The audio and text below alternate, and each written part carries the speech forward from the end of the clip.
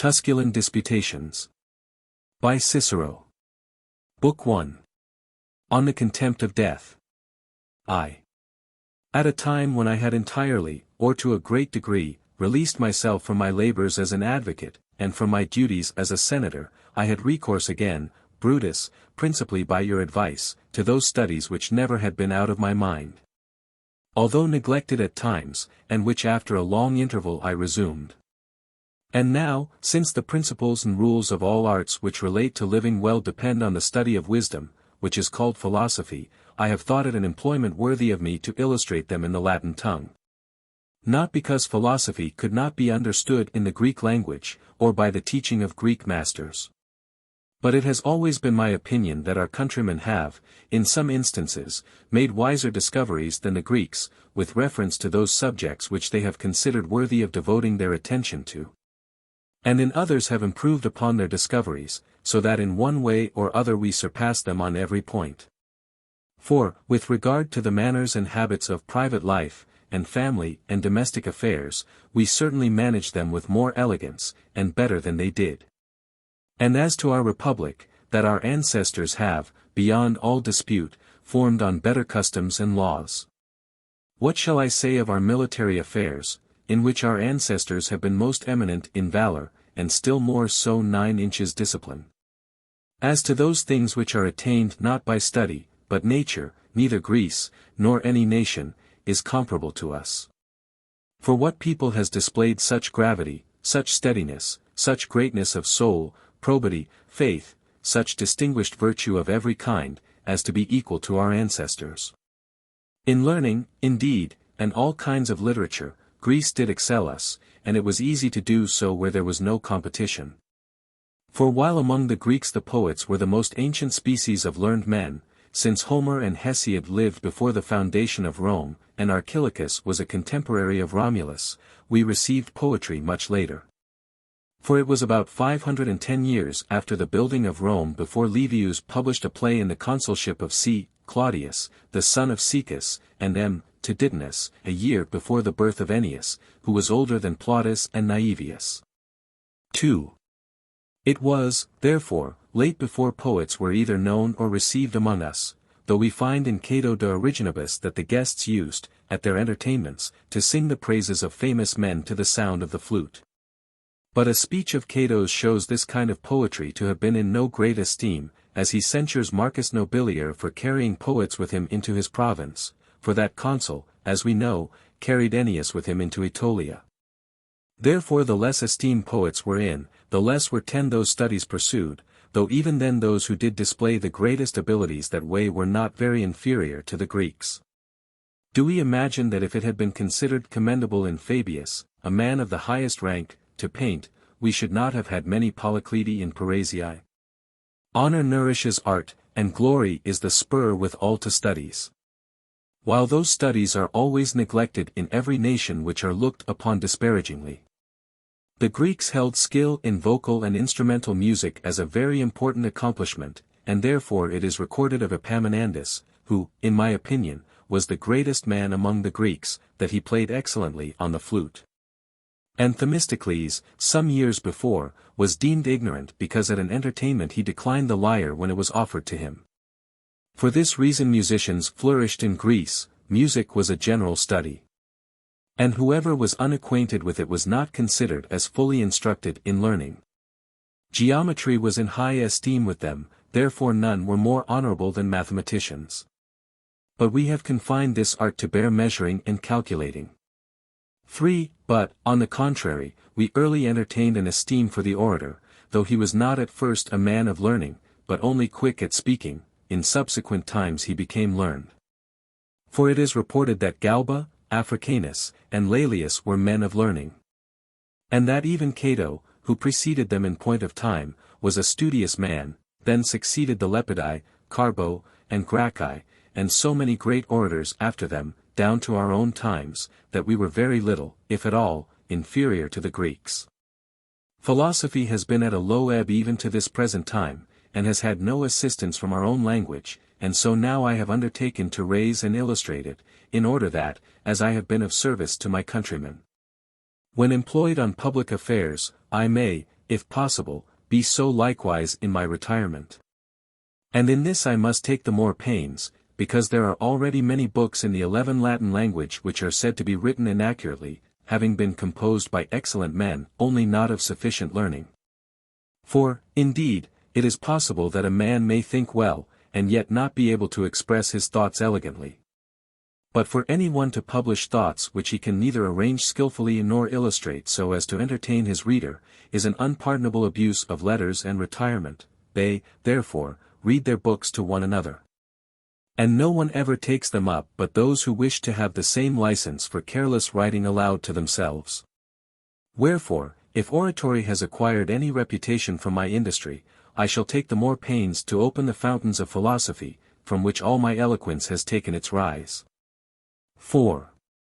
But, as Aristotle, a man of the greatest genius, and of the most various knowledge, being excited by the glory of the rhetorician Isocrates, commenced teaching young men to speak, and joined philosophy with eloquence, so it is my design not to lay aside my former study of oratory, and yet to employ myself at the same time in this greater and more fruitful art. For I have always thought that to be able to speak copiously and elegantly on the most important questions was the most perfect philosophy. And I have so diligently applied myself to this pursuit, that I have already ventured to have a school like the Greeks. And lately when you left us, having many of my friends about me, I attempted at my Tusculan villa what I could do in that way. For as I formerly used to practice declaiming, which nobody continued longer than myself, so this is now to be the declamation of my old age. I desired any one to propose a question which he wished to have discussed, and then I argued that point either sitting or walking, and so I have compiled the scholi, as the Greeks call them, of 5 days, in as many books. We proceeded in this manner. When he who had proposed the subject for discussion had said what he thought proper, I 12 spoke against him, for this is, you know, the old and Socratic method of arguing against another's opinion. For Socrates thought that thus the truth would more easily be arrived at. But to give you a better notion of our disputations, I will not barely send you an account of them, but represent them to you as they were carried on. Therefore let the introduction be thus. V.A. To me death seems to be an evil. M. What, to those who are already dead? Or to those who must die? A. To both. M. It is a misery, then, because an evil? A. Certainly. M. Then those who have already died, and those who have still got to die, are both miserable. A. So it appears to me. M. Then all are miserable. A. Every one. M. And, indeed, if you wish to be consistent, all that are already born, or ever shall be, are not only miserable, but always will be so, for should you maintain those only to be miserable, you would not accept any one living, for all must die. But there should be an end of misery in death. But seeing that the dead are miserable, we are born to eternal misery, for they must of consequence be miserable who died 100,000 years ago, or rather, all that have ever been born. A. So, indeed, I think. M. Tell me, I beseech you, are you afraid of the 3-headed Cerberus in the shades below, and the roaring waves of Cocytus, and the passage over Acheron, and Tantalus expiring with thirst, while the water touches his chin? And Sisyphus, who sweats with arduous toil in vain, the steepy summit of the mount to gain? Perhaps, too, you dread the inexorable judges, Minos and Rhadamanthus, before whom neither L. Crassus nor M. Antonius can defend you. And where, since the cause lies before Grecian judges, you will not even be able to employ Demosthenes, but you must plead for yourself before a 13 very great assembly. These things perhaps you dread, and therefore look on death as an eternal evil. 6. A. Do you take me to be so imbecile as to give credit to such things? M. What, do you not believe them? A. Not in the least. M. I am sorry to hear that. A. Why, I beg? M. Because I could have been very eloquent in speaking against them. A. And who could not on such a subject? Or what trouble is it to refute these monstrous inventions of the poets and painters? M. And yet you have books of philosophers full of arguments against these. A great waste of time, truly. For who is so weak as to be concerned about them? If, then, there is no one miserable in the infernal regions, there can be no one there at all. I am altogether of that opinion. Where, then, are those you call miserable? Or what place do they inhabit? For, if they exist at all, they must be somewhere. I, indeed, am of opinion that they are nowhere. Then they have no existence at all. Even so, and yet they are miserable for this very reason, that they have no existence. I had rather now have you afraid of Cerberus than speak thus inaccurately. In what respect? Because you admit him to exist whose existence you deny with the same breath. Where now is your sagacity? When you say anyone is miserable, you say that he who does not exist, does exist. I am not so absurd as to say that. 14. What is it that you do say, then? I say, for instance, that Marcus Crassus is miserable in being deprived of such great riches as his by death, that Pompey is miserable in being taken from such glory and honor. And, in short, that all are miserable who are deprived of this light of life. You have returned to the same point, for to be miserable implies an existence. But you just now denied that the dead had any existence. If, then, they have not, they can be nothing, and if so, they are not even miserable.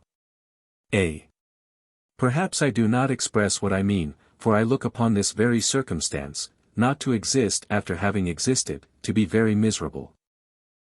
What, more so than not to have existed at all? Therefore, those who are not yet born are miserable because they are not, and we ourselves, if we are to be miserable after death, were miserable before we were born, but I do not remember that I was miserable before I was born. And I should be glad to know, if your memory is better, what you recollect of yourself before you were born. 7. You are pleasant, as if I had said that those men are miserable who are not born, and not that they are so who are dead. You say, then, that they are so.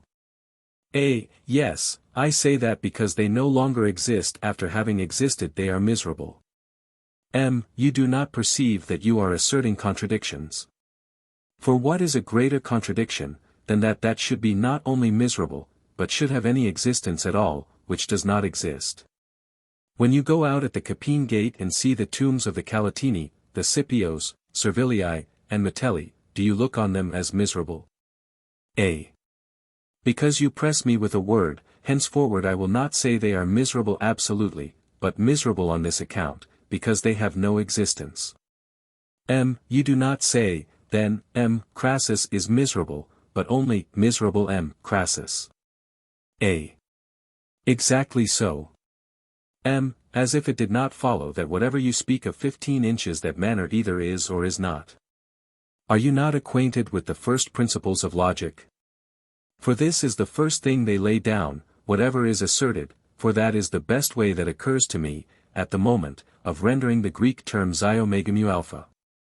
If I can think of a more accurate expression hereafter, I will use it, is asserted as being either true or false. When, therefore, you say, miserable Crassus, you either say this, Crassus is miserable, so that some judgment may be made whether it is true or false, or you say nothing at all. Well, then, I now own that the dead are not miserable, since you have drawn from me a concession that they who do not exist at all cannot be miserable. What then?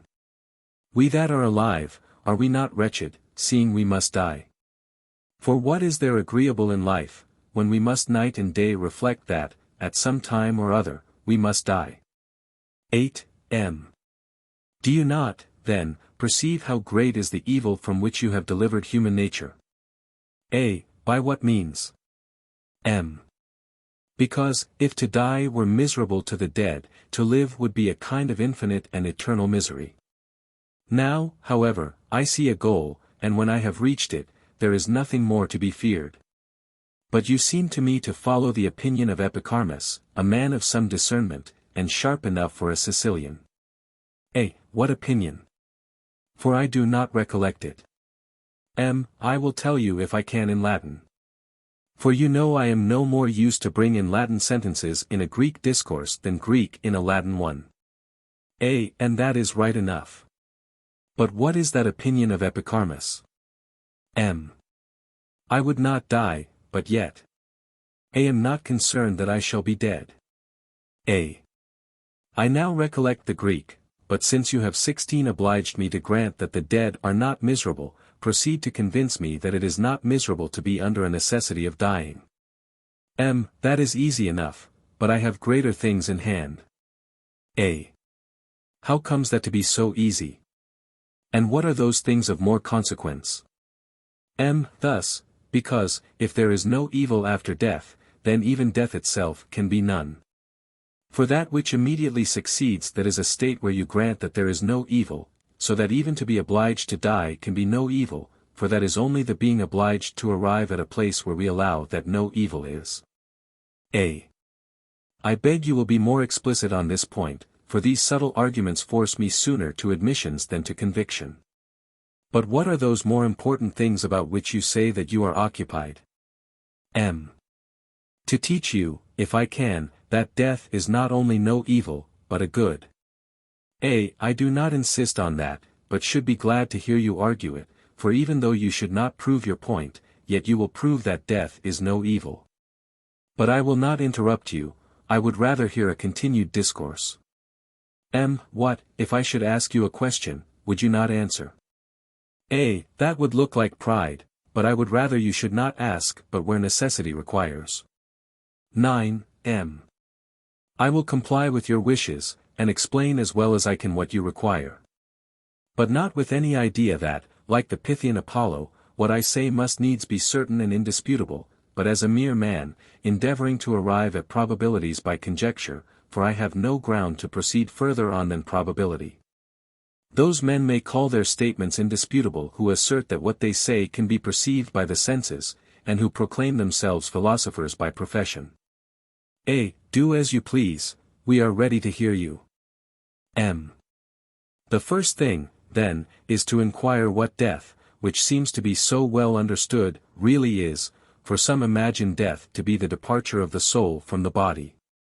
17 others think that there is no such departure, but that soul and body perish together, and that the soul is extinguished with the body. Of those who think that the soul does depart from the body, some believe in its immediate dissolution. Others fancy that it continues to exist for a time, and others believe that it lasts forever. There is great dispute even what the soul is, where it is, and whence it is derived. With some, the heart itself, cor, seems to be the soul, hence the expressions, excords, bicords, concords. And that prudent Nausicaa, who was twice consul, was called Corculus, i.e., wise heart, and Aelius Sextus is described as egregi cordatus homo, catus Aeliu, Sextus, that great wise-hearted man, sage Aelius. Empedocles imagines the blood, which is suffused over the heart, to be the soul. To others, a certain part of the brain seems to be the throne of the soul.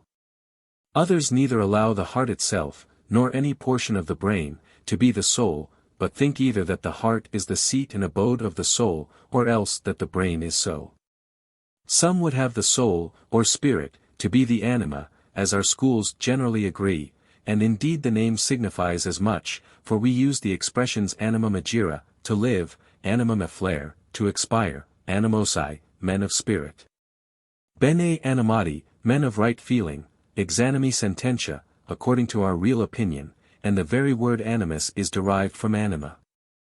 Again, the soul seems to Zeno the Stoic to be fire.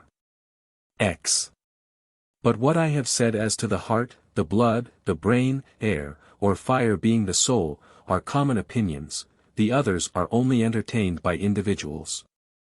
And, indeed, there were many among the ancients who held singular opinions on this subject, of whom the latest was Aristoxenus, a man who was both a musician and a philosopher. He maintained a certain straining of the body, like what is called harmony in music, to be the soul, and believed that, from the figure and nature of the whole body, various motions are excited, as sounds are from an instrument.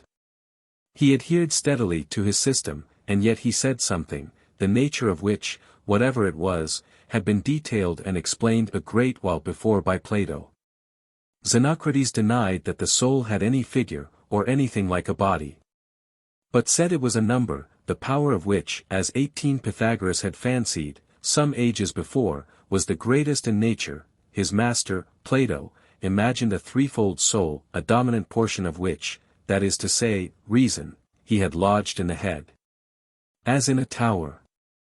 And the other two parts, namely, anger and desire, he made subservient to this one, and allotted them distinct abodes, placing anger in the breast, and desire under the precordia.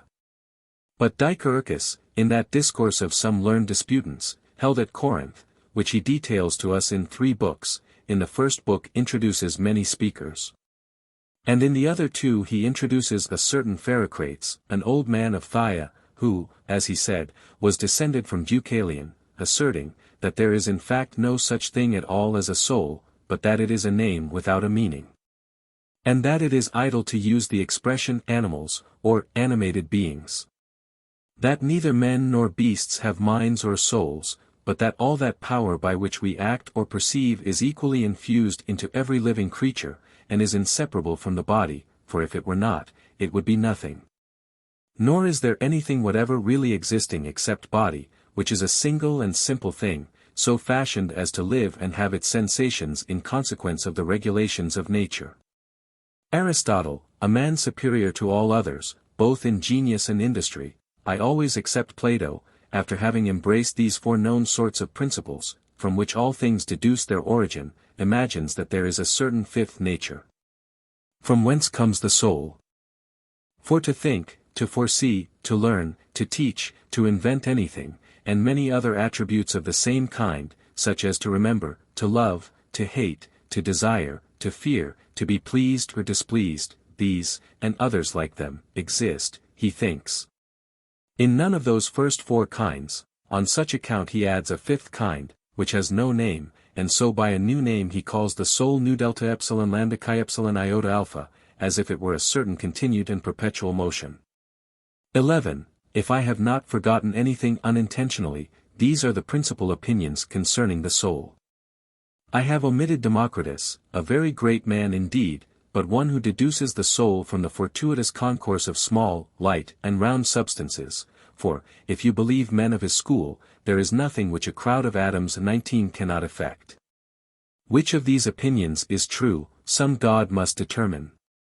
It is an important question for us, which has the most appearance of truth. Shall we, then, prefer determining between them, or shall we return to our subject?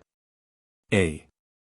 I could wish both, if possible, but it is difficult to mix them. Therefore, if without a discussion of them we can get rid of the fears of death, let us proceed to do so. But if this is not to be done without explaining the question about souls, let us have that now, and the other at another time. I take that plan to be the best, which I perceive you are inclined to. For reason will demonstrate that, whichever of the opinions which I have stated is true, it must follow, then, that death cannot be an evil, or that it must rather be something desirable.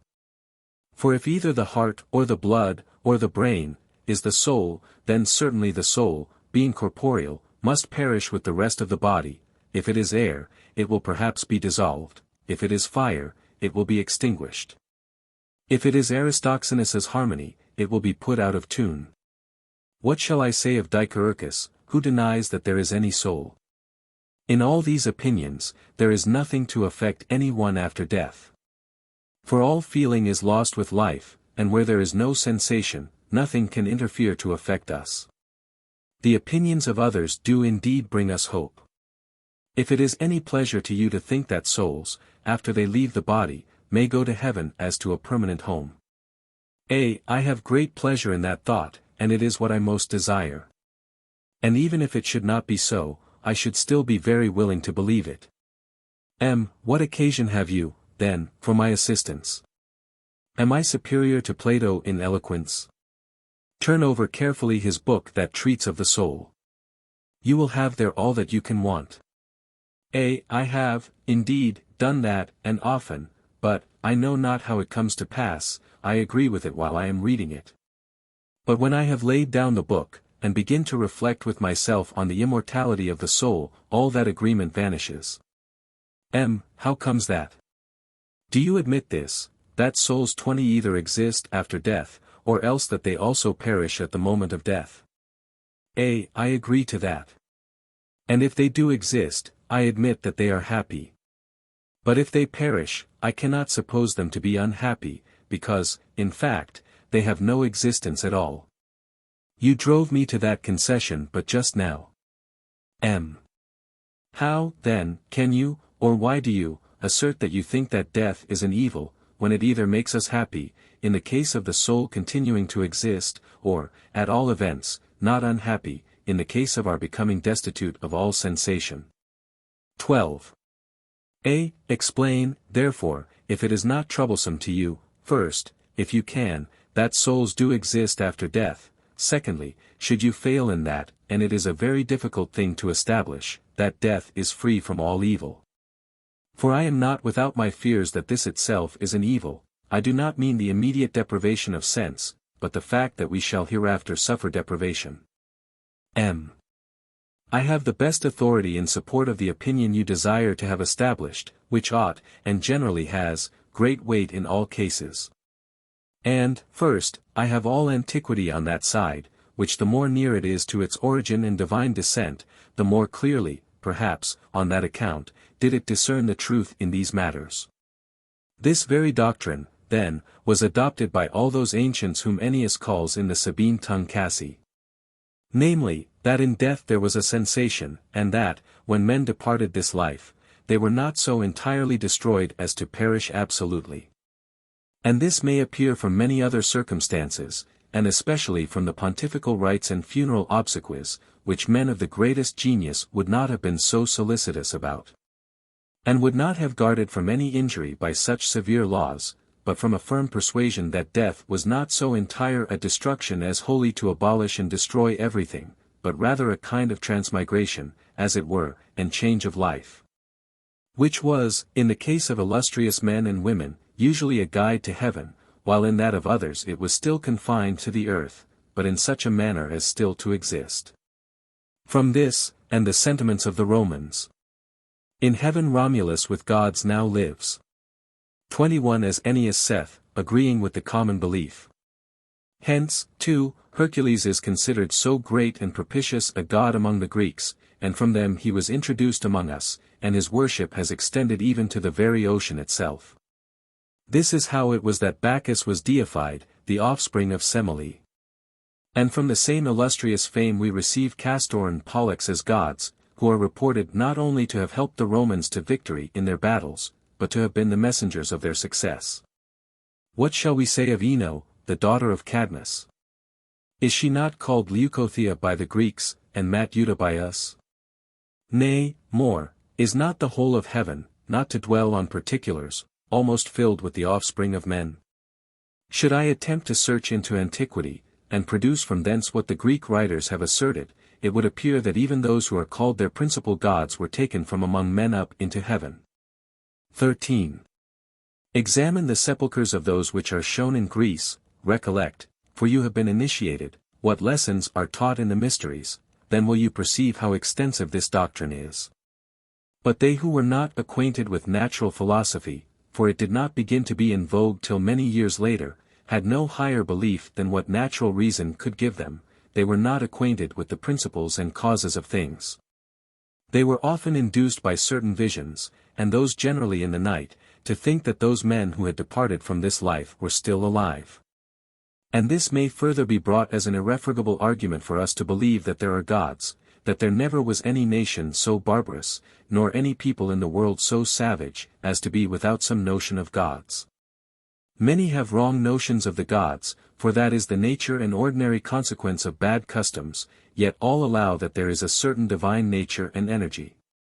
Nor does this proceed from the conversation of men, or the agreement of philosophers. It is not an opinion established by institutions or by laws, but, no doubt, in every case the consent of all nations is to be looked on as a law of nature. Who is there, then, that does not lament the loss of his friends, principally from 22 imagining them deprived of the conveniences of life? Take away this opinion, and you remove with it all grief. For no one is afflicted merely on account of a loss sustained by himself. Perhaps we may be sorry, and grieve a little. But that bitter lamentation and those mournful tears have their origin in our apprehensions that he whom we loved is deprived of all the advantages of life, and is sensible of his loss. And we are led to this opinion by nature, without any arguments or any instruction. 14. But the greatest proof of all is, that nature herself gives a silent judgment in favor of the immortality of the soul, inasmuch as all are anxious, and that to a great degree, about the things which concern futurity. One plants what future ages shall enjoy. As Statius saith in his Synephabe. What is his object in doing so, except that he is interested in posterity? Shall the industrious husbandman, then, plant trees the fruit of which he shall never see? And shall not the great man found laws, institutions, and a republic? What does the procreation of children imply, and our care to continue our names, and our adoptions, and our scrupulous exactness in drawing up wills, and the inscriptions on monuments, and panegyrics, but that our thoughts run on futurity? There is no doubt but a judgment may be formed of nature in general, from looking at each nature in its most perfect specimens. And what is a more perfect specimen of a man than those are who look on themselves as born for the assistance, the protection, and the preservation of others? Hercules has gone to heaven. He never would have gone thither had he not, while among men, made that road for himself. These things are of old date, and have, besides, the sanction of universal religion. 15. What will you say? What do you imagine that so many and such great men of our republic, who have sacrificed their lives for its good, expected? Do you believe that they thought that their names should not continue beyond their lives? None ever encountered death for their country but under a firm persuasion of immortality. Themistocles might have lived at his ease, so might Epaminondas, and, not to look abroad and among the ancients 23 for instances, so might I myself. But, somehow or other there clings to our minds a certain presage of future ages, and this both exists most firmly, and appears most clearly, in men of the loftiest genius and greatest souls. Take away this, and who would be so mad as to spend his life amidst toils and dangers? I speak of those in power. What are the poet's views but to be ennobled after death? What else is the object of these lines? Behold old Ennius here, who erst thy father's great exploits rehearsed. He is challenging the reward of glory from those men whose ancestors he himself had ennobled by his poetry. And in the same spirit he says, in another passage, let none with tears my funeral grace, for I claim from my works an immortality. Why do I mention poets? The very mechanics are desirous of fame after death. Why did Phidias include a likeness of himself in the shield of Minerva, when he was not allowed to inscribe his name on it? What do our philosophers think on the subject? Do not they put their names to those very books which they write on the contempt of glory? If, then, universal consent is the voice of nature, and if it is the general opinion everywhere that those who have quitted this life are still interested in something, we also must subscribe to that opinion. And if we think that men of the greatest abilities and virtues see most clearly into the power of nature, because they themselves are her most perfect work, it is very probable that, as every great man is especially anxious to benefit posterity, there is something of which he himself will be sensible after death. 16. But as we are led by nature to think there are gods, and as we discover, by reason, of what description they are, so, by the consent of all nations, we are induced to believe that our souls survive. But where their habitation is, and of what character they eventually are, must be learned from reason. The want of any certain reason on which to argue has given rise to the idea of the shades below, and to those fears which you seem, not without 24 reason, to despise. For as our bodies fall to the ground, and are covered with earth, humus, from whence we derive the expression to be interred, humari, that has occasioned men to imagine that the dead continue, during the remainder of their existence, underground. Which opinion has drawn after it many errors, which the poets have increased, for the theatre, being frequented by a large crowd, among which are women and children, is wont to be greatly affected on hearing such pompous verses as these. Lo! Here I am, who scarce could gain this place. Through stony mountains and a dreary waste. Through cliffs, whose sharpened stones tremendous hung. Where dreadful darkness spread itself around.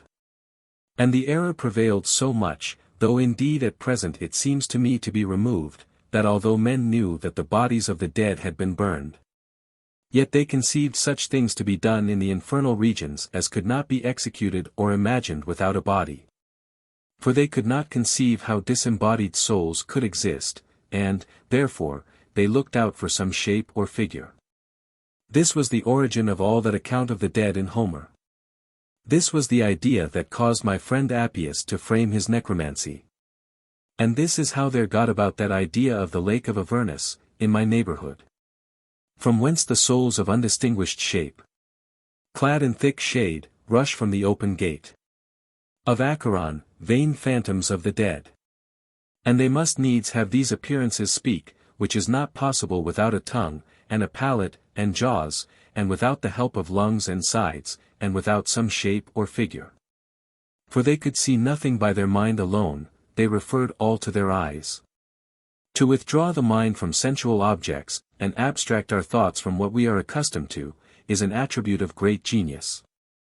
I am persuaded, indeed, that there were many such men in former ages, but Pherecydes the Syrian is the 21st on record who said that the souls of men were immortal, and he was a philosopher of great antiquity, in the reign of my namesake Tullius. His disciple Pythagoras greatly confirmed this opinion, who came into Italy in the reign of Tarquin the Proud. And all that country which is called Great Greece was occupied by his school, and he himself was held in high honor, and had the greatest authority. And the Pythagorean sect was for many ages after in such great credit, that all learning was believed to be confined to that name. 17. But I return to the ancients. They scarcely ever gave any reason for their opinion but what could be explained by numbers or definitions. It is reported of Plato that he came into Italy to make himself acquainted with the Pythagoreans. And that when there, among others, he made an acquaintance with Archytas and Timaeus, and learned from them all the tenets of the Pythagoreans. And that he not only was of the same opinion with Pythagoras concerning the immortality of the soul, but that he also brought reasons in support of it. Which, if you have nothing to say against it, I will pass over, and say no more at present about all this hope of immortality. What, will you leave me when you have raised my expectations so high? I had rather, so help me Hercules, be mistaken with Plato, whom I know how much you esteem, and whom I admire myself, from what you say of him, than be in the right with those others. 26. I commend you, for, indeed, I could myself willingly be mistaken in his company. Do we, then, doubt, as we do in other cases, though I think here is very little room for doubt in this case, for the mathematicians prove the facts to us, that the earth is placed in the midst of the world, being, as it were, a sort of point, which they call a capenutaro omicron nu, surrounded by the whole heavens. And that such is the nature of the four principles which are the generating causes of all things, that they have equally divided among them the constituents of all bodies. Moreover, that earthy and humid bodies are carried at equal angles by their own weight and ponderosity into the earth and sea, that the other two parts consist, one of fire, and the other of air. As the two former are carried by their gravity and weight into the middle region of the world, so these, on the other hand, ascend by right lines into the celestial regions, either because, owing to their intrinsic nature, they are always endeavoring to reach the highest place, or else because lighter bodies are naturally repelled by heavier. And as this is notoriously the case, it must evidently follow that souls, when once they have departed from the body, whether they are animal, by which term I mean capable of breathing, or of the nature of fire, must mount upward. But if the soul is some number, as some people assert, speaking with more subtlety than clearness, or if it is that fifth nature, for which it would be more correct to say that we have not given a name to than that we do not correctly understand it, still it is too pure and perfect not to go to a great distance from the earth. Something of this sort, then, we must believe the soul to be, that we may not commit the folly of thinking that so active a principle lies immerged in the heart or brain, or, as Empedocles would have it, in the blood. 18. We will pass over Dicaeurchus, with his contemporary and fellow disciple Aristoxenus, both indeed 27 men of learning. One of them seems never even to have been affected with grief, as he could not perceive that he had a soul. While the other is so pleased with his musical compositions that he endeavors to show an analogy betwixt them and souls. Now, we may understand harmony to arise from the intervals of sounds, whose various compositions occasion many harmonies. But I do not see how a disposition of members, and the figure of a body without a soul, can occasion harmony. He had better, learned as he is, leave these speculations to his master Aristotle, and follow his own trade as a musician. Good advice is given him in that Greek proverb. Apply your talents where you best are skilled.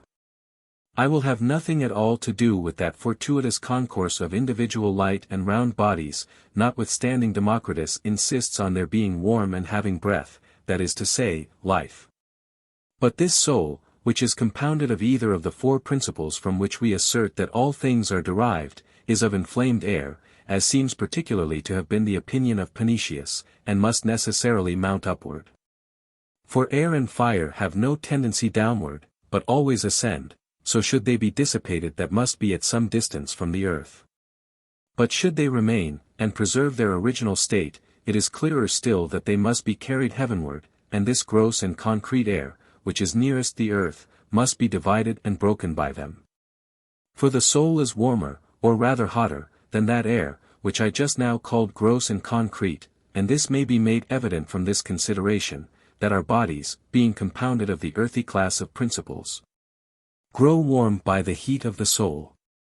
19. We may add, that the soul can the more easily escape from this air, which I have often named, and break 28 through it, because nothing is swifter than the soul. No swiftness is comparable to the swiftness of the soul, which, should it remain uncorrupt and without alteration, must necessarily be carried on with such velocity as to penetrate and divide all this atmosphere, where clouds, and rain, and winds are formed, which, in consequence of the exhalations from the earth, is moist and dark, but, when the soul has once got above this region, and falls in with, and recognizes, a nature like its own, it then rests upon fires composed of a combination of thin air and a moderate solar heat, and does not aim at any higher flight.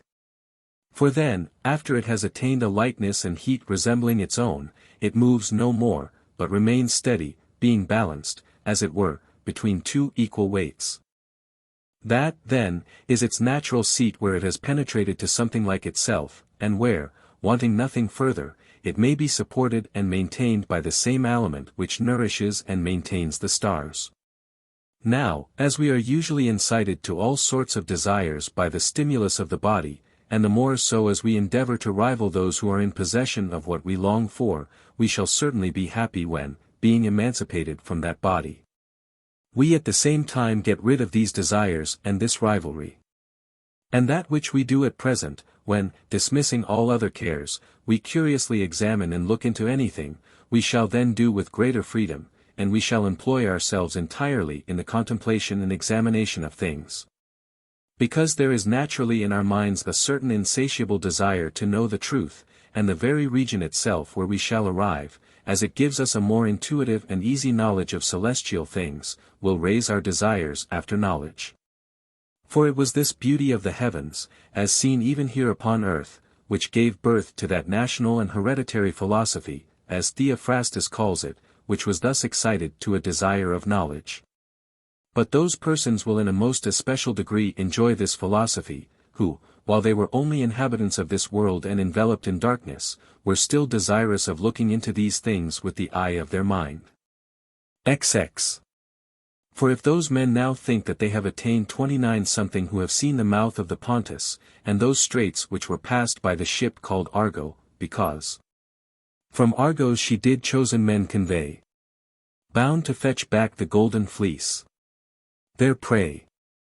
Or those who have seen the straits of the ocean, where the swift waves divide the neighboring shores of Europe, and of Africa, What kind of sight do you imagine that will be when the whole earth is laid open to our view? And that, too, not only in its position, form, and boundaries, nor those parts of it only which are habitable, but those also that lie uncultivated, through the extremities of heat and cold to which they are exposed. For not even now is it with our eyes that we view what we see, for the body itself has no senses.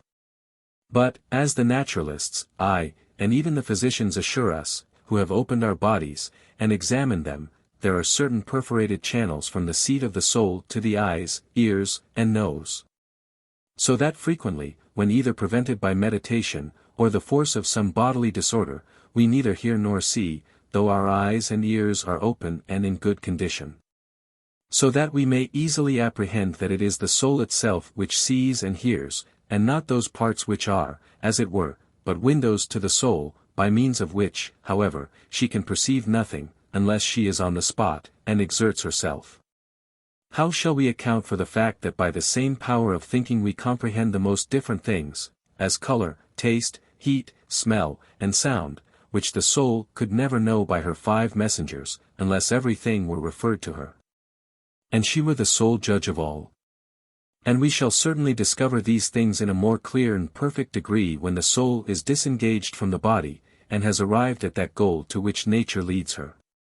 For at present, notwithstanding nature has contrived, with the greatest skill, those channels which lead from the body to the soul, yet are they, in some way or other, stopped up with earthy and concrete bodies.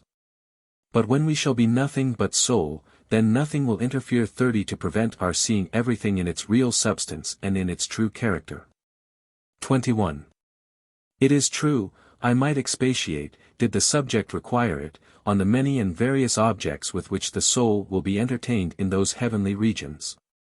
When I reflect on which, I am apt to wonder at the boldness of some philosophers, who are so struck with admiration at the knowledge of nature as to thank, in an exulting manner, the first inventor and teacher of natural philosophy, and to reverence him as a god. For they declare that they have been delivered by his means from the greatest tyrants, a perpetual terror, and a fear that molested them by night and day. What is this dread, this fear? What old woman is there so weak as to fear these things, which you, forsooth, had you not been acquainted with natural philosophy, would stand in awe of? The hallowed roofs of Acheron, the dread of Orcus, the pale regions of the dead. And does it become a philosopher to boast that he is not afraid of these things, and that he has discovered them to be false? And from this we may perceive how acute these men were by nature, who, if they had been left without any instruction, would have believed in these things. But now they have certainly made a very fine acquisition in learning that when the day of their death arrives, they will perish entirely. And if that really is the case, for I say nothing either way, what is there agreeable or glorious in it? Not that I see any reason why the opinion of Pythagoras and Plato may not be true, but even although Plato were to have assigned no reason for his opinion, observe how much I esteem the man, the weight of his authority would have borne me down. But he has brought so many reasons, that he appears to me to have endeavored to convince others, and certainly to have convinced himself. 22. But there are many who labor on the other side of the question, and condemn souls to death, as if they were criminals capitally convicted. Nor have they any other reason to allege why the immortality of the soul appears to them to be incredible, except that they are not 31 able to conceive what sort of thing the soul can be when disentangled from the body. Just as if they could really form a correct idea as to what sort of thing it is, even when it is in the body, what its form, and size, and abode are. So that were they able to have a full view of all that is now hidden from them in a living body, they have no idea whether the soul would be discernible by them, or whether it is of so fine a texture that it would escape their sight. Let those consider this, who say that they are unable to form any idea of the soul without the body, and then they will see whether they can form any adequate idea of what it is when it is in the body. For my own part, when I reflect on the nature of the soul, it appears to me a far more perplexing and obscure question to determine what is its character while it is in the body, a place which, as it were, does not belong to it, than to imagine what it is when it leaves it, and has arrived at the free ether, which is, if I may so say, its proper, its own habitation. For unless we are to say that we cannot apprehend the character or nature of anything which we have never seen, we certainly may be able to form some notion of God, and of the divine soul when released from the body. Dicaeurchus, indeed, and Aristoxenus, because it was hard to understand the existence and substance and nature of the soul, asserted that there was no such thing as a soul at all. It is, indeed, the most difficult thing imaginable to discern the soul by the soul. And this, doubtless, is the meaning of the precept of Apollo, which advises every one to know himself. For I do not apprehend the meaning of the God to have been that we should understand our members, our stature, and form, for we are not merely bodies. Nor, when I say these things to you, am I addressing myself to your body, when, therefore, he says, know yourself, he says this, inform yourself of the nature of your soul. For the body is but a kind of vessel, or receptacle of the soul, and whatever your soul does is your own act. To know the soul, then, unless it had been divine, would not have been a precept of such excellent wisdom as to be attributed to a God. But even though the soul should not know of what nature itself is, will you say that it does not even perceive that 32 it exists at all, or that it has motion? On which is founded that reason of Plato's, which is explained by Socrates in the Phaedrus, and inserted by me, in my 6th book of the Republic. Exei, that which is always moved is eternal. But that which gives motion to something else, and is moved itself by some external cause, when that motion ceases, must necessarily cease to exist. That, therefore, alone, which is self-moved, because it is never forsaken by itself, can never cease to be moved. Besides, it is the beginning and principle of motion to everything else. But whatever is a principle has no beginning, for all things arise from that principle, and it cannot itself owe its rise to anything else, for then it would not be a principle did it proceed from anything else. But if it has no beginning, it never will have any end, for a principle which is once extinguished cannot itself be restored by anything else, nor can it produce anything else from itself. Inasmuch as all things must necessarily arise from some first cause. And thus it comes about that the first principle of motion must arise from that thing which is itself moved by itself. And that can neither have a beginning nor an end of its existence, for otherwise the whole heaven and earth would be overset, and all nature would stand still, and not be able to acquire any force by the impulse of which it might be first set in motion. Seeing, then, that it is clear that whatever moves itself is eternal, can there be any doubt that the soul is so? For everything is inanimate which is moved by an external force. But everything which is animate is moved by an interior force, which also belongs to itself. For this is the peculiar nature and power of the soul. And if the soul be the only thing in the whole world which has the power of self-motion, then certainly it never had a beginning, and therefore it is eternal. Now, should all the lower order of philosophers, for so I think they may be called who dissent from Plato and Socrates and that school, unite their force, they never would be able to explain anything so elegantly as this. Nor even to understand how ingeniously this conclusion is drawn. The soul, then, perceives itself to have motion, 33 and at the same time that it gets that perception, it is sensible that it derives that motion from its own power, and not from the agency of another. And it is impossible that it should ever forsake itself. And these premises compel you to allow its eternity, unless you have something to say against them.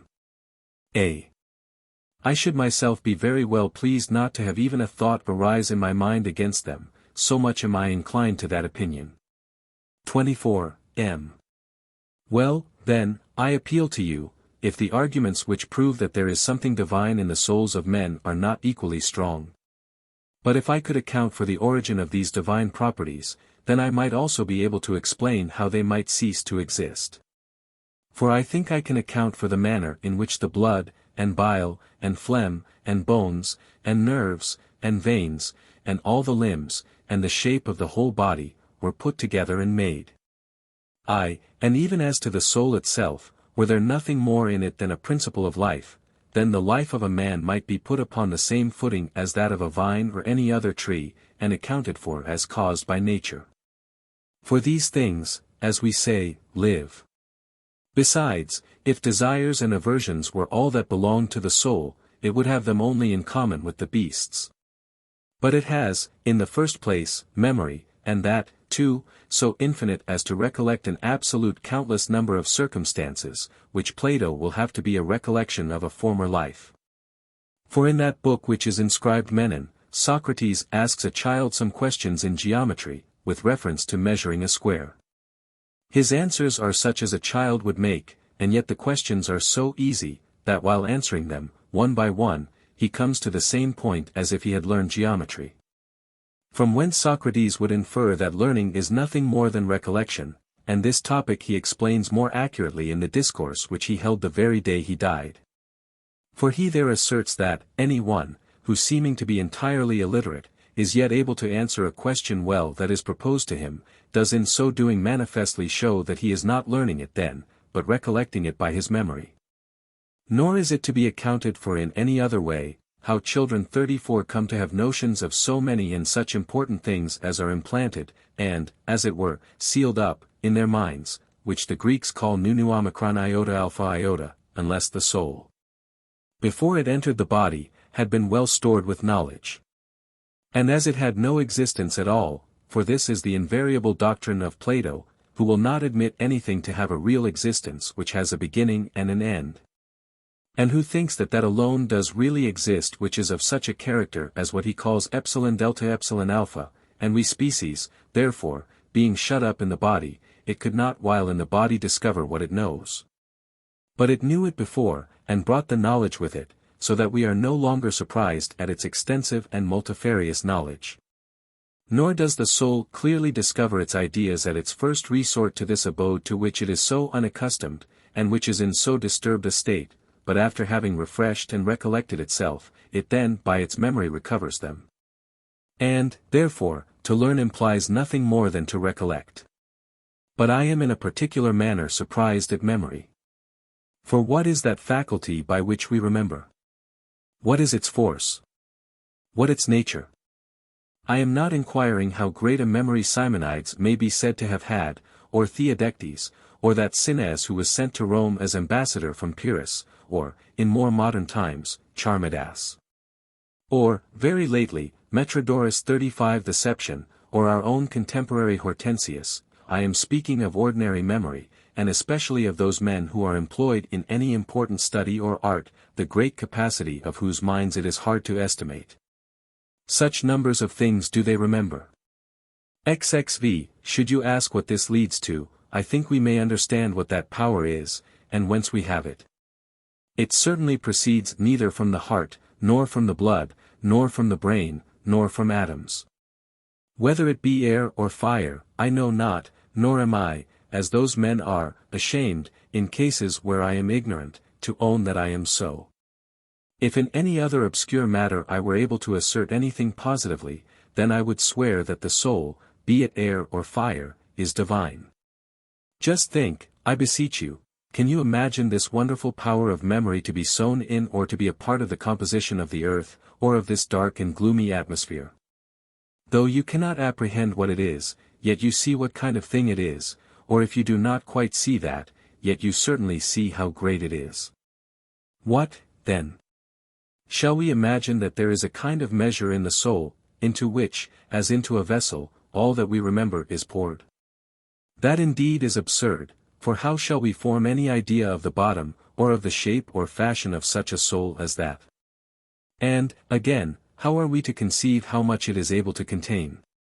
Shall we imagine the soul to receive impressions like wax, and memory to be marks of the impressions made on the soul? What are the characters of the words, what of the facts themselves? And what, again, is that prodigious greatness which can give rise to impressions of so many things? What, lastly, is that power which investigates secret things, and is called invention and contrivance? Does that man seem to be compounded of this earthly, mortal, and perishing nature who first invented names for everything? 36 which, if you will believe Pythagoras, is the highest pitch of wisdom? Or he who collected the dispersed inhabitants of the world, and united them in the bonds of social life? Or he who confined the sounds of the voice, which used to seem infinite, to the marks of a few letters? Or he who first observed the courses of the planets, their progressive motions, their laws. These were all great men. But they were greater still who invented food, and raiment, and houses, who introduced civilization among us, and armed us against the wild beasts.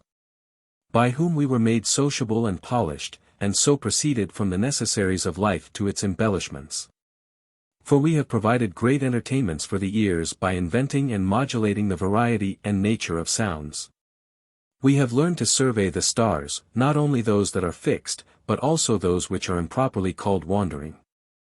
And the man who has acquainted himself with all their revolutions and motions is fairly considered to have a soul resembling the soul of that being who has created those stars in the heavens, for when Archimedes described in a sphere the motions of the moon, sun, and 5 planets, he did the very same thing as Plato's god, in his Timaeus, who made the world, causing one revolution to adjust motions differing as much as possible in their slowness and velocity. Now, allowing that what we see in the world could not be effected without a god, Archimedes could not have imitated the same motions in his sphere without a divine soul. 26. To me, indeed, it appears that even those studies which are more common and in greater esteem are not without some divine energy, so that I do not consider that a poet can produce a serious and sublime poem without some divine impulse working on his mind. Nor do I think that eloquence, abounding with sonorous words and fruitful sentences, can flow thus without something beyond mere human power. But as to philosophy, that is the parent of all the arts, what can we call that but, as Plato says, a gift, or, as I express it, an invention, of the gods? This it was which first taught us the worship of the gods. And then led us on to justice, which arises from the human race being formed into society, and after that 37 it imbued us with modesty and elevation of soul.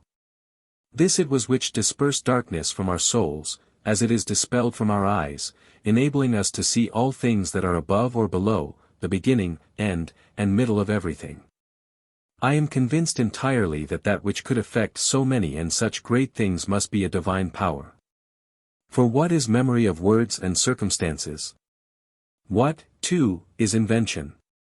Surely they are things than which nothing greater can be conceived in a god.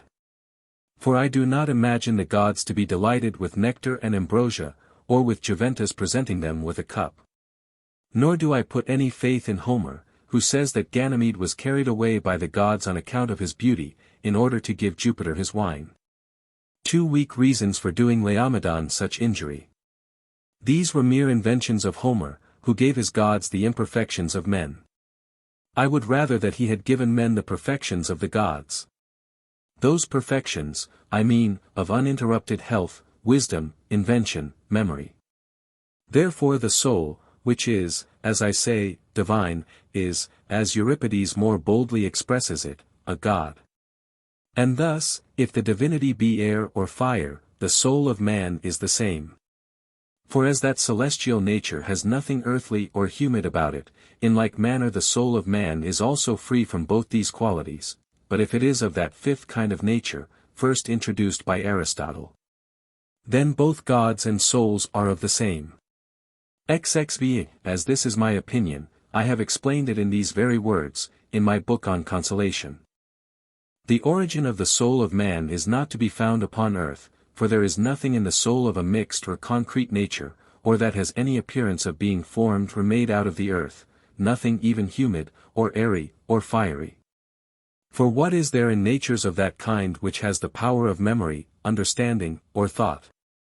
Which can recollect the past, foresee the future, and comprehend the present? For these capabilities are confined to divine beings. Nor can we discover any source from which men could derive them, but from God. There is therefore a peculiar 38 nature and power in the soul, distinct from those natures which are more known and familiar to us.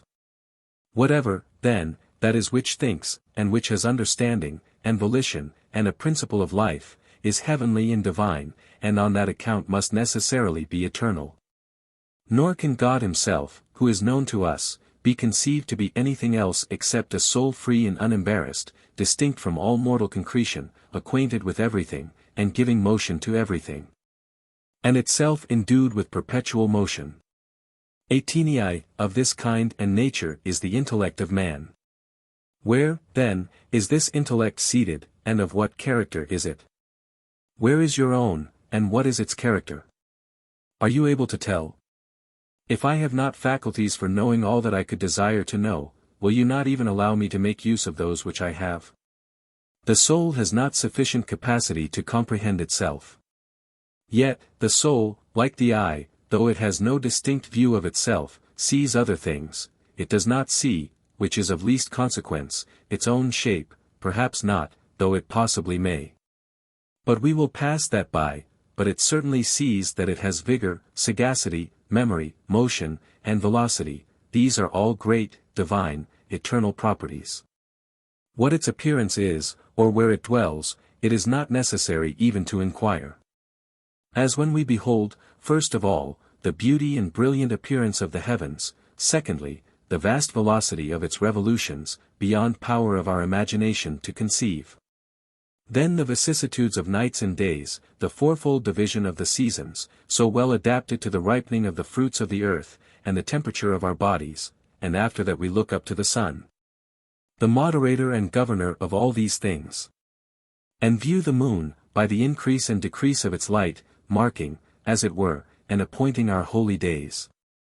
And see the 5 planets, borne on in the same circle, divided into 12 parts, preserving the same course with the greatest regularity, but with utterly dissimilar motions among themselves.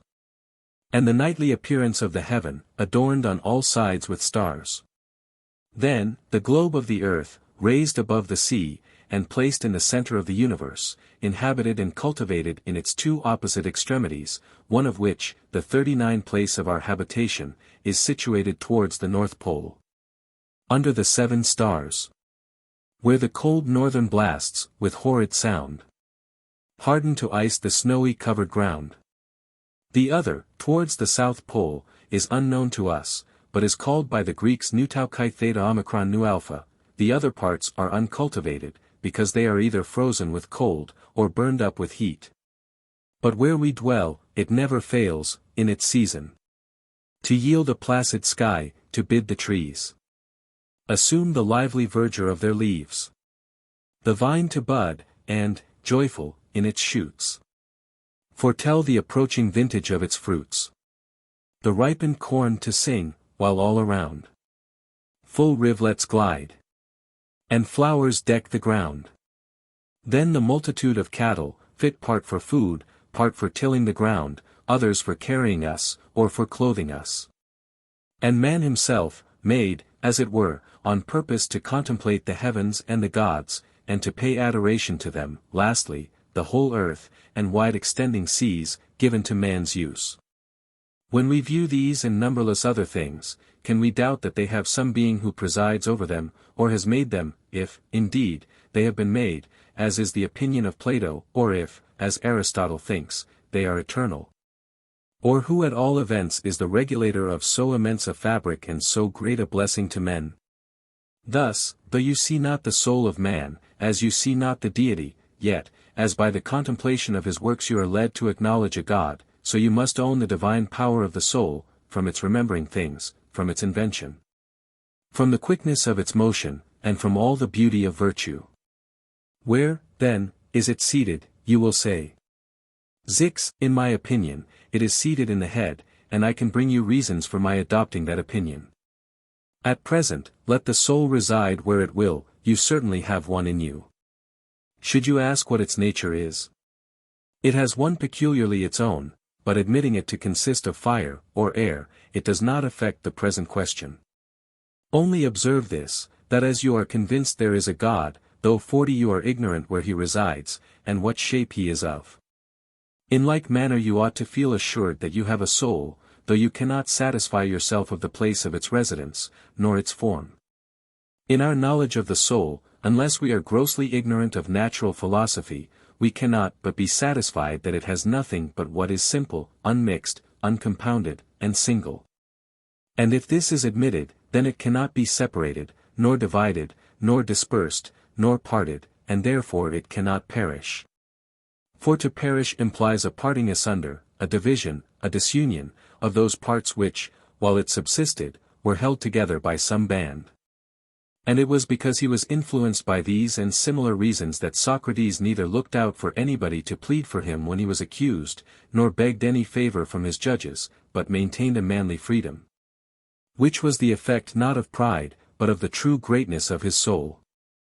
And on the last day of his life he held a long discourse on this subject, and a few days before, when he might have been easily freed from his confinement, he refused to be so.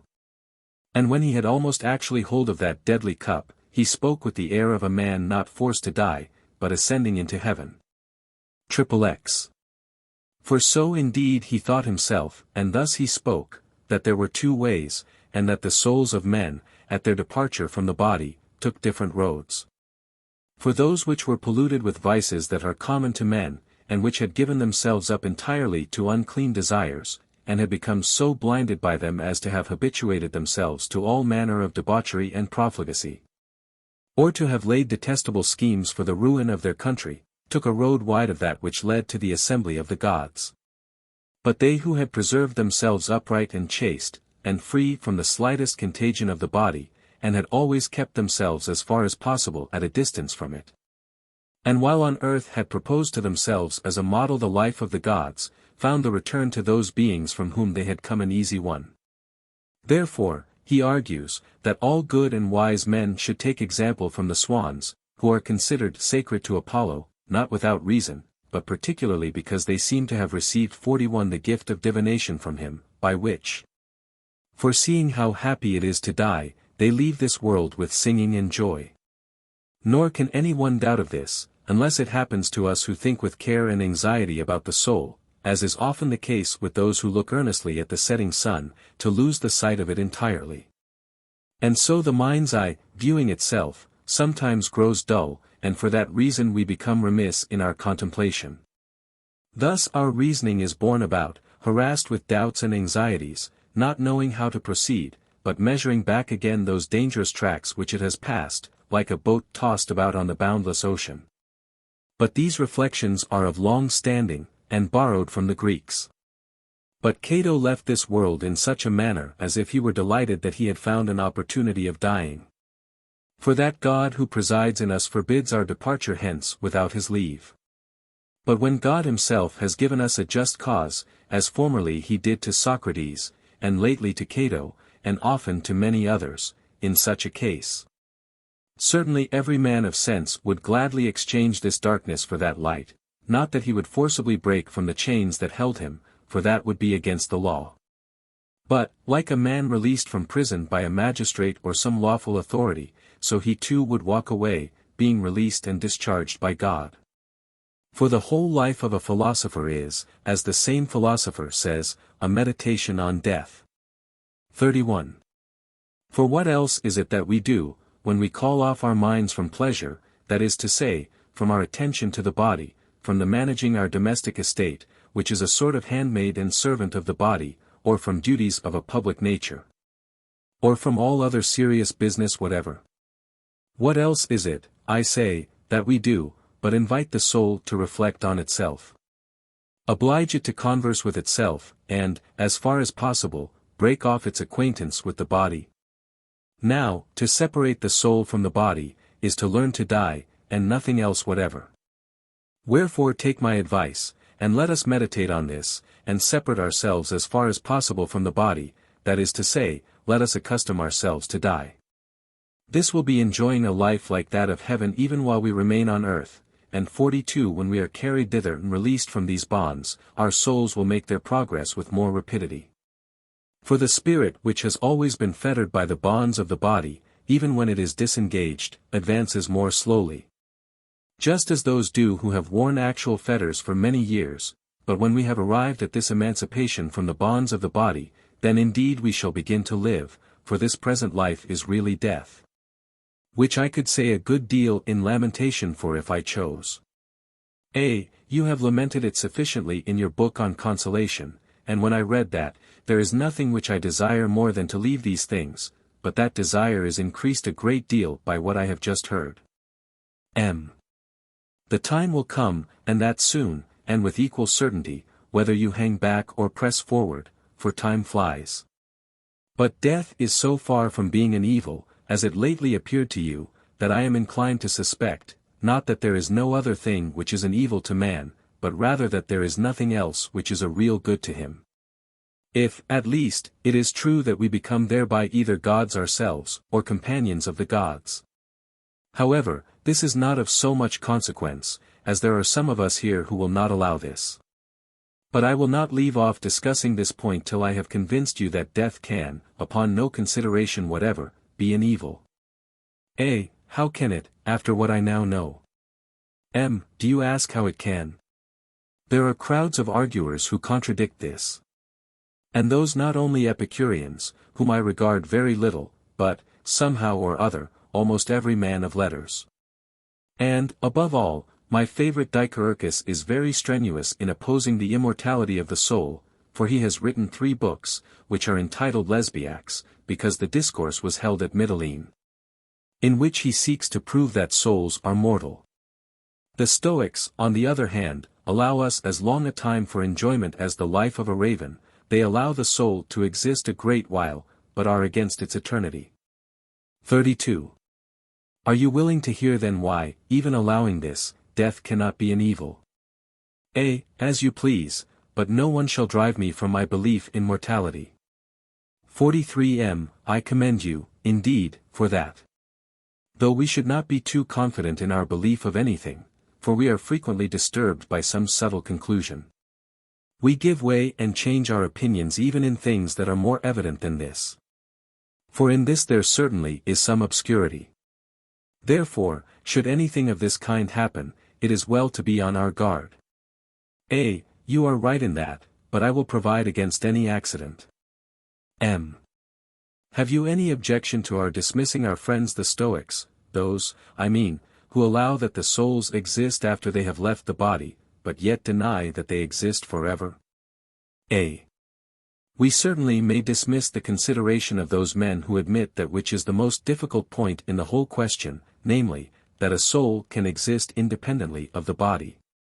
And yet refuse to grant that which is not only very easy to believe, but which is even the natural consequence of the concession which they have made, that if they can exist for a length of time, they most likely do so forever. M. You take it right, that is the very thing. Shall we give, therefore, any credit to Poestius, when he dissents from his master, Plato? Whom he everywhere calls divine, the wisest, the holiest of men, the Homer of philosophers, and whom he opposes in nothing except this single opinion of the soul's immortality, for he maintains what nobody denies. That everything which has been generated will perish, and that even souls are generated, which he thinks appears from their resemblance to those of the men who begot them. For that likeness is as apparent in the turn of their minds as in their bodies. But he brings another reason, that there is nothing which is sensible of pain which is not also liable to disease. But whatever is liable to disease must be liable to death. The soul is sensible of pain, therefore it is liable to perish. 33. These arguments may be refuted. For they proceed from his not knowing that, while discussing the subject of the immortality of the soul, he is speaking of the intellect, which is free from all turbid motion. But not of those parts of the mind in which those disorders, 44 anger and lust, have their seat, and which he whom he is opposing, when he argues thus, imagines to be distinct and separate from the mind. Now this resemblance is more remarkable in beasts, whose souls are void of reason. But the likeness in men consists more in the configuration of the bodies, and it is of no little consequence in what bodies the soul is lodged. For there are many things which depend on the body that give an edge to the soul, many which blunt it. Aristotle, indeed, says that all men of great genius are melancholy. So that I should not have been displeased to have been somewhat duller than I am. He instances many, and, as if it were matter of fact, brings his reasons for it. But if the power of those things that proceed from the body be so great as to influence the mind, for they are the things, whatever they are, that occasion this likeness. Still that does not necessarily prove why a similitude of souls should be generated. I say nothing about cases of unlikeness. I wish Panetius could be here, he lived with Africanus. I would inquire of him which of his family the nephew of Africanus's brother was like. Possibly he may in person have resembled his father. But in his manners he was so like every profligate, abandoned man, that it was impossible to be more so. Whom did the grandson of P. Crassus, that wise and eloquent and most distinguished man, resemble? Or the relations and sons of many other excellent men, whose names there is no occasion to mention. But what are we doing? Have we forgotten that our purpose was, when we had sufficiently spoken on the subject of the immortality of the soul, to prove that, even if the soul did perish, there would be, even then, no evil in death? I remembered it very well. But I had no dislike to your digressing a little from your original design, while you were talking of the soul's immortality. I perceive you have sublime thoughts, and are eager to mount up to heaven. 34. I am not without hopes myself that such may be our fate. But admit what they assert, that the soul does not continue to exist after death. Should it be so, I see that we are then deprived of the hopes of a happier life. 45. But what is there of evil in that opinion? For let the soul perish as the body, is there any pain, or indeed any feeling at all, in the body after death? No one, indeed asserts that, though Epicurus charges Democritus with saying so. But the disciples of Democritus deny it. No sense, therefore, remains in the soul, for the soul is nowhere. Where, then, is the evil? For there is nothing but these two things.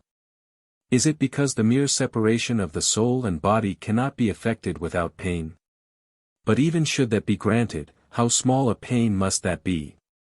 Yet I think that it is false, and that it is very often unaccompanied by any sensation at all, and sometimes even attended with pleasure, but certainly the whole must be very trifling, whatever it is, for it is instantaneous. What makes us uneasy, or rather gives us pain, is the leaving all the good things of life. But just consider if I might not more properly say, leaving the evils of life. Only there is no reason for my now occupying myself in bewailing the life of man, and yet I might, with very good reason. But what occasion is there, when what I am laboring to prove is that no one is miserable after death, to make life more miserable by lamenting over it? I have done that in the book which I wrote, in order to comfort myself as well as I could. If, then, our inquiry is after truth, death withdraws us from evil, not from good. This subject is indeed so copiously handled by Hegesias, the Cyrenaic philosopher, that he is said to have been forbidden by Ptolemy from delivering his lectures in the schools, because some who heard him made away with themselves. There is, too, an epigram of Callimachus on Cleombrotus of Ambracia, who, without any misfortune having befallen him, as he says, threw himself from a wall into the sea, after he had read a book of Plato's. The book I mentioned of that Hegesias is called Pi Omicron Kappa Alpha Rho Tau Epsilon Rho Nu, or A Man Who 46 Starves Himself, in which a man is represented as killing himself by starvation, till he is prevented by his friends. In reply to whom he reckons up all the miseries of human life. I might do the same, though not so fully as he, who thinks it not worth any man's while to live. I pass over others. Was it even worth my while to live, for, had I died before I was deprived of the comforts of my own family, and of the honors which I received for my public services? Would not death have taken me from the evils of life rather than from its blessings? XXXV mention, therefore, some one, who never knew distress, who never received any blow from fortune. The great Metellus had 4 distinguished sons, but Priam had 50, 17 of whom were born to him by his lawful wife. Fortune had the same power over both, though she exercised it but on one, for Metellus was laid on his funeral pile by a great company of sons and daughters, grandsons, and granddaughters. But Priam fell by the hand of an enemy, after having fled to the altar, and having seen himself deprived of all his numerous progeny. Had he died before the death of his sons and the ruin of his kingdom?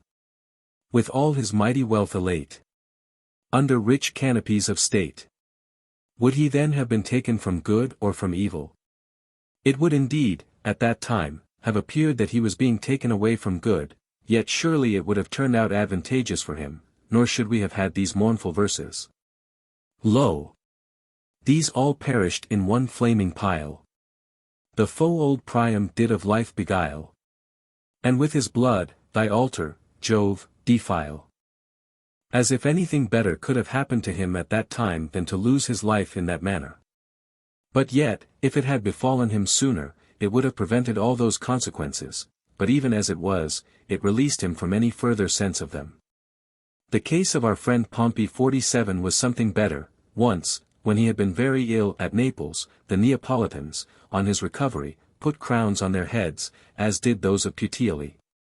The people flocked from the country to congratulate him. It is a Grecian custom, and a foolish one, still it is a sign of good fortune. But the question is, had he died, would he have been taken from good, or from evil? Certainly from evil. He would not have been engaged in a war with his father-in-law, he would not have taken up arms before he was prepared, he would not have left his own house, nor fled from Italy. He would not, after the loss of his army, have fallen unarmed into the hands of slaves, and been put to death by them. His children would not have been destroyed, nor would his whole fortune have come into the possession of the conquerors. Did not he, then, who, if he had died at that time, would have died in all his glory, all the great and terrible misfortunes into which he subsequently fell to the prolongation of his life at that time? 36. These calamities are avoided by death, for even though they should never happen, there is a possibility that they may, but it never occurs to a man that such a disaster may befall him himself. Every one hopes to be as happy as Metellus, as if the number of the happy exceeded that of the miserable, or as if there were any certainty in human affairs, or, again, as if there were more rational foundation for hope than fear. But should we grant them even this, that men are by death deprived of good things, would it follow that the dead are therefore in need of the good things of life, and are miserable on that account? Certainly they must necessarily say so. Can he who does not exist be in need of anything?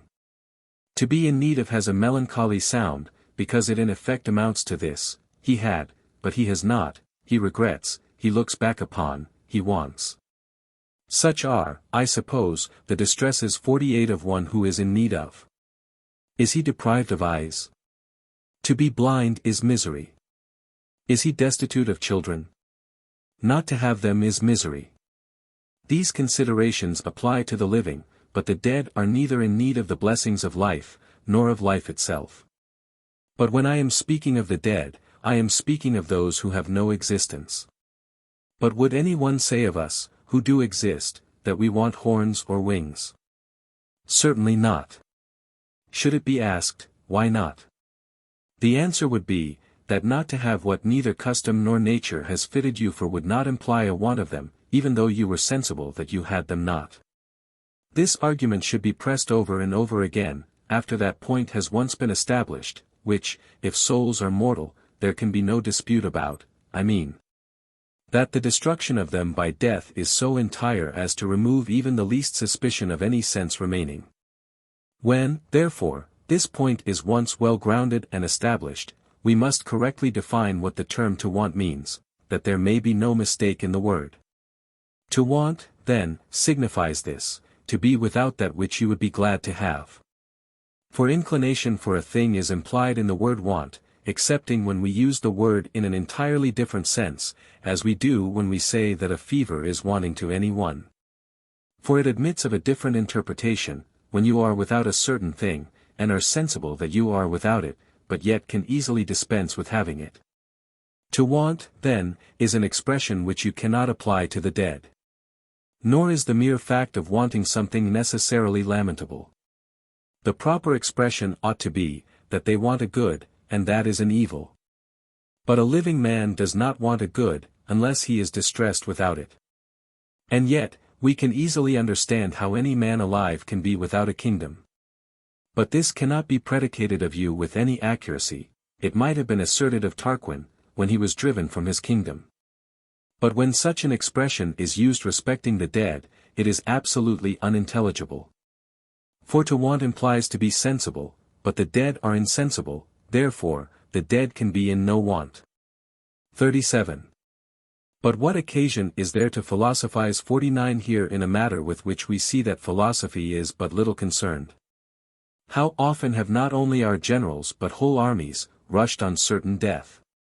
But if it had been a thing to be feared, Brutus would never have fallen in fight, to prevent the return of that tyrant whom he had expelled, nor would Decius the father have been slain in fighting with the Latins. Nor would his son, when engaged with the Etruscans, nor his grandson with Pyrrhus have exposed themselves to the enemy's darts. Spain would never have seen, in one campaign, the Scipios fall fighting for their country. Nor would the plains of Cannae have witnessed the death of Paulus and Geminus, or Venusia that of Marcellus, nor would the Latins have beheld the death of Albinus, nor the Lucanians that of Gracchus. But are any of these miserable now? Nay, they were not so even at the first moment after they had breathed their last, nor can any one be miserable after he has lost all sensation. Oh, but the mere circumstance of being without sensation is miserable. It might be so if being without sensation were the same thing as wanting it. But as it is evident there can be nothing of any kind in that which has no existence, what can there be afflicting to that which can neither feel want nor be sensible of anything? We might be said to have repeated this over too often, only that here lies all that the soul shudders at from the fear of death. For whoever can clearly apprehend that which is as manifest as the light, that when both soul and body are consumed, and there is a total destruction, then that which was an animal becomes nothing, will clearly see that there is no difference between a hippocentaur, which never had existence, and King Agamemnon, and that Camillus is no more concerned about this present civil war than I was at the sacking of Rome, when he was living. 38. Why, then, should Camillus be affected with the thoughts of these things happening 350 years after his time? And why should I be uneasy if I were to expect that some nation might possess itself of this city 10,000 years hence? Because so great is our regard for our country, as not to be measured by our own feeling, but by its own actual safety. 50. Death, then, which threatens us daily from 1,000 accidents, and which, by reason of the shortness of life, can never be far off, does not deter a wise man from making such provision for his country and his family as he hopes may last forever. And from regarding posterity, of which he can never have any real perception, as belonging to himself. Wherefore a man may act for eternity, even though he be persuaded that his soul is mortal. Not, indeed, from a desire of glory, which he will be insensible of, but from a principle of virtue, which glory will inevitably attend, though that is not his object. The process, indeed, of nature is this, that just in the same manner as our birth was the beginning of things with us, so death will be the end. And as we were no ways concerned with anything before we were born, so neither shall we be after we are dead. And in this state of things where can the evil be, since death has no connection with either the living or the dead? The one have no existence at all, the other are not yet affected by it. They who make the least of death consider it as having a great resemblance to sleep. As if any one would choose to live 90 years on condition that, at the expiration of 60, he should sleep out the remainder. The very swine would not accept of life on those terms, much less I. Endymion, indeed, if you listen to fables, slept once on a time on Latmus, a mountain of Corea, and for such a length of time that I imagine he is not as yet awake. Do you think that he is concerned at the moon's being in difficulties, though it was by her that he was thrown into that sleep, in order that she might kiss him while sleeping? For what should he be concerned for who has not even any sensation? You look on sleep as an image of death, and you take that on you daily, and have you, then, any doubt that there is no sensation in death, when you see there is none in sleep, which is its near resemblance? 39. Away, then, with those follies, which are little better than the old women's dreams, such as that it is miserable to die before our time. What time do you mean? That of nature. But she has only lent you life, as she might lend you money, without fixing any certain time for its repayment. Have you any grounds of complaint, 51 then, that she recalls it at her pleasure? For you received it on these terms. They that complain thus allow that if a young child dies, the survivors ought to bear his loss with equanimity, that if an infant in the cradle dies, they ought not even to utter a complaint. And yet nature has been more severe with them in demanding back what she gave. They answer by saying that such have not tasted the sweets of life. while the other had begun to conceive hopes of great happiness, and, indeed, had begun to realize them. Men judge better in other things, and allow a part to be preferable to none. Why do they not admit the same estimate in life? Though Callimachus does not speak amiss in saying that more tears had flowed from Priam than his son, yet they are thought happier who die after they have reached old age. It would be hard to say why. For I do not apprehend that any one, if a longer life were granted to him, would find it happier. There is nothing more agreeable to a man than prudence, which old age most certainly bestows on a man, though it may strip him of everything else. But what age is long, or what is there at all long to a man? Does not old age, though unregarded, still attend on childhood's pastimes, as the cares of men? But because there is nothing beyond old age, we call that long. All these things are said to be long or short, according to the proportion of time they were given us for. Aristotle saith there is a kind of insect near the river Hypanis, which runs from a certain part of Europe into the Pontus, whose life consists but of one day. Those that die at the 8th hour die in full age. Those who die when the sun sets are very old, especially when the days are at the longest. Compare our longest life with eternity, and we shall be found almost as short-lived as those little animals. XL. Let us, then, despise all these follies, for what softer name can I give to such levities? And let us lay the foundation of our happiness in the strength and greatness of our minds, in a contempt and disregard of all earthly things, and in the practice of every virtue.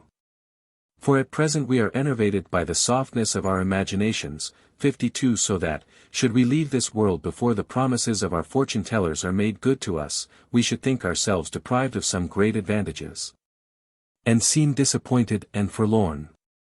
But if, through life, we are in continual suspense, still expecting, still desiring, and are in continual pain and torture, good gods!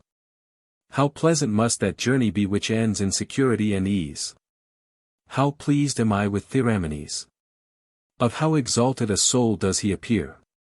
For, although we never read of him without tears, yet that illustrious man is not to be lamented in his death, who, when he had been imprisoned by the command of the 30 tyrants, drank off, at one draught, as if he had been thirsty, the poisoned cup, and threw the remainder out of it with such force that it sounded as it fell.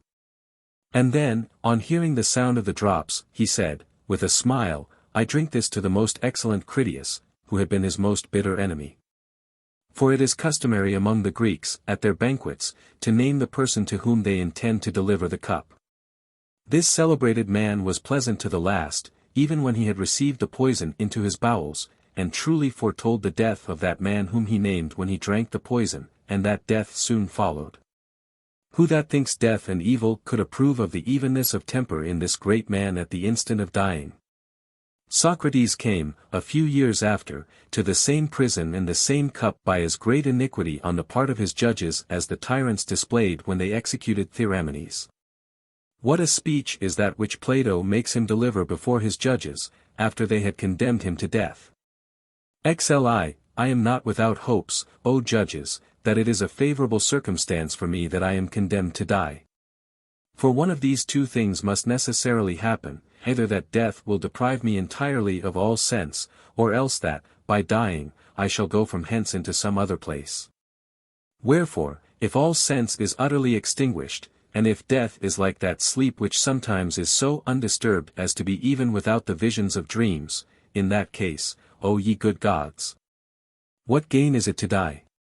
Or what length of days can be imagined which would be preferable to such a night? And if the constant course of future time 53 is to resemble that night, who is happier than I am?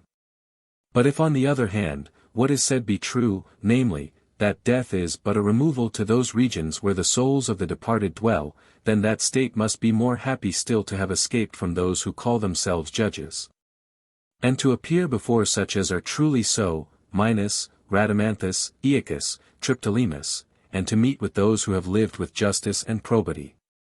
Can this change of abode appear otherwise than great to you? What bounds can you set to the value of conversing with Orpheus, and Musaeus, and Homer, and Hesiod? I would even, were it possible, willingly die often, in order to prove the certainty of what I speak of. What delight must it be to meet with Polymedes, and Ajax, and others, who have been betrayed by the iniquity of their judges.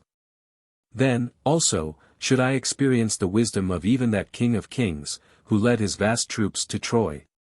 And the prudence of Ulysses and Sisyphus, nor should I then be condemned for prosecuting my inquiries on such subjects in the same way in which I have done here on earth. And even you, my judges, you, I mean, who have voted for my acquittal, do not you fear death, for nothing bad can befall a good man, whether he be alive or dead, nor are his concerns ever overlooked by the gods. Nor in my case either has this befallen me by chance, and I have nothing to charge those men with who accused or condemned me but the fact that they believed that they were doing me harm. In this manner he proceeded. There is no part of his speech which I admire more than his last words, but it is time, says he, for me now to go hence, that I may die, and for you, that you may continue to live. Which condition of the two is the best, the immortal gods know. But I do not believe that any mortal man does. 54 XLI Surely I would rather have had this man's soul than all the fortunes of those who sat in judgment on him. Although that very thing which he says no one except the gods know, namely, whether life or death is most preferable, he knows himself, for he had previously stated his opinion on it. But he maintained to the last that favorite maxim of his, of affirming nothing. And let us, too, adhere to this rule of not thinking anything an evil which is a general provision of nature.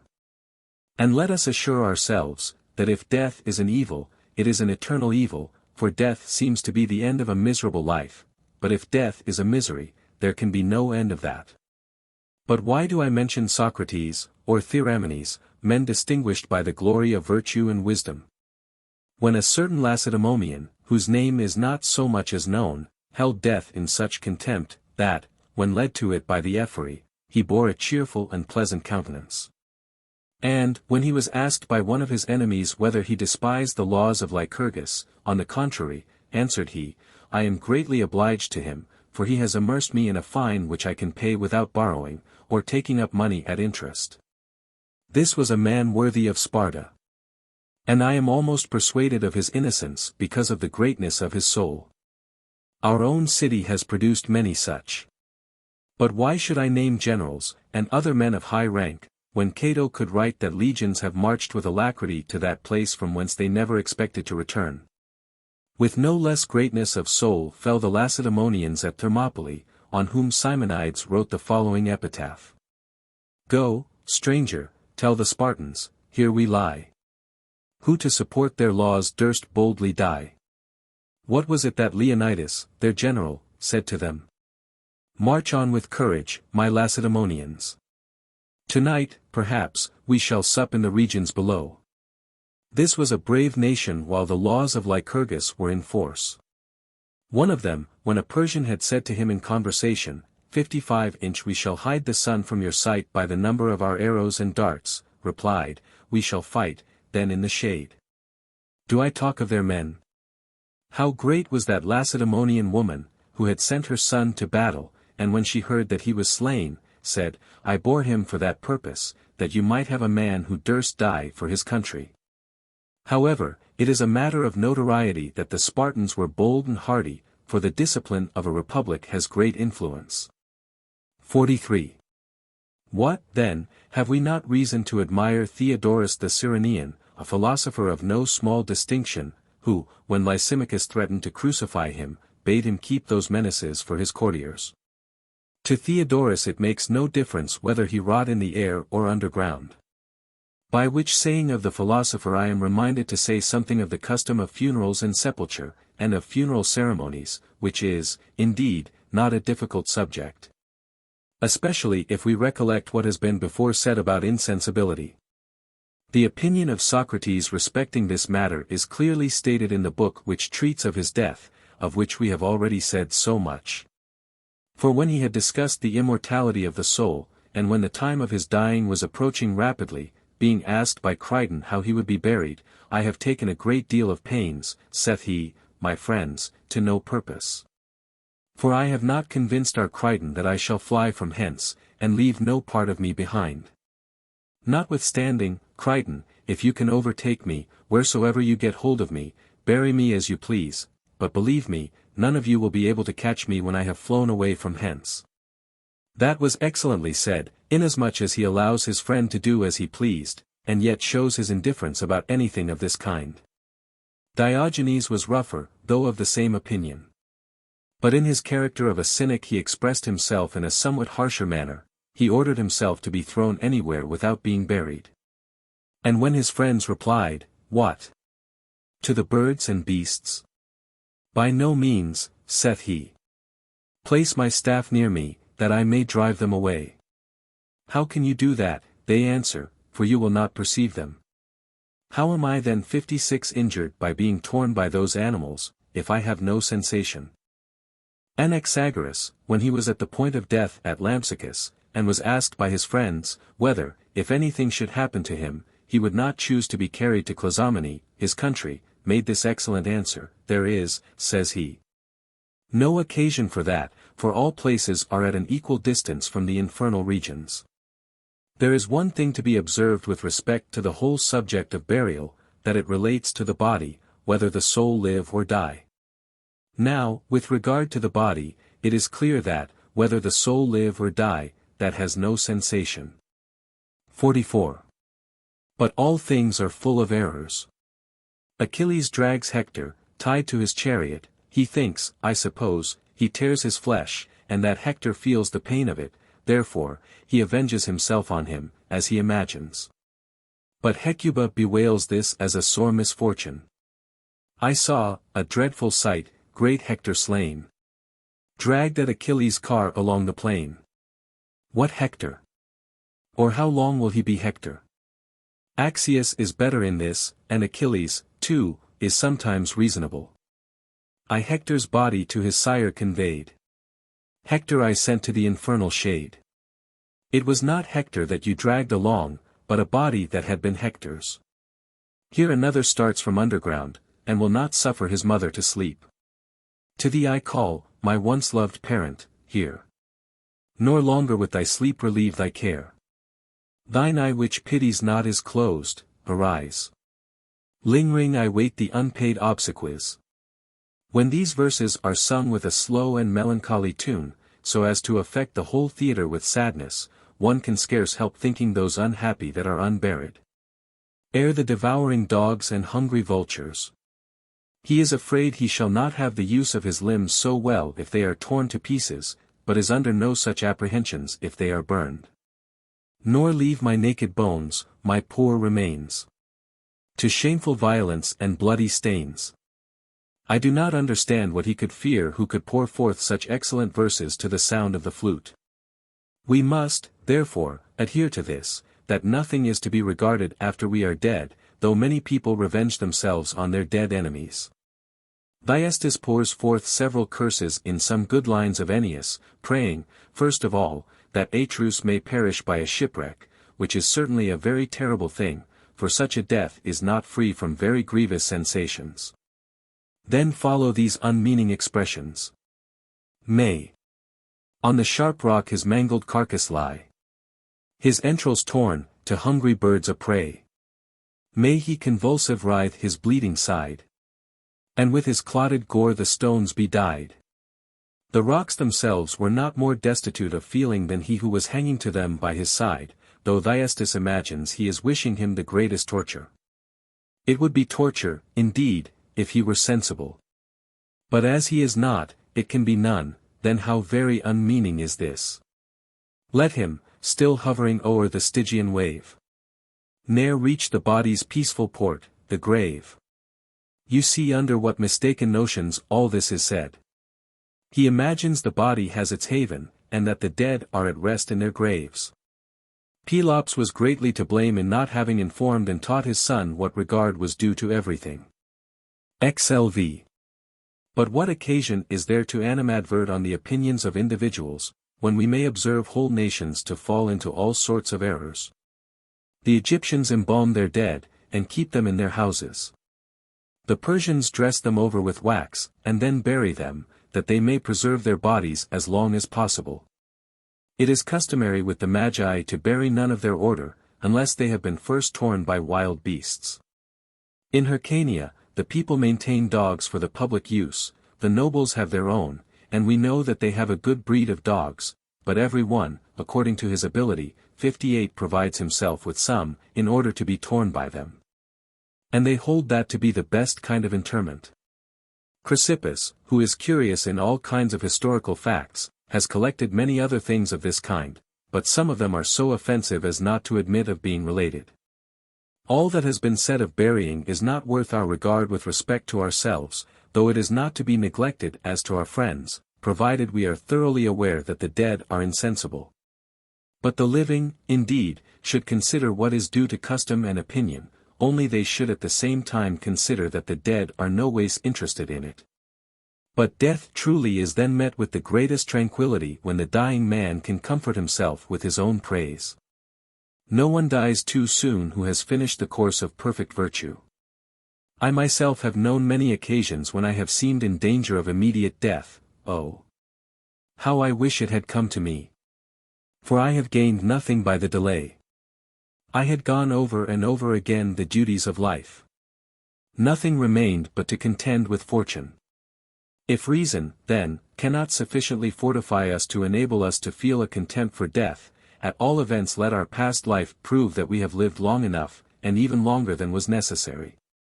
For notwithstanding the deprivation of sense, the dead are not without that good which peculiarly belongs to them, namely, the praise and glory which they have acquired, even though they are not sensible of it. For although there be nothing in glory to make it desirable, yet it follows virtue as its shadow, and the genuine judgment of the multitude on good men, if ever they form any, is more to their own praise than of any real advantage to the dead.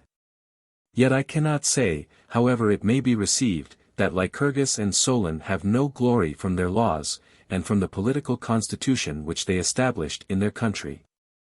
Or that Themistocles and Epaminondas have not glory from their martial virtue. Exelvia, for Neptune shall sooner bury Salamis itself with his waters than the memory of the trophies gained there. And the Boeotian Leuctra shall perish sooner than the glory of that great battle.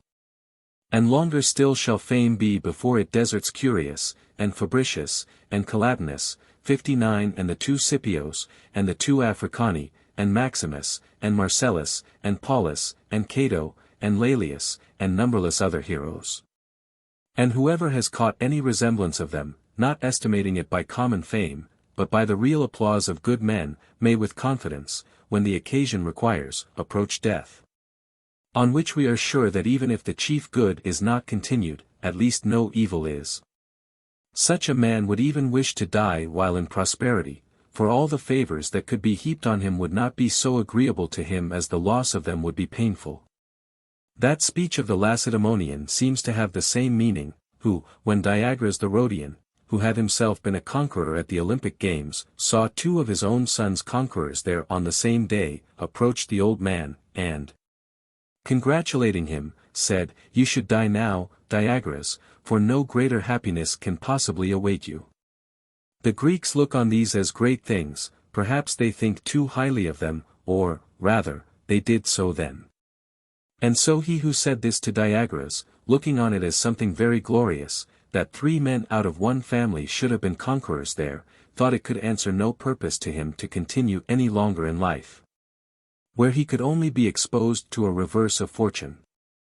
I might have given you a sufficient answer, as it seems to me, on this point, in a few words, as you had allowed the dead were not exposed to any positive evil. But I have spoken at greater length on the subject for this reason, because this is our greatest consolation in the losing and bewailing of our friends. For we ought to bear with moderation any grief which arises from ourselves, or is endured on our own account, lest we should seem to be too much influenced by self-love. But should we suspect our departed friends to be under those evils, which they are generally imagined to be, and to be sensible of them, then such a suspicion would give us intolerable pain. And accordingly I wished, for my own sake, to pluck up this opinion by the roots, and on that account I have been perhaps somewhat more prolix than was necessary. 47a. More prolix than was necessary? Certainly not, in my opinion. For I was induced, by the former 60 part of your speech, to wish to die, but, by the latter, sometimes not to be unwilling, and at others to be wholly indifferent about it. But the effect of your whole argument is, that I am convinced that death ought not to be classed among the evils. Do you, then, expect that I am to give you a regular peroration, like the rhetoricians, or shall I forego that art? A. I would not have you give over an art which you have set off to such advantage, and you were in the right to do so, for, to speak the truth, it also has set you off. But what is that peroration? For I should be glad to hear it, whatever it is. M. It is customary, in the schools, to produce the opinions of the immortal gods on death, nor are these opinions the fruits of the imagination alone of the lecturers, but they have the authority of Herodotus and many others. Cleobus and Biton are the first they mention, sons of the Argive priestess. The story is a well-known one. As it was necessary that she should be drawn in a chariot to a certain annual sacrifice, which was solemnized at a temple some considerable distance from the town, and the cattle that were to draw the chariot had not arrived. Those 2 young men whom I have just mentioned, pulling off their garments, and anointing their bodies with oil, harnessed themselves to the yoke. And in this manner the priestess was conveyed to the temple. And when the chariot had arrived at the proper place, she is said to have entreated the goddess to bestow on them, as a reward for their piety, the greatest gift that a god could confer on man. And the young men, after having feasted with their mother, fell asleep, and in the morning they were found dead.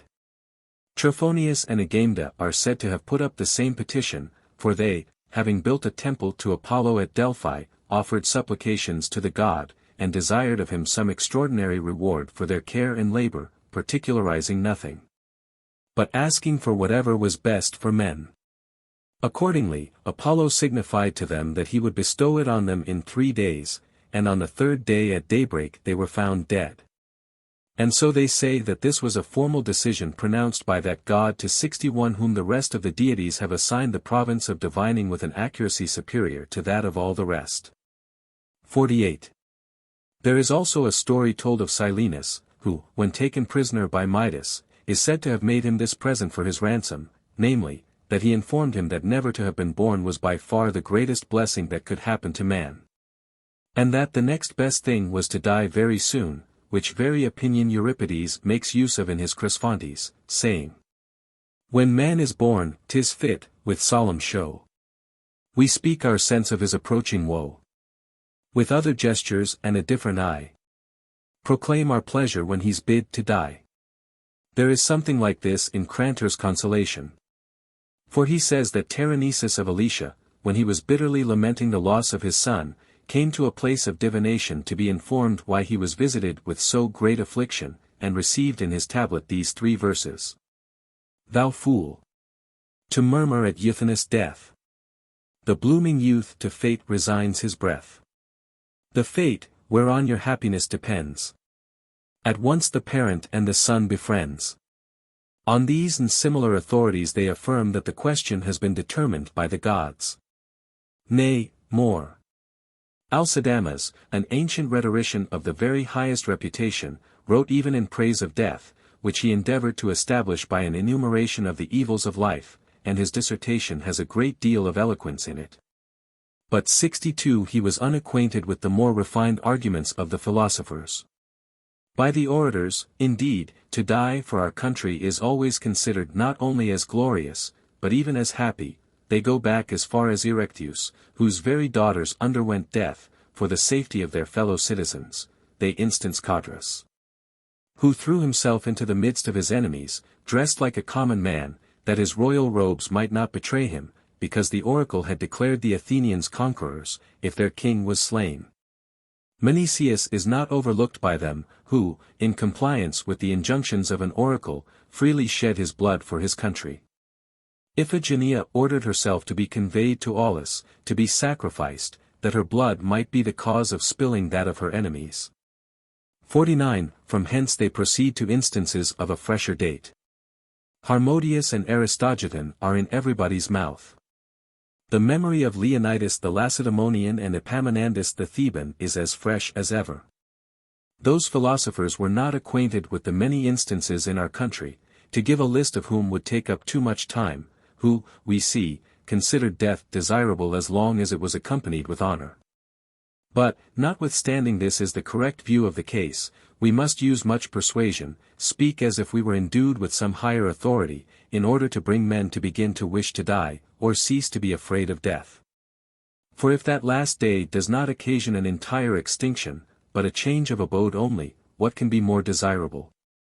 And if it, on the other hand, destroys, and absolutely puts an end to us, what can be preferable to the having a deep sleep fall on us, in the midst of the fatigues of life, and being thus overtaken, to sleep to eternity? And, should this really 63 be the case, then Ennius's language is more consistent with wisdom than Solon's, for our Ennius says, "Let none bestow upon my passing bier one needless sigh or unavailing tear." But the wise Solon says, "Let me not unlamented die, but o'er my bier burst forth the tender sigh, the friendly tear." But let us, if indeed it should be our fate to know the time which is appointed by the gods for us to die, prepare ourselves for it with a cheerful and grateful mind, thinking ourselves like men who are delivered from a jail, and released from their fetters, for the purpose of going back to our eternal habitation, which may be more emphatically called our own, or else to be divested of all sense and trouble. If, on the other hand, we should have no notice given us of this decree, yet let us cultivate such a disposition as to look on that formidable hour of death as happy for us, though shocking to our friends. And let us never imagine anything to be an evil which is an appointment of the immortal gods, or of nature, the common parent of all. For it is not by hazard or without design that we have been born and situated as we have. On the contrary, beyond all doubt there is a certain power which consults the happiness of human nature. And this would neither have produced nor provided for a being which, after having gone through the labors of life, was to fall into eternal misery by death. Let us rather infer that we have a retreat and haven prepared for us, which I wish we could crowd all sail and arrive at. But though the winds should not serve, and we should be driven back, yet we shall to a certainty arrive at that point eventually, though somewhat later. But how can that be miserable for one which all must of necessity undergo? I have given you a peroration, that you might not think I had overlooked or neglected anything. I am persuaded you have not, and, indeed, that peroration has confirmed me. 64 I am glad it has had that effect. But it is now time to consult our health. Tomorrow, and all the time we continue in this Tusculan villa, let us consider this subject. And especially those portions of it which may ease our pain, alleviate our fears, and lessen our desires, which is the greatest advantage we can reap from the whole of philosophy. Book 2. On Bearing Pain. Neoptolemus, in Ennius, indeed, says that the study of philosophy was expedient for him, but that it required limiting to a few subjects, for that to give himself up entirely to it was what he did not approve of. And for my part, Brutus, I am perfectly persuaded that it is expedient for me to philosophize, for what can I do better, especially as I have no regular occupation? But I am not for limiting my philosophy to a few subjects, as he does. For philosophy is a matter in which it is difficult to acquire a little knowledge without acquainting yourself with many, or all its branches, nor can you well take a few subjects without selecting them out of a great number. Nor can any one, who has acquired the knowledge of a few points, avoid endeavoring with the same eagerness to understand more. But still, in a busy life, and in one mainly occupied with military matters, such as that of Neoptolemus was at that time, even that limited degree of acquaintance with philosophy may be of great use, and may yield fruit. Not perhaps so plentiful as a thorough knowledge of the whole of philosophy, but yet such as in some degree may at times deliver us from the dominion of our desires, our sorrows, and our fears. Just as the effect of that discussion which we lately maintained in my Tusculan villa seemed to be that a great contempt of death was engendered, which contempt is of no small efficacy towards delivering the mind from fear. For whoever dreads what cannot be avoided can by no means live with a quiet and tranquil mind. But he who is under no 65 fear of death, not only because it is a thing absolutely inevitable but also because he is persuaded that death itself hath nothing terrible in it, provides himself with a very great resource towards a happy life. However, I am not tolerant that many will argue strenuously against us, and, indeed, that is a thing which can never be avoided, except by abstaining from writing at all. For if my orations, which were addressed to the judgment and approbation of the people, for that is a popular art, and the object of oratory is popular applause, have been criticized by some people who are inclined to withhold their praise from everything but what they are persuaded they can attain to themselves, and who limit their ideas of good speaking by the hopes which they conceive of what they themselves may attain to, and who declare, when they are overwhelmed with a flow of words and sentences, that they prefer the utmost poverty of thought and expression to that plenty and copiousness, from which arose the Attic kind of oratory, which they who professed it were strangers to, though they have now been sometimes silenced and laughed out of the very courts of justice, what may I not expect, when at present I cannot have the least countenance from the people by whom I used to be upheld before? For philosophy is satisfied with a few judges, and of her own accord industriously avoids the multitude, who are jealous of it, and utterly displeased with it. So that, should any one undertake to cry down the whole of it, he would have the people on his side, while, if he should attack that school which I particularly profess, he would have great assistance from those of the other philosophers. 2. But I have answered the detractors of philosophy in general, in my Hortensius. And what I had to say in favor of the academics, is, I think, explained with sufficient accuracy in my 4 books of the academic question. But yet I am so far from desiring that no one should write against me, that it is what I most earnestly wish. For philosophy would never have been in such esteem in Greece itself, if it had not been for the strength which it acquired from the contentions and disputations of the 66 most learned men. And therefore I recommend all men who have abilities to follow my advice to snatch this art also from declining Greece, and to transport it to this city. As our ancestors by their study and industry have imported all their other arts which were worth having. Thus the praise of oratory, raised from a low degree, is arrived at such perfection that it must now decline, and, as is the nature of all things, verge to its dissolution in a very short time. Let philosophy, then, derive its birth in Latin language from this time, and let us lend it our assistance, and bear patiently to be contradicted and refuted. And although those men may dislike such treatment who are bound and devoted to certain predetermined opinions, and are under such obligations to maintain them that they are forced, for the sake of consistency, to adhere to them even though they do not themselves wholly approve of them. We, on the other hand, who pursue only probabilities, and who cannot go beyond that which seems really likely, can confute others without obstinacy, and are prepared to be confuted ourselves without resentment.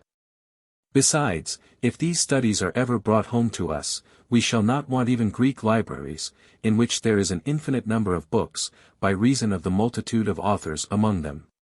For it is a common practice with many to repeat the same things which have been written by others, which serves no purpose but to stuff their shelves, and this will be our case, too, if many apply themselves to this study. 3.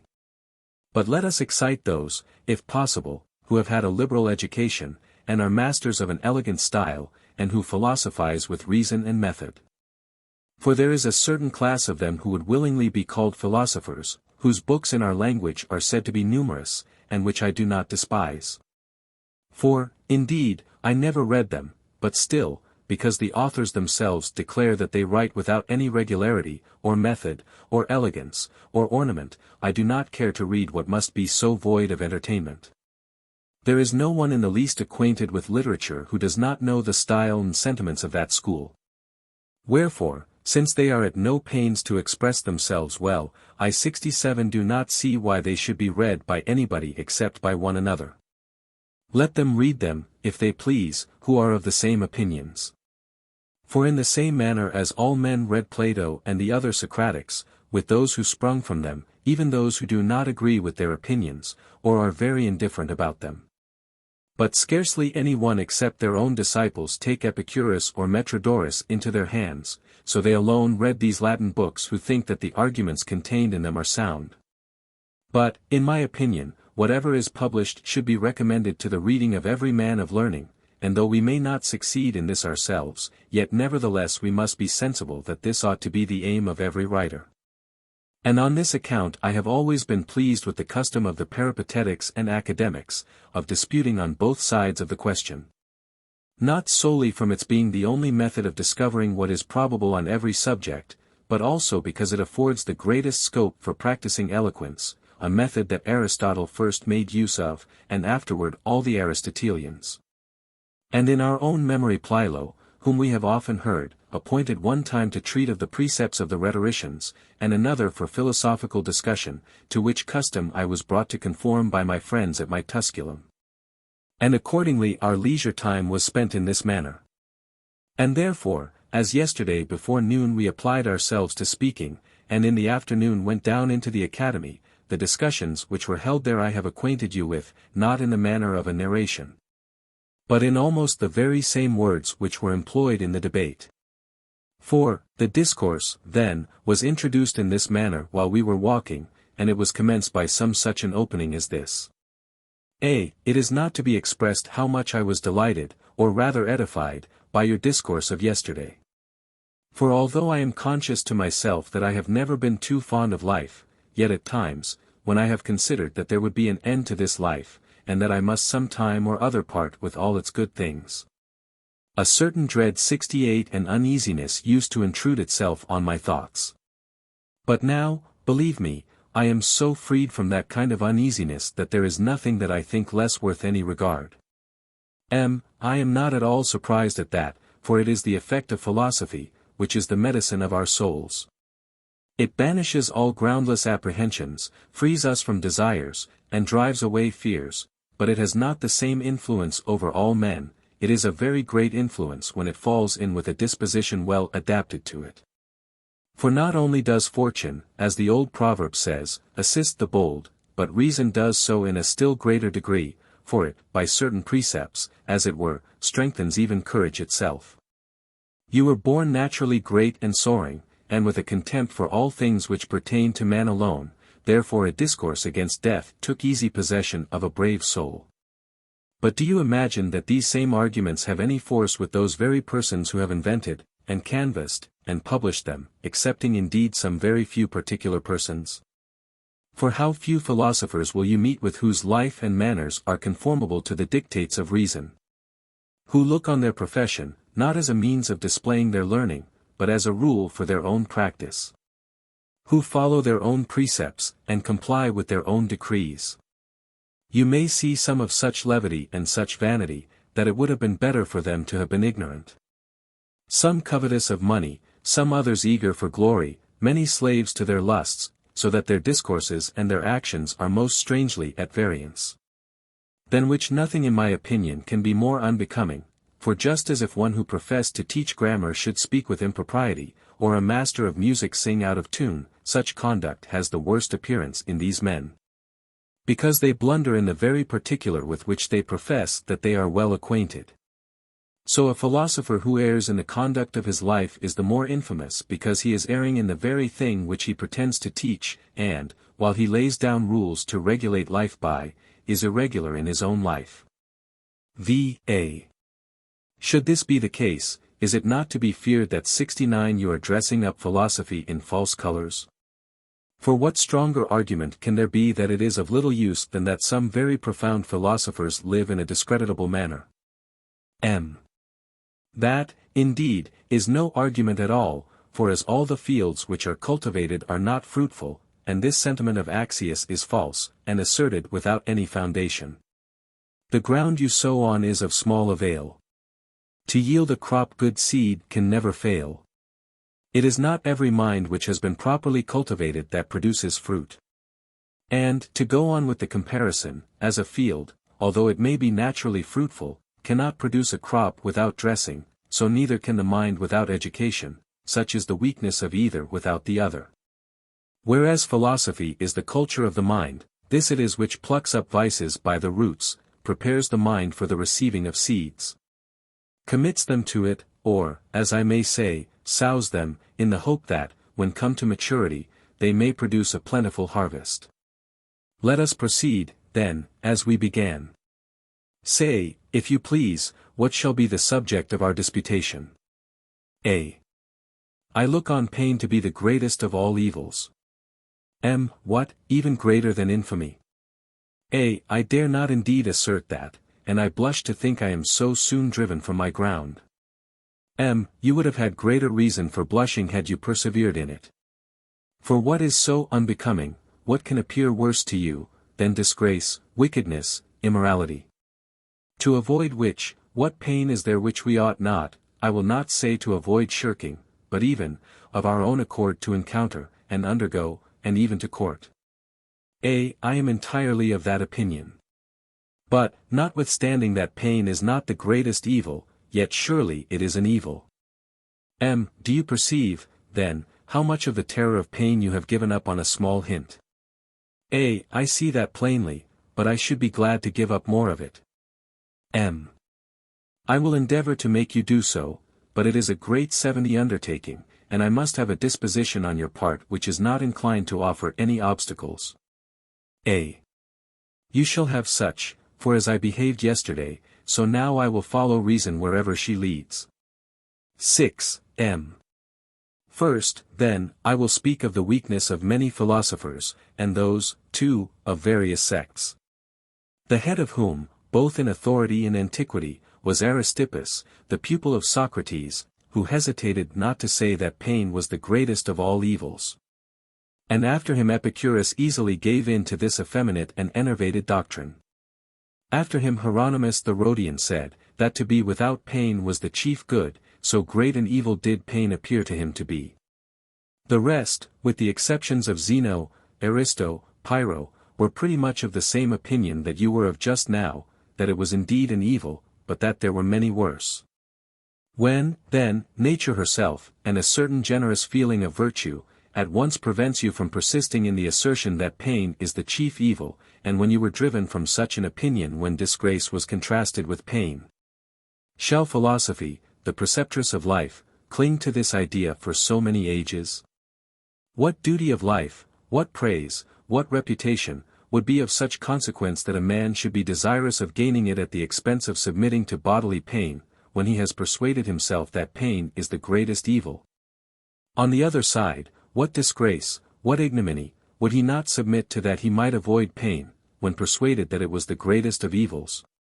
Besides, what person, if it be only true that pain is the greatest of evils, is not miserable, not only when he actually feels pain, but also whenever he is aware that it may befall him? And who is there whom pain may not befall? So that it is clear that there is absolutely no one who can possibly be happy. Metrodorus, indeed, thinks that man perfectly happy whose body is free from all disorders, and who has an assurance that it will always continue so. But who is there who can be assured of that? 7. But Epicurus, indeed, says such things that it should seem that his design was only to make people laugh. For he affirms somewhere that if a wise man were to be burned or put to the torture, you expect, perhaps, 71 that he is going to say he would bear it, he would support himself under it with resolution, he would not yield to it, and that by Hercules. Would be very commendable, and worthy of that very Hercules whom I have just invoked, but even this will not satisfy Epicurus, that robust and hardy man. No, his wise man, even if he were in Phalaris's bull, would say, how sweet it is. How little do I regard it. What, sweet? Is it not sufficient, if it is not disagreeable? But those very men who deny pain to be an evil are not in the habit of saying that it is agreeable to any one to be tormented. They rather say that it is cruel, or hard to bear, afflicting, unnatural, but still not an evil, while this man who says that it is the only evil, and the very worst of all evils, yet thinks that a wise man would pronounce it sweet. I do not require of you to speak of pain in the same words which Epicurus uses. A man, as you know, devoted to pleasure, he may make no difference, if he pleases, between Phalaris's bull and his own bed. But I cannot allow the wise man to be so indifferent about pain. If he bears it with courage, it is sufficient, that he should rejoice in it, I do not expect. For pain is, beyond all question, sharp, bitter, against nature, hard to submit to and to bear. Observe Philoctetes, we may allow him to lament, for he saw Hercules himself groaning loudly through extremity of pain on Mount Ida. The arrows with which Hercules presented him were then no consolation to him, when the viper's bite, impregnating his veins with poison, racked him with its bitter pains.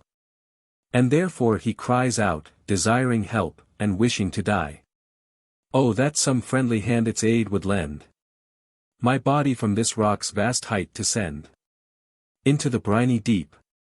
I'm all on fire, and by this fatal wound must soon expire. It is hard to say that the man who was obliged to cry out in this manner was not oppressed with evil, and great evil too. 8.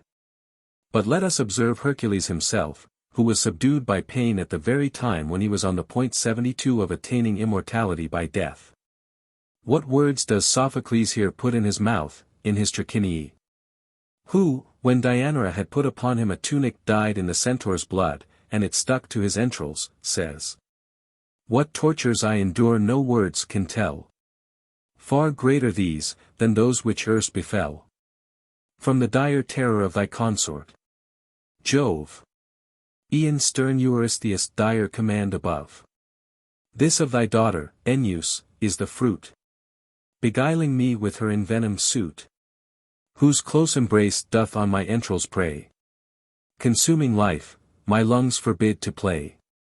The blood forsakes my veins, my manly heart forgets to beat. Enervated, each part neglects its office, while my fatal doom proceeds ignobly from the weaver's loom. The hand of foe ne'er hurt me, nor the fierce giant issuing from his parent earth. Ne'er could the centaur such a blow enforce. No barbarous foe, nor all the Grecian force. This arm no savage people could withstand, whose realms I traverse to reform the land. Thus, though I ever bore a manly heart, I fall a victim to a woman's art. 9. Assist, my son, if thou that name dost hear. My groans preferring to thy mother's tear. Convey her here, if, in thy pious heart, thy mother shares not an unequal part. Proceed, be bold, thy father's fate bemoan. Nations will join. You will not weep alone. Oh, what a sight is this same briny source! Unknown before, through all my labor's course. That virtue, which could brave each toil but late, with woman's weakness now bewails its fate. Approach, my son. Behold thy father laid, a withered carcass that implores thy aid. Let all behold, and thou, imperious Jove, on me direct thy lightning from above.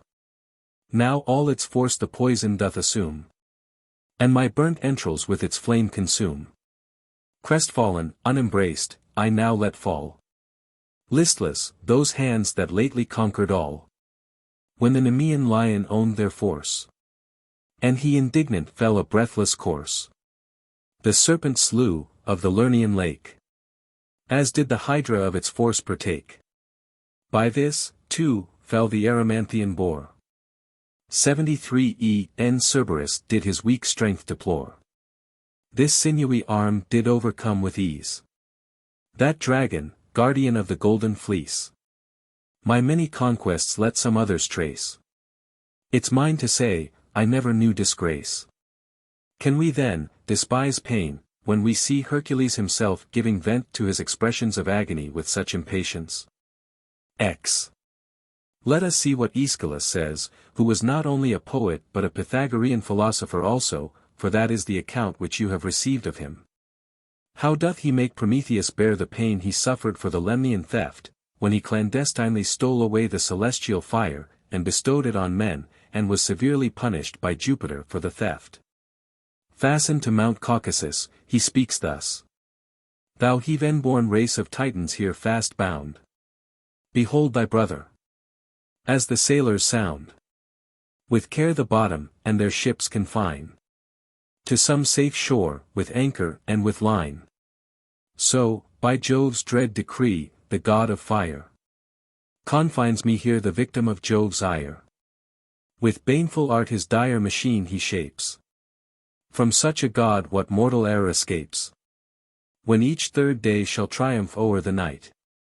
Then doth the vulture, with his talons light, seize on my entrails, which, in ravenous guise, he preys on. Then with wing extended flies aloft, and brushes with his plumes the gore. But when dire Jove my liver doth restore, back he returns impetuous to his prey. Clapping his wings, he cuts th ethereal way. Thus do I nourish with my blood this pest. Confine my arms, unable to contest. Entreating only that in pity Jove would take my life, and this cursed plague remove. But endless ages past unheard my moan. Sooner shall drops dissolve this very stone. And therefore it scarcely seems possible to avoid calling a man who is suffering, miserable, and if he is miserable, then pain is an evil. 74:11. Hitherto you are on my side, I will see to that by and by. And, in the meanwhile, whence are those verses? I do not remember them. I will inform you, for you are in the right to ask. Do you see that I have much leisure? What, then? I imagine, when you were at Athens, you attended frequently at the schools of the philosophers. Yes, and with great pleasure. You observed, then, that though none of them at that time were very eloquent, yet they used to mix verses with their harangues. Yes, and particularly Dionysius the Stoic used to employ a great many. You say right. But they were quoted without any appropriateness or elegance. But our friend Philo used to give a few select lines and well adapted. And in imitation of him, ever since I took a fancy to this kind of elderly declamation, I have been very fond of quoting our poets. And where I cannot be supplied from them, I translate from the Greek, that the Latin language may not want any kind of ornament in this kind of disputation. But, do you not see how much harm is done by poets? They introduce the bravest men lamenting over their misfortunes, they soften our minds, and they are, besides, so entertaining, that we do not only read them, but get them by heart. Thus the influence of the poets is added to our want of discipline at home, and our tender and delicate manner of living, so that between them they have deprived virtue of all its vigor and energy. Plato, therefore, was right in banishing them from his commonwealth, where he required the best morals, and the best form of government. But we, who have all our learning from Greece, read and learned these works of theirs from our childhood, and look on this as a liberal and learned education. 12. But why are we angry with the poets? We may find some philosophers, those masters of virtue, who have taught that pain was the greatest of evils. But you, young man, when you said but just now that it appeared so to you, upon being asked by me what appeared greater than infamy, gave up that opinion at a word. Suppose I ask 75 Epicurus the same question. He will answer that a trifling degree of pain is a greater evil than the greatest infamy, for that there is no evil in infamy itself, unless attended with pain. What pain, then, attends Epicurus, when he says that very thing, that pain is the greatest evil? And yet nothing can be a greater disgrace to a philosopher than to talk thus. Therefore, you allowed enough when you admitted that infamy appeared to you to be a greater evil than pain. And if you abide by this admission, you will see how far pain should be resisted. And that our inquiry should be not so much whether pain be an evil, as how the mind may be fortified for resisting it. The Stoics infer from some petty quibbling arguments that it is no evil, as if the dispute were about a word, and not about the thing itself. Why do you impose upon me, Zeno? For when you deny what appears very dreadful to me to be an evil, I am deceived, and am at a loss to know why that which appears to me to be a most miserable thing should be no evil. The answer is, that nothing is an evil but what is base and vicious. You return to your trifling, for you do not remove what made me uneasy. I know that pain is not vice, you need not inform me of that, but show me that it makes no difference to me whether I am in pain or not. It has never anything to do, say you, with a happy life, for that depends upon virtue alone. But yet pain is to be avoided. If I ask, why? It is disagreeable, against nature, hard to bear, woeful and afflicting. 13. Here are many words to express that by so many different forms which we call by the single word evil. You are defining pain, instead of removing it, when you say, it is disagreeable, unnatural, scarcely possible to be endured or borne, nor are you wrong in saying so, but the man who vaunts himself in such a manner should not give way in his conduct. If it be true that nothing is good but what is honest, and nothing evil but what is disgraceful. This would be wishing, not proving. This argument is a better one, and has more truth in it, that all things which nature abhors are to be looked upon as evil.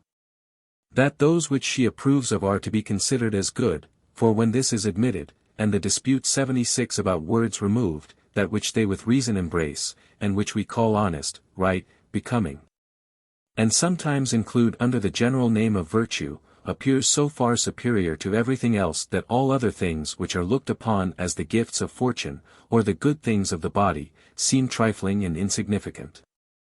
And no evil whatever, nor all the collective body of evils together, appears to be compared to the evil of infamy. Wherefore, if, as you granted in the beginning, infamy is worse than pain, pain is certainly nothing. For while it appears to you base and unmanly to groan, cry out, lament, or faint under pain, while you cherish notions of probity, dignity, honor, and, keeping your eye on them, refrain yourself, pain will certainly yield to virtue, and, by the influence of imagination, will lose its whole force. For you must either admit that there is no such thing as virtue, or you must despise every kind of pain. Will you allow of such a virtue as prudence, without which no virtue whatever can even be conceived? What, then? Will that suffer you to labor and take pains to no purpose? Will temperance permit you to do anything to excess? Will it be possible for justice to be maintained by one who through the force of pain discovers secrets, or betrays his confederates, or deserts many duties of life? Will you act in a manner consistently with courage and its attendants, greatness of soul, resolution, patience, and contempt for all worldly things? Can you hear yourself called a great man when you lie groveling, dejected, and deploring your condition with a lamentable voice? No one would call you even a man while in such a condition. You must therefore either abandon all pretensions to courage or else pain must be put out of the question. 14. You know very well that, even though part of your Corinthian furniture were gone, the remainder might be safe without that. But if you lose one virtue, though virtue in reality cannot be lost, still if, I say, you should acknowledge that you were deficient in one, you would be stripped of all. Can you, then, call yourself a brave man, of a great soul, endued with patience and steadiness above the frowns of fortune? Or Philoctetes? For I choose to instance him, rather than yourself, for he certainly was not 77 a brave man, who lay in his bed, which was watered with his tears, whose groans, bewailings, and whose bitter cries, with grief incessant rent the very skies. I do not deny pain to be pain, for were that the case, in what would courage consist? But I say it should be assuaged by patience, if there be such a thing as patience. If there be no such thing, why do we speak so in praise of philosophy? Or why do we glory in its name? Does pain annoy us? Let it sting us to the heart. If you are without defensive armor, bare your throat to it, but if you are secured by Vulcanian armor, that is to say by resolution, resist it. Should you fail to do so, that guardian of your honor, your courage, will forsake and leave you. By the laws of Lycurgus, and by those which were given to the Cretans by Jupiter, or which Minos established under the direction of Jupiter, as the poets say, the youths of the state are trained by the practice of hunting, running, enduring hunger and thirst, cold and heat. The boys at Sparta are scourged so at the altars that blood follows the lash in abundance, nay, sometimes, as I used to hear when I was there, they are whipped even to death, and yet not one of them was ever heard to cry out, or so much as groan. What, then? Shall men not be able to bear what boys do? And shall custom have such great force, and reason none at all? 15. There is some difference between labor and pain. They border upon one another, but still there is a certain difference between them.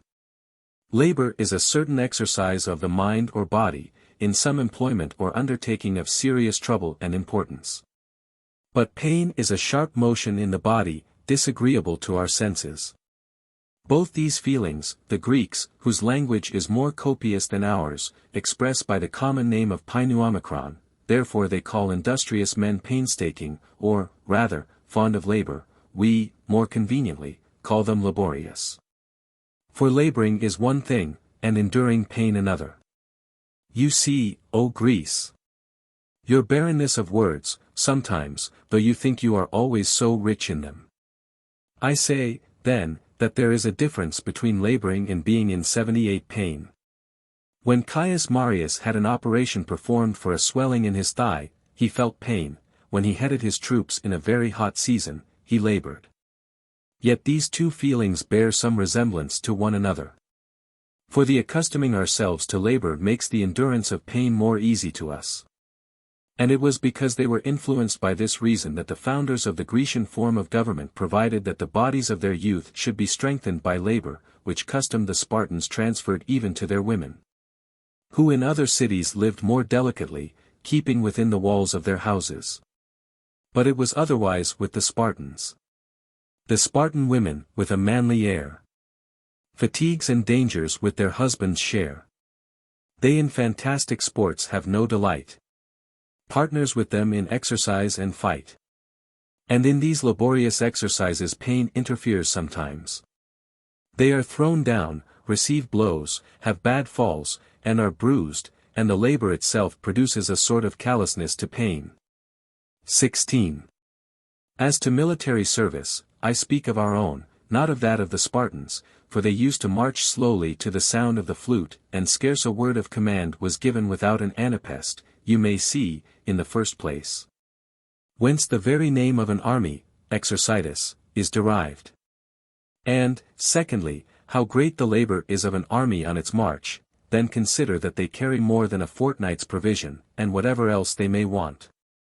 That they carry the burden of the stakes, for as to shield, sword, or helmet, they look on them as no more encumbrance than their own limbs, for they say that arms are the limbs of a soldier, and those, indeed, they carry so commodiously that, when there is occasion, they throw down their burdens, and use their arms as readily as their limbs. Why need I mention the exercises of the legions? And how great the labor is which is undergone in the running, encounters, shouts. Hence it is that their minds are worked 79 up to make so light of wounds in action. Take a soldier of equal bravery, but undisciplined, and he will seem a woman. Why is it that there is this sensible difference between a raw recruit and a veteran soldier? The age of the young soldiers is for the most part in their favor. But it is practice only that enables men to bear labor and despise wounds.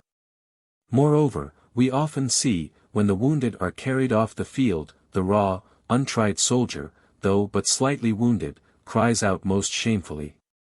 But the more brave, experienced veteran only inquires for some one to dress his wounds, and says, Patroclus, to thy aid I must appeal. Ere worse ensue, my bleeding wounds to heal. The sons of Aesculapius are employed. No room for me, so many are annoyed. 17. This is certainly Eurypylus himself. What an experienced man! While his friend is continually enlarging on his misfortunes, you may observe that he is so far from weeping that he even assigns a reason why he should bear his wounds with patience. Who at his enemy a stroke directs, his sword to light upon himself expects. Patroclus, I suppose, will lead him off to his chamber to bind up his wounds, at least if he be a man, but not a word of that. He only inquires how the battle went. Say how the Argives bear themselves in fight. And yet no words can show the truth as well as those, your deeds and visible sufferings. Peace. And my wounds bind up.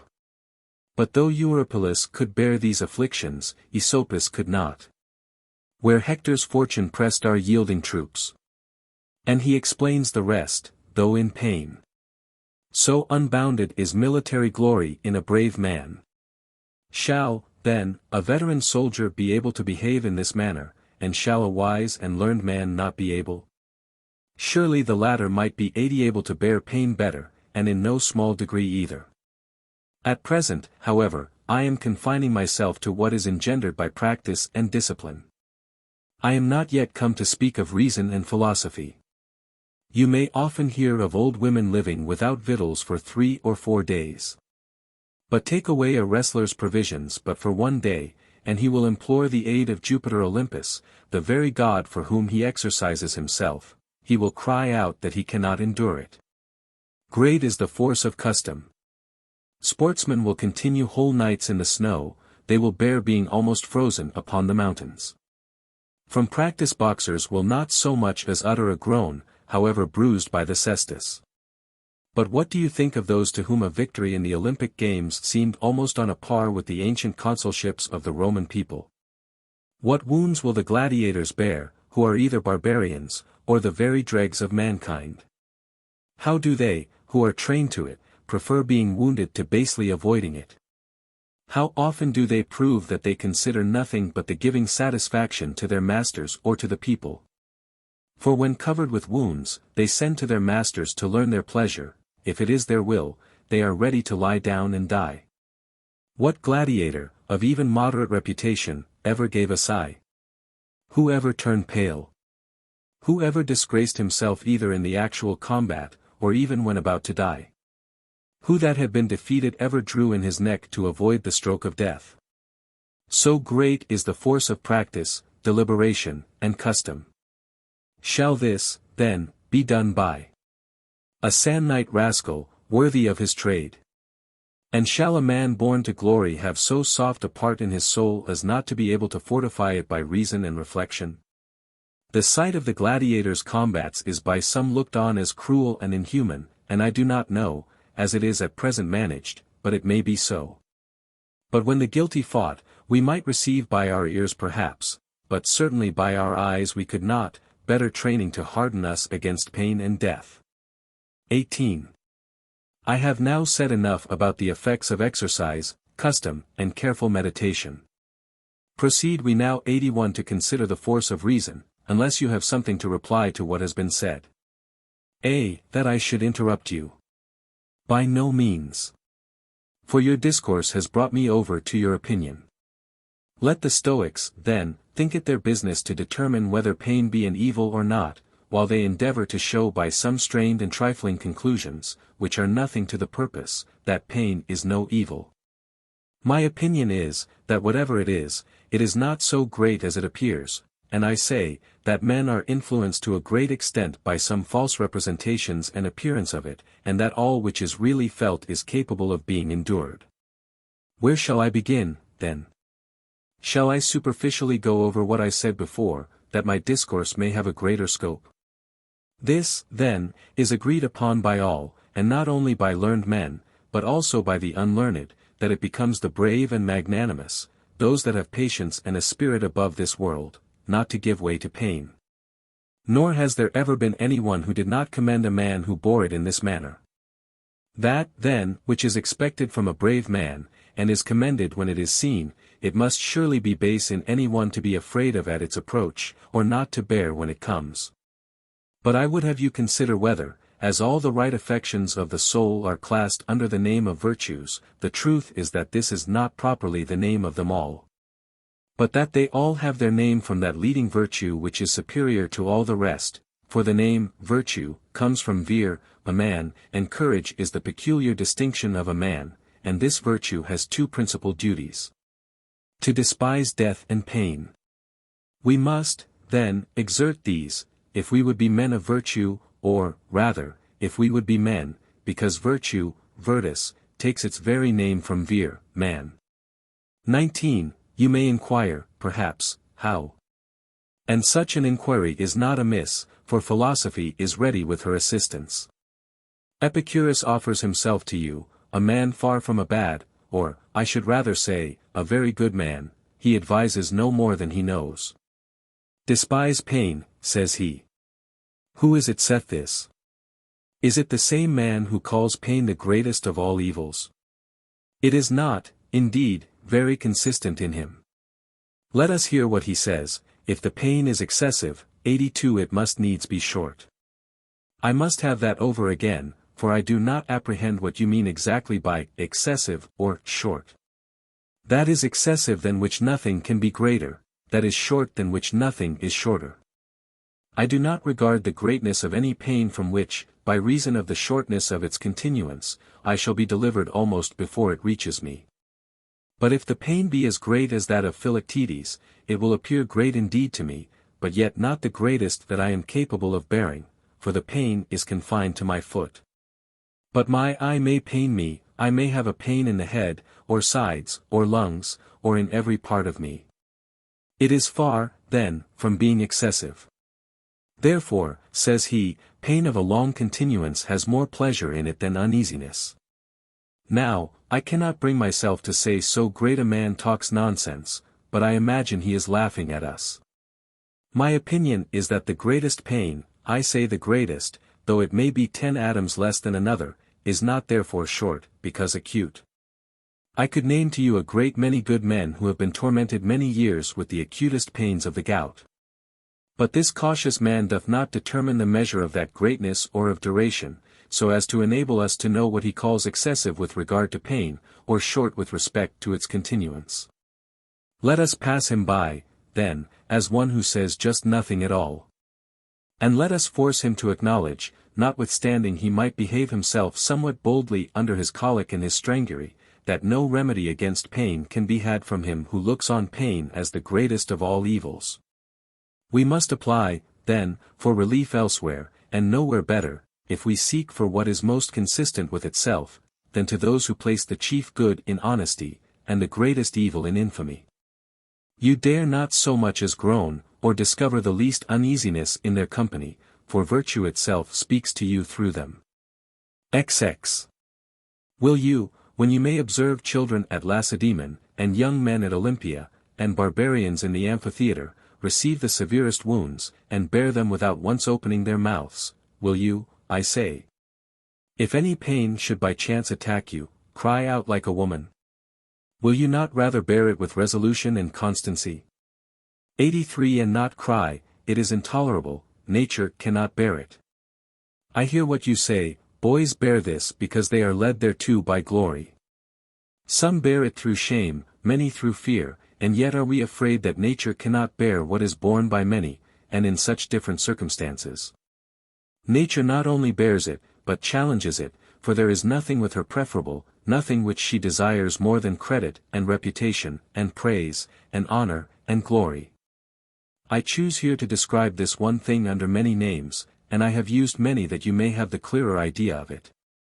For what I mean to say is, that whatever is desirable of itself, proceeding from virtue, or placed in virtue, and commendable on its own account, which I would rather agree to call the only good than deny it to be the chief good, is what men should prefer above all things.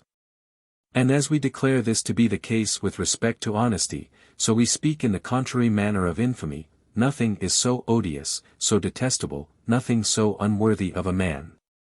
And if you are thoroughly convinced of this, for, at the beginning of this discourse, you allowed that there appeared to you more evil in infamy than in pain, it follows that you ought to have the command over yourself.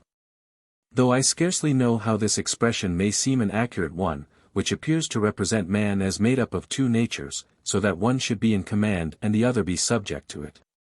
XXI, yet this division does not proceed from ignorance, for the soul admits of a twofold division, one of which partakes of reason, the other is without it.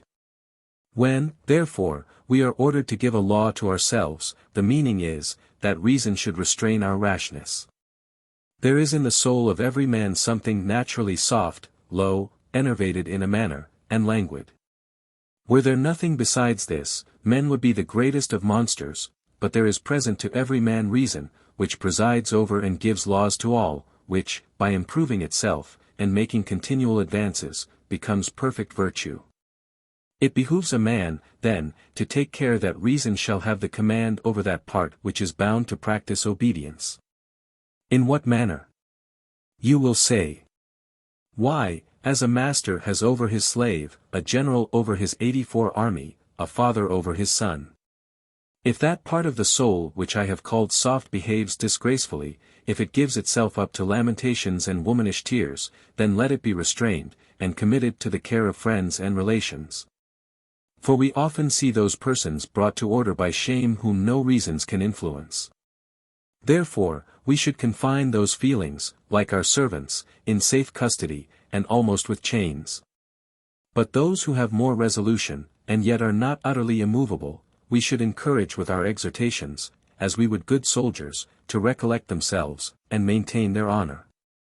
That wisest man of all Greece, in the Niptry, does not lament too much over his wounds, or, rather, he is moderate in his grief. Move slow, my friends. Your hasty speed refrain. Lest by your motion you increase my pain. Pacuvius is better in this than Sophocles, for in the one Ulysses bemoans his wounds too vehemently. For the very people who carried him after he was wounded, though his grief was moderate, yet, considering the dignity of the man, did not scruple to say. And thou, Ulysses, long to war inured. Thy wounds, though great, too feebly hast endured. The wise poet understood that custom was no contemptible instructor how to bear pain. But the same hero complains with more decency, though in great pain. Assist, support me, never leave me so. Unbind my wounds, oh! Execrable woe! He begins to give way, but instantly checks himself. Away! Begone! But cover first the sore. For your rude hands but make my pains the more. Do you observe how he constrains himself? Not that his bodily pains were less, but because he checks the anguish of his mind. Therefore, in the conclusion of the Niptry, he blames others, even when he himself is dying. Complaints of fortune may become the man. None but a woman will thus weeping stand. 85 And so that soft place in his soul obeys his reason, just as an abashed soldier does his stern commander. 22. The man, then, in whom absolute wisdom exists, such a man, indeed, we have never as yet seen, but the philosophers have described in their writings what sort of man he will be, if he should exist. Such a man, or at least that perfect and absolute reason which exists in him, will have the same authority over the inferior part as a good parent has over his dutiful children. He will bring it to obey his nod without any trouble or difficulty. He will rouse himself, prepare and arm himself, to oppose pain as he would an enemy. If you inquire what arms he will provide himself with, they will be contention, encouragement, discourse with himself. He will say thus to himself, take care that you are guilty of nothing base, languid, or unmanly. He will turn over in his mind all the different kinds of honor. Zeno of Elea will occur to him, who suffered everything rather than betray his confederates in the design of putting an end to the tyranny. He will reflect on Anaxarchus, the pupil of Democritus, who, having fallen into the hands of Nicocreon, king of Cyprus, without the least entreaty for mercy or refusal, submitted to every kind of torture.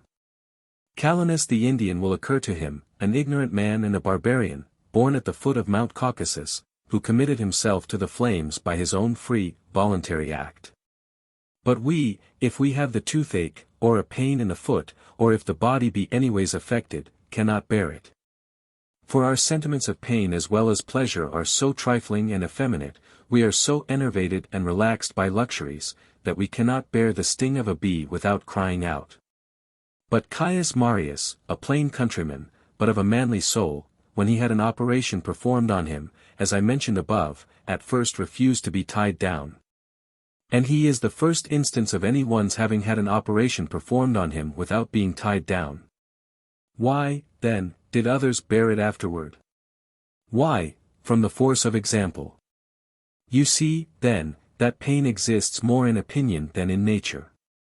And yet the same Marius gave a proof that there is something very sharp in pain, for he would not submit to have the other thigh cut. So that he bore his pain with resolution as a man. But, 86 Like a reasonable person, he was not willing to undergo any greater pain without some necessary reason. The whole, then, consists in this, that you should have command over yourself. I have already told you what kind of command this is. And by considering what is most consistent with patience, fortitude, and greatness of soul, a man not only restrains himself, but, somehow or other, mitigates even pain itself. 23. Even as in a battle the dastardly and timorous soldier throws away his shield on the first appearance of an enemy, and runs as fast as he can, and on that account loses his life sometimes, though he has never received even one wound. When he who stands his ground has nothing of the sort happen to him, so they who cannot bear the appearance of pain throw themselves away, and give themselves up to affliction and dismay. But they that oppose it, often come off more than a match for it. For the body has a certain resemblance to the soul, as burdens are more easily borne the more the body is exerted, while they crush us if we give way, so the soul by exerting itself resists the whole weight that would oppress it. But if it yields, it is so pressed that it cannot support itself. And if we consider things truly, the soul should exert itself in every pursuit, for that is the only security for its doing its duty. But this should be principally regarded in pain, that we must not do anything timidly, or dastardly, or basely, or slavishly, or effeminately, and, above all things, we must dismiss and avoid that Philoctetian sort of outcry. A man is allowed sometimes to groan, but yet seldom, but it is not permissible even in a woman to howl, for such a noise as this is forbidden, by the 12 tables, to be used even at funerals. Nor does a wise or brave man ever groan, unless when he exerts himself to give his resolution greater force, as they who run in the stadium make as much noise as they can. The wrestlers, too, do the same when they are training. And the boxers, when they aim a blow with the cestus at their adversary, give a groan, not because they are in pain, or from a sinking of their spirits, but because their whole body is put upon the stretch by the throwing out of these groans. And the blow comes the stronger. 87 Ziv, What? They who would speak louder than ordinary, are they satisfied with working their jaws, sides, or tongue, or stretching the common organs of speech and utterance? The whole body and every muscle is at full stretch, if I may be allowed the expression, every nerve is exerted to assist their voice. I have actually seen the knees of Marcus Antonius touch the ground when he was speaking with vehemence for himself, with relation to the Varian law. For, as the engines you throw stones or darts with throw them out with the greater force the more they are strained and drawn back, so it is in speaking, running, or boxing, the more people strain themselves, the greater their force. Since, therefore, this exertion has so much influence, if in a moment of pain groans help to strengthen the mind, let us use them. But if they be groans of lamentation, if they be the expression of weakness or abjectness, or unmanly weeping, then I should scarcely call him a man who yielded to them. For even supposing that such groaning could give any ease, it still should be considered whether it were consistent with a brave and resolute man. But if it does not ease our pain, why should we debase ourselves to no purpose? For what is more unbecoming in a man than to cry like a woman? But this precept which is laid down with respect to pain is not confined to it. We should apply this exertion of the soul to everything else. Is anger inflamed? Is lust excited? We must have recourse to the same citadel, and apply to the same arms. But since it is pain which we are at present discussing, we will let the other subjects alone. To bear pain, then, sedately and calmly, it is of great use to consider with all our soul, as the saying is, how noble it is to do so, for we are naturally desirous, as I said before. But it cannot be too often repeated, and very much inclined to what is honorable, of which, if we discover but the least glimpse, there is nothing which we are not prepared to undergo and suffer to attain it. From this impulse of our minds, this desire for genuine glory in honorable conduct, it is that such dangers are supported in war, and that brave men are not sensible of their wounds in action, or, if they are sensible of them, prefer death to the departing but the least step 88 from their honor. The Decii saw the shining swords of their enemies when they were rushing into the battle. But the honorable character and the glory of the death which they were seeking made all fear of death of little weight. Do you imagine that Epaminondas groaned when he perceived that his life was flowing out with his blood? No, for he left his country triumphing over the Lacedaemonians, whereas he had found it in subjection to them. These are the comforts, these are the things that assuage the greatest pain. XXV, you may ask, how the case is in peace. What is to be done at home? How we are to behave in bed. You bring me back to the philosophers, who seldom go to war. Among these, Dionysius of Heraclea, a man certainly of no resolution, having learned fortitude of Zeno, quitted it on being in pain. For, being tormented with a pain in his kidneys, in bewailing himself he cried out that those things were false which he had formerly conceived of pain. And when his fellow disciple, Cleanthes, asked him why he had changed his opinion, he answered, that the case of any man who had applied so much time to philosophy, and yet was unable to bear pain, might be a sufficient proof that pain is an evil. That he himself had spent many years at philosophy, and yet could not bear pain, it followed, therefore, that pain was an evil. It is reported that Cleanthes on that struck his foot on the ground, and repeated a verse out of the Epigone. Amphiarchos, hear'st thou this below? He meant Zeno, he was sorry the other had degenerated from him. But it was not so with our friend Posidonius, whom I have often seen myself. And I will tell you what Pompey used to say of him, that when he came to Rhodes, after his departure from Syria, he had a great desire to hear Posidonius, but was informed that he was very ill of a severe fit of the gout. Yet he had great inclination to pay a visit to so famous a philosopher. Accordingly, when he had seen him, and paid his compliments, and had spoken with great respect of him, he said he was very sorry that he could not hear him lecture. But indeed you may, 89 replied the other, nor will I suffer any bodily pain to occasion so great a man to visit me in vain. On this Pompey relates that, as he lay on his bed, he disputed with great dignity and fluency on this very subject, that nothing was good but what was honest, and that in his paroxysms he would often say, pain, it is to no purpose. Notwithstanding you are troublesome, I will never acknowledge you an evil. And in general all celebrated and notorious afflictions become endurable by disregarding them. 26. Do we not observe that where those exercises called gymnastic are in esteem, those who enter the lists never concern themselves about dangers? That where the praise of riding and hunting is highly esteemed, they who practice these arts decline no pain. What shall I say of our own ambitious pursuits or desire of honors? What fire have not candidates run through to gain a single vote? Therefore Africanus had always in his hand Xenophon, the pupil of Socrates, being particularly pleased with his saying, that the same labors were not equally heavy to the general and to the common man. Because the honor itself made the labor lighter to the general. But yet, so it happens, that even with the illiterate vulgar an idea of honor is of great influence, though they cannot understand what it is. They are led by report and common opinion to look on that as honorable which has the general voice. Not that I would have you, should the multitude be ever so fond of you, rely on their judgment, nor approve of everything which they think right, you must use your own judgment. If you are satisfied with yourself when you have approved of what is right, you will not only have the mastery over yourself, which I recommended to you just now, but over everybody, and everything. Lay this down, then, as a rule, that a great capacity, and lofty elevation of soul, which distinguishes itself most by despising and looking down with contempt on pain, is the most excellent of all things. And the more so if it does not depend on the people and does not aim at applause, but derives its satisfaction from itself. Besides, to me, indeed, everything seems the more commendable the less the people are courted, and the fewer eyes there 90 are to see it.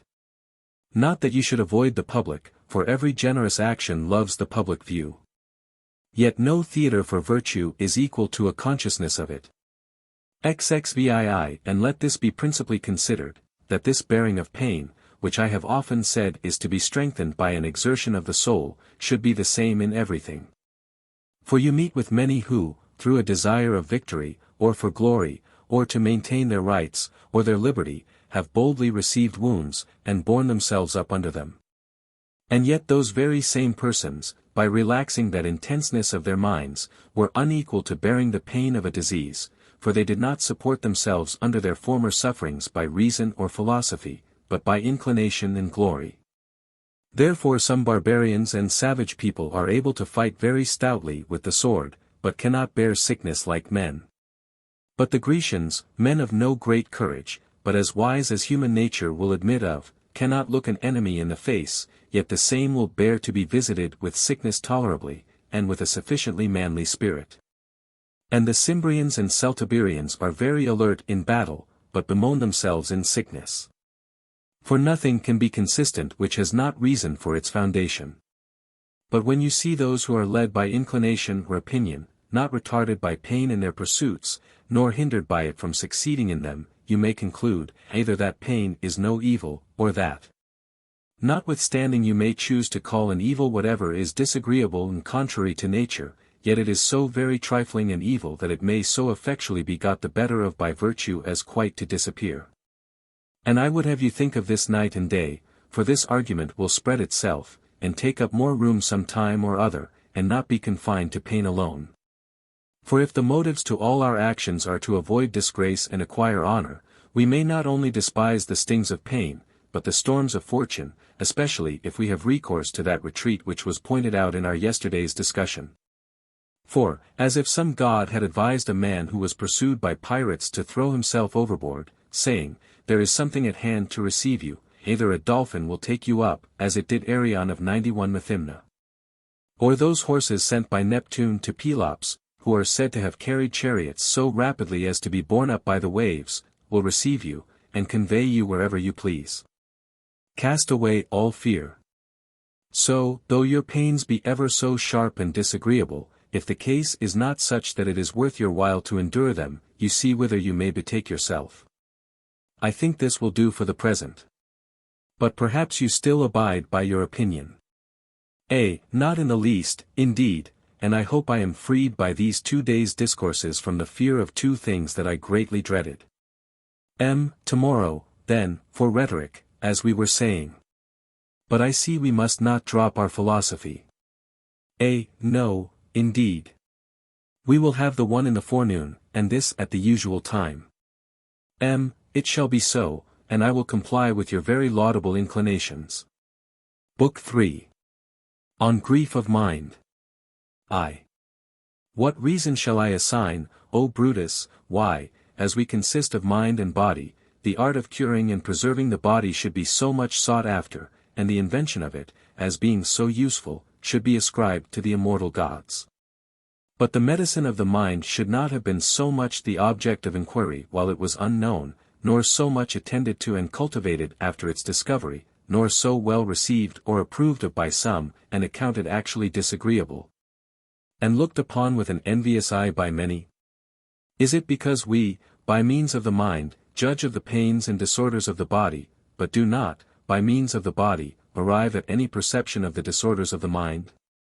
Hence it comes that the mind only judges of itself when that very faculty by which it is judged is in a bad state. Had nature given us faculties for discerning and viewing herself, and could we go through life by keeping our eye on her, our best guide, 92, there would be no reason certainly why anyone should be in want of philosophy or learning. But, as it is, she has furnished us only with some feeble rays of light, which we immediately extinguish so completely by evil habits and erroneous opinions that the light of nature is nowhere visible. The seeds of virtues are natural to our constitutions, and, were they suffered to come to maturity, would naturally conduct us to a happy life. But now, as soon as we are born and received into the world, we are instantly familiarized with all kinds of depravity and perversity of opinions, so that we may be said almost to suck in error with our nurse's milk. When we return to our parents, and are put into the hands of tutors and governors, we are imbued with so many errors that truth gives place to falsehood, and nature herself to established opinion.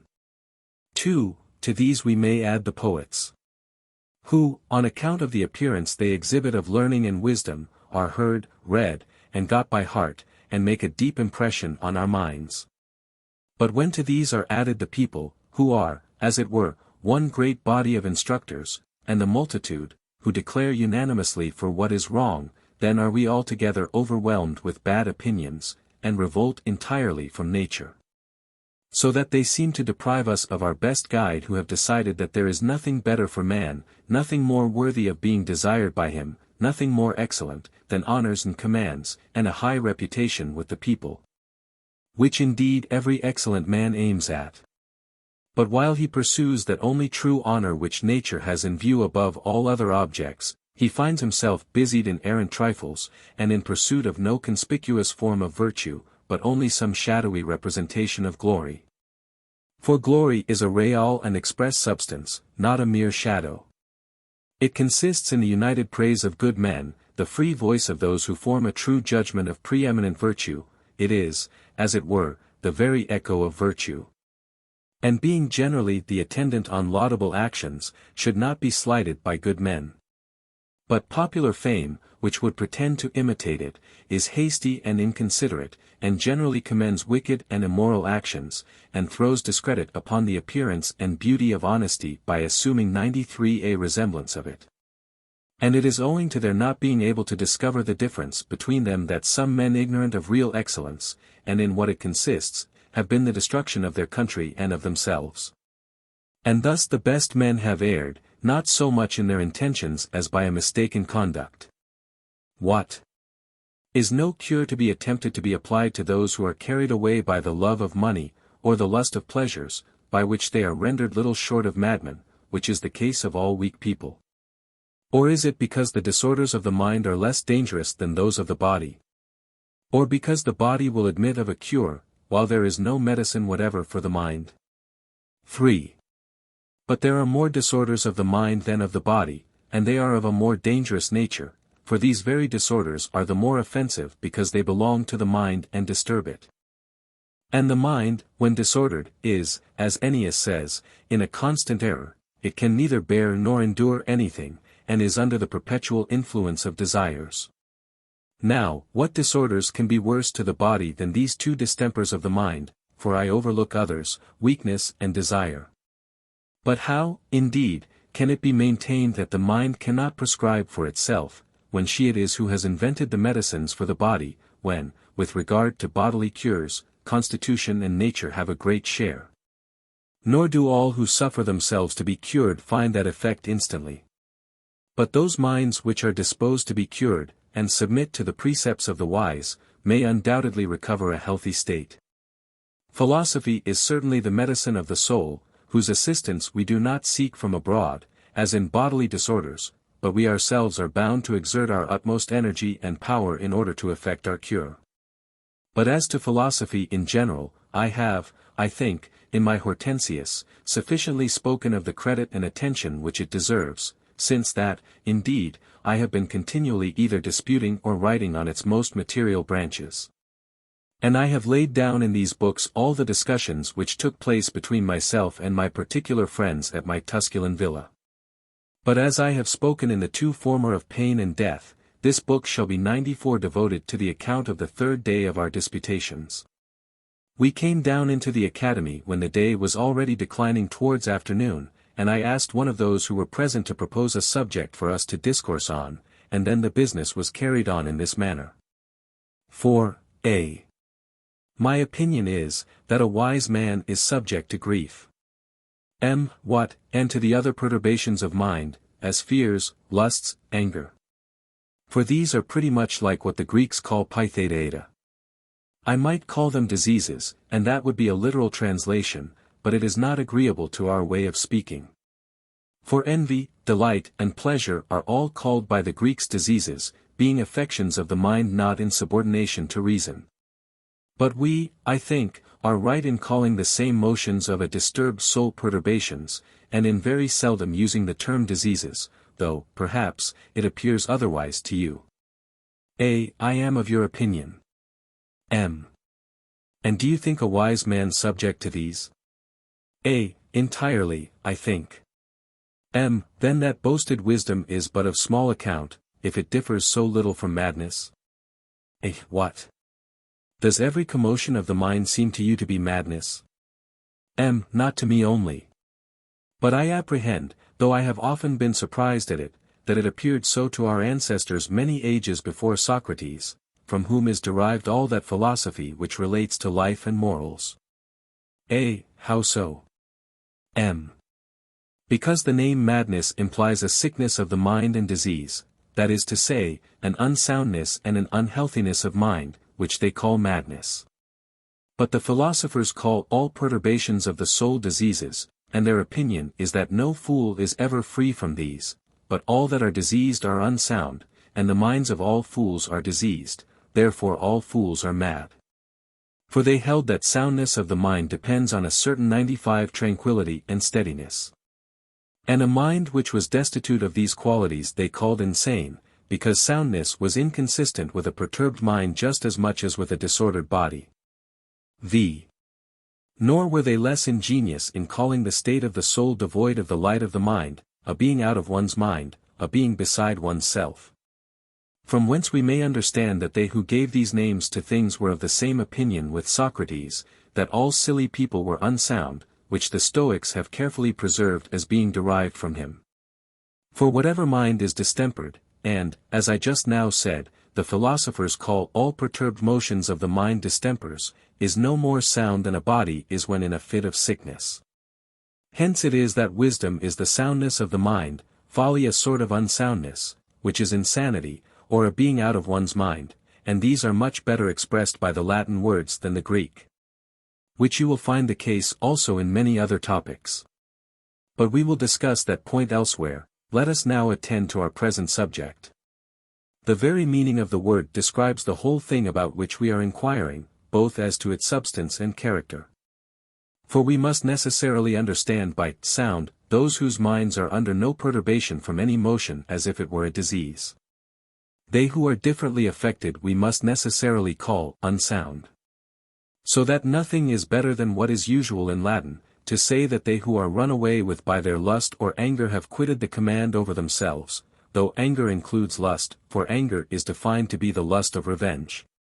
They, then, who are said not to be masters of themselves, are said to be so because they are not under the government of reason, to which is assigned by nature the power over the whole soul. Why the Greeks should call this mania, I do not easily apprehend, but we define it much better than they, for we distinguish this madness, insania, which, being allied to folly, is more extensive, from what we call furor, or raving. The Greeks, indeed, would do so too, but they have no one word that will express it. What we call furor, they call mu epsilon lambda alpha gamma chi omicron lambda alpha, as if the reason 96 were affected only by a black bile, and not disturbed as often by a violent rage, or fear, or grief. Thus we say Athamas, Alcmaeon, Ajax, and Orestes were raving, furor, because a person affected in this manner was not allowed by the 12 tables to have the management of his own affairs. Therefore the words are not, if he is mad, insanus, but if he begins to be raving, furiosus. For they looked upon madness to be an unsettled humor that proceeded from not being of sound mind. Yet such a person might perform his ordinary duties, and discharge the usual and customary requirements of life, but they considered one that was raving as afflicted with a total blindness of the mind, which, notwithstanding it is allowed to be greater than madness, is nevertheless of such a nature that a wise man may be subject to raving, furor, but cannot possibly be afflicted by insanity, insania. But this is another question. Let us now return to our original subject. 6. I think you said that it was your opinion that a wise man was liable to grief. And so, indeed, I think. M.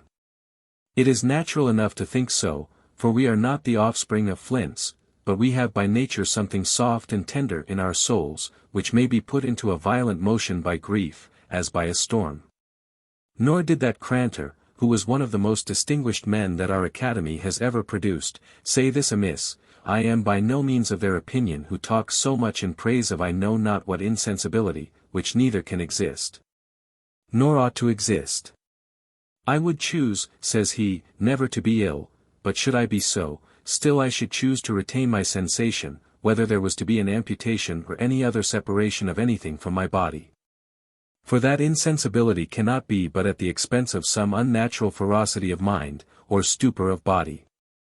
But let us consider whether to talk in this manner be not allowing that we are weak, and yielding to our softness. Notwithstanding, let us be hearty enough, not only to lop off every arm of our miseries, but even to pluck up every fibre of their roots. Yet still something, perhaps, may be left behind, so deep does folly strike its roots, but whatever may be 97 left it will be no more than is necessary. But let us be persuaded of this, that unless the mind be in a sound state, which philosophy alone can effect, there can be no end of our miseries. Wherefore, as we began, let us submit ourselves to it for a cure. We shall be cured if we choose to be. I shall advance something further. I shall not treat of grief alone, though that indeed is the principal thing, but, as I originally proposed, of every perturbation of the mind, as I termed it. Disorder, as the Greeks call it, and first, with your leave, I shall treat it in the manner of the Stoics, whose method is to reduce their arguments into a very small space. Afterward I shall enlarge more in my own way. 7. A man of courage is also full of faith. I do not use the word confident, because, owing to an erroneous custom of speaking, that word has come to be used in a bad sense, though it is derived from confiding, which is commendable. But he who is full of faith is certainly under no fear, for there is an inconsistency between faith and fear. Now, whoever is subject to grief is subject to fear. For whatever things we grieve at when present we dread when hanging over us and approaching. Thus it comes about that grief is inconsistent with courage. It is very probable, therefore, that whoever is subject to grief is also liable to fear, and to a broken kind of spirits and sinking. Now, whenever these befall a man, he is in a servile state, and must own that he is overpowered, for whoever admits these feelings, must admit timidity and cowardice. But these cannot enter into the mind of a man of courage. Neither, therefore, can grief, but the man of courage is the only wise man, therefore grief cannot befall the wise man. It is, besides, necessary that whoever is brave should be a man of great soul. That whoever is a man of a great soul should be invincible. Whoever is invincible looks down with contempt on all things here, and considers them beneath him. But no one can despise those things on account of which he may be affected with grief. From whence it follows that a wise man is never affected with grief, for all wise men are brave, therefore a wise man is not subject to grief. And as the eye, when disordered, is not in a good condition for performing its 98 office properly. And as the other parts, and the whole body itself, when unsettled, cannot perform their office and business, so the mind, when disordered, is but ill-fitted to perform its duty.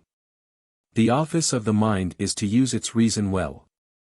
But the mind of a wise man is always in condition to make the best use of his reason, and therefore is never out of order. But grief is a disorder of the mind, therefore a wise man will be always free from it. 8. And from these considerations we may get at a very probable definition of the temperate man, whom the Greeks call sigma phairo omega nu, and they call that virtue sigma omega phairo omicron sigma nu eta nu, which I at one time call temperance, at another time moderation. And sometimes even modesty. But I do not know whether that virtue may not be properly called frugality, which has a more confined meaning with the Greeks, for they call frugal men kairo eta sigma mu omicron upsilon, which implies only that they are useful. But our name has a more extensive meaning, for all abstinence, all innocency, which the Greeks have no ordinary name for, though they might use the word beta lambda beta epsilon iota alpha. For innocency is that disposition of mind which would offend no one, and several other virtues are comprehended under frugality. But if this quality were of less importance, and confined in as small a compass as some imagine, the surname of Piso would not have been in so great esteem. But as we allow him not the name of a frugal man, frugi, who either quits his post through fear, which is cowardice, or who reserves to his own use what was privately committed to his keeping, which is injustice. Or who fails in his military undertakings through rashness, which is folly. For that reason the word frugality takes in these three virtues of fortitude, justice, and prudence, though it is indeed common to all virtues. For they are all connected and knit together. Let us allow, then, frugality itself to be another and fourth virtue. For its peculiar property seems to be, to govern and appease all tendencies to too eager a desire after anything, to restrain lust, and to preserve a decent steadiness in everything. The vice in contrast to this is called prodigality, nequitia.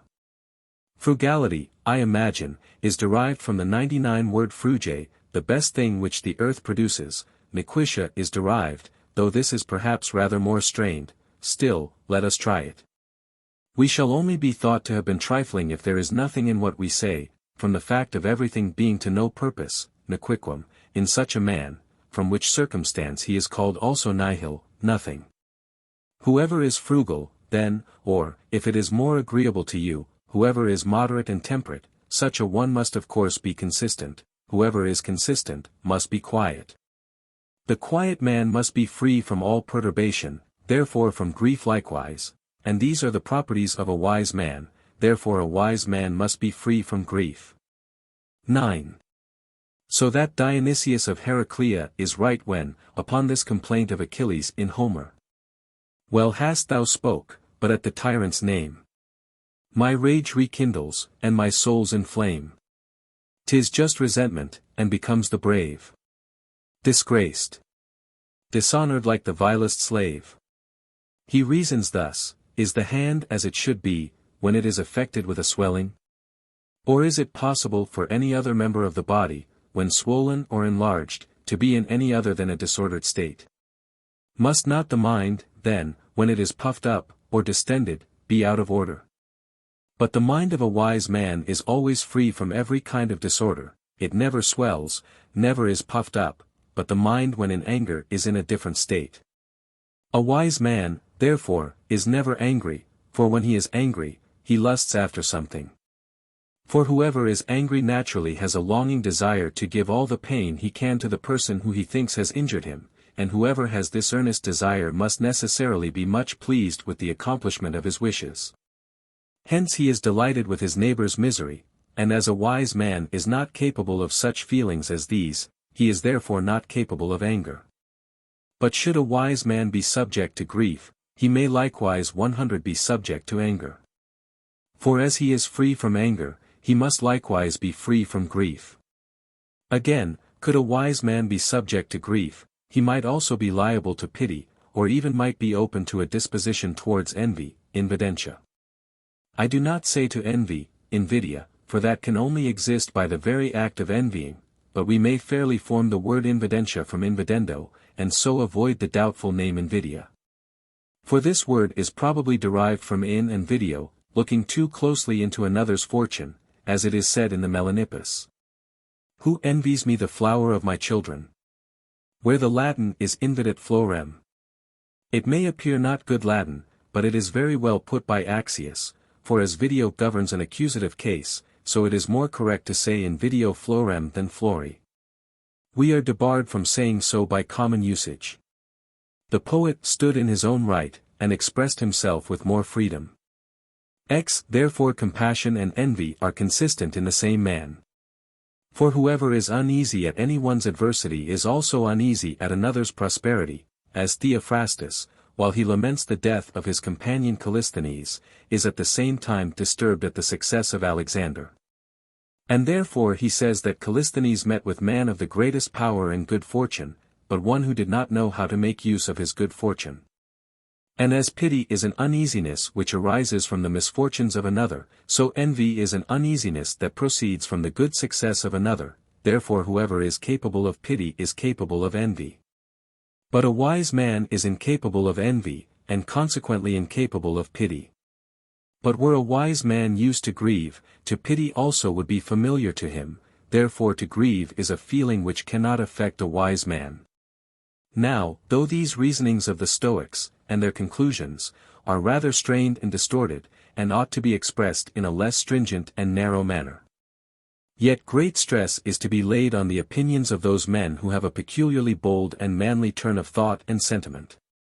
For our friends the Peripatetics, notwithstanding all their erudition, gravity, and fluency of language, do not satisfy me about the moderation of these disorders and diseases 101 of the soul which they insist upon. For every evil, though moderate, is in its nature great. But our object is to make out that the wise man is free from all evil. For as the body is unsound if it is ever so slightly affected, so the mind under any moderate disorder loses its soundness. Therefore the Romans have, with their usual accuracy of expression, called trouble, and anguish, and vexation, on account of the analogy between a troubled mind and a diseased body, disorders. The Greeks call all perturbation of mind by pretty nearly the same name, for they name every turbid motion of the soul pi theta omicron, that is to say, a distemper. But we have given them a more proper name. For a disorder of the mind is very like a disease of the body. But lust does not resemble sickness, neither does immoderate joy, which is an elated and exulting pleasure of the mind. Fear, too, is not very like a distemper, though it is akin to grief of mind, but properly, as is also the case with sickness of the body, so too sickness of mind has no name separated from pain. And therefore I must explain the origin of this pain, that is to say, the cause that occasions this grief in the mind, as if it were a sickness of the body. For as physicians think they have found out the cure when they have discovered the cause of the distemper, so we shall discover the method of curing melancholy when the cause of it is found out. 11. The whole cause, then, is in opinion. And this observation applies not to this grief alone, but to every other disorder of the mind, which are of 4 sorts, but consisting of many parts. For as every disorder or perturbation is a motion of the mind, either devoid of reason, or in despite of reason, or in disobedience to reason, and as that motion is excited by an opinion of either good or evil. These 4 perturbations are divided equally into 2 parts, for 2 of them proceed from an opinion of good, one of which is an exulting pleasure, that is to say, a joy elated beyond measure, arising from an opinion of some present great good. The other is a desire which may fairly be called even a lust, and is an immoderate inclination after some conceived great good without any obedience to reason. Therefore these 2 kinds, the exulting pleasure and the lust, have their rise from an opinion of good, as one owe to the other 2, fear and grief, have from an opinion of evil. For fear is an opinion of some great evil impending over us, and grief is an opinion of some great evil present. And, indeed, it is a freshly conceived opinion of an evil so great that to grieve at it seems right, it is of that kind that he who is uneasy at it thinks he has good reason to be so. Now we should exert our utmost efforts to oppose these perturbations, which are, as it were, so many furies let loose upon us and urged on by folly, if we are desirous to pass this share of life that is allotted to us with ease and satisfaction. But of the other feelings I shall speak elsewhere. Our business at present is to drive away grief if we can, for that shall be the object of our present discussion. Since you have said that it was your opinion that a wise man might be subject to grief, which I can by no means allow of. For it is a frightful, miserable, and detestable thing, which we should fly from with our utmost efforts, with all our sails and oars, as I may say. 12. That descendant of Tantalus, how does he appear to you, he who sprung from Pelops, who formerly stole Hippodamia from her father-in-law, King Oenomaus, and married her by force? He who was descended from Jupiter himself, how broken-hearted and dispirited does he not seem?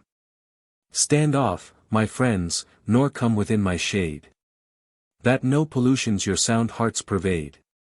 So foul a stain my body doth partake.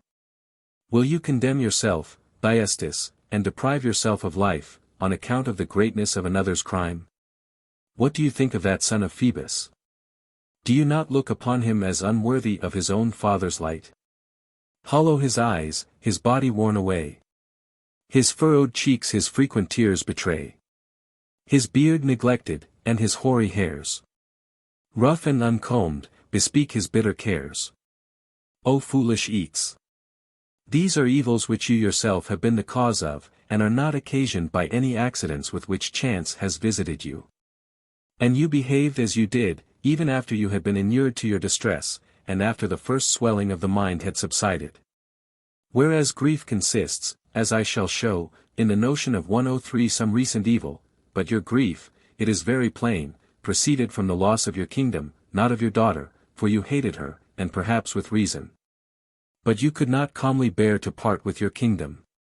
But surely it is an impudent grief which preys upon a man for not being able to command those that are free. Dionysius, it is true, the tyrant of Syracuse, when driven from his country, taught a school at Corinth. So incapable was he of living without some authority. But what could be more impudent than Tarquin, who made war upon those who could not bear his tyranny? And, when he could not recover his kingdom by the aid of the forces of the Veientians and the Latins, is said to have betaken himself to Cuma, and to have died in that city of old age and grief. 13. Do you, then, think that it can befall a wise man to be oppressed with grief, that is to say, with misery? For, as all perturbation is misery, grief is the rack itself. Lust is attended with heat, exulting joy with levity, fear with meanness, but grief with something greater than these. It consumes, torments, afflicts, and disgraces a man. It tears him, preys upon his mind, and utterly destroys him. If we do not so divest ourselves of it as to throw it completely off, we cannot be free from misery. And it is clear that there must be grief where anything has the appearance of a present sore and oppressing evil. Epicurus is of opinion that grief arises naturally from the imagination of any evil. So that whosoever is eyewitness of any great misfortune, if he conceives that the like may possibly befall himself, becomes sad instantly from such an idea. The Cyrenaics think that grief is not engendered by every kind of evil, but only by unexpected, unforeseen evil, and that circumstance is, indeed, of no small effect on the heightening of grief. For whatsoever comes of a sudden appears more formidable. Hence these lines are deservedly commended. I knew my son, when first he drew his breath, destined by fate to an untimely death. And when I sent him to defend the Greeks, war was his business, not your sportive freaks. 14. Therefore, this ruminating beforehand upon future evils which you see at a distance makes their approach 104 more tolerable. And on this account what Euripides makes Theseus say is much commended.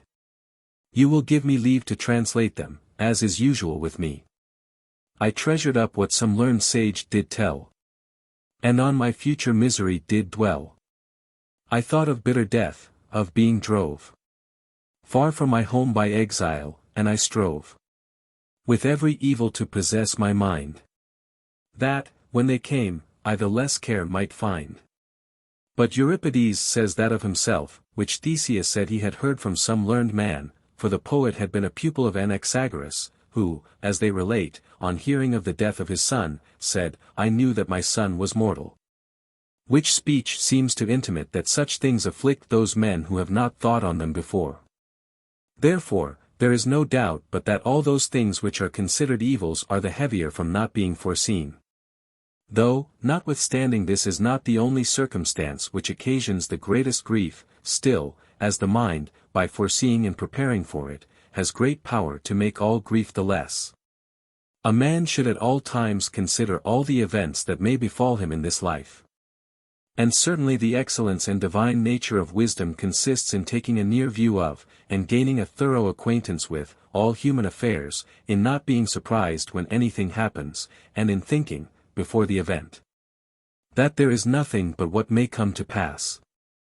Wherefore every man, when his affairs go on most swimmingly, e'en then it most behooves to arm himself against the coming storm, loss, danger, exile. Returning ever, let him look to meet his son in fault, wife dead, or daughter sick.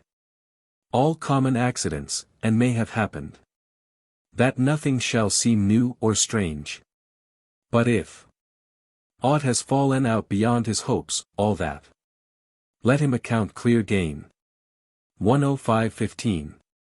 Therefore, as Terence has so well expressed what he borrowed from philosophy, shall not we, from whose fountains he drew it, say the same thing in a better manner, and abide by it with more steadiness?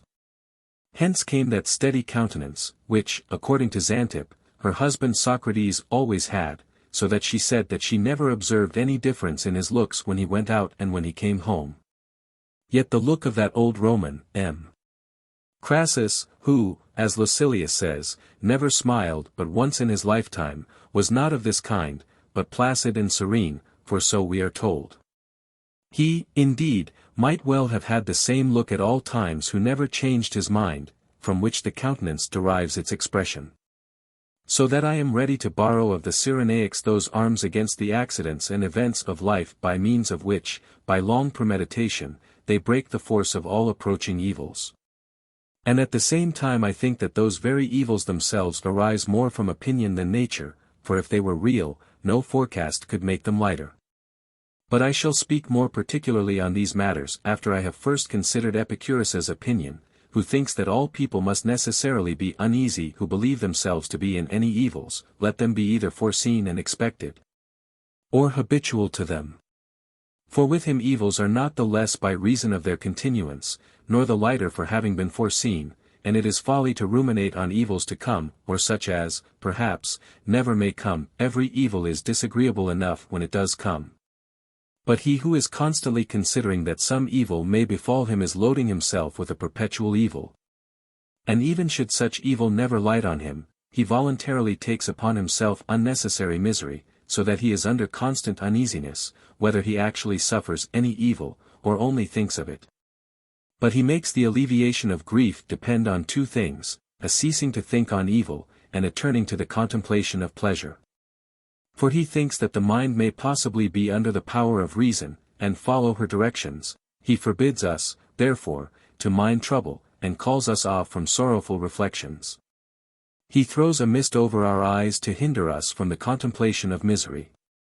Having sounded a retreat 106 from this statement, he drives our thoughts on again, and encourages them to view and engage the whole mind in the various pleasures with which he thinks the life of a wise man abounds, either from reflecting on the past, or from the hope of what is to come.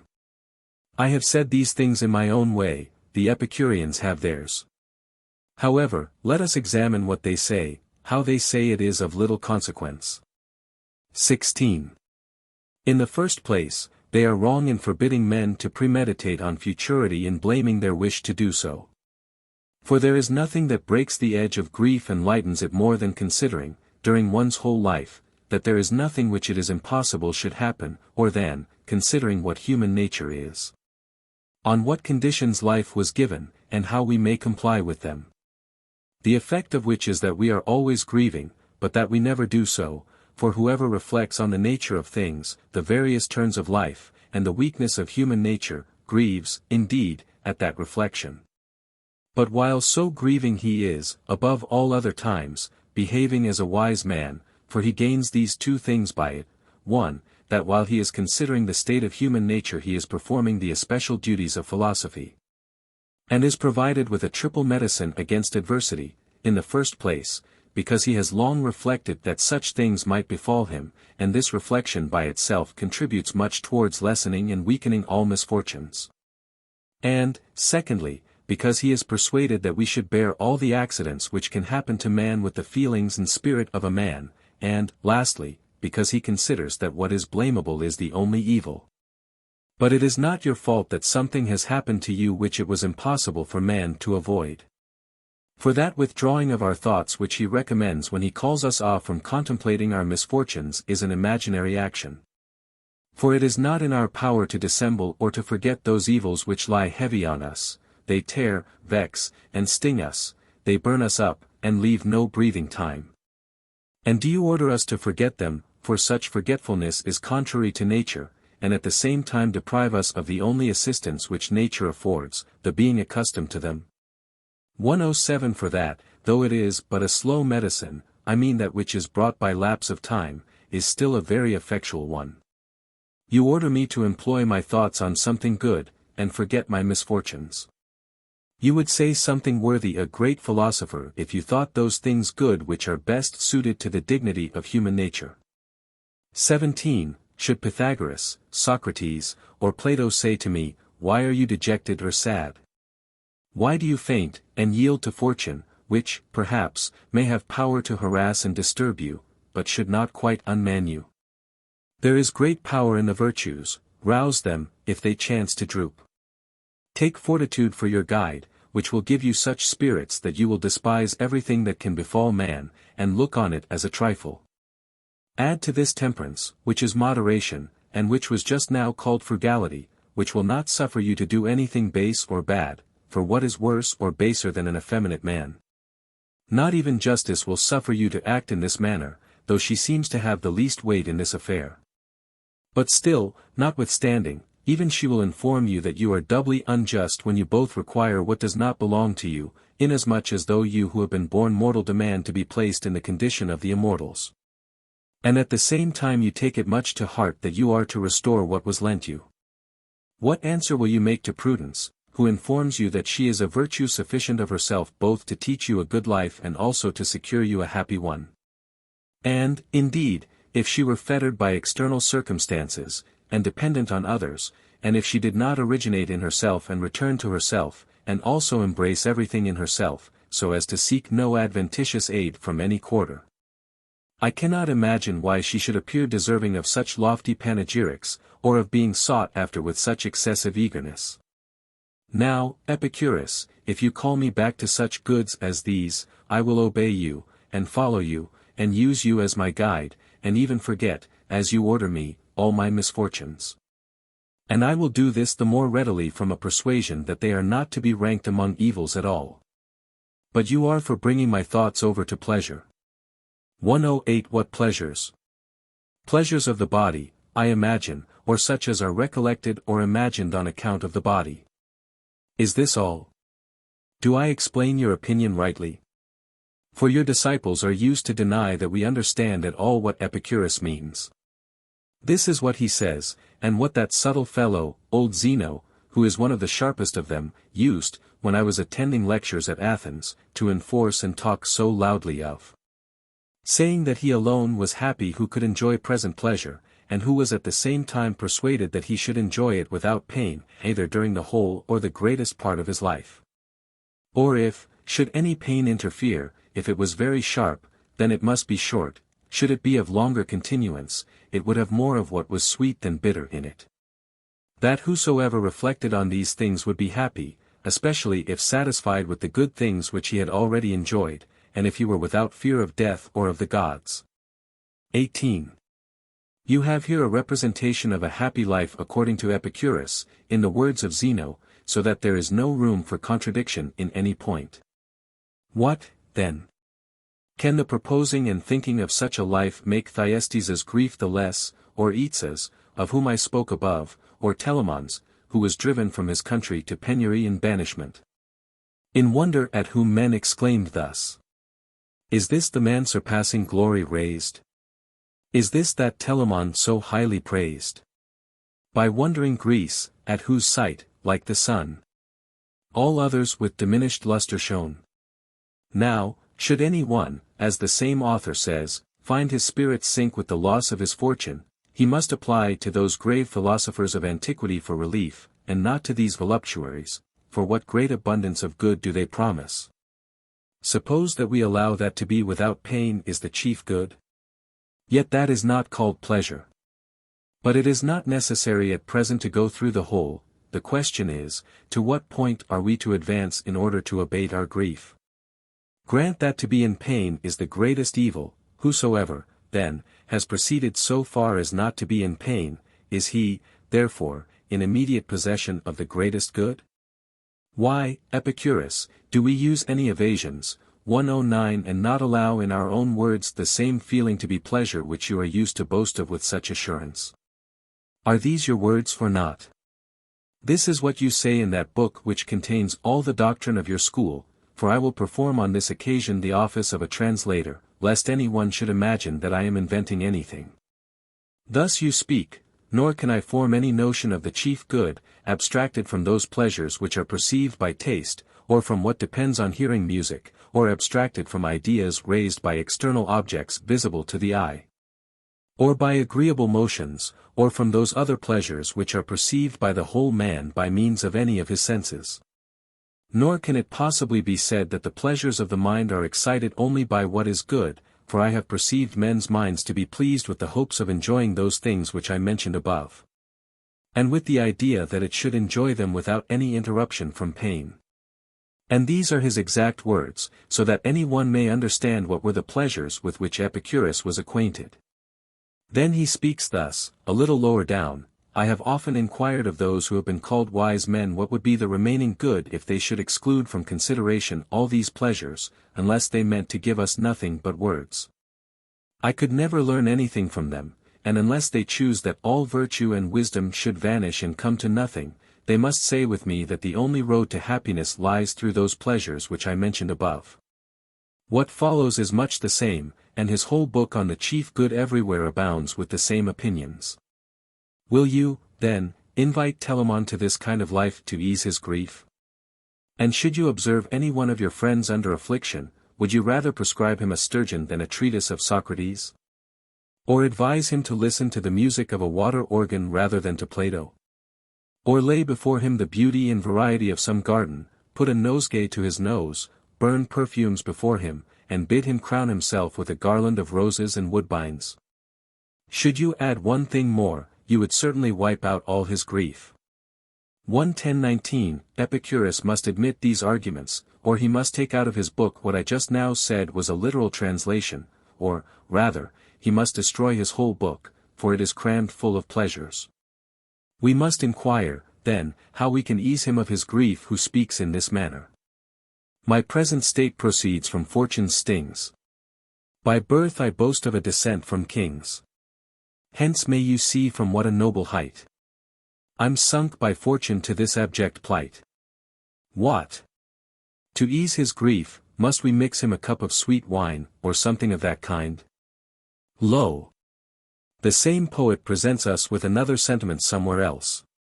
I, Hector, once so great, now claim your aid. We should assist her, for she looks out for help. Where shall I now apply, where seek support? Where hence betake me, or to whom resort? No means remain of comfort or of joy. In flames my palace, and in ruins Troy. Each wall, so late superb, deformed nods. And not an altar's left to appease the gods. You know what should follow, and particularly this. Of father, country, and of friends bereft. Not one of all these sumptuous temples left. Which, while the fortune of our house did stand, with rich wrought ceilings spoke the artist's hand. O excellent poet! Though despised by those who sing the verses of Euphorion, he is sensible that all things which come on a sudden are harder to be borne. Therefore, when he had set off the riches of Priam to the best advantage, which had the appearance of a long continuance, what does he add? Lo! These all perished in one blazing pile. The foe old Priam of his life beguiled. And with his blood, thy altar, Jove, defiled. Admirable poetry! There is something mournful in the subject, as well as in the words and measure. We must drive away this grief of hers. How is that to be done? Shall we lay her on a bed of down, introduce a singer, 111 shall we burn cedar, or present her with some pleasant liquor, and provide her something to eat? Are these the good things which remove the most afflicting grief? For you but just now said you knew of no other good. I should agree with Epicurus that we ought to be called off from grief to contemplate good things, if we could only agree upon what was good. XX, it may be said, what? Do you imagine Epicurus really meant this, and that he maintained anything so sensual? Indeed I do not imagine so, for I am sensible that he has uttered many excellent things and sentiments, and delivered maxims of great weight. Therefore, as I said before, I am speaking of his acuteness, not of his morals. Though he should hold those pleasures in contempt which he just now commended, yet I must remember wherein he places the chief good. For he was not contented with barely saying this, but he has explained what he meant. He says that taste, and embraces, and sports, and music, and those forms which affect the eyes with pleasure, are the chief good. Have I invented this? Have I misrepresented him? I should be glad to be confuted, for what am I endeavoring at but to clear up truth in every question? Well, but the same man says that pleasure is at its height where pain ceases, and that to be free from all pain is the very greatest pleasure. Here are three very great mistakes in a very few words. One is, that he contradicts himself. For, but just now, he could not imagine anything good unless the senses were in a manner tickled with some pleasure, but now he says that to be free from pain is the highest pleasure. Can any one contradict himself more? The next mistake is, that where there is naturally a threefold division, the first, to be pleased, next, to be in pain. The last, to be affected neither by pleasure nor pain. He imagines the first and the last to be the same, and makes no difference between pleasure and a cessation of pain. The last mistake he falls into in common with some others, which is this, that as virtue is the most desirable thing, and as philosophy has been investigated with a view to the attainment of it, he has separated the chief good from virtue. But he commends virtue, and that frequently, and indeed see, Gracchus, when he had made the 112 largest distributions of the public money, and had exhausted the treasury, nevertheless spoke much of defending the treasury. What signifies what men say when we see what they do? That Piso, who was surnamed Frugal, had always harangued against the law that was proposed for distributing the corn. But when it had passed, though a man of consular dignity, he came to receive the corn. Gracchus observed Piso standing in the court, and asked him, in the hearing of the people, how it was consistent for him to take corn by a law he had himself opposed. It was, said he, against your distributing my goods to every man as you thought proper, but, as you do so, I claim my share. Did not this grave and wise man sufficiently show that the public revenue was dissipated by the Sempronian law? Read Gracchus's speeches, and you will pronounce him the advocate of the treasury. Epicurus denies that anyone can live pleasantly who does not lead a life of virtue. He denies that fortune has any power over a wise man. He prefers a spare diet to great plenty, and maintains that a wise man is always happy. All these things become a philosopher to say, but they are not consistent with pleasure. But the reply is, that he doth not mean that pleasure, let him mean any pleasure, it must be such a one as makes no part of virtue. But suppose we are mistaken as to his pleasure, are we so, too, as to his pain? I maintain, therefore, the impropriety of language which that man uses, when talking of virtue, who would measure every great evil by pain. 21. And indeed the Epicureans, those best of men, for there is no order of men more innocent, complain that I take great pains to inveigh against Epicurus. We are rivals, I suppose, for some honor or distinction. I place the chief good in the mind, he in the body, I in virtue, he in pleasure, and the Epicureans are up in arms, and implore the assistance of their neighbors, and many are ready to fly to their aid. But as for my part, I declare that I am very indifferent about the matter, and that I consider the whole discussion which they are so anxious about at an end. For what? Is the contention about the Punic War? On which very subject, though M. Cato and L. Lentulus were of different opinions, still there was no 113 difference between them.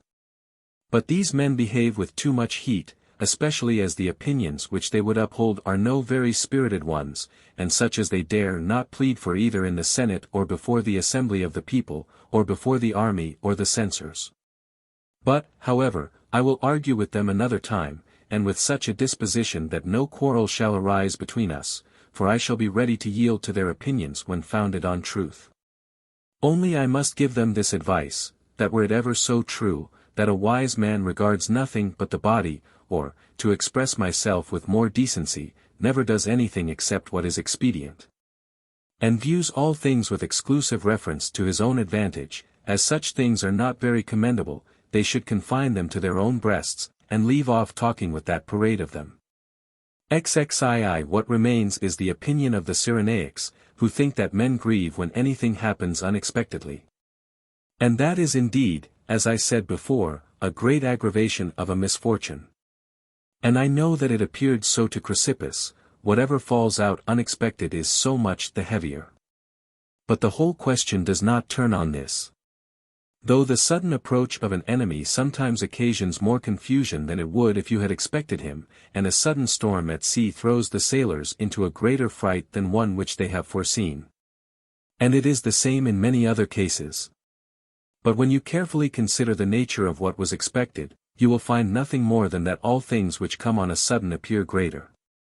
And this upon two accounts, first of all, because you have not time to consider how great the accident is. And, secondly, because you are probably persuaded that you could have guarded against it had you foreseen if, and therefore the misfortune, having been seemingly encountered by your own fault, makes your grief the greater. That it is so, time evinces, which, as it advances, brings with it so much mitigation that though the same misfortunes continue, the grief not only becomes the less, but in some cases is entirely removed. Many Carthaginians were slaves at Rome, and many Macedonians, when Perseus their king was taken prisoner. I saw, 1:14-2, when I was a young man, some Corinthians in the Peloponnesus. They might all have lamented with Andromache. All these I saw. But they had perhaps given over lamenting themselves, for by their countenances, and speech, and other gestures you might have taken them for Argives or Sicyonians. And I myself was more concerned at the ruined walls of Corinth than the Corinthians themselves were, whose minds by frequent reflection and time had become callous to such sights. I have read a book of Clitomachus, which he sent to his fellow citizens who were prisoners, to comfort them after the destruction of Carthage. There is in it a treatise written by Carneades, which, as Clitomachus says, he had inserted into his book. The subject was, that it appeared probable that a wise man would grieve at the state of subjection of his country, and all the arguments which Carneades used against this proposition are set down in the book. There the philosopher applies such a strong medicine to a fresh grief as would be quite unnecessary in one of any continuance. Nor, if this very book had been sent to the captive some years after, would it have found any wounds to cure, but only scars, for grief, by a gentle progress and slow degrees, wears away imperceptibly. Not that the circumstances which gave rise to it are altered, or can be, but that custom teaches what reason should, that those things which before seemed to be of some consequence are of no such great importance, after all. 23. It may be said, what occasion is there to apply to reason, or to any sort of consolation such as we generally make use of, to mitigate the grief of the afflicted? For we have this argument always at hand, that nothing ought to appear unexpected. But how will anyone be enabled to bear his misfortunes the better by knowing that it is unavoidable that such things should happen to man? Saying this subtracts nothing from the sum of the grief, it only asserts that nothing has fallen out but what might have been anticipated, and yet this manner of speaking has some little consolation in it, though I apprehend not a great deal. Therefore those unlooked-for things have not so much force as to give rise to all our 115 grief, the blow perhaps may fall the heavier, but whatever happens does not appear the greater on that account. No, it is the fact of its having happened lately, and not of its having befallen us unexpectedly, that makes it seem the greater. There are two ways, then, of discerning the truth, not only of things that seem evil, but of those that have the appearance of good. For we either inquire into the nature of the thing, of what description, and magnitude, and importance it is, as sometimes with regard to poverty, the burden of which we may lighten when by our disputations we show how few things nature requires. And of what a trifling kind they are, or, without any subtle arguing, we refer them to examples, as here we instance a Socrates, there a Diogenes, and then again that line in Caecilius. Wisdom is oft concealed in mean attire. For as poverty is of equal weight with all, what reason can be given why what was borne by Fabricius should be spoken of by any one else as unsupportable when it falls upon themselves? Of a piece with this is that other way of comforting, which consists in pointing out that nothing has happened but what is common to human nature. For this argument doth not only inform us what human nature is, but implies that all things are tolerable which others have borne and are bearing. Ziv, is poverty the subject? They tell you of many who have submitted to it with patience. Is it the contempt of honors? They acquaint you with some who never enjoyed any, and were the happier for it, and of those who have preferred a private retired life to public employment, mentioning their names with respect. They tell you of the verse of that most powerful king who praises an old man, and pronounces him happy because he was unknown to fame and seemed likely to arrive at the hour of death in obscurity and without notice. Thus, too, they have examples for those who are deprived of their children, they who are under any great grief are comforted by instances of like affliction. And thus the endurance 1/16 of every misfortune is rendered more easy by the fact of others having undergone the same, and the fate of others causes what has happened to appear less important than it has been previously thought. And reflection thus discovers to us how much opinion had imposed on us. And this is what the Telamon declares, when my son was born, etc., and thus Theseus, I on my future misery did dwell, in Anaxagoras, I knew my son was mortal. All these men, by frequently reflecting on human affairs, had discovered that they were by no means to be estimated by the opinion of the multitude. And, indeed, it seems to me to be pretty much the same case with those who consider beforehand as with those who derive their remedies from time, excepting that a kind of reason cures the one, and the other remedy is provided by nature. By which we discover, and this contains the whole marrow of the matter, that what was imagined to be the greatest evil is by no means so great as to defeat the happiness of life. And the effect of this is, that the blow is greater by reason of its not having been foreseen, and not, as they suppose, that when similar misfortunes befall two different people, that man only is affected with grief whom this calamity has befallen unexpectedly. So that some persons, under the oppression of grief, are said to have borne it actually worse for hearing of this common condition of man, that we are born under such conditions as render it impossible for a man to be exempt from all evil. 25. For this reason Carneades, as I see our friend Antiochus writes, used to blame Chrysippus for commending these verses of Euripides. Man, doomed to care, to pain, disease, and strife, walks his short journey through the vale of life. Watchful attends the cradle and the grave, and passing generations longs to save. Last, dies himself, yet wherefore should we mourn?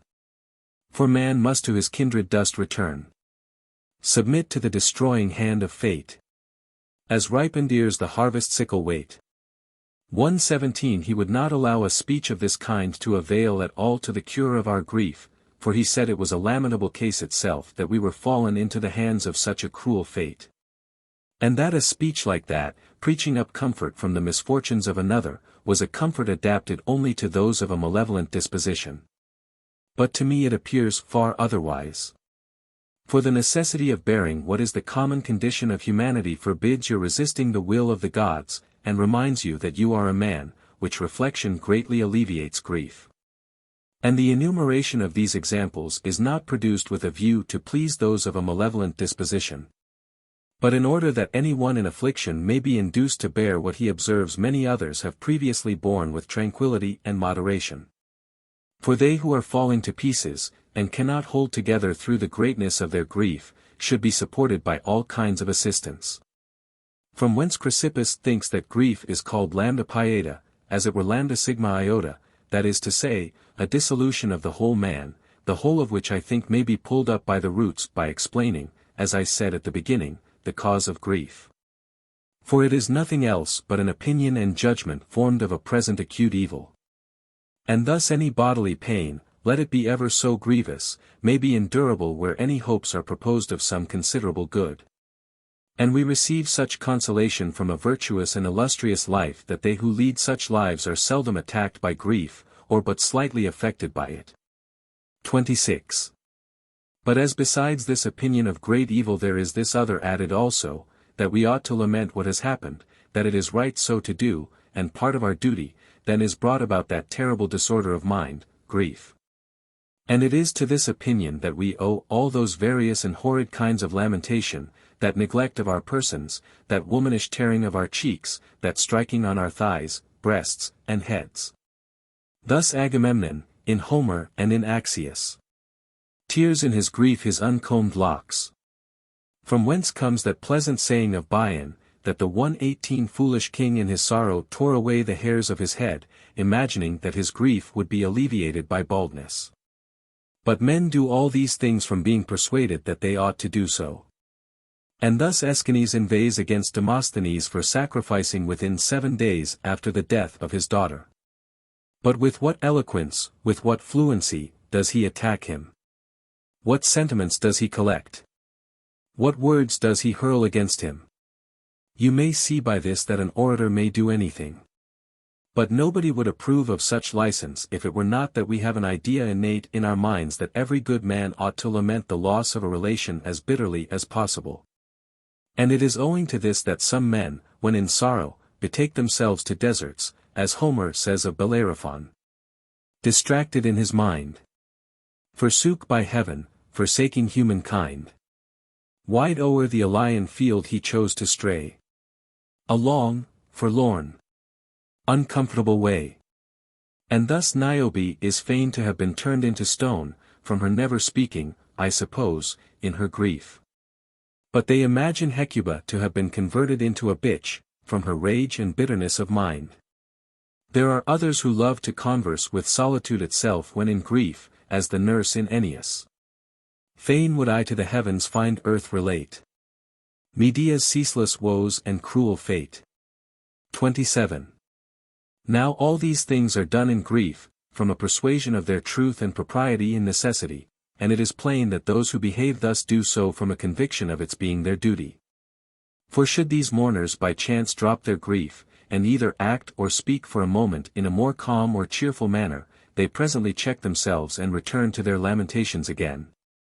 And blame themselves for having been guilty of any intermissions 119 from their grief.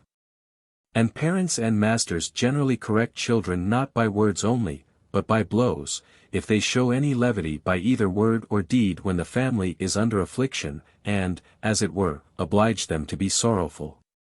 What? Does it not appear, when you have ceased to mourn, and have discovered that your grief has been ineffectual, that the whole of that mourning was voluntary on your part? What does that man say in Terence who punishes himself, the self-tormentor? I think I do my son less harm, O creams, as long as I myself am miserable. He determines to be miserable, and can any one determine on anything against his will? I well might think that I deserved all evil.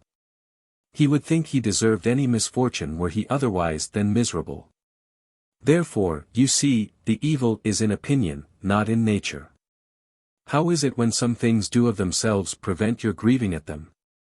As in Homer, so many died and were buried daily that they had not leisure to grieve, where you find these lines. The great, the bold, by thousands daily fall. And endless were the grief to weep for all. Eternal sorrows what avails to shed? Greece honors not with solemn fasts the dead. Enough when death demands the brave to pay the tribute of a melancholy day. One chief with patience to the grave resigned. Our care devolves on others left behind. Therefore it is in our own power to lay aside grief upon occasion, and is there any opportunity, seeing the thing is in our own power, that we should let slip of getting rid of care and grief? It was plain that the friends of Cnaeus Pompeius, when they saw him fainting under his wounds, at the very moment of that most miserable and bitter sight were under great uneasiness how they themselves, 120 surrounded by the enemy as they were, should escape, and were employed in nothing but encouraging the rowers and aiding their escape. But when they reached Tyre, they began to grieve and lament over him. Therefore, as fear with them prevailed over grief, cannot reason and true philosophy have the same effect with a wise man? 28. But what is there more effectual to dispel grief than the discovery that it answers no purpose, and has been undergone to no account? Therefore, if we can get rid of it, we need never have been subject to it. It must be acknowledged, then, that men take up grief willfully and knowingly. And this appears from the patience of those who, after they have been exercised in afflictions and are better able to bear whatever befalls them, suppose themselves hardened against fortune. As that person in Euripides. Had this the first essay of fortune been? And I no storms through all my life had seen. Wild as a cold tide broke from reason's sway. But frequent griefs have taught me to obey. As, then, the frequent bearing of misery makes grief the lighter, we must necessarily perceive that the cause and original of it does not lie in the calamity itself. Your principal philosophers, or lovers of wisdom, though they have not yet arrived at perfect wisdom, are not they sensible that they are in the greatest evil? For they are foolish, and foolishness is the greatest of all evils, and yet they lament not. How shall we account for this? Because opinion is not fixed upon that kind of evil, it is not our opinion that it is right, meet, and our duty to be uneasy because we are not all wise men. Whereas this opinion is strongly affixed to that uneasiness where mourning is concerned, which is the greatest of all grief. Therefore Aristotle, when he blamed some ancient philosophers for imagining that by their genius they had brought philosophy 121 to the highest perfection, says, they must be either extremely foolish or extremely vain.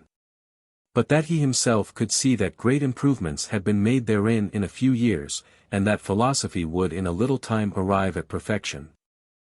And Theophrastus is reported to have reproached nature at his death for giving to stags and crows so long a life, which was of no use to them, but allowing only so short a span to men, to whom length of days would have been of the greatest use.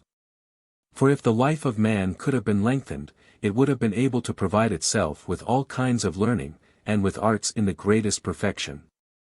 He lamented, therefore, that he was dying just when he had begun to discover these. What?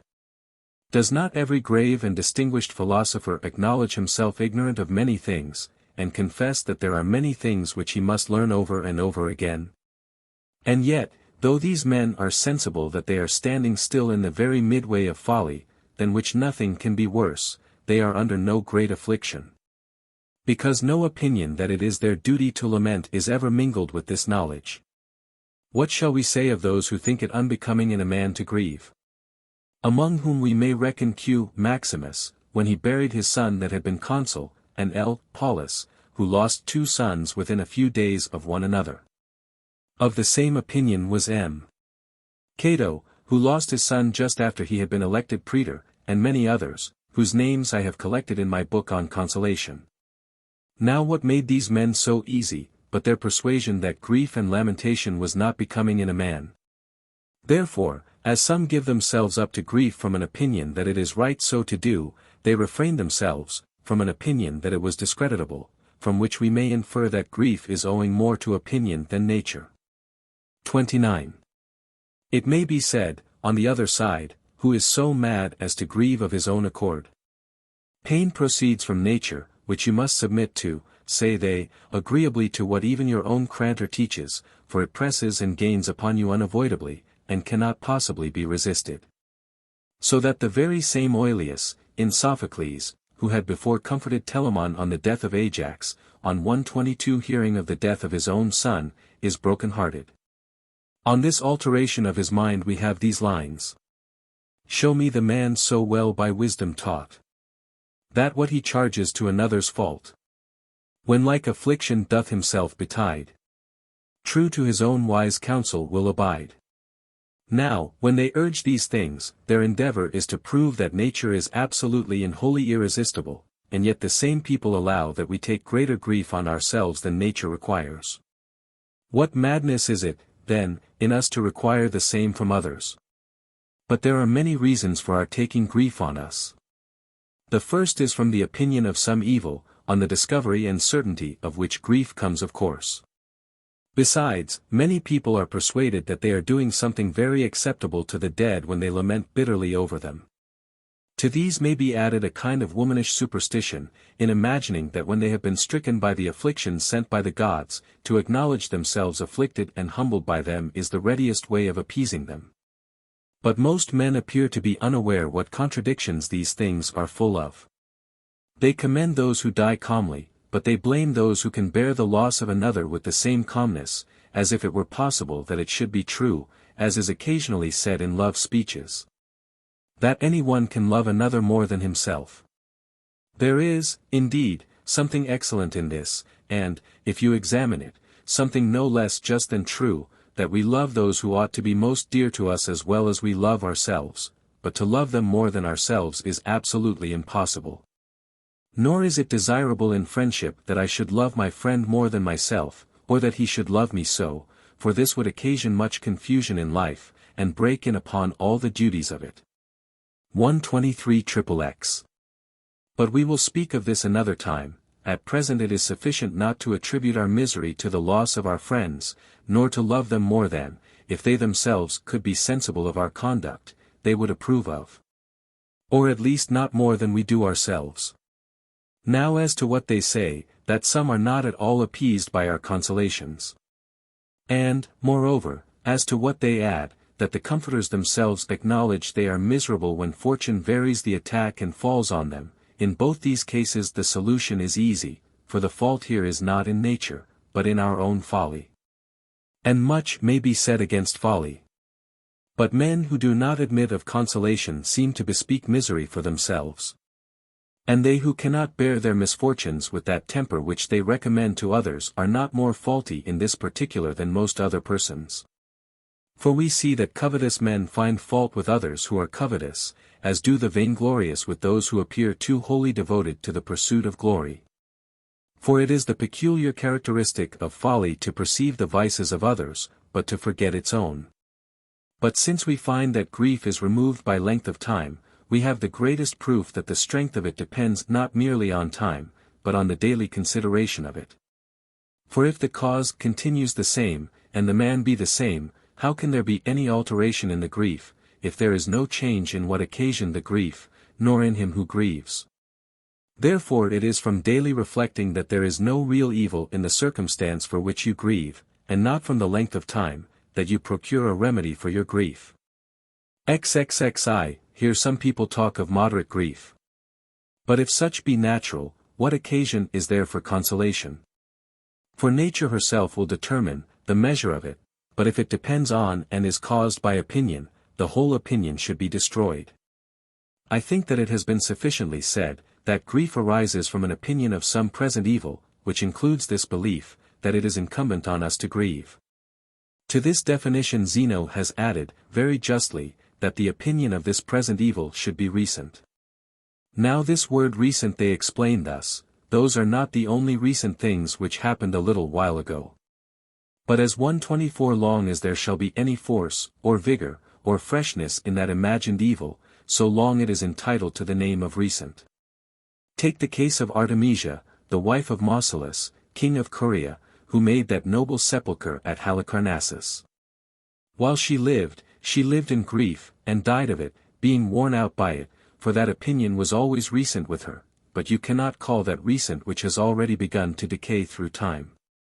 Now the duty of a comforter is, to remove grief entirely, to quiet it, or draw it off as much as you can, or else to keep it under, and prevent it spreading any further, and to divert one's attention to other matters. There are some who think, with Cleanthes, that the only duty of a comforter is to prove that what one is lamenting is by no means an evil. Others, as the Peripatetics, prefer urging that the evil is not great. Others, with Epicurus, seek to divert your attention from the evil to good. Some think it sufficient to show that nothing has happened but what you had reason to expect, and this is the practice of the Cyrenaics. But Chrysippus thinks that the main thing in comforting is, to remove the opinion from the person who is grieving, that to grieve is his bounden duty. There are others who bring together all these various kinds of consolations, for people are differently affected, as I have done myself in my book on consolation. For as my own mind was much disordered, I have attempted in that book to discover every method of cure. But the proper season is as much to be attended to in the cure of the mind as of the body. As Prometheus in Aeschylus, on its being said to him, I think, Prometheus, you this tenet hold, that all men's reason should their rage control. Answers. Yes, when one reason properly applies.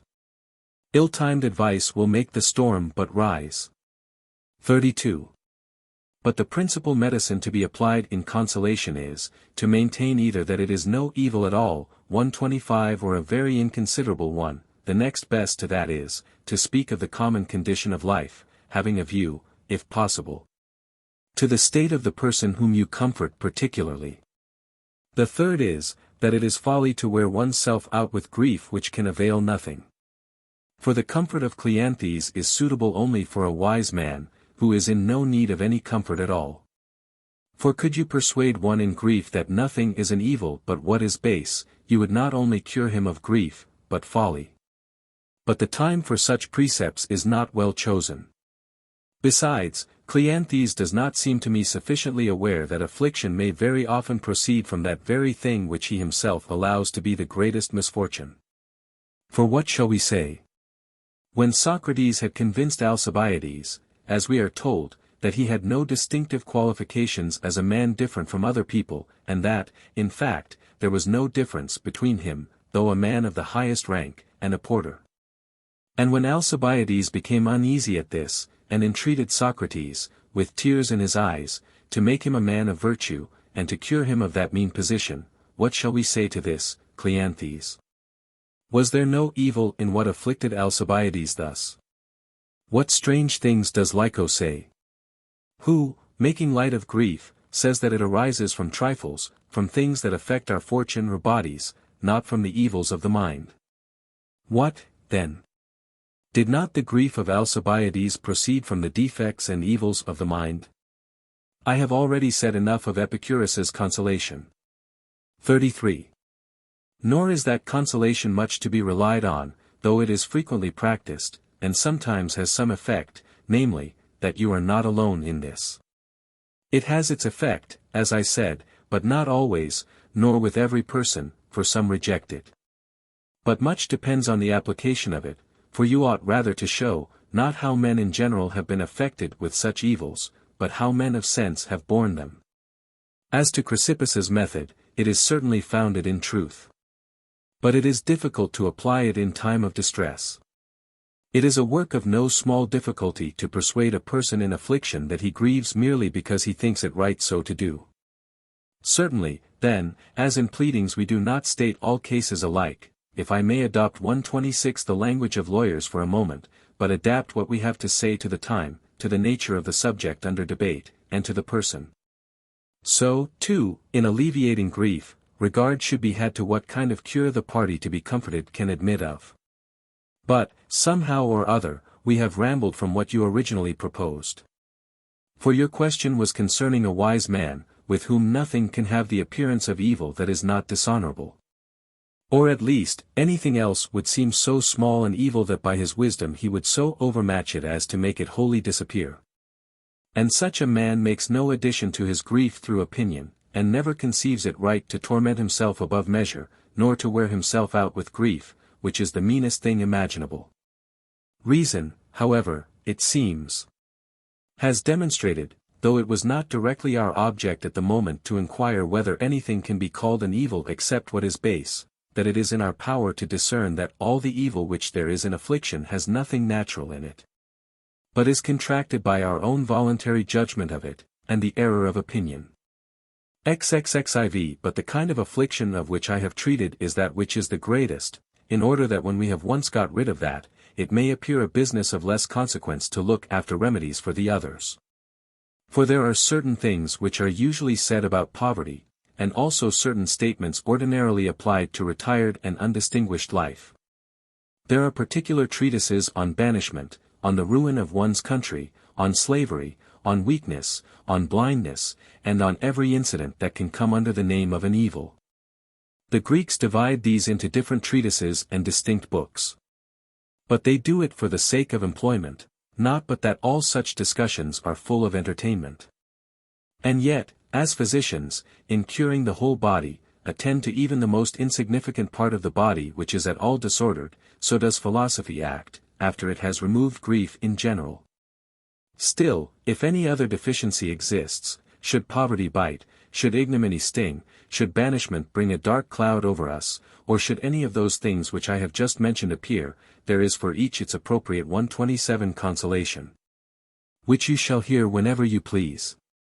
But we must have recourse again to the same original principle, that a wise man is free from all sorrow, because it is vain, because it answers no purpose, because it is not founded in nature, but on opinion and prejudice, and is engendered by a kind of invitation to grieve, when once men have imagined that it is their duty to do so. When, then, we have subtracted what is altogether voluntary, that mournful uneasiness will be removed, yet some little anxiety, some slight pricking, will still remain. They may indeed call this natural, provided they give it not that horrid, solemn, melancholy name of grief, which can by no means consist with wisdom. But how various and how bitter are the roots of grief! Whatever they are, I propose, after having felled the trunk, to destroy them all, even if it should be necessary, by allotting a separate dissertation to each, for I have leisure enough to do so, whatever time it may take up. But the principle of every uneasiness is the same, though they may appear under different names. For envy is an uneasiness. So are emulation, detraction, anguish, sorrow, sadness, tribulation, lamentation, vexation, grief, trouble, affliction, and despair. The Stoics define all these different feelings. And all those words which I have mentioned belong to different things, and do not, as they seem, express the same ideas, but they are to a certain extent distinct, as I shall make appear perhaps in another place. These are those fibers of the roots which, as I said at first, must be traced back and cut off and destroyed, so that not one shall remain. You say it is a great and difficult undertaking, who denies it? But what is there of any excellency which has not its difficulty? Yet philosophy undertakes to effect it, provided we admit its superintendence. But enough of this. The other books, whenever you please, shall be ready for you here or anywhere else. 128 Book 4. On Other Perturbations of the Mind. I have often wondered, Brutus, on many occasions, at the ingenuity and virtues of our countrymen. But nothing has surprised me more than their development in those studies, which, though they came somewhat late to us, have been transported into this city from Greece.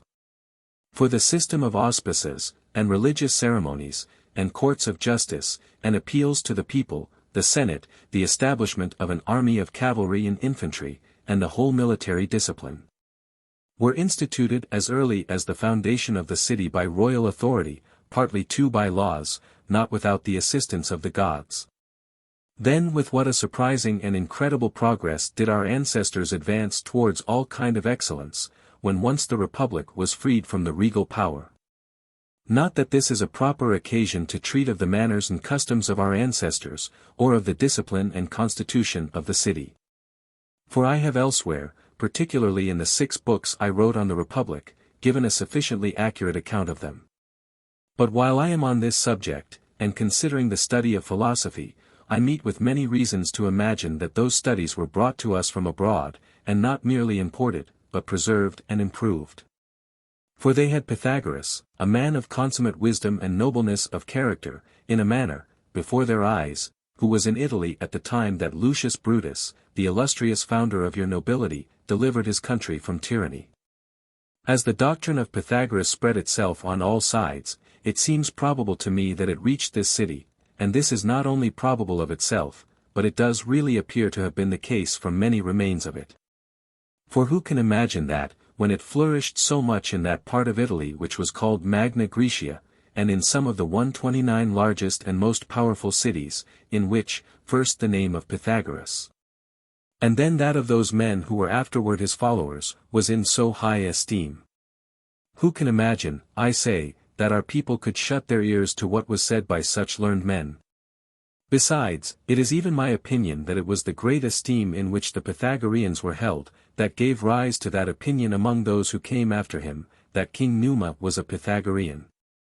For, being acquainted with the doctrine and principles of Pythagoras, and having heard from their ancestors that this king was a very wise and just man, and not being able to distinguish accurately between times and periods that were so remote, they inferred, from his being so eminent for his wisdom, that he had been a pupil of Pythagoras.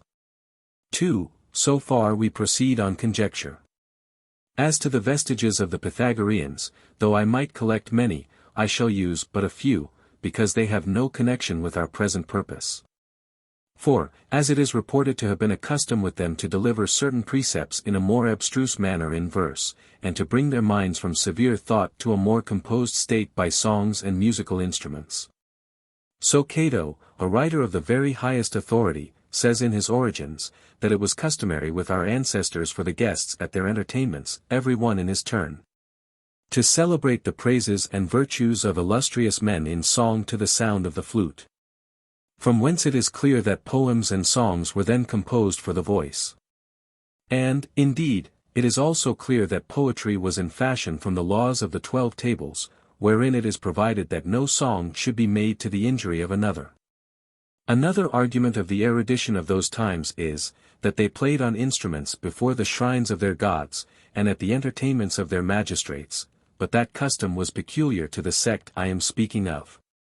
To me, indeed, that poem of Appius, which Panetius commends so much in a certain letter of his which is addressed to Quintus Tubero, has all the marks of a Pythagorean author. We have many things derived from the Pythagoreans in our customs, which I pass over, that we may 130 not seem to have learned that elsewhere which we look upon ourselves as the inventors of. But to return to our purpose. How many great poets as well as orators have sprung up among us! And in what a short time! So that it is evident that our people could arrive at any learning as soon as they had an inclination for it. But of other studies I shall speak elsewhere if there is occasion, as I have already often done. 3. The study of philosophy is certainly of long standing with us. But yet I do not find that I can give you the names of any philosopher before the age of Laelius and Scipio, in whose younger days we find that Diogenes the Stoic, and Carneades the Academic, were sent as ambassadors by the Athenians to our Senate.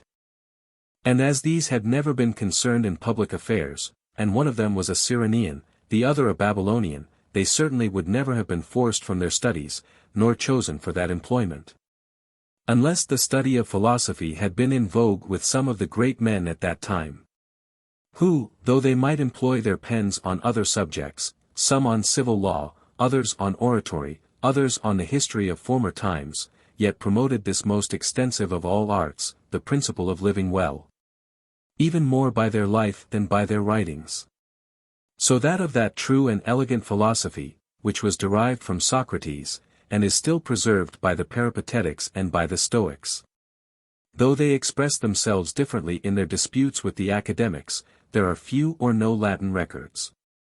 Whether this proceeds from the importance of the thing itself, or from men's being otherwise employed, or from their concluding that the capacity of the people was not equal to the apprehension of them.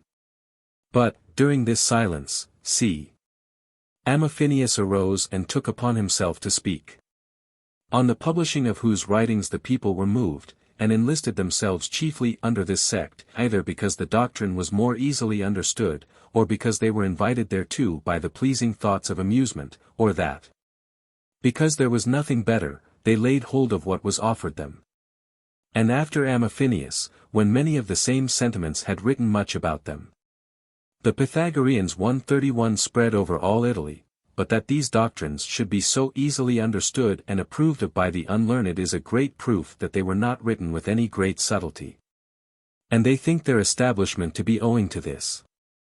4. But let every one defend his own opinion, for every one is at liberty to choose what he likes. I shall keep to my old custom. And, being under no restraint from the laws of any particular school, which in philosophy every one must necessarily confine himself to, I shall always inquire what has the most probability in every question, and this system, which I have often practiced on other occasions, I have adhered closely to in my Tusculan Disputations. Therefore, as I have acquainted you with the disputations of the 3 former days, this book shall conclude the discussion of the 4th day. When we had come down into the academy, as we had done the former days, the business was carried on thus. Let any one say, who pleases, what he would wish to have discussed. A. I do not think a wise man can possibly be free from every perturbation of mind. He seemed by yesterday's discourse to be free from grief, unless you agreed with us only to avoid taking up time. A. Not at all on that account, for I was extremely satisfied with your discourse. You do not think, then, that a wise man is subject to grief? A. No, by no means. But if that cannot disorder the mind of a wise man, nothing else can. For what, can such a man be disturbed by fear? Fear proceeds from the same things when absent which occasion grief when present. Take away grief, then, and you remove fear. The 2 remaining perturbations are, a joy elate above measure, and lust. And if a wise man is not subject to these, his mind will be always at rest. I am entirely of that opinion. Which, then, shall we do? Shall I immediately crowd all my sails? Or shall I make use of my oars, as if I were just endeavoring to get clear of the harbor? 132a. What is it that you mean, for I do not exactly comprehend you? V.M. Because, Chrysippus and the Stoics, when they discuss the perturbations of the mind, make great part of their debate to consist in definitions and distinctions. While they employ but few words on the subject of curing the mind, and preventing it from being disordered. Whereas the Peripatetics bring a great many things to promote the cure of it, but have no regard to their thorny petitions and definitions. My question, then, was, whether I should instantly unfold the sails of my eloquence, or be content for a while to make less way with the oars of logic. Let it be so. For by the employment of both these means the subject of our inquiry will be more thoroughly discussed. It is certainly the better way, and should anything be too obscure, you may examine that afterward. I will do so. But those very obscure points you will, as usual, deliver with more clearness than the Greeks. I will, indeed, endeavor to do so, but it well requires great attention, lest, by losing one word, the whole should escape you. What the Greeks call pytheta we choose to name perturbations, or disorders, rather than diseases, in explaining which, I shall follow, first, that very old description of Pythagoras, and afterward that of Plato. For they both divide the mind into two parts, and make one of these partake of reason, and the other they represent without it. In that which partakes of reason they place tranquillity, that is to say, a placid and undisturbed constancy. To the other they assign the turbid motions of anger and desire, which are contrary and opposite to reason. Let this, then, be our principle, the spring of all our reasonings. But notwithstanding, I shall use the partitions and definitions of the Stoics in describing these perturbations, who seem to me to have shown very great acuteness on this question. 6. Zeno's definition, then, is this: a perturbation, which he calls a pytheta omicron, is a commotion of the mind repugnant to reason, and against nature. Some of them define it even more briefly, saying that a perturbation is a somewhat too vehement appetite, but by too vehement they mean an appetite 133 that recedes further from the constancy of nature. But they would have the divisions of perturbations to arise from two imagined goods, and from two imagined evils, and thus they become four. From the good proceed lust and joy, joy having reference to some present good, and lust to some future one. They suppose fear and grief to proceed from evils, fear from something future, grief from something present, for whatever things are dreaded as approaching always occasion grief when present. But joy and lust depend on the opinion of good. As lust, being inflamed and provoked, is carried on eagerly towards what has the appearance of good. And joy is transported and exults on obtaining what was desired, for we naturally pursue those things that have the appearance of good, and avoid the contrary. Wherefore, as soon as anything that has the appearance of good presents itself, nature incites us to endeavor to obtain it. Now, where this strong desire is consistent and founded on prudence, it is by the Stoics called beta omicron lambda eta sigma iota, and the name which we give it is volition, and this they allow to none but their wise man, and define it thus: volition is a reasonable desire. But whatever is incited too violently in opposition to reason, that is a lust, or an unbridled desire, which is discoverable in all fools. And, therefore, when we are affected so as to be placed in any good condition, we are moved in two ways. For when the mind is moved in a placid and calm motion, consistent with reason, that is called joy. But when it exults with a vain, wanton exultation, or immoderate joy, then that feeling may be called immoderate ecstasy or transport, which they define to be an elation of the mind without reason.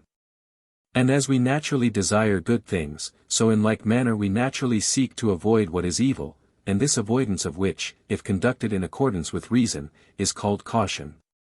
And this the wise man alone is supposed to have, but that caution which is not under the guidance of reason, but is attended with a base and low dejection, is called fear.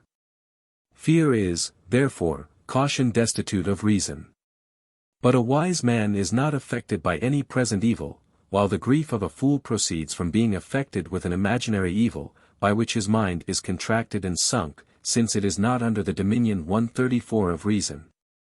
This, then, is the first definition, which makes grief to consist in a shrinking of the mind contrary to the dictates of reason.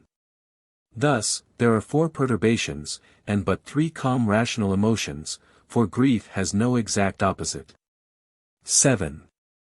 But they insist upon it that all perturbations depend on opinion and judgment, therefore they define them more strictly, in order not only the better to show how blamable they are, but to discover how much they are in our power. Grief, then, is a recent opinion of some present evil, in which it seems to be right that the mind should shrink and be dejected. Joy is a recent opinion of a present good, in which it seems to be right that the mind should be elated. Fear is an opinion of an impending evil which we apprehend will be intolerable. Lust is an opinion of a good to come, which would be of advantage were it already come, and present with us. But however I have named the judgments and opinions of perturbations, their meaning is, not that merely the perturbations consist in them, but that the effects likewise of these perturbations do so. As grief occasions a kind of painful pricking, and fear engenders a recoil or sudden abandonment of the mind, joy gives rise to a profuse mirth, while lust is the parent of an unbridled habit of coveting. But that imagination, which I have included in all the above definitions, they would have to consist in assenting without warrantable grounds. Now, every perturbation has many subordinate parts annexed to it of the same kind. Grief is attended with enviousness, invidentia, I use that word for instruction's sake, though it is not so common. Because envy, invidia, takes in not only the person who envies, but the person, too, who is envied, emulation, detraction, pity, vexation, mourning, sadness, tribulation, sorrow, lamentation, solicitude, disquiet of mind, pain, despair. And many other similar feelings are so too. Under fear are comprehended sloth, shame, terror, cowardice, fainting, confusion, astonishment. In pleasure they comprehend malevolence, that is, pleased at another's misfortune, delight, boastfulness, and the like. To lust they associate anger, fury, hatred, enmity, discord, wants, desire, and other feelings of that kind. 135 But they define these in this manner. 8. Enviousness, invidentia, they say, is a grief arising from the prosperous circumstances of another, which are in no degree injurious to the person who envies. For where any one grieves at the prosperity of another, by which he is injured, such a one is not properly said to envy, as when Agamemnon grieves at Hector's success.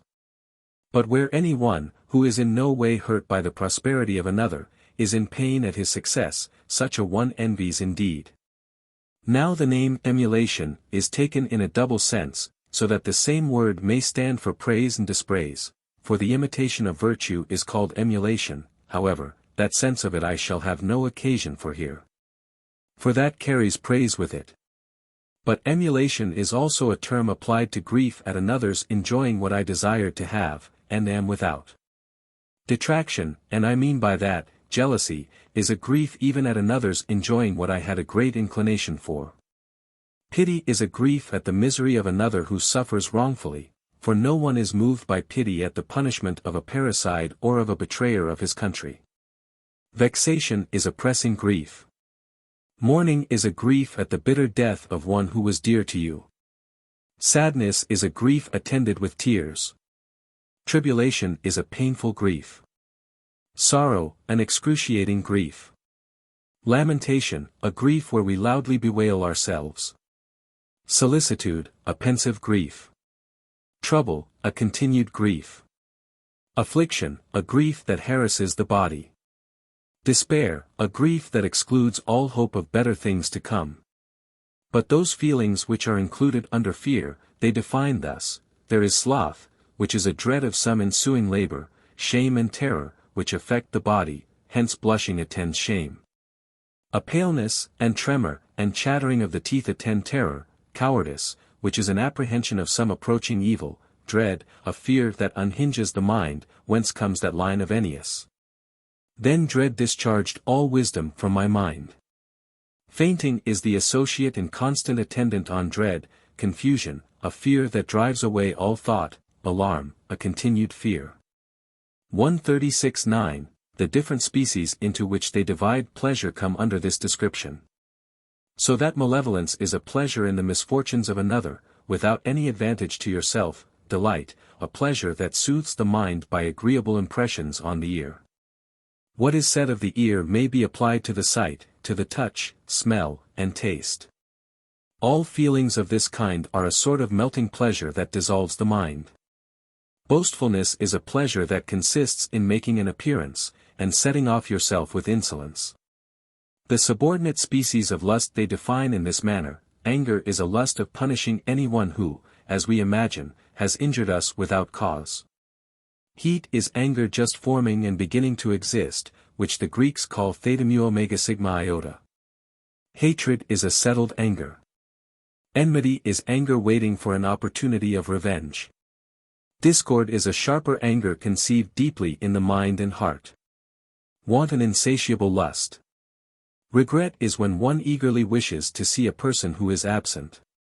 Now here they have a distinction, so that with them regret is a lust conceived on hearing of certain things reported of some one, or of many, which the Greeks call kappa alpha tau eta gamma omicron rho mu alpha tau alpha, or predicaments. As that they are in possession of riches and honors, but want is a lust for those very honors and riches. But these definers make intemperance the fountain of all these perturbations. Which is an absolute revolt from the mind and right reason, a state so averse to all rules of reason that the appetites of the mind can by no means be governed and restrained. As, therefore, temperance appeases these desires, making them obey right reason, and maintains the well-weighed judgments of the mind, so intemperance, which is in opposition to this, inflames, confounds, and puts every state of the mind into a violent motion. Thus, grief and fear, and every other perturbation of the mind, have their rise from intemperance. X. Just as distempers and sickness are bred in the body from the corruption of the blood, and the too great abundance of phlegm and bile, so the mind is deprived of its health, and disordered with sickness. From a confusion of depraved opinions that are in opposition to one another. From these perturbations arise, first, diseases, which they call nu omicron sigma mu alpha tau alpha, and also those feelings which are in opposition 137 to these diseases, and which admit certain faulty distastes or loathings. Then come sicknesses, which are called omega sigma tau mu alpha by the Stoics, and these too have their opposite aversions. Here the Stoics, especially Chrysippus, give themselves unnecessary trouble to show the analogy which the diseases of the mind have to those of the body, but, overlooking all that they say as of little consequence, I shall treat only of the thing itself. Let us, then, understand perturbation to imply a restlessness from the variety and confusion of contradictory opinions. And that when this heat and disturbance of the mind is of any standing, and has taken up its residence, as it were, in the veins and marrow, then commence diseases and sickness. And those aversions which are in opposition to these diseases and sicknesses. 11. What I say here may be distinguished in thought, though they are in fact the same, inasmuch as they both have their rise from lust and joy. For should money be the object of our desire, and should we not instantly apply to reason, as if it were a kind of Socratic medicine to heal this desire, the evil glides into our veins, and cleaves to our bowels. And from thence proceeds a distemper or sickness, which, when it is of any continuance, is incurable, and the name of this disease is covetousness. It is the same with other diseases, as the desire of glory, a passion for women, to which the Greeks give the name of phi iota lambda omicron gamma upsilon nu epsilon alpha, and thus all other diseases and sicknesses are generated. But those feelings which are the contrary of these are supposed to have fear for their foundation, as a hatred of women, such as is displayed in the woman-hater of Attilius. Or the hatred of the whole human species, as Timon is reported to have done, whom they call the misanthrope. Of the same kind is inhospitality. And all these diseases proceed from a certain dread of such things as they hate and avoid. But they define sickness of mind to be an overweening opinion, and that fixed and deeply implanted in the heart, of something as very desirable which is by no means so. What proceeds from aversion, they define thus, a vehement idea of something to be avoided, deeply implanted, and inherent in our minds, when there is no reason for avoiding it. And this kind of opinion is a deliberate 138 belief that one understands things of which one is wholly ignorant. Now, sickness of the mind has all these subordinate divisions: avarice, ambition, fondness for women, obstinacy, gluttony, drunkenness, covetousness, and other similar vices. But avarice is a violent opinion about money, as if it were vehemently to be desired and sought after, which opinion is deeply implanted and inherent in our minds, and the definition of all the other similar feelings resembles these. But the definitions of aversions are of this sort: inhospitality is a vehement opinion, deeply implanted and inherent in your mind, that you should avoid a stranger. Thus, too, the hatred of women, like that felt by Hippolytus, is defined. And the hatred of the human species like that displayed by Timon. 12. But to come to the analogy of the state of body and mind, which I shall sometimes make use of, though more sparingly than the Stoics. Some men are more inclined to particular disorders than others. And, therefore, we say that some people are rheumatic, others dropsical, not because they are so at present, but because they are often so. Some are inclined to fear, others to some other perturbation. Thus in some there is a continual anxiety, owing to which they are anxious. In some a hastiness of temper, which differs from anger, as anxiety differs from anguish, for all are not anxious who are sometimes vexed. Nor are they who are anxious always uneasy in that manner, as there is a difference between being drunk and drunkenness. And it is one thing to be a lover, another to be given to women.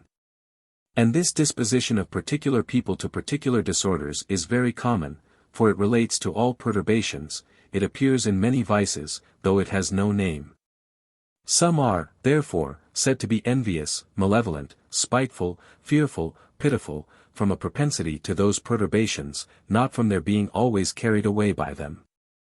Now this propensity to these particular disorders may be called a sickness from analogy with the body, meaning, that is to say, nothing more than a propensity towards sickness.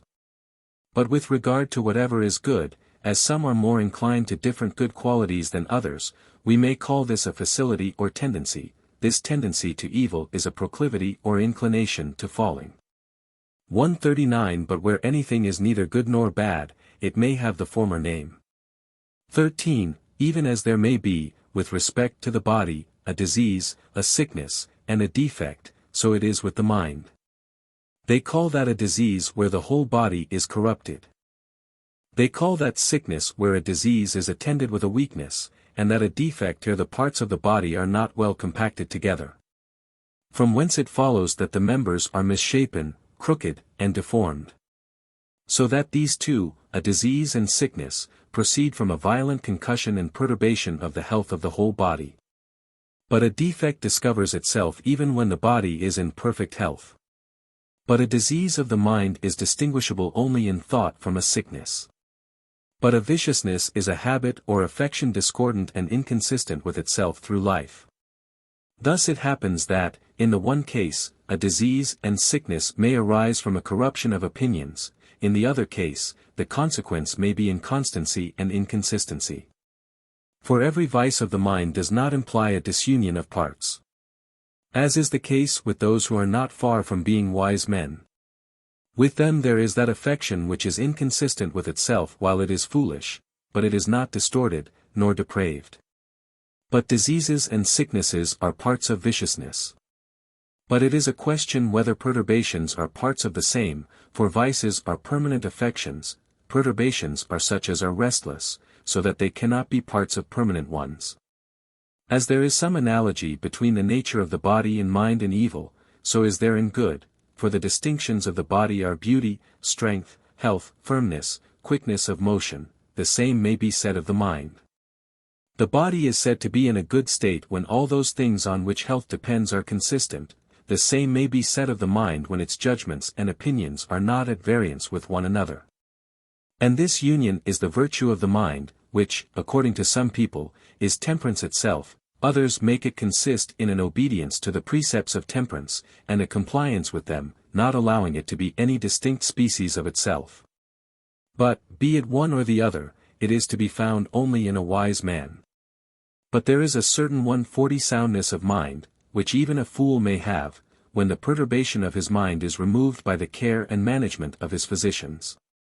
And as what is called beauty arises from an exact proportion of the limbs, together with a certain sweetness of complexion, so the beauty of the mind consists in an equality and constancy of opinions and judgments. Joined to a certain firmness and stability, pursuing virtue, or containing within itself the very essence of virtue. Besides, we give the very same names to the faculties of the mind as we do to the powers of the body, the nerves, and other powers of action. Thus the velocity of the body is called swiftness, a praise which we ascribe to the mind, from its running over in its thoughts so many things in so short a time. 14. Herein, indeed, the mind and body are unlike, that though the mind when in perfect health may be visited by sickness, as the body may, yet the body may be disordered without our fault, the mind cannot. For all the disorders and perturbations of the mind proceed from a neglect of reason. These disorders, therefore, are confined to men. The beasts are not subject to such perturbations, though they act sometimes as if they had reason. There is a difference, too, between ingenious and dull men. The ingenious, like the Corinthian brass, which is long before it receives rust, are longer before they fall into these perturbations, and are recovered sooner. The case is different with the dull.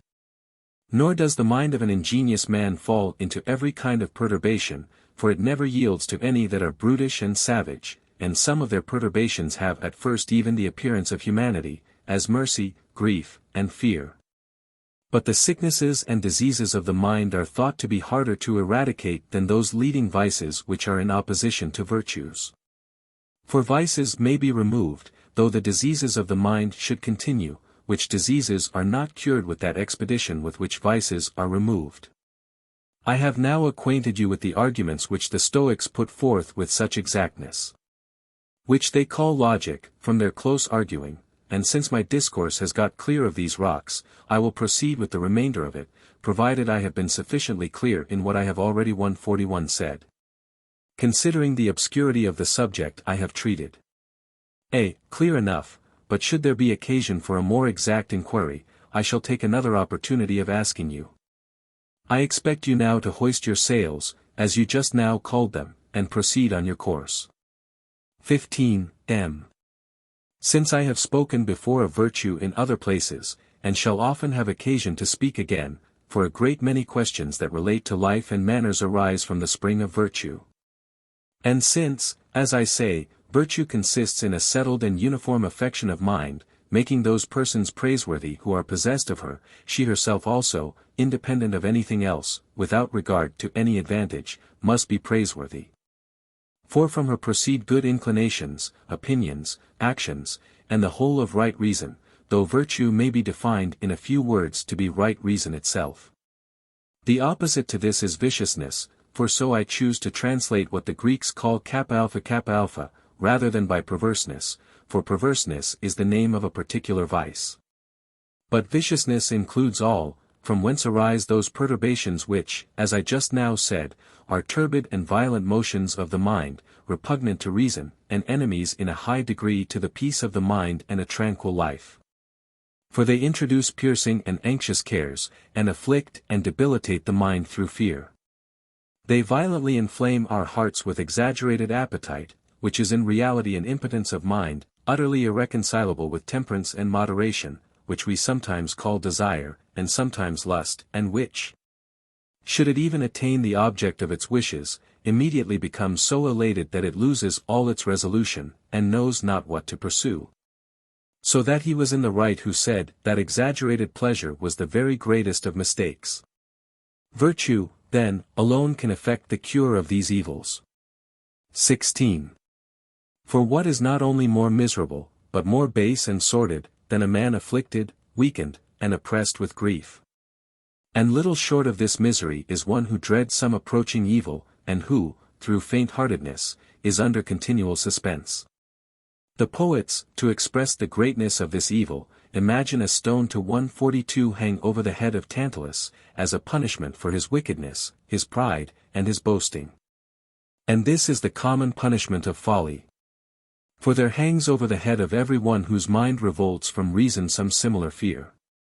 And as these perturbations of the mind, grief and fear, are of a most wasting nature, so those two others, though of a more merry cast, I mean lust, which is always coveting something with eagerness, and empty mirth, which is an exulting joy, differ very little from madness. Hence you may understand what sort of person he is whom we call at one time moderate, at another modest or temperate, at another constant and virtuous, while sometimes we include all these names in the word frugality, as the crown of all. For if that word did not include all virtues, it would never have been proverbial to say that a frugal man does everything rightly. But when the Stoics apply this saying to their wise man, they seem to exalt him too much, and to speak of him with too much admiration. 17. Whoever, then, through moderation and constancy, is at rest in his mind, and in calm possession of himself, so as neither to pine with care, nor be dejected with fear, nor to be inflamed with desire, coveting something greedily, nor relaxed by extravagant mirth, such a man is that identical wise man whom we are inquiring for. He is the happy man, to whom nothing in this life seems intolerable enough to depress him, nothing exquisite enough to transport him unduly. For what is there in this life that can appear great to him who has acquainted himself with eternity and the utmost extent of the universe? For what is there in human knowledge, or the short span of this life, that can appear great to a wise man, whose mind is always so upon its guard that nothing can befall him which is unforeseen, nothing which is unexpected, nothing, in short, which is new? Such a man takes so exact a survey on all sides of him, that he always knows the proper place and spot to live in free from all the troubles and annoyances of life, and encounters every accident that fortune can bring upon him with a becoming calmness. Whoever conducts himself in this manner will be free from grief, and from every other perturbation, and a mind free from these feelings renders men completely happy. Whereas 143 a mind disordered and drawn off from right and unerring reason loses at once, not only its resolution, but its health. Therefore the thoughts and declarations of the Peripatetics are soft and effeminate, for they say that the mind must necessarily be agitated, but at the same time they lay down certain bounds beyond which that agitation is not to proceed. And do you set bounds to vice? Or is it no vice to disobey reason? Does not reason sufficiently declare that there is no real good which you should desire too ardently, or the possession of which you should allow to transport you? And that there is no evil that should be able to overwhelm you, or the suspicion of which should distract you? And that all these things assume too melancholy or too cheerful an appearance through our own error? But if fools find this error lessened by time, so that, though the cause remains the same, they are not affected, in the same manner, after some time, as they were at first, why, surely a wise man ought not to be influenced at all by it. But what are those degrees by which we are to limit it? Let us fix these degrees in grief, a difficult subject, and one much canvassed. Fannius writes that P. Rutilius took it much to heart that his brother was refused the consulship. But he seems to have been too much affected by this disappointment, for it was the occasion of his death. He ought, therefore, to have borne it with more moderation.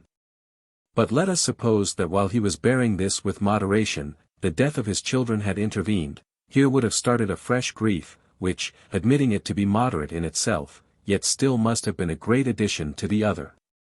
Now, to these let us add some acute pains of body, the loss of his fortune, blindness, banishment. Supposing, then, each separate misfortune to occasion a separate additional grief, the whole would be too great to be supportable. 18. The man who attempts to set bounds to vice acts like one who should throw himself headlong from locate, persuaded that he could stop himself whenever he pleased. Now, as that is impossible, so a perturbed and disordered mind cannot restrain itself and stop where it pleases. Certainly whatever is bad in its increase is bad in its birth. Now grief and all other perturbations 144 are doubtless baneful in their progress, and have, therefore, no small share of evil at the beginning. For they go on of themselves when once they depart from reason, for every weakness is self-indulgent, and indiscreetly launches out, and does not know where to stop. So that it makes no difference whether you approve of moderate perturbations of mind, or of moderate injustice, moderate cowardice, and moderate intemperance. For whoever prescribes bounds to vice admits a part of it, which, as it is odious of itself, becomes the more so as it stands on slippery ground, and, being once set forward, glides on headlong, and cannot by any means be stopped. 19. Why should I say more? Why should I add that the Peripatetics say that these perturbations, which we insist upon it should be extirpated, are not only natural, but were given to men by nature for a good purpose. They usually talk in this manner. In the first place, they say much in praise of anger. They call it the whetstone of courage, and they say that angry men exert themselves most against an enemy or against a bad citizen, that those reasons are of little weight which are the motives of men who think thus, as, it is a just war. It becomes us to fight for our laws, our liberties, our country. They will allow no force to these arguments unless our courage is warmed by anger. Nor do they confine their argument to warriors. But their opinion is that no one can issue any rigid commands without some bitterness and anger. In short, they have no notion of an orator either accusing or even defending a client without he is spurred on by anger. And though this anger should not be real, still they think his words and gestures ought to wear the appearance of it, so that the action of the orator may excite the anger of his hearer. And they deny that any man has ever been seen who does not know what it is to be angry, and they name what we call lenity by the bad appellation of indolence. Nor do they commend only this lust, for anger is, as I defined it above, the lust of revenge, but they maintain that kind of lust or desire to be given us by nature for very good purposes. Saying that no one can execute anything well but what he is in earnest about. Themistocles used to walk in the public places in the night because he could 145 not sleep, and when asked the reason, his answer was, that Miltiades' trophies kept him awake. Who has not heard how Demosthenes used to watch, who said that it gave him pain if any mechanic was up in a morning at his work before him? Lastly, they urged that some of the greatest philosophers would never have made that progress in their studies without some ardent desire spurring them on. We are informed that Pythagoras, Democritus, and Plato visited the remotest parts of the world, for they thought that they ought to go wherever anything was to be learned. Now, it is not conceivable that these things could be effected by anything but by the greatest ardor of mind. XX. They say that even grief, which we have already said ought to be avoided as a monstrous and fierce beast, was appointed by nature, not without some good purpose, in order that men should lament when they had committed a fault, well knowing they had exposed themselves to correction, rebuke, and ignominy.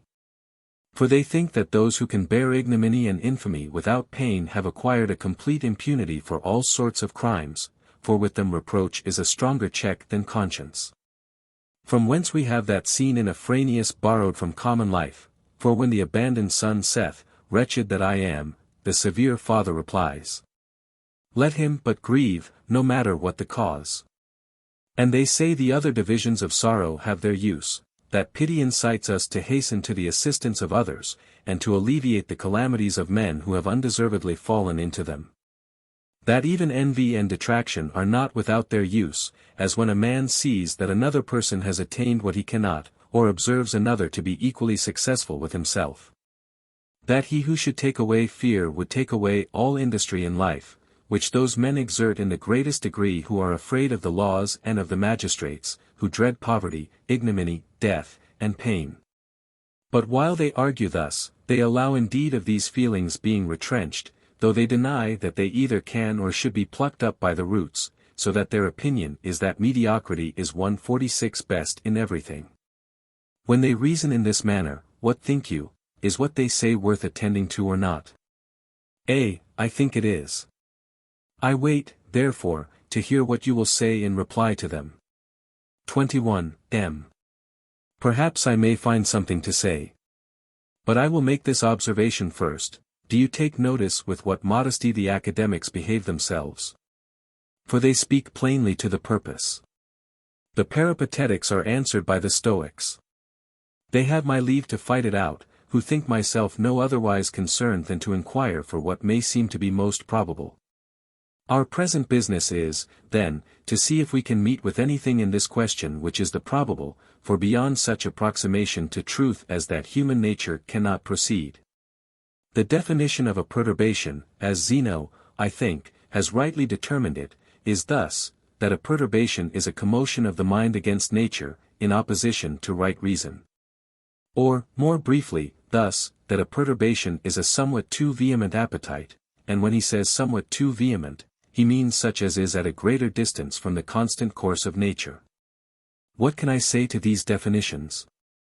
The greater part of them we have from those who dispute with sagacity and acuteness, some of them expressions, indeed, such as the ardors of the mind, and the whetstones of virtue, savoring of the pomp of rhetoricians.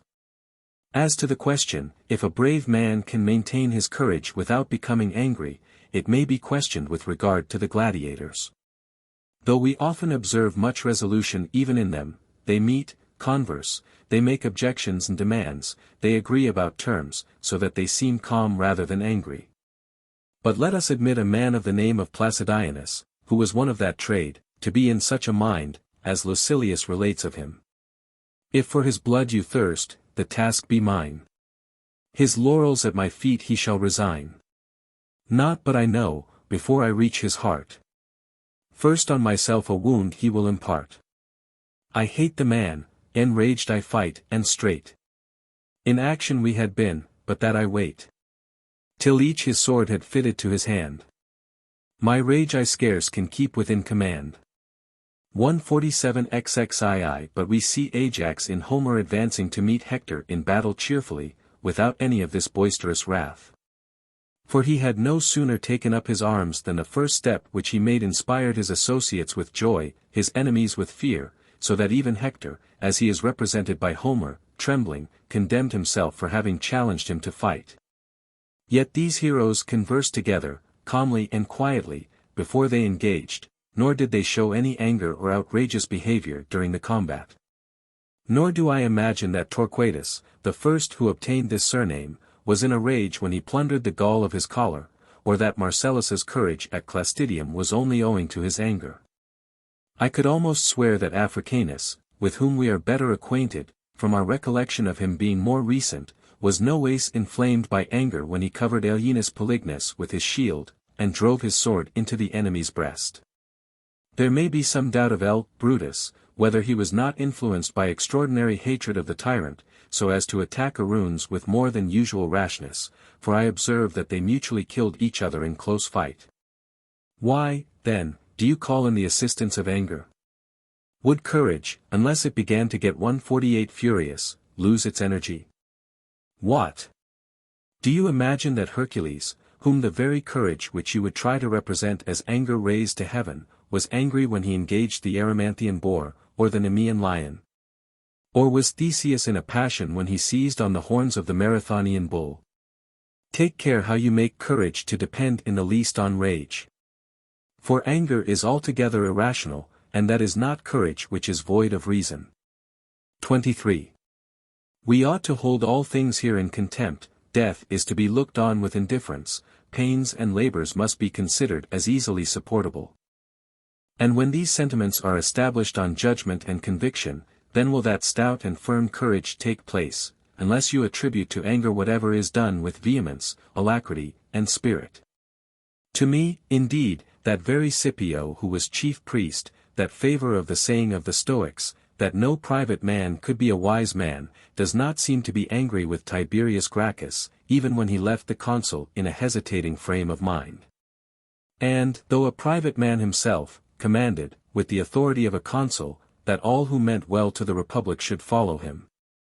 I do not know whether I have done anything in the Republic that has the appearance of courage, but if I have, I certainly did not do it in wrath. Doth anything come nearer madness than anger? And indeed Ennius has well defined it as the beginning of madness. The changing color, the alteration of our voice, the look of our eyes, our manner of fetching our breath, the little command we have over our words and actions, how little do all these things indicate a sound mind. What can make a worse appearance than Homer's Achilles, or Agamemnon, during the quarrel?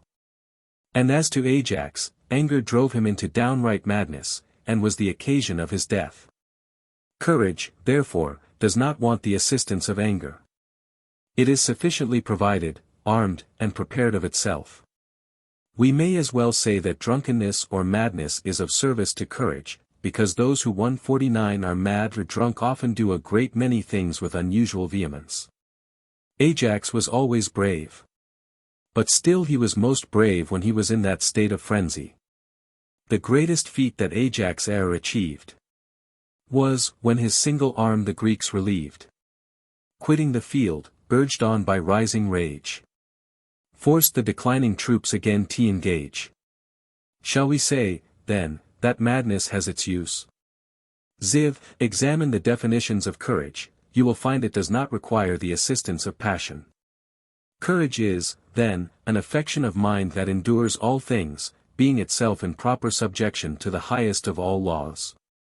Or it may be called a firm maintenance of judgment in supporting or repelling everything that has a formidable appearance, or a knowledge of what is formidable or otherwise, and maintaining invariably a stable judgment of all such things, so as to bear them or despise them. Or, in fewer words, according to Chrysippus, for the above definitions are Spheruses, a man of the first ability as a layer down of definitions, as the Stoics think. But they are all pretty much alike, they give us only common notions, some one way, and some another.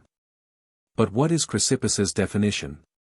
Fortitude, says he, is the knowledge of all things that are bearable, or an affection of the mind which bears and supports everything in obedience to the chief law of reason without fear. Now, though we should attack these men in the same manner as Carneades used to do, I fear they are the only real philosophers. For which of these definitions is there which does not explain that obscure and intricate notion of courage which every man conceives within himself? And when it is thus explained, what can a warrior, a commander, or an orator want more? And no one can think that they will be unable to behave themselves courageously without anger. What? Do not even the Stoics, who maintain that all fools are mad, make the same inferences? For, take away perturbations, especially a hastiness of temper, and they will appear to talk very absurdly. But what they assert is this, they say that all fools are mad, as all dunghills stink. Not that they always do so, but stir them, and you will perceive it. And in like manner, a warm-tempered man is 150 not always in a passion, but provoke him, and you will see him run mad. Now, that very warlike anger, which is of such service in war, what is the use of it to him when he is at home with his wife, children, and family? Is there, then, anything that a disturbed mind can do better than one which is calm and steady? Or can any one be angry without a perturbation of mind? Our people, then, were in the right, who, as all vices depend on our manners, and nothing is worse than a passionate disposition, called angry men the only morose men. 25. Anger is in no wise becoming in an orator, though it is not amiss to affect it. Do you imagine that I am angry when in pleading I use any extraordinary vehemence and sharpness? What? When I write out my speeches after all is over and past, am I then angry while writing? Or do you think Aesopus was ever angry when he acted, or Axius was so when he wrote?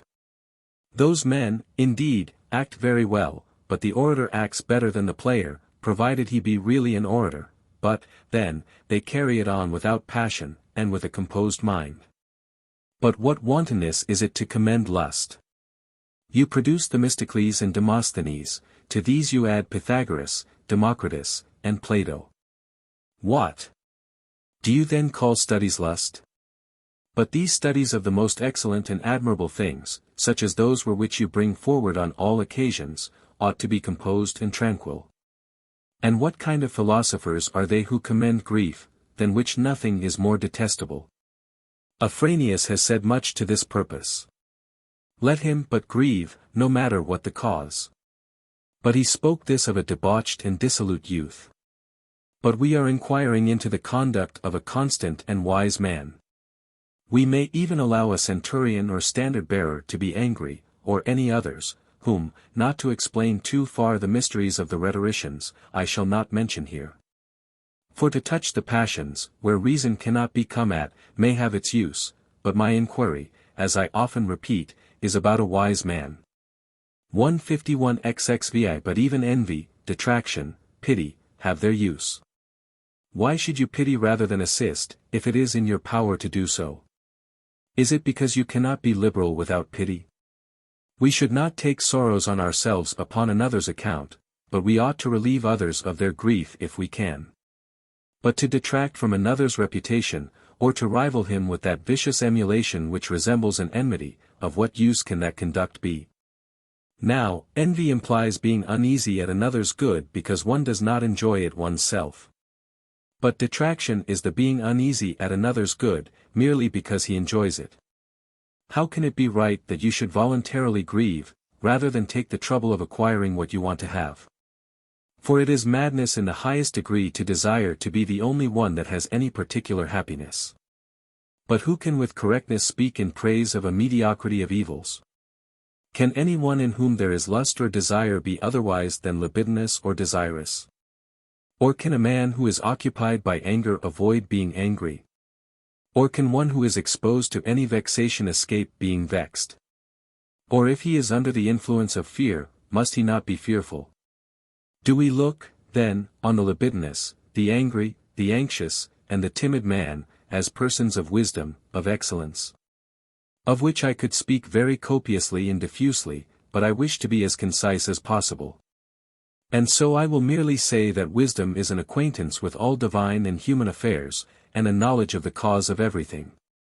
Hence it is that it imitates what is divine, and looks upon all human concerns as inferior to virtue. Did you, then, say that it was your opinion that such a man was as naturally liable to perturbation as the sea is exposed to winds? What is there that can discompose such gravity and constancy? Anything sudden or unforeseen? How can anything of this kind befall one to whom nothing is sudden and unforeseen that can happen to man? Now, as to their saying that redundancies should be paired off, and only what is natural remain, what, I pray you, can be natural which may be too exuberant? 27. All these assertions proceed from the roots of errors, which must be entirely plucked up and destroyed, not pared and amputated. But as I suspect that your inquiry 152 is not so much respecting the wise man as concerning yourself, for you allow that he is free from all perturbations, and you would willingly be so to yourself. Let us see what remedies there are which may be applied by philosophy to the diseases of the mind. There is certainly some remedy, nor has nature been so unkind to the human race as to have discovered so many things salutary to the body, and none which are medicinal to the mind. She has even been kinder to the mind than to the body. Inasmuch as you must seek abroad for the assistance which the body requires, while the mind has all that it requires within itself. But in proportion as the excellency of the mind is of a higher and more divine nature, the more diligence does it require. And therefore reason, when it is well applied, discovers what is best, but when it is neglected, it becomes involved in many errors. I shall apply, then, all my discourse to you. For though you pretend to be inquiring about the wise man, your inquiry may possibly be about yourself.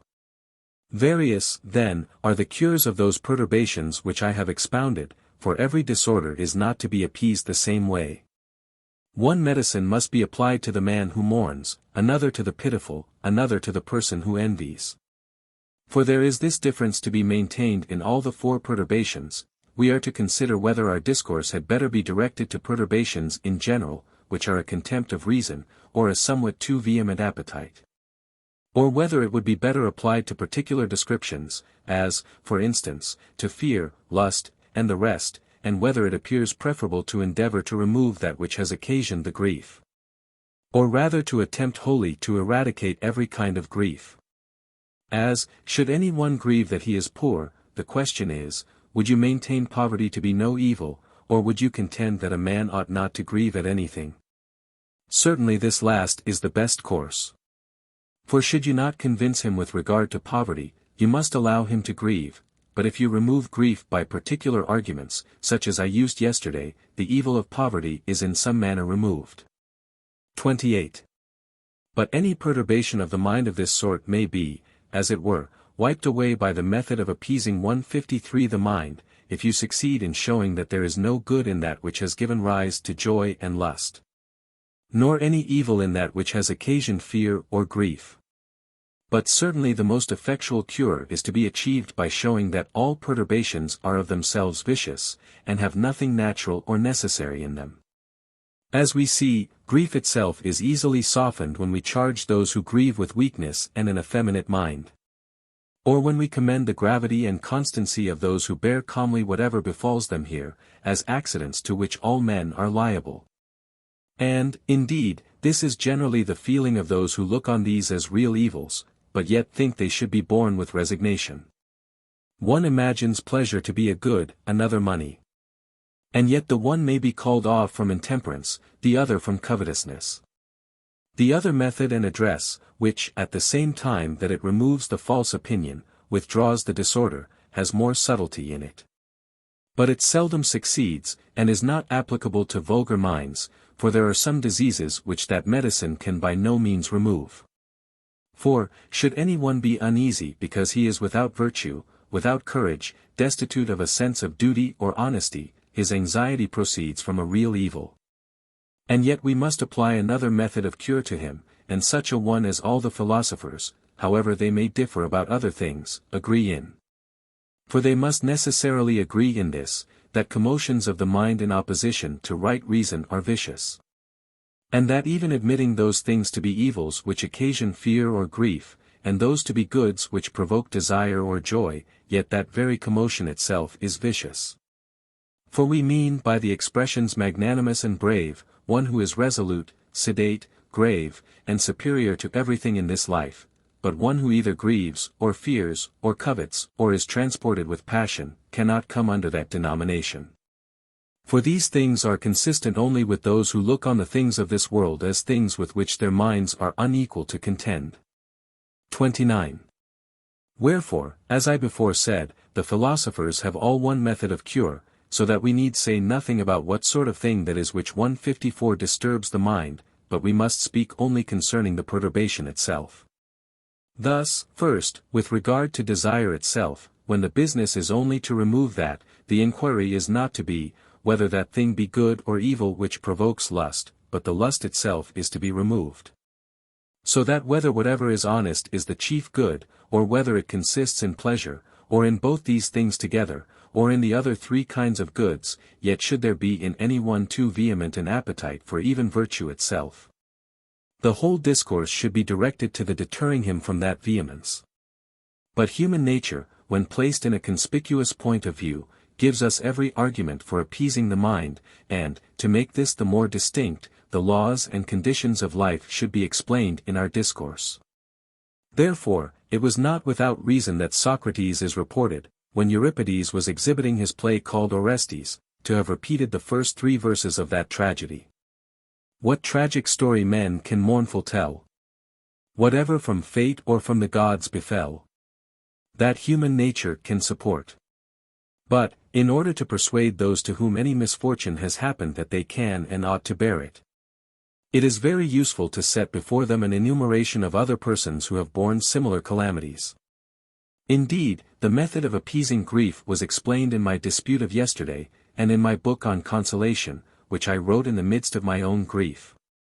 For I was not myself so wise a man as to be insensible to grief, and I used this, notwithstanding Chrysippus's advice to the contrary, who is against applying a medicine to the agitations of the mind while they are fresh. But I did it, and committed a violence on nature, that the greatness of my grief might give way to the greatness of the medicine. But fear borders upon grief, of which I have already said enough, but I must say a little more on that. Now, as grief proceeds from what is present, so does fear 155 from future evil, so that some have said that fear is a certain part of grief, others have called fear the harbinger of trouble, which, as it were, introduces the ensuing evil. Now, the reasons that make what is present supportable, make what is to come very contemptible, for, with regard to both, we should take care to do nothing low or groveling, soft or effeminate, mean or abject. But, notwithstanding we should speak of the inconstancy, imbecility, and levity of fear itself, yet it is a very great service to speak contemptuously of those very things of which we are afraid. So that it fell out very well, whether it was by accident or design, that I disputed the first and second day on death and pain, the 2 things that are the most dreaded. Now, if what I then said was approved of, we are in a great degree freed from fear. And this is sufficient, as far as regards the opinion of evils. XXXI, proceed we now to what are goods, that is to say, to joy and desire. To me, indeed, one thing alone seems to embrace the question of all that relates to the perturbations of the mind, the fact, namely, that all perturbations are in our own power, that they are taken up upon opinion, and are voluntary. This error, then, must be got rid of, this opinion must be removed. And, as with regard to imagined evils, we are to make them more supportable, so with respect to goods, we are to lessen the violent effects of those things which are called great and joyous. But one thing is to be observed, that equally relates both to good and evil, that, should it be difficult to persuade any one that none of those things which disturb the mind are to be looked on as good or evil, yet a different cure is to be applied to different feelings. And the malevolent person is to be corrected by one way of reasoning, the lover by another, the anxious man by another, and the fearful by another, and it would be easy for anyone who pursues the best approved method of reasoning. With regard to good and evil, to maintain that no fool can be affected with joy, as he never can have anything good. But, at present, my discourse proceeds upon the common received notions. Let, then, honors, riches, pleasures, and the rest be the very good things which they are imagined to be. Yet a too elevated and exulting joy on the possession 156 of them is unbecoming, just as, though it might be allowable to laugh, to giggle would be indecent. Thus, a mind enlarged by joy is as blamable as a contraction of it by grief. An eager longing is a sign of as much levity in desiring as immoderate joy is in possessing, and, as those who are too dejected are said to be effeminate, so they who are too elated with joy are properly called volatile. And as feeling envy is a part of grief, and the being pleased with another's misfortune is a kind of joy, both these feelings are usually corrected by showing the wildness and insensibility of them, and as it becomes a man to be cautious. But it is unbecoming in him to be fearful, so to be pleased is proper, but to be joyful improper. I have, in order that I might be the better understood, distinguished pleasure from joy. I have already said above, that a contraction of the mind can never be right, but that an elation of it may. For the joy of Hector in Naevius is one thing.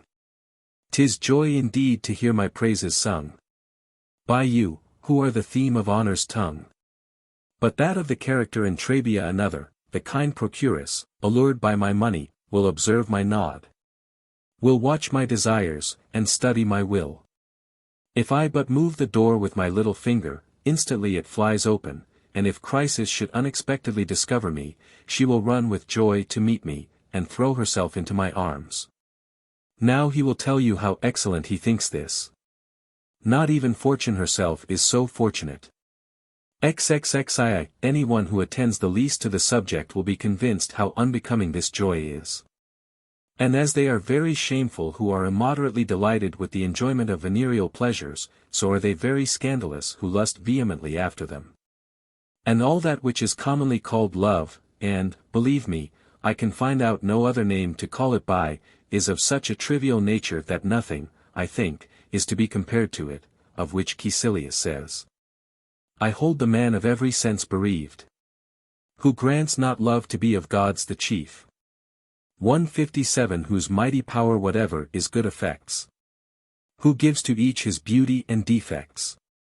Hence, health and sickness, wit and folly, hence the God that love and hatred doth dispense. An excellent corrector of life this same poetry, which thinks that love, the promoter of debauchery and vanity, should have a place in the council of the gods. I am speaking of comedy, which could not subsist at all without our approving of these debaucheries. But what said that chief of the Argonauts in tragedy?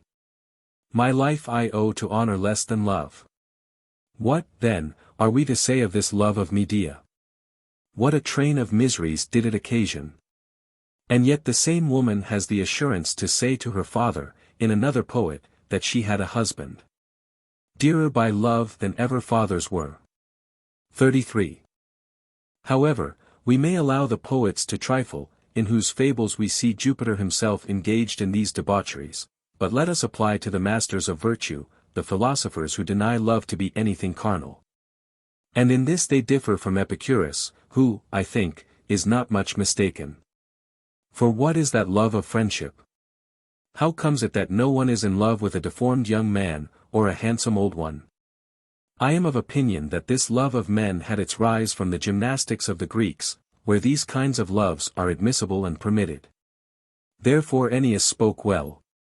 The censure of this crime to those is due, who naked bodies first expose to view. Now, supposing them chaste, which I think is hardly possible, they are uneasy and distressed, and the more so because they contain and refrain themselves. But, to pass over the love of women, where nature has allowed more liberty, who can misunderstand the poets in their rape of Ganymede, or not apprehend what Laius says, and what he desires, in Euripides. Lastly, what have the principal poets and the most learned men published of themselves in their poems and songs?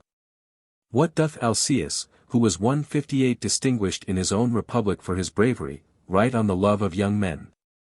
And as for Anacreon's poetry, it is wholly on love. But Ibycus of Rhegium appears, from his writings, to have had this love stronger on him than all the rest. XXXIV. Now we see that the loves of all these writers were entirely libidinous. There have arisen also some among us philosophers, and Plato is at the head of them, whom Dicaeurchus blames not without reason, who have countenanced love. The Stoics, in truth, say, not only that their wise man may be a lover, but they even define love itself as an endeavor to originate friendship out of the appearance of beauty. Now, provided there is any one in the nature of things without desire, without care, without a sigh, such a one may be a lover, for he is free from all lust, but I have nothing to say to him, as it is lust of which I am now speaking. But should there be any love, as there certainly is, which is but little, or perhaps not at all, short of madness, such as his is in the Leucadia. Should there be any god whose care I am, it is incumbent on all the gods to see that he enjoys his amorous pleasure. Wretch that I am! Nothing is more true, and he says very appropriately. What, are you saying, who at this rate lament? He seems even to his friends to be out of his senses, then how tragical he becomes. Thy aid, divine Apollo, I implore. And thine, dread ruler of the Watery store. Oh! All ye winds, assist me. He thinks that the whole world ought to apply itself to help his love, he excludes Venus alone, as unkind to him. Thy aid, O Venus, why should I invoke? He thinks Venus too much employed in her own lust to have regard to anything else, as if he himself had not said and committed these shameful things from lust. 159:35. Now, the cure for one who is affected in this manner is to show how light, how contemptible, how very trifling he is in what he desires, how he may turn his affections to another object, or accomplish his desires by some other means. Or else to persuade him that he may entirely disregard it. Sometimes he is to be led away to objects of another kind, to study, business, or other different engagements and concerns. Very often the cure is effected by change of place. As sick people, that have not recovered their strength, are benefited by change of air.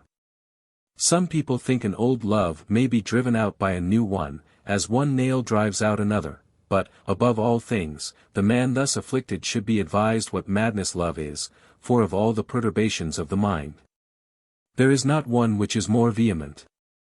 For, without charging it with rapes, debaucheries, adultery, or even incest, the baseness of any of these being very blamable. Not, I say, to mention these, the very perturbation of the mind in love is base of itself, for, to pass over all its acts of downright madness, what weakness do not those very things which are looked upon as indifferent argue? Affronts and jealousies, jars, squabbles, wars. Then peace again. The man who seeks to fix these restless feelings, and to subjugate them to some regular law, is just as wise as one who try to lay down rules by which men should go mad. Now, is not this inconstancy and mutability of mind enough to deter any one by its own deformity? We are to demonstrate, as was said of every perturbation, that there are no such feelings which do not consist entirely of opinion and judgment, and are not owing to ourselves. For if love were natural, all would be in love, and always so, and all love the same object, nor would one be deterred by shame, another by reflection, another by satiety. 36. Anger, too, when it disturbs the mind any time, leaves no room to doubt its being madness, by the 160 instigation of which we see such contention as this between brothers. Where was there ever impudence like thine? Who on thy malice ever could refine? You know what follows, for abuses are thrown out by these brothers with great bitterness in every other verse. So that you may easily know them for the sons of Atreus, of that Atreus who invented a new punishment for his brother. I who his cruel heart to gall am bent. Some new, unheard of torment must invent. Now, what were these inventions? Here thy estis. My impious brother fain would have me eat my children, and thus serves them up for meat. To what length now will not anger go?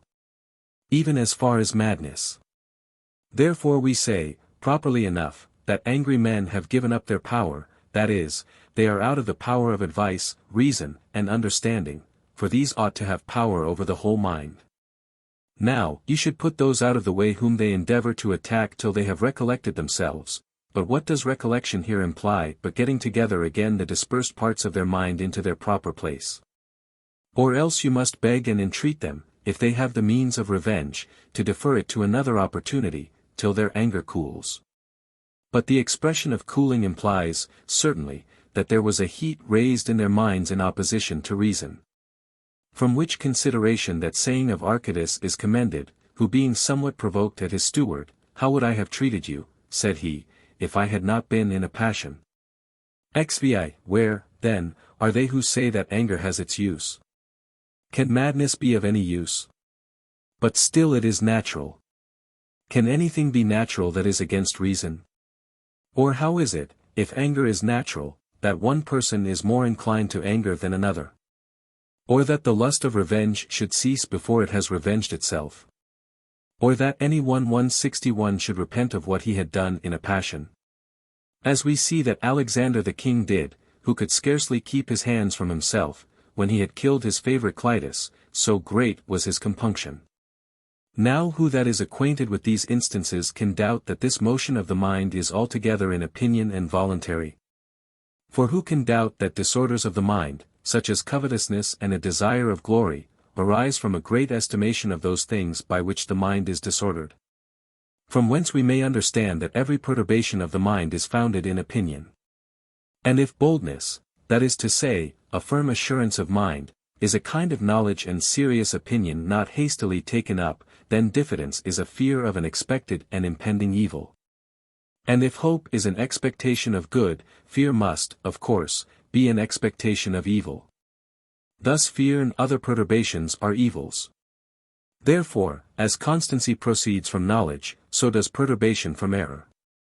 Now, they who are said to be naturally inclined to anger, or to pity, or to envy, or to any feeling of this kind, their minds are constitutionally, as it were, in bad health, yet they are curable, as the disposition of Socrates is said to have been. For when Zopyrus, who professed to know the character of every one from his person, had heaped a great many vices on him in a public assembly, he was laughed at by others, who could perceive no such vices in Socrates. But Socrates kept him in countenance by declaring that such vices were natural to him, but that he had got the better of them by his reason. Therefore, as any one who has the appearance of the best constitution may yet appear to be naturally rather inclined to some particular disorder, so different minds may be more particularly inclined to different diseases. But as to those men who are said to be vicious, not by nature, but their own fault, their vices proceed from wrong opinions of good and bad things, so that one is more prone than another to different motions and perturbations. But, just as it is in the case of the body, an inveterate disease is harder to be got rid of than a sudden disorder, and it is more easy to cure a fresh tumor in the eyes than to remove a defluxion of any continuance. 38. But as the cause of perturbations is now discovered, 162 for all of them arise from the judgment or opinion, or volition, I shall put an end to this discourse. But we ought to be assured, since the boundaries of good and evil are now discovered, as far as they are discoverable by man, that nothing can be desired of philosophy greater or more useful than the discussions which we have held these 4 days. For besides instilling a contempt of death, and relieving pain so as to enable men to bear it, we have added the appeasing of grief, than which there is no greater evil to man. For though every perturbation of mind is grievous, and differs but little from madness, yet we are used to say of others when they are under any perturbation, as of fear, joy, or desire, that they are agitated and disturbed. But of those who give themselves up to grief, that they are miserable, afflicted, wretched, unhappy. So that it doth not seem to be by accident, but with reason proposed by you, that I should discuss grief, and the other perturbations separately. For there lies the spring and head of all our miseries, but the cure of grief, and of other disorders, is one and the same in that they are all voluntary, and founded on opinion. We take them on ourselves because it seems right so to do. Philosophy undertakes to eradicate this error, as the root of all our evils. Let us therefore surrender ourselves to be instructed by it, and suffer ourselves to be cured. For while these evils have possession of us, we not only cannot be happy, but cannot be right in our minds. We must either deny that reason can effect anything, while, on the other hand, nothing can be done right without reason, or else, since philosophy depends on the deductions of reason, we must seek from her, if we would be good or happy, every help and assistance for living well and happily. 163 Book V. Whether virtue alone be sufficient for a happy life. This 5th day, Brutus, shall put an end to our Tusculan Disputations, on which day we discussed your favorite subject. For I perceive from that book which you wrote for me with the greatest accuracy, as well as from your frequent conversation, that you are clearly of this opinion. That virtue is of itself sufficient for a happy life, and though it may be difficult to prove this, on account of the many various strokes of fortune, yet it is a truth of such a nature that we should endeavor to facilitate the proof of it. For among all the topics of philosophy, there is not one of more dignity or importance. For as the first philosophers must have had some inducement to neglect everything for the search of the best state of life, surely, the inducement must have been the hope of living happily, which impelled them to devote so much care and pains to that study. Now, if virtue was discovered and carried to perfection by them, and if virtue is a sufficient security for a happy life, who can avoid thinking the work of philosophizing excellently recommended by them, and undertaken by me? But if virtue, as being subject to such various and uncertain accidents, were but the slave of fortune, and were not of sufficient ability to support herself, I am afraid that it would seem desirable rather to offer up prayers, than to rely on our own confidence in virtue as the foundation for our hope of a happy life. And, indeed, when I reflect on those troubles with which I have been so severely exercised by fortune, I begin to distrust this opinion, and sometimes even to dread the weakness and frailty of human nature, for I am afraid lest, when nature had given us infirm bodies, and had joined to them incurable diseases and intolerable pains, she perhaps also gave us minds participating in these bodily pains, and harassed 164 also with troubles and uneasinesses, peculiarly their own. But here I correct myself for forming my judgment of the power of virtue more from the weakness of others, or of myself perhaps, than from virtue itself, for she herself, provided there is such a thing as virtue. And your uncle Brutus has removed all doubt of it, has everything that can befall mankind in subjection to her, and by disregarding such things, she is far removed from being at all concerned at human accidents.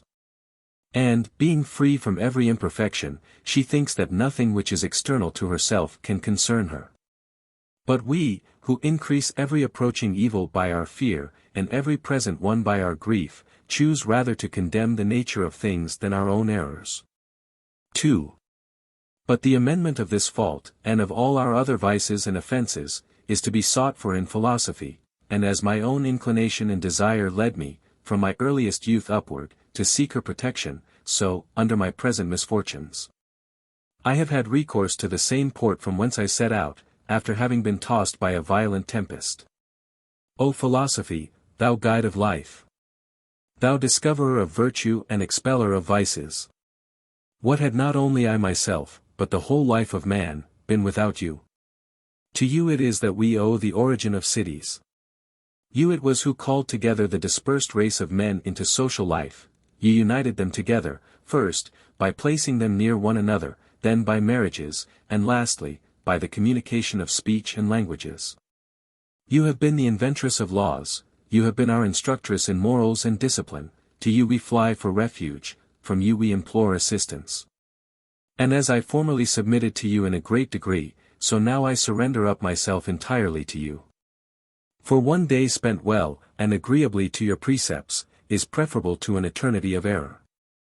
Whose assistance, then, can be of more service to me than yours, when you have bestowed on us tranquility of life, and removed the fear of death?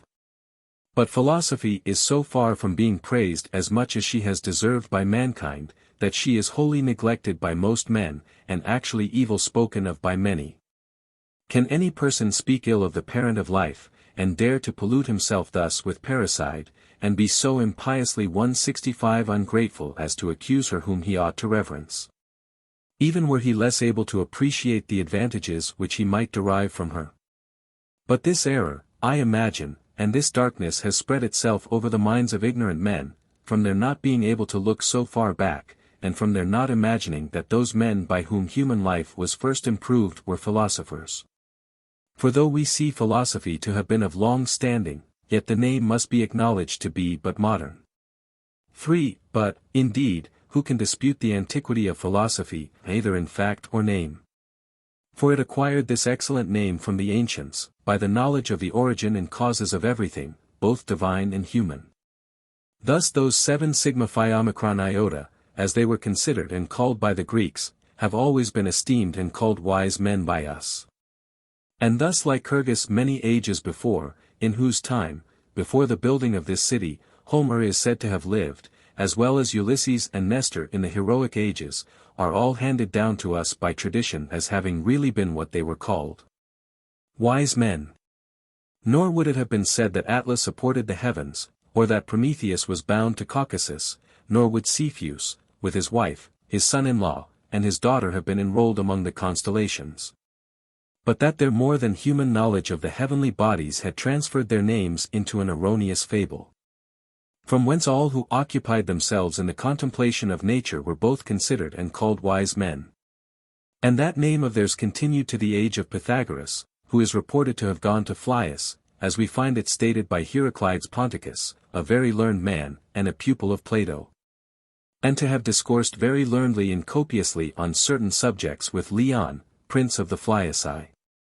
And when Leon, admiring his ingenuity and eloquence, asked him what art he particularly professed, his answer was, that he was acquainted with no art, but that he was a philosopher.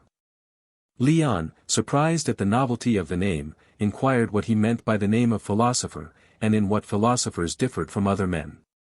On which Pythagoras replied, that the life of man seemed to him to resemble those games which were celebrated with the 166 greatest possible variety of sports and the general concourse of all Greece.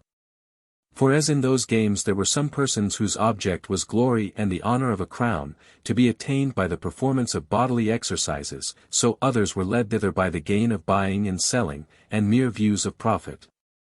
But there was likewise one class of persons, and they were by far the best, whose aim was neither applause nor profit, but who came merely as spectators through curiosity, to observe what was done, and to see in what manner things were carried on there.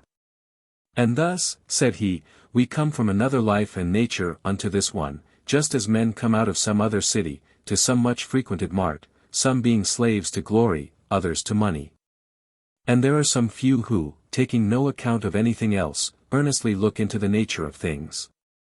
And these men call themselves studious of wisdom, that is, philosophers, and as there it is the most reputable occupation of all to be a looker-on without making any acquisition, so in life, the contemplating things, and acquainting one's self with them, greatly exceeds every other pursuit of life. 4. Nor was Pythagoras the inventor only of the name, but he enlarged also the thing itself, and, when he came into Italy after this conversation at Phlius, he adorned that Greece, which is called Great Greece, both privately and publicly, with the most excellent institutions and arts. But of his school and system I shall, perhaps, find another opportunity to speak. But numbers and motions, and the beginning and end of all things, were the subjects of the ancient philosophy down to Socrates, who was a pupil of Archelaus, who had been the disciple of Anaxagoras. These made diligent inquiry into the magnitude of the stars, their distances, courses, and all that relates to the heavens. But Socrates was the first who brought down philosophy from the heavens, placed it in cities, introduced it into families, and obliged it to examine into life and morals, and good and evil. And his different methods of discussing questions, together with the variety of his topics, and the greatness of his abilities, being immortalized by the memory and writings of Plato, gave rise to many sects of philosophers of different sentiments. Of all which I have principally adhered 167 to that one which, in my opinion, Socrates himself followed. And argue so as to conceal my own opinion, while I deliver others from their errors, and so discover what has the greatest appearance of probability in every question. And the custom Carneades adopted with great copiousness and acuteness, and I myself have often given into it on many occasions elsewhere, and in this manner, too, I disputed lately, in my Tusculan villa. Indeed, I have sent you a book of the 4 former days' discussions, but the 5th day, when we had seated ourselves as before, what we were to dispute on was proposed thus. V.A. I do not think virtue can possibly be sufficient for a happy life. M. But my friend Brutus thinks so, whose judgment, with submission, I greatly prefer to yours.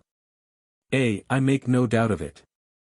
But your regard for him is not the business now, the question is now, what is the real character of that quality of which I have declared my opinion? I wish you to dispute on that. M. What? Do you deny that virtue can possibly be sufficient for a happy life? A. It is what I entirely deny. M. What? Is not virtue sufficient to enable us to live as we ought, honestly, commendably, or, in fine, to live well? A. Certainly sufficient. M. Can you, then, help calling any one miserable who lives ill? Or will you deny that any one who you allow lives well must inevitably live happily? A. Why may I not?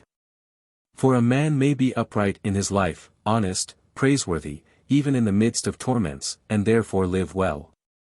Provided you understand what I mean by well, for when I say well, I mean with constancy, and dignity, and wisdom, and courage. For a man may display all these qualities on the rack, but yet the rack is inconsistent with a happy life. M. What, then?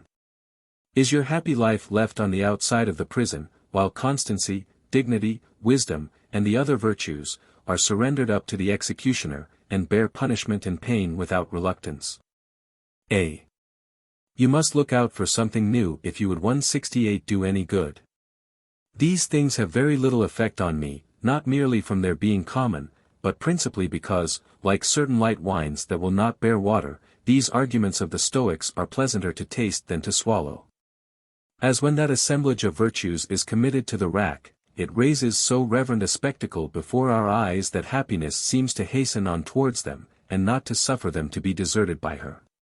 But when you take your attention off from this picture and these images of the virtues to the truth and the reality, what remains without disguise is, the question whether any one can be happy in torment. Wherefore let us now examine that point, and not be under any apprehensions, lest the virtues should expostulate, and complain that they are forsaken by happiness. For if prudence is connected with every virtue, then prudence itself discovers this, that all good men are not therefore happy, and she recollects many things of Marcus Attilius, Quintus Scipio, Marcus Aquilius. And prudence herself, if these representations are more agreeable to you than the things themselves, restrains happiness when it is endeavoring to throw itself into torments, and denies that it has any connection with pain and torture. 6. M. I can easily bear with your behaving in this manner, though it is not fair in you to prescribe to me how you would have me carry on this discussion. But I ask you if I have effected anything or nothing in the preceding days? A. Yes. Something was done, some little matter indeed. M. But if that is the case, this question is settled, and almost put an end to. A. How so? M. Because turbulent motions and violent agitations of 169 the mind, when it is raised and elated by a rash impulse, getting the better of reason, leave no room for a happy life. For who that fears either pain or death, the one of which is always present, the other always impending, can be otherwise than miserable? Now, supposing the same person, which is often the case, to be afraid of poverty, ignominy, infamy, or weakness, or blindness, or, lastly, slavery, which doth not only befall individual men, but often even the most powerful nations. Now can any one under the apprehension of these evils be happy? What shall we say of him who not only dreads these evils as impending, but actually feels and bears them at present? Let us unite in the same person banishment, mourning, the loss of children. Now, how can any one who is broken down and rendered sick in body and mind by such affliction be otherwise than very miserable indeed? What reason, again, can there be why a man should not rightly enough be called miserable whom we see inflamed and raging with lust, coveting everything with an insatiable desire, and, in proportion as he derives more pleasure from anything, thirsting the more violently after them? And as to a man vainly elated, exulting with an empty joy, and boasting of himself without reason, is not he so much the more miserable in proportion as he thinks himself happier? Therefore, as these men are miserable, so, on the other hand, those are happy who are alarmed by no fears, wasted by no griefs, provoked by no lusts, melted by no languid pleasures that arise from vain and exulting joys. We look on the sea as calm when not the least breath of air disturbs its waves, and, in like manner, the placid and quiet state of the mind is discovered when unmoved by any perturbation. Now, if there be any one who holds the power of fortune, and everything human, everything that can possibly befall any man, as supportable, so as to be out of the reach of fear or anxiety, and if such a man covets nothing, and is lifted up by no vain joy of mind, what can prevent his being happy? And if these are the effects of virtue, why cannot virtue itself make men happy? 7a. But the other of these two propositions is undeniable, that they who are under no apprehensions, who are 170 no ways uneasy, who covet nothing, who are lifted up by no vain joy, are happy, and therefore I grant you that. But as for the other, that is not now in a fit state for discussion, for it has been proved by your former arguments that a wise man is free from every perturbation of mind. Doubtless, then, the dispute is over. For the question appears to have been entirely exhausted. I think, indeed, that is almost the case. But yet that is more usually the case with the mathematicians than philosophers.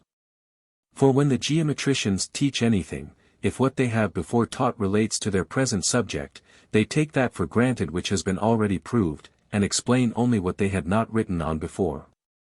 But the philosophers, whatever subject they have in hand, get together everything that relates to it, notwithstanding they may have dilated on it somewhere else.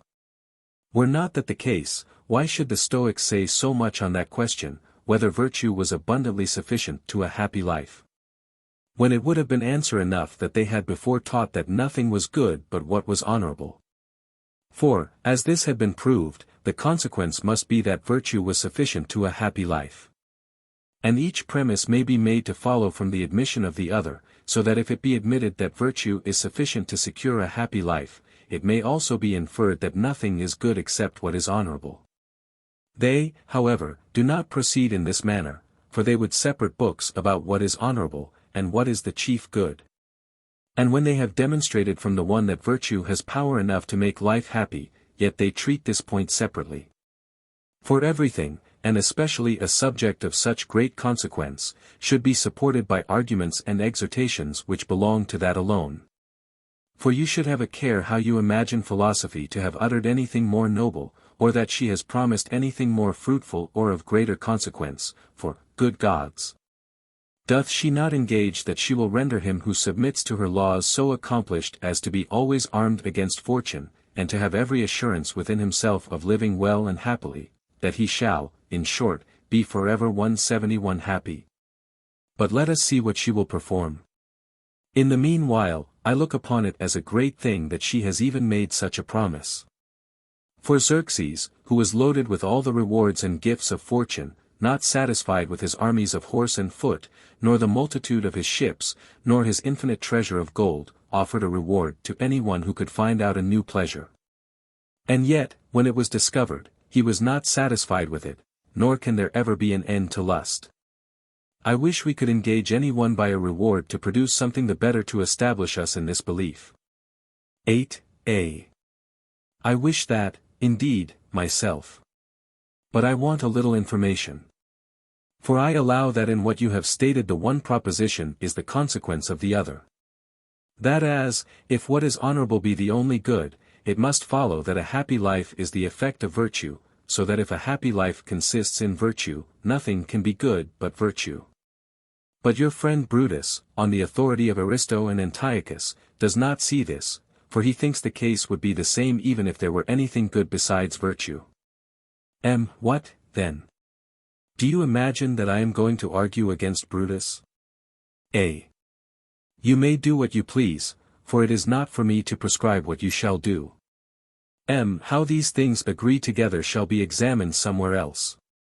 For I frequently discussed that point with Antiochus, and lately with Aristo, when, during the period of my command as general, I was lodging with him at Athens. For to me it seemed that no one could possibly be happy under any evil. But a wise man might be afflicted with evil, if there are any things arising from body or fortune deserving the name of evils. These things were said, which Antiochus has inserted in his books in many places, that virtue itself was sufficient to make life happy, but yet not perfectly happy. And that many things derive their names from the predominant portion of them, though they do not include everything, as strength, health, riches, honor, and glory, which qualities are determined by their kind, not their number. Thus a happy life is so called from its being so in a great degree, even though it 172 should fall short in some point. To clear this up is not absolutely necessary at present, though it seems to be said without any great consistency. For I cannot imagine what is wanting to one that is happy to make him happier, for if anything be wanting to him, he cannot be so much as happy. And as to what they say, that everything is named and estimated from its predominant portion, that may be admitted in some things. But when they allow 3 kinds of evils, when any one is oppressed with every imaginable evil of 2 kinds, being afflicted with adverse fortune, and having at the same time his body worn out and harassed with all sorts of pains, shall we say that such a one is but little short of a happy life, to say nothing about the happiest possible life? 9. This is the point which Theophrastus was unable to maintain. For after he had once laid down the position that stripes, torments, tortures, the ruin of one's country, banishment, the loss of children, had great influence on men's living miserably and unhappily, he durst not any longer use any high and lofty expressions when he was so low and abject in his opinion. How right he was is not the question, he certainly was consistent. Therefore, I am not for objecting to consequences where the premises are admitted. But this most elegant and learned of all the philosophers is not taken to task very severely when he asserts his 3 kinds of good.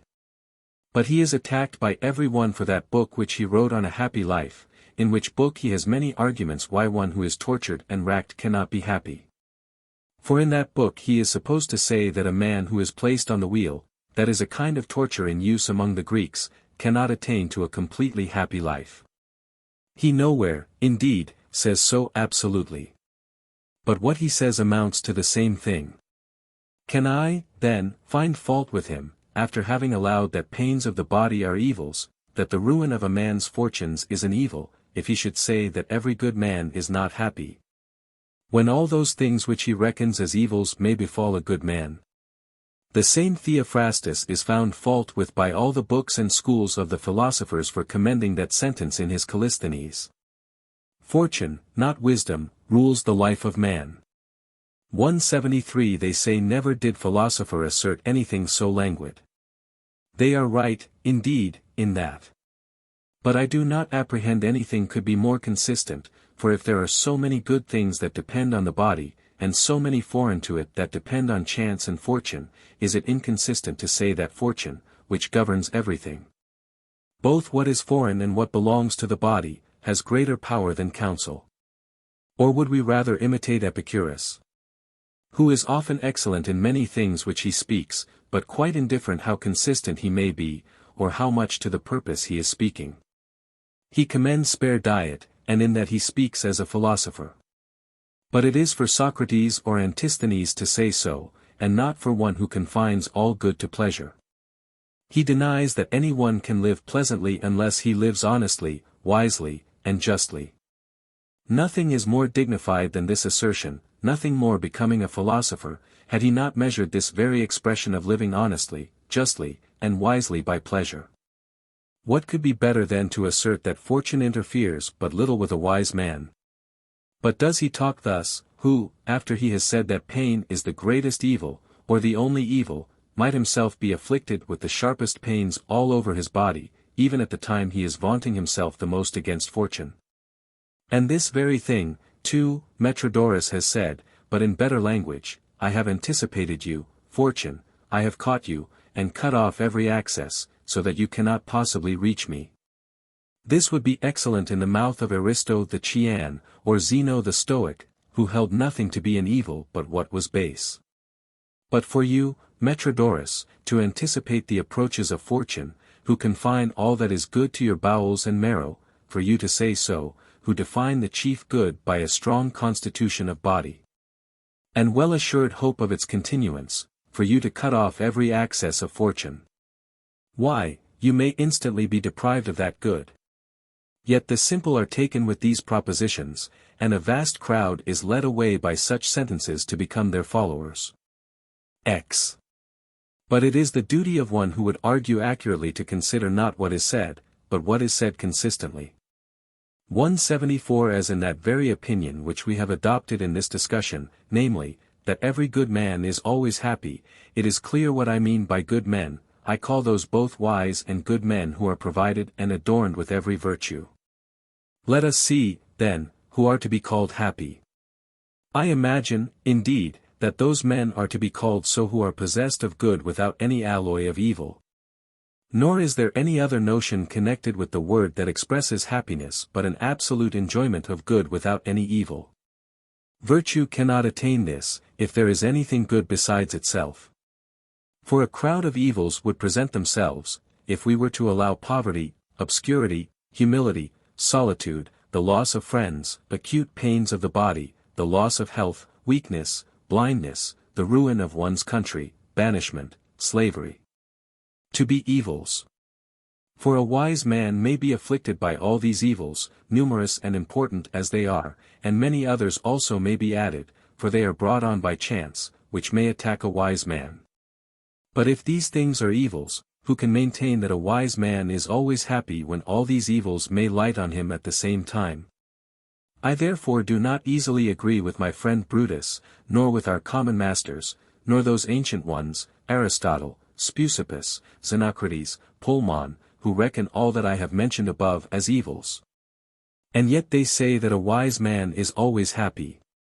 Nor can I allow them, because they are charmed with this beautiful and illustrious title, which would very well become Pythagoras, Socrates, and Plato, to persuade my mind that strength, health, beauty, riches, honors, power, with the beauty of which they are ravished, are contemptible, and that all those things which are the opposites of these are not to be regarded. Then might they declare openly, with a loud voice, that neither the attacks of fortune, nor the opinion of the multitude, nor pain, nor poverty, occasions them any apprehensions. And that they have everything within themselves, and that there is nothing whatever which they consider as good but what is within their own power.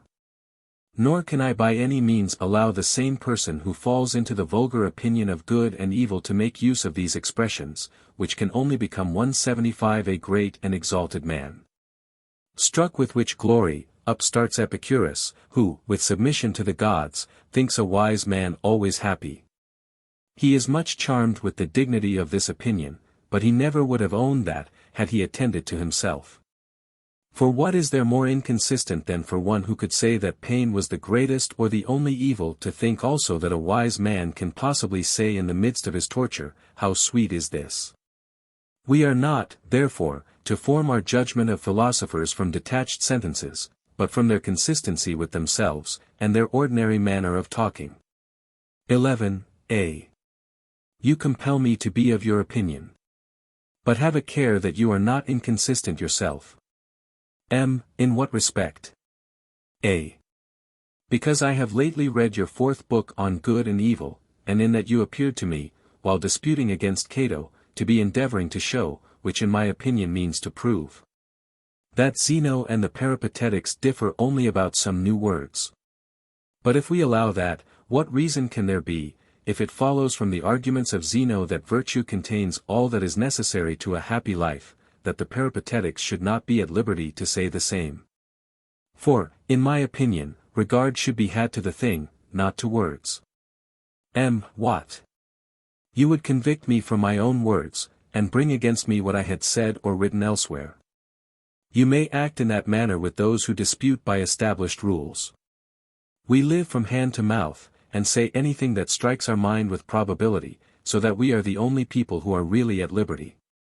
But, since I just now spoke of consistency, I do not think the inquiry in this place is, if the opinion of Zeno and his pupil Aristo be true that nothing is good but what is honorable. But, admitting that, then, whether the whole of a happy life can be rested on virtue alone. Wherefore, if we certainly grant Brutus this, that a wise man is always happy, how consistent he is his own business. For who, indeed, is more worthy than himself of the glory of that opinion? Still, we may maintain that such a man is more happy than anyone else. 176:12. Though Zeno the Citian, a stranger and an inconsiderable coiner of words, appears to have insinuated himself into the old philosophy. Still, the prevalence of this opinion is due to the authority of Plato, who often makes use of this expression, that nothing but virtue can be entitled to the name of good, agreeably to what Socrates says in Plato's Gorgias. For it is there related that when someone asked him if he did not think Archelaus the son of Perdiccas, who was then looked upon as a most fortunate person, a very happy man, I do not know, replied he, for I never conversed with him. What? Is there no other way you can know it by? None at all. You cannot, then, pronounce of the great king of the Persians whether he is happy or not. How can I, when I do not know how learned or how good a man he is? What? Do you imagine that a happy life depends on that? My opinion entirely is, that good men are happy, and the wicked miserable. Is Archelaus, then, miserable? Certainly, if unjust. Now, does it not appear to you that he is here placing the whole of a happy life in virtue alone? But what does the same man say in his funeral oration? For, saith he, whoever has everything that relates to a happy life so entirely dependent on himself as not to be connected with the good or bad fortune of another, and not to be affected by, or made in any degree uncertain by, what befalls another. And whoever is such a one has acquired the best rule of living, he is that moderate, that brave, that wise man, who submits to the gain and loss of everything, and especially of his children, and obeys that old precept.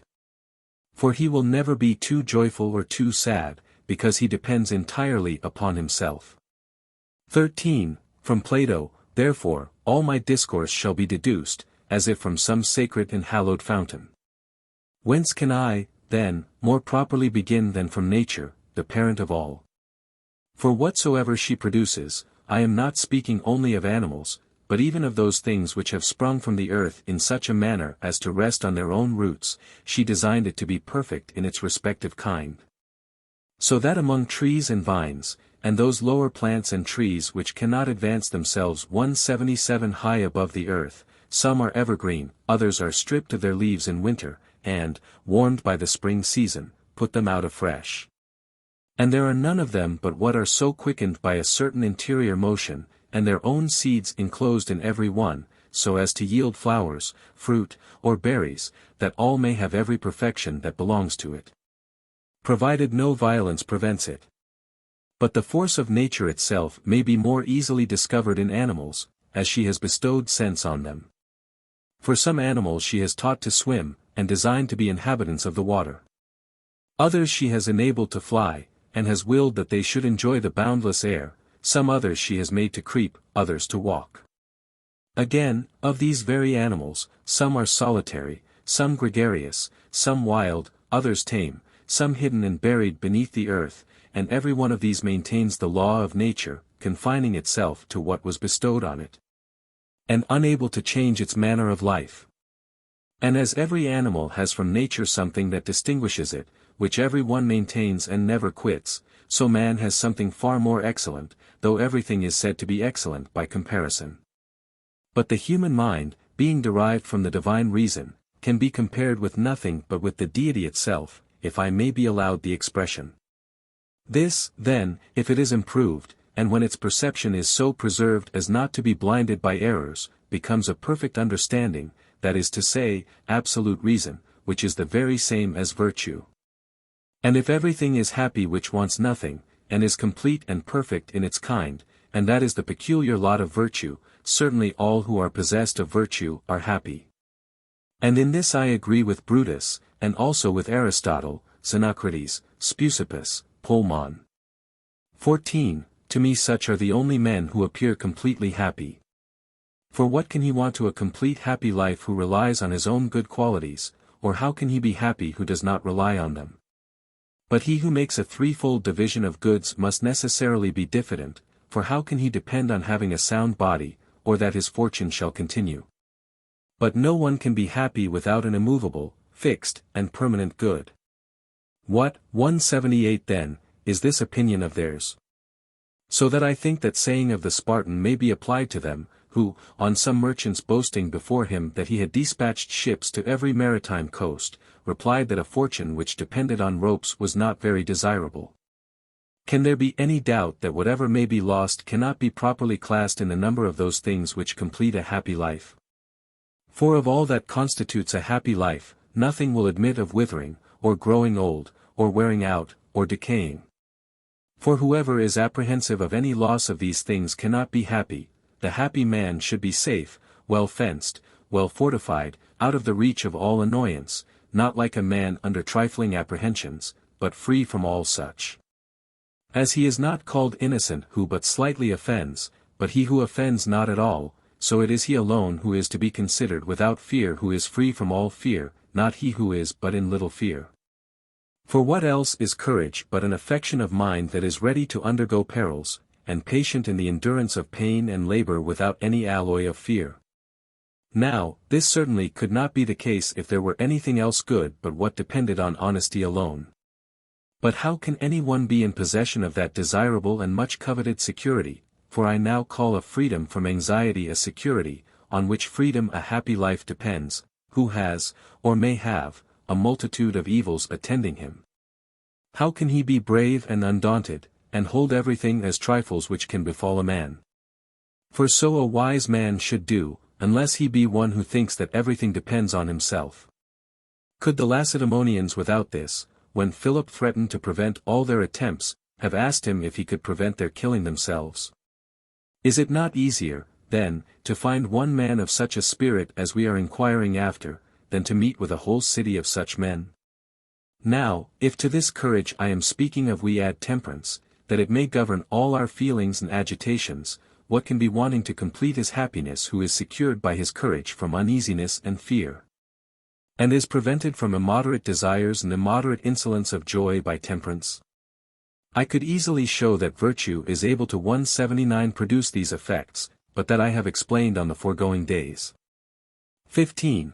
But as the perturbations of the mind make life miserable, and tranquility renders it happy.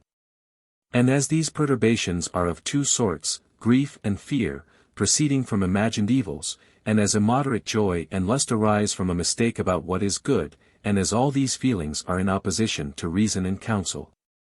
When you see a man at ease, quite free and disengaged from such troublesome commotions, which are so much at variance with one another, can you hesitate to pronounce such a one a happy man? Now, the wise man is always in such a disposition. Therefore the wise man is always happy. Besides, every good is pleasant, whatever is pleasant may be boasted and talked of, whatever may be boasted of is glorious. But whatever is glorious is certainly laudable, and whatever is laudable doubtless, also, honorable. Whatever, then, is good is honorable, but the things which they reckon as goods they themselves do not call honorable. Therefore what is honorable alone is good. Hence it follows that a happy life is comprised in honesty alone. Such things, then, are not to be called or considered goods, when a man may enjoy an abundance of them, and yet be most miserable.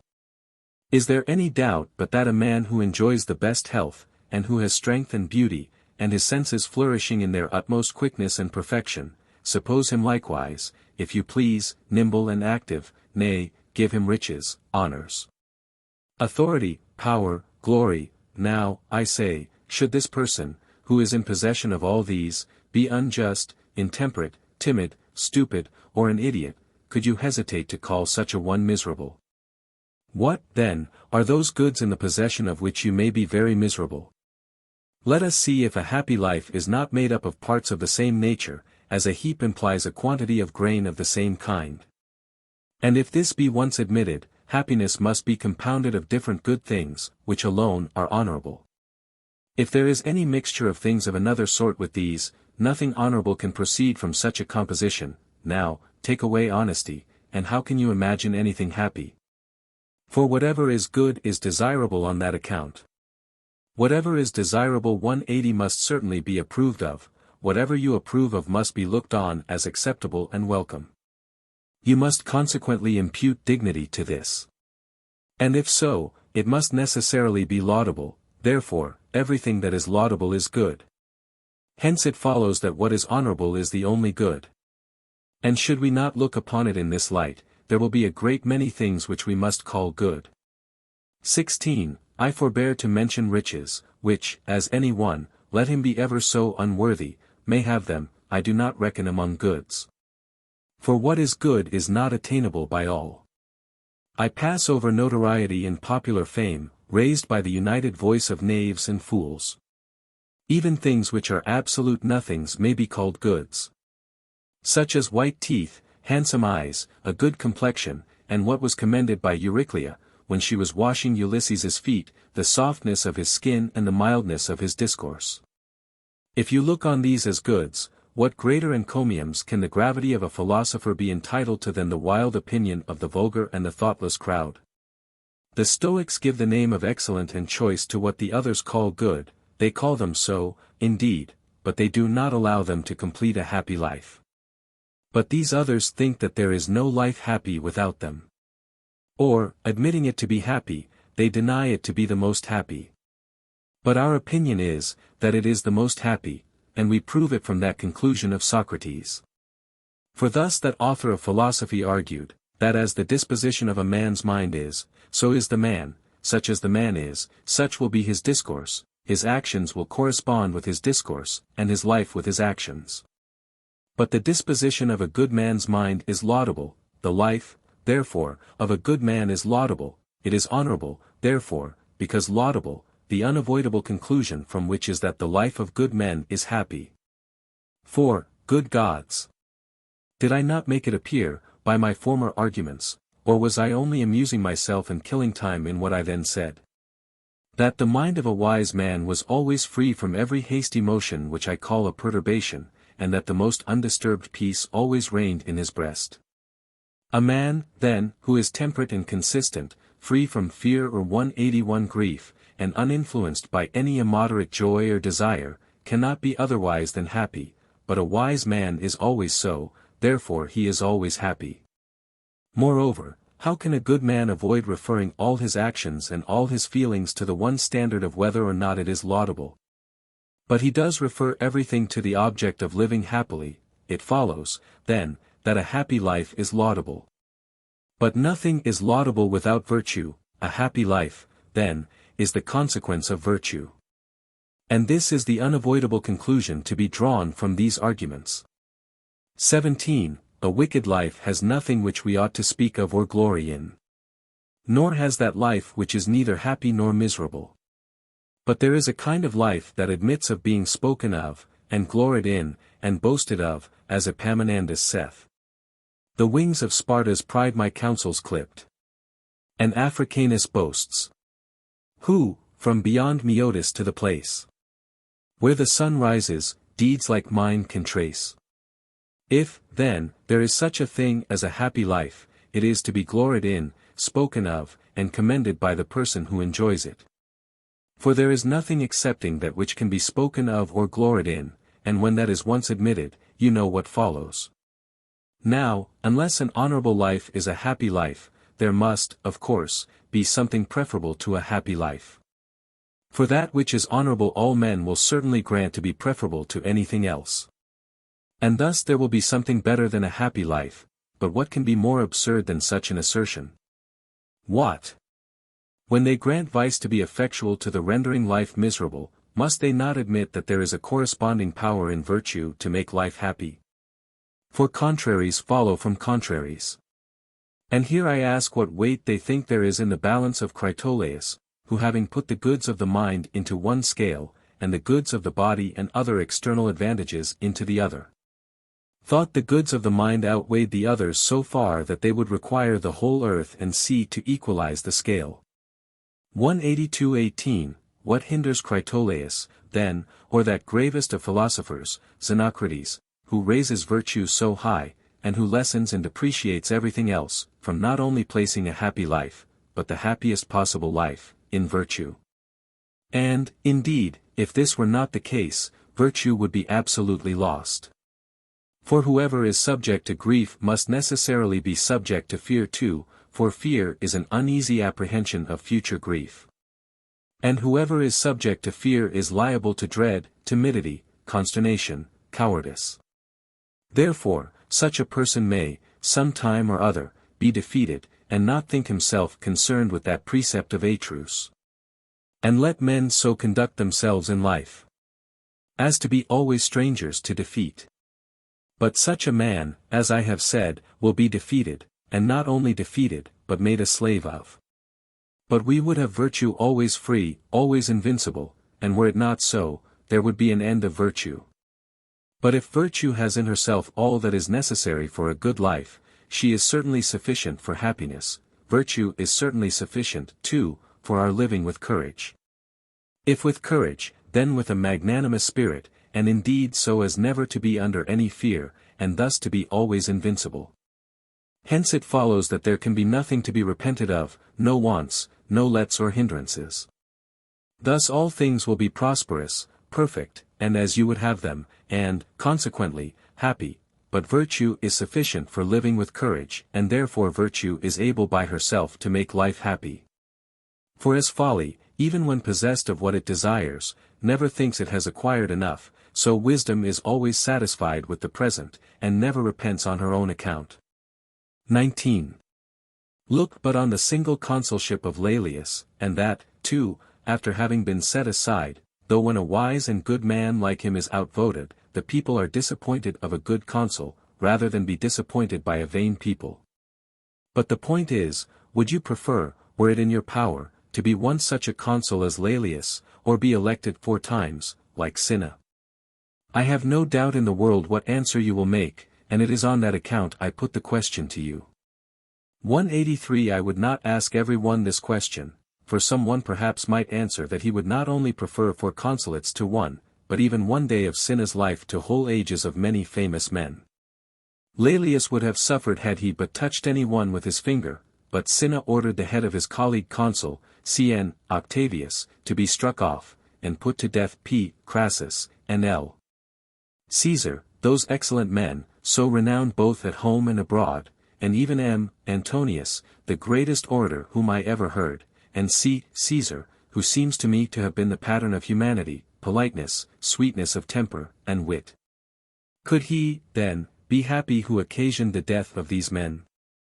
So far from it, that he seems to be miserable, not only for having performed these actions, but also for acting in such a manner that it was lawful for him to do it, though it is unlawful for any one to do wicked actions.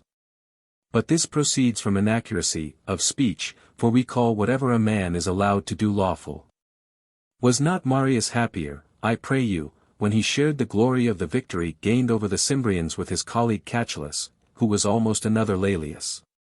For I look upon the 2 men as very like one another, than when, conqueror in the civil war, he in a passion answered the friends of Catullus, who were interceding for him, let him die. And this answer he gave, not once only, but often. But in such a case, he was happier who submitted to that barbarous decree than he who issued it. And it is better to receive an injury than to do one. And so it was better to advance a little to meet that death that was making its approaches, as Catullus did, than, like Marius, to sully the glory of 6 consulships and disgrace his latter days, by the death of such a man. XX. Dionysius exercised his tyranny over the Syracusans 38 years, being but 25 years old 184 when he seized on the government. How beautiful and how wealthy a city did he oppress with slavery! And yet we have it from good authority that he was remarkably temperate in his manner of living, that he was very active and energetic in carrying on business, but naturally mischievous and unjust. From which description every one who diligently inquires into truth must inevitably see that he was very miserable. Neither did he attain what he so greatly desired, even when he was persuaded that he had unlimited power. For, notwithstanding he was of a good family and reputable parents, though that is contested by some authors, and had a very large acquaintance of intimate friends and relations. And also some youths attached to him by ties of love after the fashion of the Greeks, he could not trust any one of them, but committed the guard of his person to slaves, whom he had selected from rich men's families and made free, and to strangers and barbarians. And thus, through an unjust desire of governing, he in a manner shut himself up in a prison. Besides, he would not trust his throat to a barber, but had his daughters taught to shave. So that these royal virgins were forced to descend to the base and slavish employment of shaving the head and beard of their father. Nor would he trust even them, when they were grown up, with a razor. But contrived how they might burn off the hair of his head and beard with red-hot nutshells. And as to his 2 wives, Aristomache, his countrywoman, and Doris of Locris, he never visited them at night before everything had been well searched and examined. And as he had surrounded the place where his bed was with a broad ditch, and made a way over it with a wooden bridge, he drew that bridge over after shutting his bedchamber door.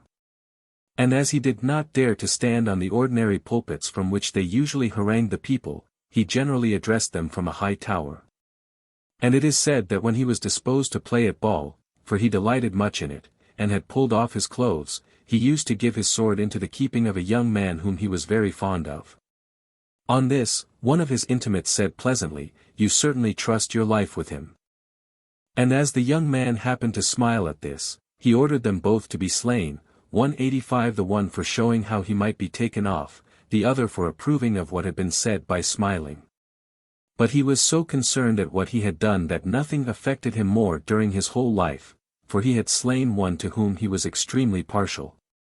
Thus do weak men's desires pull them different ways, and while they indulge one, they act counter to another. XXI, this tyrant, however, showed himself how happy he really was.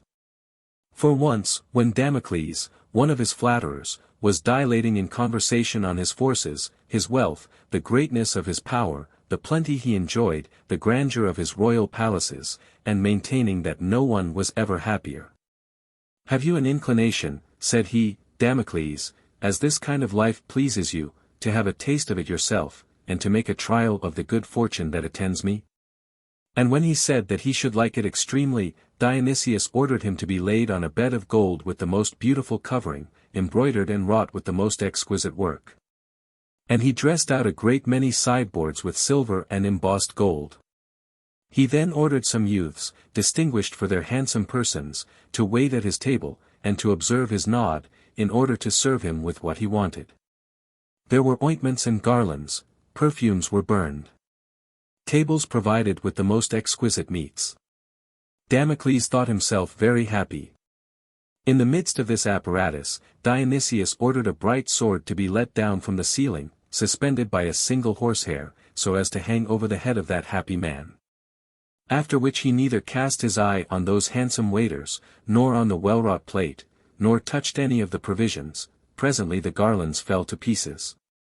At last he entreated the tyrant to give him leave to go, for that now he had no desire to be happy.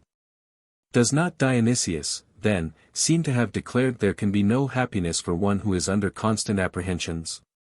But it was not now in his power 186 to return to justice, and restore his citizens their rights and privileges. For, by the indiscretion of youth, he had engaged in so many wrong steps and committed such extravagances, that, had he attempted to have returned to a right way of thinking, he must have endangered his life. 22. Yet, how desirous he was of friendship, though at the same time he dreaded the treachery of friends, appears from the story of those 2 Pythagoreans. One of these had been security for his friend, who was condemned to die. The other, to release his security, presented himself at the time appointed for his dying. I wish, said Dionysius, you would admit me as the third in your friendship. What misery was it for him to be deprived of acquaintance, of company at his table, and of the freedom of conversation? Especially for one who was a man of learning, and from his childhood acquainted with liberal arts, very fond of music, and himself a tragic poet, how good a one is not to the purpose, for I know not how it is, but in this way, more than any other. Every one thinks his own performances excellent. I never as yet knew any poet, and I was very intimate with Aquinius, who did not appear to himself to be very admirable. The case is this, you are pleased with your own works, I like mine. But to return to Dionysius. He debarred himself from all civil and polite conversation, and spent his life among fugitives, bondmen, and barbarians, for he was persuaded that no one could be his friend who was worthy of liberty, or had the least desire of being free. 23. Shall I not, then, prefer the life of Plato and Archytas, manifestly wise and learned men, to his, than which nothing can possibly be more horrid, or miserable, or detestable? I will present you with an humble and obscure mathematician of the same city, called Archimedes, who lived many years after.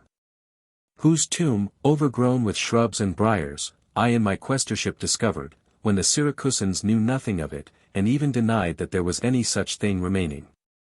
For I remembered some verses, which I had been informed were engraved on his monument, and these set forth that on the top of the tomb 187 there was placed a sphere with a cylinder. When I had carefully examined all the monuments, for there are a great many tombs at the gate Acridini, I observed a small column standing out a little above the briars, with the figure of a sphere and a cylinder upon it. Whereupon I immediately said to the Syracusans, for there were some of their principal men with me there, that I imagined that was what I was inquiring for. Several men, being sent in with scythes, cleared the way, and made an opening for us. When we could get at it, and were come near to the front of the pedestal, I found the inscription, though the latter parts of all the verses were effaced almost half away. Thus one of the noblest cities of Greece, and one which at one time likewise had been very celebrated for learning, had known nothing of the monument of its greatest genius, if it had not been discovered to them by a native of Arpinum. But to return to the subject from which I have been digressing. Who is there in the least degree acquainted with the Muses, that is, with liberal knowledge, or that deals at all in learning, who would not choose to be this mathematician rather than that tyrant? If we look into their methods of living and their employments, we shall find the mind of the one strengthened and improved with tracing the deductions of reason, amused with his own ingenuity, which is the one most delicious food of the mind. The thoughts of the other engaged in continual murders and injuries, in constant fears by night and by day. Now imagine a Democritus, a Pythagoras, and an Anaxagoras. What kingdom, what riches, would you prefer to their studies and amusements? For you must necessarily look for that excellence which we are seeking for in that which is the most perfect part of man, but what is there better in man than a sagacious and good mind? The enjoyment, therefore, of that good which proceeds from that sagacious mind can alone make us happy, but virtue is the good of the mind. It follows, therefore, that a happy life depends on virtue. Hence proceed all things that are beautiful, honorable, and excellent, as I said above, but this point must, I think, be treated of more at large, and they are well stored with joys. For, as it is clear that a happy life consists in perpetual and unexhausted 188 pleasures, it follows, too, that a happy life must arise from honesty. 24. But that what I propose to demonstrate to you may not rest on mere words only, I must set before you the picture of something, as it were, living and moving in the world. That may dispose us more for the improvement of the understanding and real knowledge. Let us, then, pitch upon some man perfectly acquainted with the most excellent arts, let us present him for a while to our own thoughts, and figure him to our own imaginations. In the first place, he must necessarily be of an extraordinary capacity. For virtue is not easily connected with dull minds. Secondly, he must have a great desire of discovering truth, from whence will arise that threefold production of the mind, one of which depends on knowing things, and explaining nature. The other, in defining what we ought to desire and what to avoid, the third, in judging of consequences and impossibilities, in which consists both subtlety in disputing and also clearness of judgment. Now, with what pleasure must the mind of a wise man be affected which continually dwells in the midst of such cares and occupations as these, when he views the revolutions and motions of the whole world, and sees those innumerable stars in the heavens, which, though fixed in their places, have yet one motion in common with the whole universe, and observes the 7 other stars, some higher, some lower, each maintaining their own course, while their motions, though wandering, have certain defined and appointed spaces to run through. The sight of which doubtless urged and encouraged those ancient philosophers to exercise their investigating spirit on many other things. Hence arose an inquiry after the beginnings, and, as it were, seeds from which all things were produced and composed, what was the origin of every kind of thing, whether animate or inanimate, articulately speaking or mute. What occasioned their beginning and end, and by what alteration and change one thing was converted into another, whence the earth originated, and by what weights it was balanced, by what caverns the seas were supplied, by what gravity all things being carried down tend always to the middle of the world, which in any round body is the lowest place. 189-25. A mind employed on such subjects, and which night and day contemplates them, contains in itself that precept of the Delphic God, so as to know itself, and to perceive its connection with the divine reason, from whence it is filled with an insatiable joy. For reflections on the power and nature of the gods raise in us a desire of imitating their eternity. Nor does the mind, that sees the necessary dependences and connections that one cause has with another, think it possible that it should be itself confined to the shortness of this life. Those causes, though they proceed from eternity to eternity, are governed by reason and understanding. And he who beholds them and examines them, or rather he whose view takes in all the parts and boundaries of things, with what tranquility of mind does he look on all human affairs, and on all that is nearer him. Hence proceeds the knowledge of virtue, hence arise the kinds and species of virtues, hence are discovered those things which nature regards as the bounds and extremities of good and evil. By this it is discovered to what all duties ought to be referred, and which is the most eligible manner of life. And when these and similar points have been investigated, the principal consequence which is deduced from them, and that which is our main object in this discussion, is the establishment of the point that virtue is of itself sufficient to a happy life. The third qualification of our wise man is the next to be considered, which goes through and spreads itself over every part of wisdom. It is that whereby we define each particular thing, distinguish the genus from its species, connect consequences, draw just conclusions, and distinguish truth from falsehood, which is the very art and science of disputing. Which is not only of the greatest use in the examination of what passes in the world, but is likewise the most rational entertainment, and that which is most becoming to true wisdom. Such are its effects in retirement. Now, let our wise man be considered as protecting the Republic. What can be more excellent than such a character? By his prudence he will discover the true interests of his fellow citizens. By his justice he will be prevented from applying what belongs to the public to his own use, and, in short, he will be ever governed by all the 190 virtues, which are many and various. To these let us add the advantage of his friendships, in which the learned reckon not only a natural harmony and agreement of sentiments throughout the conduct of life, but the utmost pleasure and satisfaction in conversing and passing our time constantly with one another. What can be wanting to such a life as this to make it more happy than it is? Fortune herself must yield to a life stored with such joys.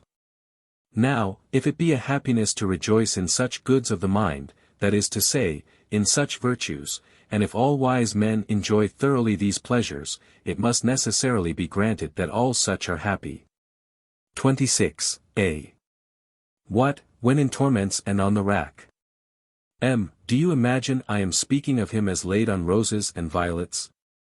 Is it allowable even for Epicurus, who only puts on the appearance of being a philosopher, and who himself assumed that name for himself, to say, though, as matters stand, I commend him for his saying, that a wise man might at all times cry out, though he be burned, tortured, cut to pieces, how little I regard it. Shall this be said by one who defines all evil as pain, and measures every good by pleasure, who could ridicule whatever we called either honorable or base, and could declare of us that we were employed about words, and uttering mere empty sounds. And that nothing is to be regarded by us but as it is perceived to be smooth or rough by the body? What? Shall such a man as this, as I said, whose understanding is little superior to the beasts, be at liberty to forget himself? And not only to despise fortune, when the whole of his good and evil is in the power of fortune, but to say that he is happy in the most racking torture, when he had actually declared pain to be not only the greatest evil, but the only one. Nor did he take any trouble to provide himself with those remedies which might have enabled him to bear pain, such as firmness of mind, a shame of doing anything base, exercise, and the habit of patience, precepts of courage, and a manly hardiness. But he says that he supports himself on the single recollection of past pleasures, as if any one, when the weather was so hot as that he was scarcely able to bear it, should comfort himself by recollecting that he was once in my country, 191 Arpinum, where he was surrounded on every side by cooling streams. For I do not apprehend how past pleasures can allay present evils. But when he says that a wise man is always happy who would have no right to say so if he were consistent with himself, what may they not do who allow nothing to be desirable, nothing to be looked on as good but what is honorable? Let, then, the Peripatetics and old academics follow my example, and at length leave off muttering to themselves. And openly and with a clear voice let them be bold to say that a happy life may not be inconsistent with the agonies of Phalaris's bull. 27. But to dismiss the subtleties of the Stoics, which I am sensible I have employed more than was necessary, let us admit of 3 kinds of goods. And let them really be kinds of goods, provided no regard is had to the body and to external circumstances. As entitled to the appellation of good in any other sense than because we are obliged to use them, but let those other divine goods spread themselves far in every direction, and reach the very heavens. Why, then, may I not call him happy, nay, the happiest of men, who has attained them? Shall a wise man be afraid of pain? Which is, indeed, the greatest enemy to our opinion. For I am persuaded that we are prepared and fortified sufficiently, by the disputations of the foregoing days, against our own death or that of our friends, against grief, and the other perturbations of the mind. But pain seems to be the sharpest adversary of virtue, that it is which menaces us with burning torches, that it is which threatens to crush our fortitude, and greatness of mind, and patience. Shall virtue, then, yield to this? Shall the happy life of a wise and consistent man succumb to this? Good gods! How base would this be? Spartan boys will bear to have their bodies torn by rods without uttering a groan. I myself have seen at Lacedaemon troops of young men, with incredible earnestness contending together with their hands and feet, with their teeth and nails, nay, even ready to expire, rather than own themselves conquered. Is any country of barbarians more uncivilized or desolate than India? Yet they have among them some that are held for wise men, who never wear any clothes all their life long, and who bear the 192 snow of Caucasus, and the piercing cold of winter, without any pain. And who if they come in contact with fire endure being burned without a groan. The women, too, in India, on the death of their husbands have a regular contest, and apply to the judge to have it determined which of them was best beloved by him. For it is customary there for one man to have many wives. She in whose favor it is determined exults greatly, and being attended by her relations, is laid on the funeral pile with her husband. The others, who are postponed, walk away very much dejected. Custom can never be superior to nature, for nature is never to be got the better of. But our minds are infected by sloth and idleness, and luxury, and languor, and indolence. We have enervated them by opinions and bad customs. Who is there who is unacquainted with the customs of the Egyptians? Their minds being tainted by pernicious opinions, they are ready to bear any torture rather than hurt an ibis, a snake, a cat, a dog, or a crocodile, and should any one inadvertently have hurt any of these animals, he will submit to any punishment. I am speaking of men only. As to the beasts, do they not bear cold and hunger, running about in woods, and on mountains and deserts? Will they not fight for their young ones till they are wounded? Are they afraid of any attacks or blows? I mention not what the ambitious will suffer for honor's sake, or those who are desirous of praise on account of glory, or lovers to gratify their lust. Life is full of such instances. 28. But let us not dwell too much on these questions, but rather let us return to our subject. I say, and say again, that happiness will submit even to be tormented. And that in pursuit of justice, and temperance, and still more especially in principally fortitude, and greatness of soul, and patience, it will not stop short at sight of the executioner. And when all other virtues proceed calmly to the torture, that one will never halt, as I said, on the outside and threshold of the prison. For what can be baser, what can carry a worse appearance, than to be left alone, separated from those beautiful attendants? Not, however, that this is by any means possible. For neither can the virtues hold together without happiness, nor happiness 193 without the virtues, so that they will not suffer her to desert them, but will carry her along with them, to whatever torments, to whatever pain they are led. For it is the peculiar quality of a wise man to do nothing that he may repent of, nothing against his inclination, but always to act nobly, with constancy, gravity, and honesty, to depend on nothing as certainty. To wonder at nothing, when it falls out, as if it appeared strange and unexpected to him, to be independent of every one, and abide by his own opinion. For my part, I cannot form an idea of anything happier than this. The conclusion of the Stoics is indeed easy. For since they are persuaded that the end of good is to live agreeably to nature, and to be consistent with that, as a wise man should do so, not only because it is his duty, but because it is in his power, it must, of course, follow that whoever has the chief good in his power has his happiness so too. And thus the life of a wise man is always happy. You have here what I think may be confidently said of a happy life, and as things now stand, very truly also, unless you can advance something better. 29a. Indeed I cannot. But I should be glad to prevail on you, unless it is troublesome, as you are under no confinement from obligations to any particular sect, but gather from all of them whatever strikes you most as having the appearance of probability. As you just now seem to advise the Peripatetics and the old Academy boldly to speak out without reserve, that wise men are always the happiest, I should be glad to hear how you think it consistent for them to say so. When you have said so much against that opinion, and the conclusions of the Stoics. I will make use, then, of that liberty which no one has the privilege of using in philosophy but those of our school, whose discourses determine nothing, but take in everything, leaving them unsupported by the authority of any particular person, to be judged of by others, according to their weight. And as you seem desirous of knowing how it is that, notwithstanding the different opinions of philosophers with regard to the ends of goods, virtue has still sufficient security for the effecting of a happy life, which security, as we are informed, Carneades used indeed to dispute against. But he disputed as against the 194 Stoics, whose opinions he combated with great zeal and vehemence. I, however, shall handle the question with more temper, for if the Stoics have rightly settled the ends of goods, the affair is at an end. For a wise man must necessarily be always happy. But let us examine, if we can, the particular opinions of the others, that so this excellent decision, if I may so call it, in favor of a happy life, may be agreeable to the opinions and discipline of all.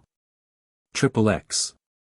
These, then, are the opinions, as I think, that are held and defended. The first four are simple ones, that nothing is good but what is honest, according to the Stoics, nothing good but pleasure, as Epicurus maintains.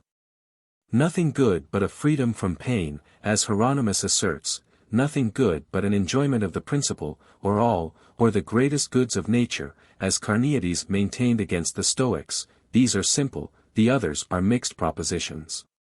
Then there are three kinds of goods, the greatest being those of the mind, the next best those of the body, the third are external goods, as the Peripatetics call them, and the old academics differ very little from them. Deinamicus and Calipho have coupled pleasure with honesty, but Diodorus the Peripatetic has joined indolence to honesty. These are the opinions that have some footing. For those of Aristo, Pyrrho, Heraclius, and of some others, are quite out of date. Now let us see what weight these men have in 195 them, excepting the Stoics, whose opinion I think I have sufficiently defended. And indeed I have explained what the Peripatetics have to say, excepting that Theophrastus, and those who followed him, dread and abhor pain in too weak a manner. The others may go on to exaggerate the gravity and dignity of virtue, as usual. And then, after they have extolled it to the skies, with the usual extravagance of good orators, it is easy to reduce the other topics to nothing by comparison, and to hold them up to contempt. They who think that praise deserves to be sought after, even at the expense of pain, are not at liberty to deny those men to be happy who have obtained it. Though they may be under some evils, yet this name of happy has a very wide application. XXXI, for even as trading is said to be lucrative, and farming advantageous, not because the one never meets with any loss, nor the other with any damage from the inclemency of the weather, but because they succeed in general.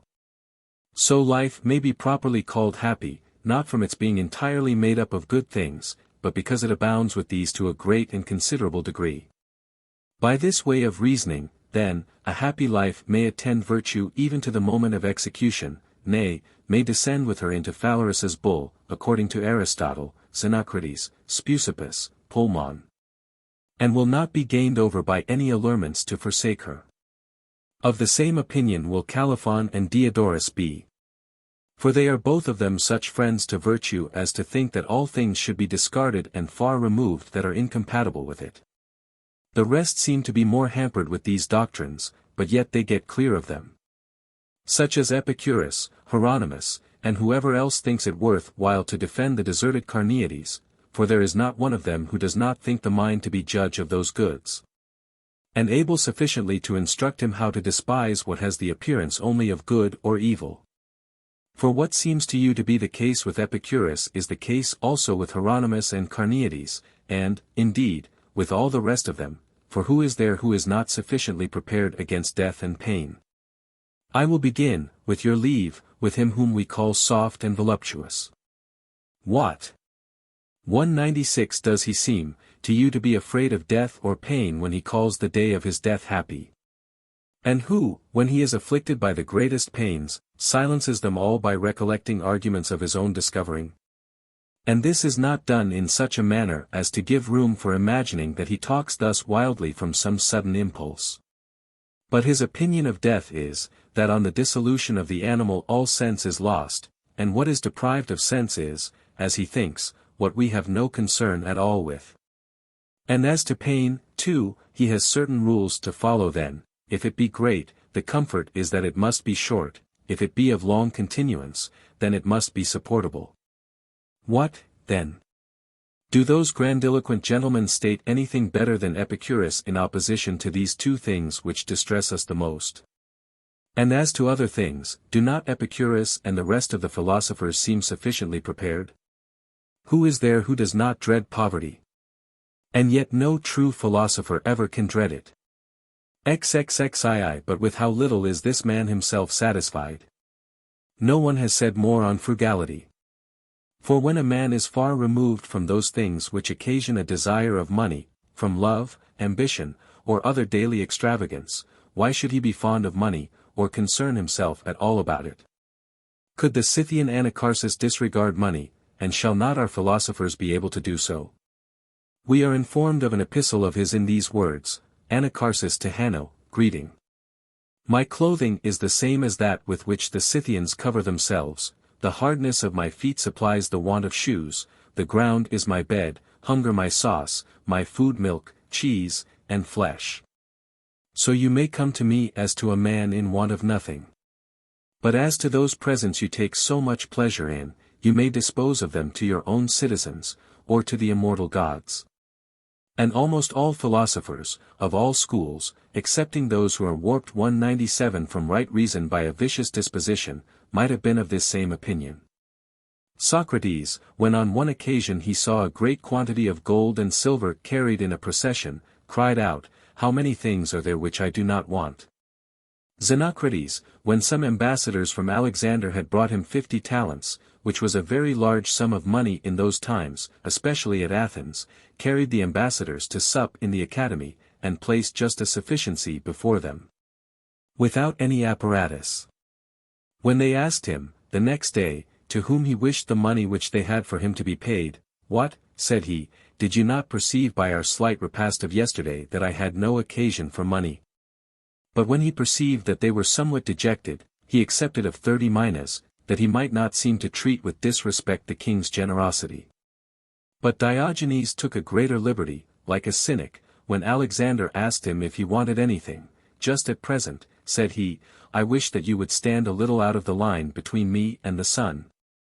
For Alexander was hindering him from sunning himself. And, indeed, this very man used to maintain how much he surpassed the Persian king in his manner of life and fortune, for that he himself was in want of nothing, while the other never had enough. And that he had no inclination for those pleasures of which the other could never get enough to satisfy himself, and that the other could never obtain his. 33. You see, I imagine, how Epicurus has divided his kinds of desires, not very acutely perhaps, but yet usefully, saying that they are partly natural and necessary, partly natural, but not necessary, partly neither. That those which are necessary may be supplied almost for nothing, for that the things which nature requires are easily obtained. As to the second kind of desires, his opinion is that any one may easily either enjoy or go without them. And with regard to the third, since they are utterly frivolous, being neither allied to necessity nor nature, he thinks that they should be entirely rooted out. On this topic a great many arguments are adduced by the Epicureans. And those pleasures which they do not despise in a body, they disparage one by one, and seem rather 198 for lessening the number of them. For as to wanton pleasures, on which subject they say a great deal, these, say they, are easy, common, and within anyone's reach. And they think that if nature requires them, they are not to be estimated by birth, condition, or rank, but by shape, age, and person, and that it is by no means difficult to refrain from them, should health, duty, or reputation require it. But that pleasures of this kind may be desirable, where they are attended with no inconvenience, but can never be of any use. And the assertions which Epicurus makes with respect to the whole of pleasure are such as show his opinion to be that pleasure is always desirable, and to be pursued merely because it is pleasure. And for the same reason pain is to be avoided, because it is pain. So that a wise man will always adopt such a system of counterbalancing as to do himself the justice to avoid pleasure, should pain ensue from it in too great a proportion. And will submit to pain, provided the effects of it are to produce a greater pleasure, so that all pleasurable things, though the corporeal senses are the judges of them, are still to be referred to the mind. On which account the body rejoices while it perceives a present pleasure. But that the mind not only perceives the present as well as the body, but foresees it while it is coming, and even when it is past will not let it quite slip away. So that a wise man enjoys a continual series of pleasures, uniting the expectation of future pleasure to the recollection of what he has already tasted. The like notions are applied by them to high living. And the magnificence and expensiveness of entertainments are deprecated, because nature is satisfied at a small expense. XXXIV, for who does not see this, that an appetite is the best sauce. When Darius, in his flight from the enemy, had drunk some water which was muddy and tainted with dead bodies, he declared that he had never drunk anything more pleasant. The fact was, that he had never drunk before when he was thirsty. Nor had Ptolemy ever eaten when he was hungry. For as he was traveling over Egypt, his company not keeping up with him, he had some coarse bread presented him in a cottage, upon which he said, nothing ever seemed to him pleasanter 199 than that bread. They relate, too, of Socrates, that, once when he was walking very fast till the evening, on his being asked why he did so, his reply was that he was purchasing an appetite by walking, that he might sup the better. And do we not see what the Lacedaemonians provide in their Phoenicia? Where the tyrant Dionysius supped, but told them he did not at all like that black broth, which was their principal dish. On which he who dressed it said, it was no wonder, for it wanted seasoning. Dionysius asked what that seasoning was. To which it was replied, fatigue in hunting, sweating, a race on the banks of Eurotas, hunger and thirst, for these are the seasonings to the Lacedaemonian banquets. And this may not only be conceived from the custom of men, but from the beasts, who are satisfied with anything that is thrown before them, provided it is not unnatural, and they seek no farther. Some entire cities, taught by custom, delight in parsimony, as I said but just now of the Lacedaemonians. Xenophon has given an account of the Persian diet, who never, as he saith, use anything but cresses with their bread. Not but that, should nature require anything more agreeable, many things might be easily supplied by the ground, and plants in great abundance, and of incomparable sweetness. Add to this strength and health, as the consequence of this abstemious way of living. Now, compare with this those who sweat and belch, being crammed with eating, like fatted oxen. Then will you perceive that they who pursue pleasure most attain it least, and that the pleasure of eating lies not in satiety, but appetite. 35. They report of Timotheus, a famous man at Athens, and the head of the city, that having supped with Plato, and being extremely delighted with his entertainment, on seeing him the next day, he said, "Your suppers are not only agreeable while I partake of them, but the next day also. Besides, the understanding is impaired when we are full with overeating and drinking." There is an excellent epistle of Plato to Dion's relations, in which there occurs as nearly as possible these words, "When I came there, that happy life so much talked of, devoted to Italian and Syracusan entertainments, was no ways agreeable to me. To be crammed twice a day, and never to 200 have the night to yourself, and the other things which are the accompaniments of this kind of life, by which a man will never be made the wiser, but will be rendered much less temperate. For it must be an extraordinary disposition that can be temperate in such circumstances. How, then, can a life be pleasant without prudence and temperance? Hence you discover the mistake of Sardanapalus, the wealthiest king of the Assyrians, who ordered it to be engraved on his tomb. I still have what in food I did exhaust. But what I left, though excellent, is lost. What less than this, says Aristotle, could be inscribed on the tomb, not of a king, but an ox? He said that he possessed those things when dead, which, in his lifetime, he could have no longer than while he was enjoying them. Why, then, are riches desired? And wherein doth poverty prevent us from being happy? In the want, I imagine, of statues, pictures, and diversions. But if any one is delighted with these things, have not the poor people the enjoyment of them more than they who are the owners of them in the greatest abundance? For we have great numbers of them displayed publicly in our city. And whatever store of them private people have, they cannot have a great number, and they but seldom see them, only when they go to their country seats, and some of them must be stung to the heart when they consider how they came by them. The day would fail me, should I be inclined to defend the cause of poverty.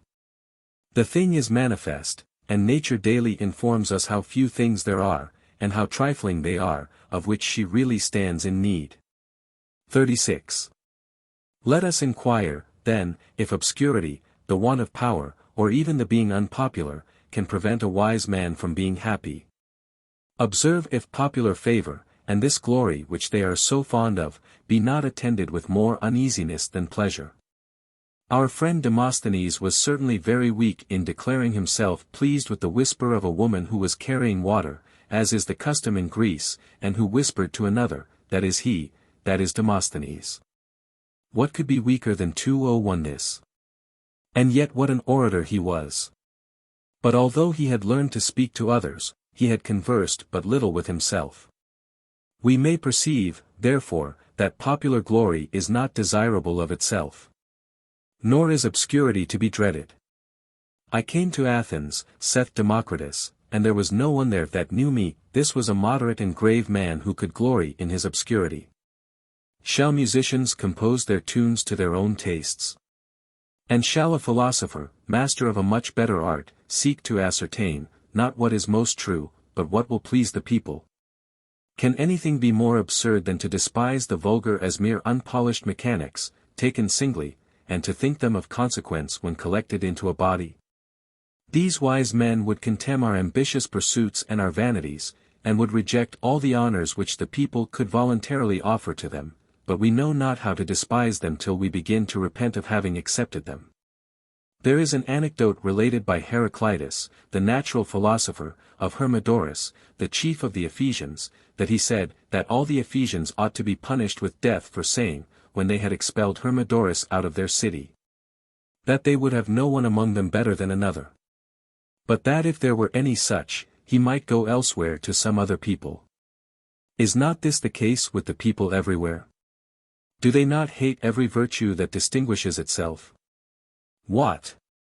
Was not Aristides, I had rather instance in the Greeks than ourselves, banished his country for being eminently just? What troubles, then, are they free from who have no connection whatever with the people? What is more agreeable than a learned retirement? I speak of that learning which makes us acquainted with the boundless extent of nature and the universe, and which even while we remain in this world discovers to us both heaven, earth, and sea. XVI. If, then, honor and riches have no value, what is there else to be afraid of? Banishment, I suppose, which is looked on as the greatest evil. Now, if the evil of banishment proceeds not from ourselves, but from the froward disposition of the people, I have just now declared how contemptible it is. But if to leave one's country be miserable, 202 the provinces are full of miserable men, very few of the settlers in which ever return to their country again. But exiles are deprived of their property. What, then? Has there not been enough said on bearing poverty? But with regard to banishment, if we examine the nature of things, not the ignominy of the name, how little does it differ from constant traveling, in which some of the most famous philosophers have spent their whole life, as Xenocrates, Crantor, Arcesilas, Laceda, Aristotle, Theophrastus, Zeno, Cleanthes, Chrysippus, Antipater, Carneades, Panetius, Clitomachus, Philo, Antiochus, Posidonius, and innumerable others, who from their first setting out never returned home again. Now, what ignominy can a wise man be affected with, for it is of such a one that I am speaking, who can be guilty of nothing which deserves it? For there is no occasion to comfort one who is banished for his deserts. Lastly, they can easily reconcile themselves to every accident who measure all their objects and pursuits in life by the standard of pleasure, so that in whatever place that is supplied, there they may live happily. Thus what Tusser said may be applied to every case. Wherever I am happy is my country. Socrates, indeed, when he was asked where he belonged to, replied, the world, for he looked upon himself as a citizen and inhabitant of the whole world. How was it with T. Altubucius? Did he not follow his philosophical studies with the greatest satisfaction at Athens, although he was banished? Which, however, would not have happened to him if he had obeyed the laws of Epicurus and lived peaceably in the Republic. In what was Epicurus happier, living in his own country, than Metrodorus, who lived at Athens? Or did Plato's happiness exceed that of Xenocrates, or Polemo, or Arcesilas? Or is that city to be valued much that banishes all her good and wise men? Demaratus, the father of our king Tarquin, not being able to bear the tyrant Cypselus, fled from Corinth to Tarquinii, settled there, and had children. Was it, then, an unwise act in him to prefer the liberty of banishment to slavery at home? XXXV. Besides the emotions of the mind, all griefs 203 and anxieties are assuaged by forgetting them, and turning our thoughts to pleasure. Therefore, it was not without reason that Epicurus presumed to say that a wise man abounds with good things, because he may always have his pleasures. From whence it follows, as he thinks, that that point is gained which is the subject of our present inquiry, that a wise man is always happy. What? Though he should be deprived of the senses of seeing and hearing? Yes. For he holds those things very cheap. For, in the first place, what are the pleasures of which we are deprived by that dreadful thing, blindness? For though they allow other pleasures to be confined to the senses, yet the things which are perceived by the sight do not depend wholly on the pleasure the eyes receive, as is the case when we taste, smell, touch, or hear. For, in respect of all these senses, the organs themselves are the seat of pleasure, but it is not so with the eyes. For it is the mind which is entertained by what we see. But the mind may be entertained in many ways, even though we could not see at all. I am speaking of a learned and a wise man, with whom to think is to live. But thinking in the case of a wise man does not altogether require the use of his eyes in his investigations, for if night does not strip him of his happiness, why should blindness, which resembles night, have that effect? For the reply of Antipater the Cyrenaic to some women who bewailed his being blind, though it is a little too obscene, is not without its significance. What do you mean, saith he, do you think the night can furnish no pleasure? And we find by his magistracies and his actions that old Appius, too, who was blind for many years, was not prevented from doing whatever was required of him with respect either to the republic or his own affairs. It is said that C. Drusus's house was crowded with clients. When they whose business it was could not see how to conduct themselves, they applied to a blind guide. XXXAX when I was a boy, CN. Aufidius, a blind man, 204 who had served the office of praetor, not only gave his opinion in the Senate, and was ready to assist his friends, but wrote a Greek history, and had a considerable acquaintance with literature. Diodorus the Stoic was blind, and lived many years at my house. He, indeed, which is scarcely credible, besides applying himself more than usual to philosophy, and playing on the flute, agreeably to the custom of the Pythagoreans, and having books read to him night and day, in all which he did not want eyes, contrived to teach geometry, which, one would think, could hardly be done without the assistance of eyes, telling his scholars how and where to draw every line. They relate of Asclepiades, a native of Eretria, and no obscure philosopher, when some one asked him what inconvenience he suffered from his blindness, that his reply was, he was at the expense of another servant. So that, as the most extreme poverty may be borne if you please, as is daily the case with some in Greece, so blindness may easily be borne, provided you have the support of good health in other respects. Democritus was so blind he could not distinguish white from black, but he knew the difference between good and evil, just and unjust, honorable and base, the useful and useless, great and small.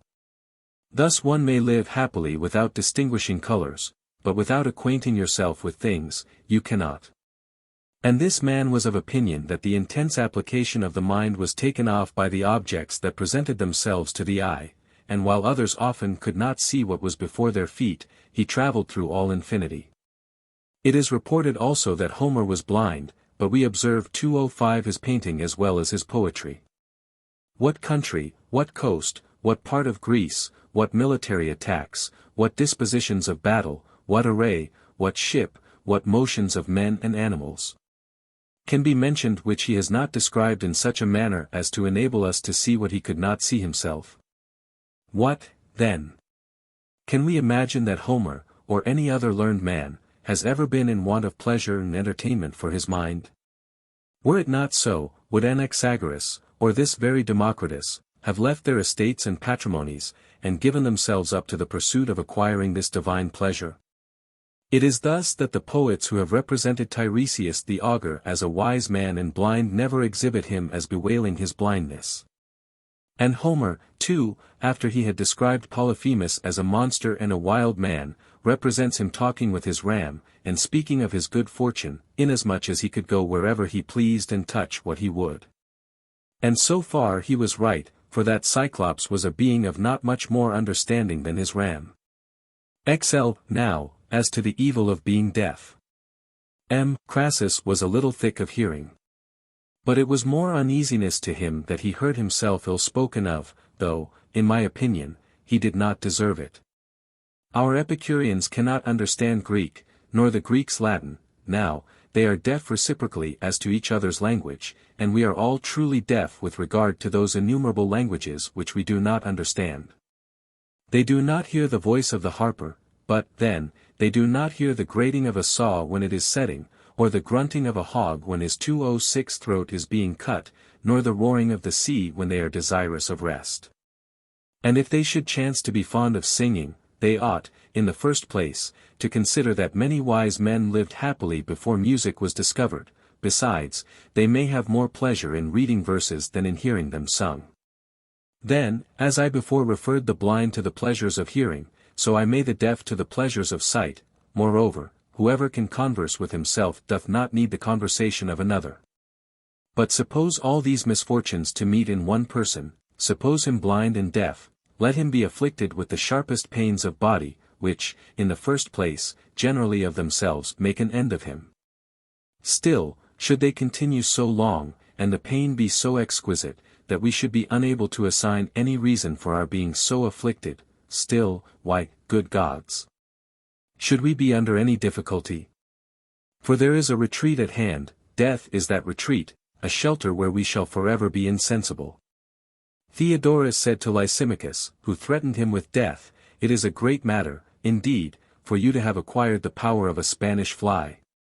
When Perses entreated Paulus not to lead him in triumph, "That is a matter which you have in your own power," said Paulus. I said many things about death in our first day's disputation, when death was the subject. And not a little the next day, when I treated of pain, which things if you recollect, there can be no danger of your looking upon death as undesirable, or, at least, it will not be dreadful. That custom which is common among the Grecians at their banquets should, in my opinion, be observed in life, drink, say they, or leave the company, and rightly enough. For a guest should either enjoy the pleasure of drinking with others, or else not stay till he meets with affronts from those that are in liquor. Thus, those injuries of fortune which you cannot bear you should flee from. XLI. This is the very same which is said by Epicurus and Hieronymus. Now, if those philosophers, whose opinion it is that virtue has no power of itself, and who say that the conduct which we denominate honorable and laudable is really nothing, and is only an empty circumstance 207 set off with an unmeaning sound, can nevertheless maintain that a wise man is always happy, what, think you, may be done by the Socratic and Platonic philosophers? Some of these allow such superiority to the goods of the mind as quite to eclipse what concerns the body and all external circumstances. But others do not admit these to be goods. They make everything depend on the mind, whose disputes Carneades used, as a sort of honorary arbitrator, to determine. For, as what seemed goods to the Peripatetics were allowed to be advantages by the Stoics, and as the Peripatetics allowed no more to riches, good health, and other things of that sort than the Stoics, when these things were considered according to their reality, and not by mere names, his opinion was that there was no ground for disagreeing. Therefore, let the philosophers of other schools see how they can establish this point also. It is very agreeable to me that they make some professions worthy of being uttered by the mouth of a philosopher with regard to a wise man's having always the means of living happily. 42. But as we are to depart in the morning, let us remember these 5 days' discussions, though, indeed, I think I shall commit them to writing, for how can I better employ the leisure which I have, of whatever kind it is, and whatever it be owing to? And I will send these 5 books also to my friend Brutus, by whom I was not only incited to write on philosophy, but, I may say, provoked. And by so doing it is not easy to say what service I may be of to others. At all events, in my own various and acute afflictions, which surround me on all sides, I cannot find any better comfort for myself. 209 The Nature of the Gods. Book I. There are many things in philosophy, my dear Brutus, which are not as yet fully explained to us, and particularly, as you very well know, that most obscure and difficult question concerning the nature of the gods. So extremely necessary both towards a knowledge of the human mind and the practice of true religion, concerning which the opinions of men are so various, and so different from each other, as to lead strongly to the inference that ignorance is the cause, or origin, of philosophy. And that the academic philosophers have been prudent in refusing their assent to things uncertain, for what is more unbecoming to a wise man than to judge rashly? Or what rashness is so unworthy of the gravity and stability of a philosopher as either to maintain false opinions, or, without the least hesitation, to support and defend what he has not thoroughly examined and does not clearly comprehend? In the question now before us, the greater part of mankind have united to acknowledge that which is most probable, and which we are all by nature led to suppose, namely, that there are gods. Protagoras doubted whether there were any. Diagoras the Melian and Theodorus of Cyrene entirely believed there were no such beings. But they who have affirmed that there are gods, have expressed such a variety of sentiments on the subject, and the disagreement between them is so great, that it would be too tiresome to enumerate their opinions. For they give us many statements respecting the forms of the gods, and their places of abode, and the employment of their lives. And these are matters on which the philosophers differ with the most exceeding earnestness. But the most considerable part of the dispute is, whether they are wholly inactive, totally unemployed, and free from all care and administration of affairs. Or, on the contrary, whether all things were made and constituted by them from the beginning, and whether they will continue to be actuated and governed by them to eternity. This is one of the greatest points in debate. And unless this is decided, mankind must necessarily remain in the greatest of errors, and ignorant of what is most important to be known. 2. For there are some philosophers, both ancient and modern, who have conceived that the gods take not the least cognizance of human affairs. But if their doctrine be true, of what avail is piety, sanctity, or religion? For these are feelings and marks of devotion which are offered to the gods by men with uprightness and holiness, on the ground that men are the objects of the attention of the gods. And that many benefits are conferred by the immortal gods on the human race. But if the gods have neither the power or the inclination to help us, if they take no care of us, and pay no regard to our actions, and if there is no single advantage which can possibly accrue to the life of man, then what reason can we have to pay any adoration, or any honors, or to prefer any prayers to them?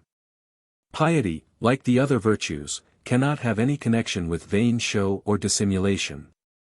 And without piety, neither sanctity or religion can be supported, the total subversion of which must be attended with great confusion and disturbance in life. I do not even know, if we cast off piety towards the gods, but that faith, and all the associations of human life, and that most excellent of all virtues, justice, may perish with it. There are other philosophers, and those, too, very great and illustrious men, who conceive the whole world to be directed and governed by the will and wisdom of the gods. Nor do they stop here, but conceive likewise that the deities too consult and provide for the preservation of mankind. For they think that the fruits, and the produce of the earth, and the seasons, and the variety of weather, and the change of climates, by which all the productions of the earth are brought to maturity, are designed by the immortal gods for the use of man. They instance many other things, which shall be related in these books, and which would almost induce us to believe that the immortal gods had made them all expressly and solely for the benefit and advantage of men. Against these opinions Carneades has advanced so much that what he has said should excite a desire in men who are not naturally slothful to search after truth. For there is no subject on which the learned as well as the unlearned differ so strenuously as in this. And since their opinions are so various, and so repugnant one to another, it is possible that none of them may be, and absolutely impossible that more than one should be, right. 3. Now, in a cause like this, I may be able to pacify well-meaning opposers, and to confute invidious censurers, so as to induce the latter to repent of their unreasonable contradiction, and the former to be glad to learn. For they who admonish one in a friendly spirit should be instructed, they who attack one like enemies should be repelled. But I observe that the several books which I have lately published have occasioned much noise and various discourse about them. Some people wondering what the reason has been why I have applied myself so suddenly to the study of philosophy, and others desirous of knowing what my opinion is on such subjects. I likewise perceive that many people wonder at my following that philosophy chiefly which seems to take away the light, and to bury and envelop things in a kind of artificial night. And that I should so unexpectedly have taken up the defense of a school that has been long neglected and forsaken. But it is a mistake to suppose that this application to philosophical studies has been sudden on my part. I have applied 212 myself to them from my youth, at no small expense of time and trouble. And I have been in the habit of philosophizing a great deal when I least seem to think about it. For the truth of which I appeal to my orations, which are filled with quotations from philosophers, and to my intimacy with those very learned men who frequented my house and conversed daily with me, particularly Diodorus, Philo, Antiochus, and Posidonius, under whom I was bred. And if all the precepts of philosophy are to have reference to the conduct of life, I am inclined to think that I have advanced, both in public and private affairs, only such principles as may be supported by reason and authority. 4. But if any one should ask what has induced me, in the decline of life, to write on these subjects, nothing is more easily answered. For when I found myself entirely disengaged from business, and the commonwealth reduced to the necessity of being governed by the direction and care of one man, I thought it becoming, for the sake of the public, to instruct my countrymen in philosophy, and that it would be of importance, and much to the honor and commendation of our city, to have such great and excellent subjects introduced in the Latin tongue. I the less repent of my undertaking, since I plainly see that I have excited in many a desire, not only of learning, but of writing. For we have had several Romans well grounded in the learning of the Greeks who were unable to communicate to their countrymen what they had learned, because they looked upon it as impossible to express that in Latin which they had received from the Greeks. In this point I think I have succeeded so well that what I have done is not, even in copiousness of expression, inferior to that language. Another inducement to it was a melancholy disposition of mind, and the great and heavy oppression of fortune that was upon me, from which, if I could have found any surer remedy, I would not have sought relief in this pursuit. But I could procure ease by no means better than by not only applying myself to books, but by devoting myself to the examination of the whole body of philosophy. And every part and branch of this is readily discovered when every question is propounded in writing. For there is such an admirable continuation and series of things that each seems connected with the other, and all appear linked together and united. Now, those men who desire to know my own private opinion on every particular subject have more curiosity than is necessary. For the force of reason in disputation is to be sought after rather than authority, since the authority of the teacher is often a disadvantage to those who are willing to learn, as they refuse to use their own judgment, and rely implicitly on him whom they make choice of for a preceptor. Nor could I ever approve this custom of the Pythagoreans, who, when they affirmed anything in disputation, and were asked why it was so, used to give this answer: he himself has said it, and this, he himself, it seems, was Pythagoras. Such was the force of prejudice and opinion that his authority was to prevail even without argument or reason. They who wonder at my being a follower of this sect in particular may find a satisfactory answer in my 4 books of academical questions. But I deny that I have undertaken the protection of what is neglected and forsaken, for the opinions of men do not die with them, though they may perhaps want the author's explanation. This manner of philosophizing, of disputing all things and assuming nothing certainly, was begun by Socrates, revived by Arcesilaus, confirmed by Carneades, and has descended, with all its power, even to the present age. But I am informed that it is now almost exploded even in Greece. However, I do not impute that to any fault in the institution of the academy, but to the negligence of mankind. If it is difficult to know all the doctrines of any one sect, how much more is it to know those of every sect? Which, however, must necessarily be known to those who resolve, for the sake of discovering truth, to dispute for or against all philosophers without partiality. I do not profess myself to be master of this difficult and noble faculty. But I do assert that I have endeavored to make myself so, and it is impossible that they who choose to 14 this manner of philosophizing should not meet at least with something worthy their pursuit. I have spoken more fully on this head in another place. But as some are too slow of apprehension, and some too careless, men stand in perpetual need of caution. For we are not people who believe that there is nothing whatever which is true. But we say that some falsehoods are so blended with all truths, and have so great a resemblance to them, that there is no certain rule for judging of or assenting to propositions. From which this maxim also follows, that many things are probable, which, though they are not evident to the senses, have still so persuasive and beautiful an aspect that a wise man chooses to direct his conduct by them. 6. Now, to free myself from the reproach of partiality, I propose to lay before you the opinions of various philosophers concerning the nature of the gods, by which means all men may judge which of them are consistent with truth. And if all agree together, or if any one shall be found to have discovered what may be absolutely called truth, I will then give up the academy as vain and arrogant. So I may cry out, in the words of Statius, in the Synephabe. Ye gods, I call upon, require, pray, beseech, entreat, and implore the attention of my countrymen all, both young and old.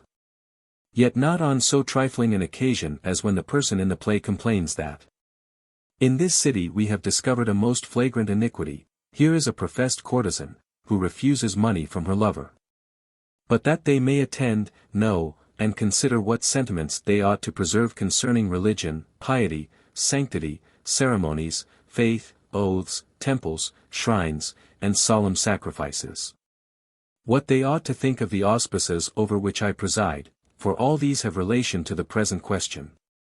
The manifest disagreement among the most learned on this subject creates doubts in those who imagine they have some certain knowledge of the subject. Which fact I have often taken notice of elsewhere, and 2:15 I did so more especially at the discussion that was held at my friend C. Cotta's concerning the immortal gods, and which was carried on with the greatest care, accuracy, and precision.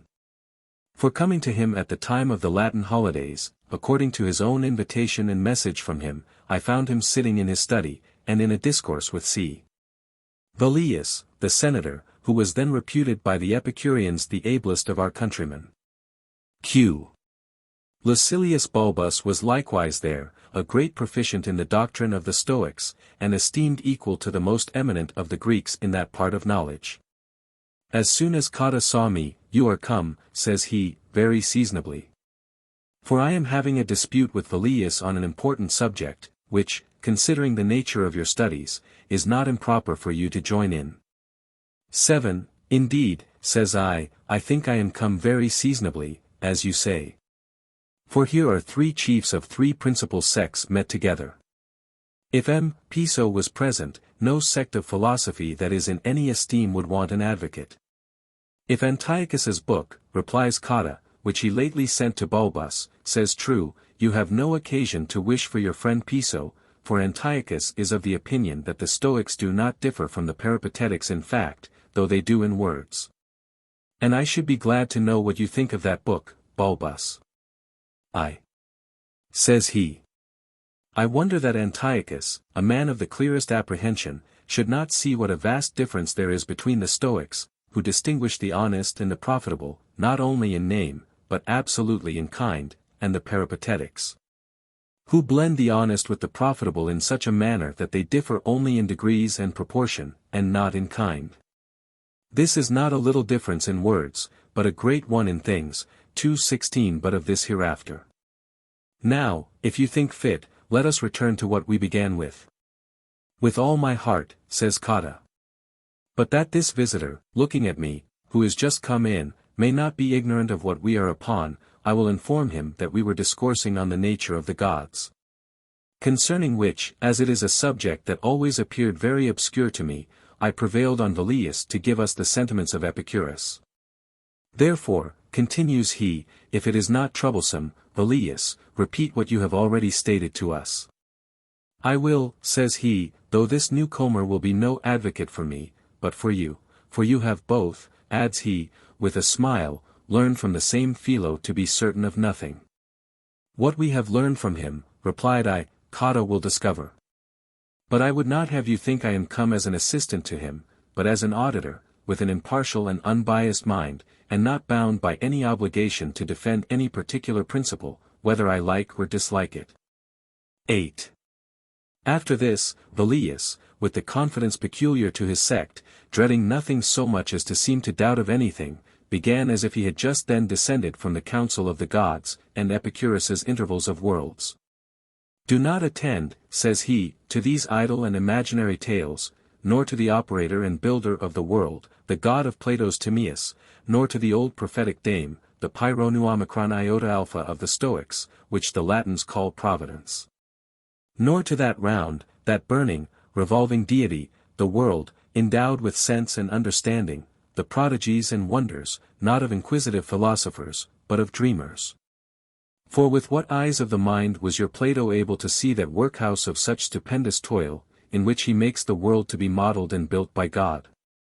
What materials, what tools, what bars, what machines, what servants, were employed in so vast a work?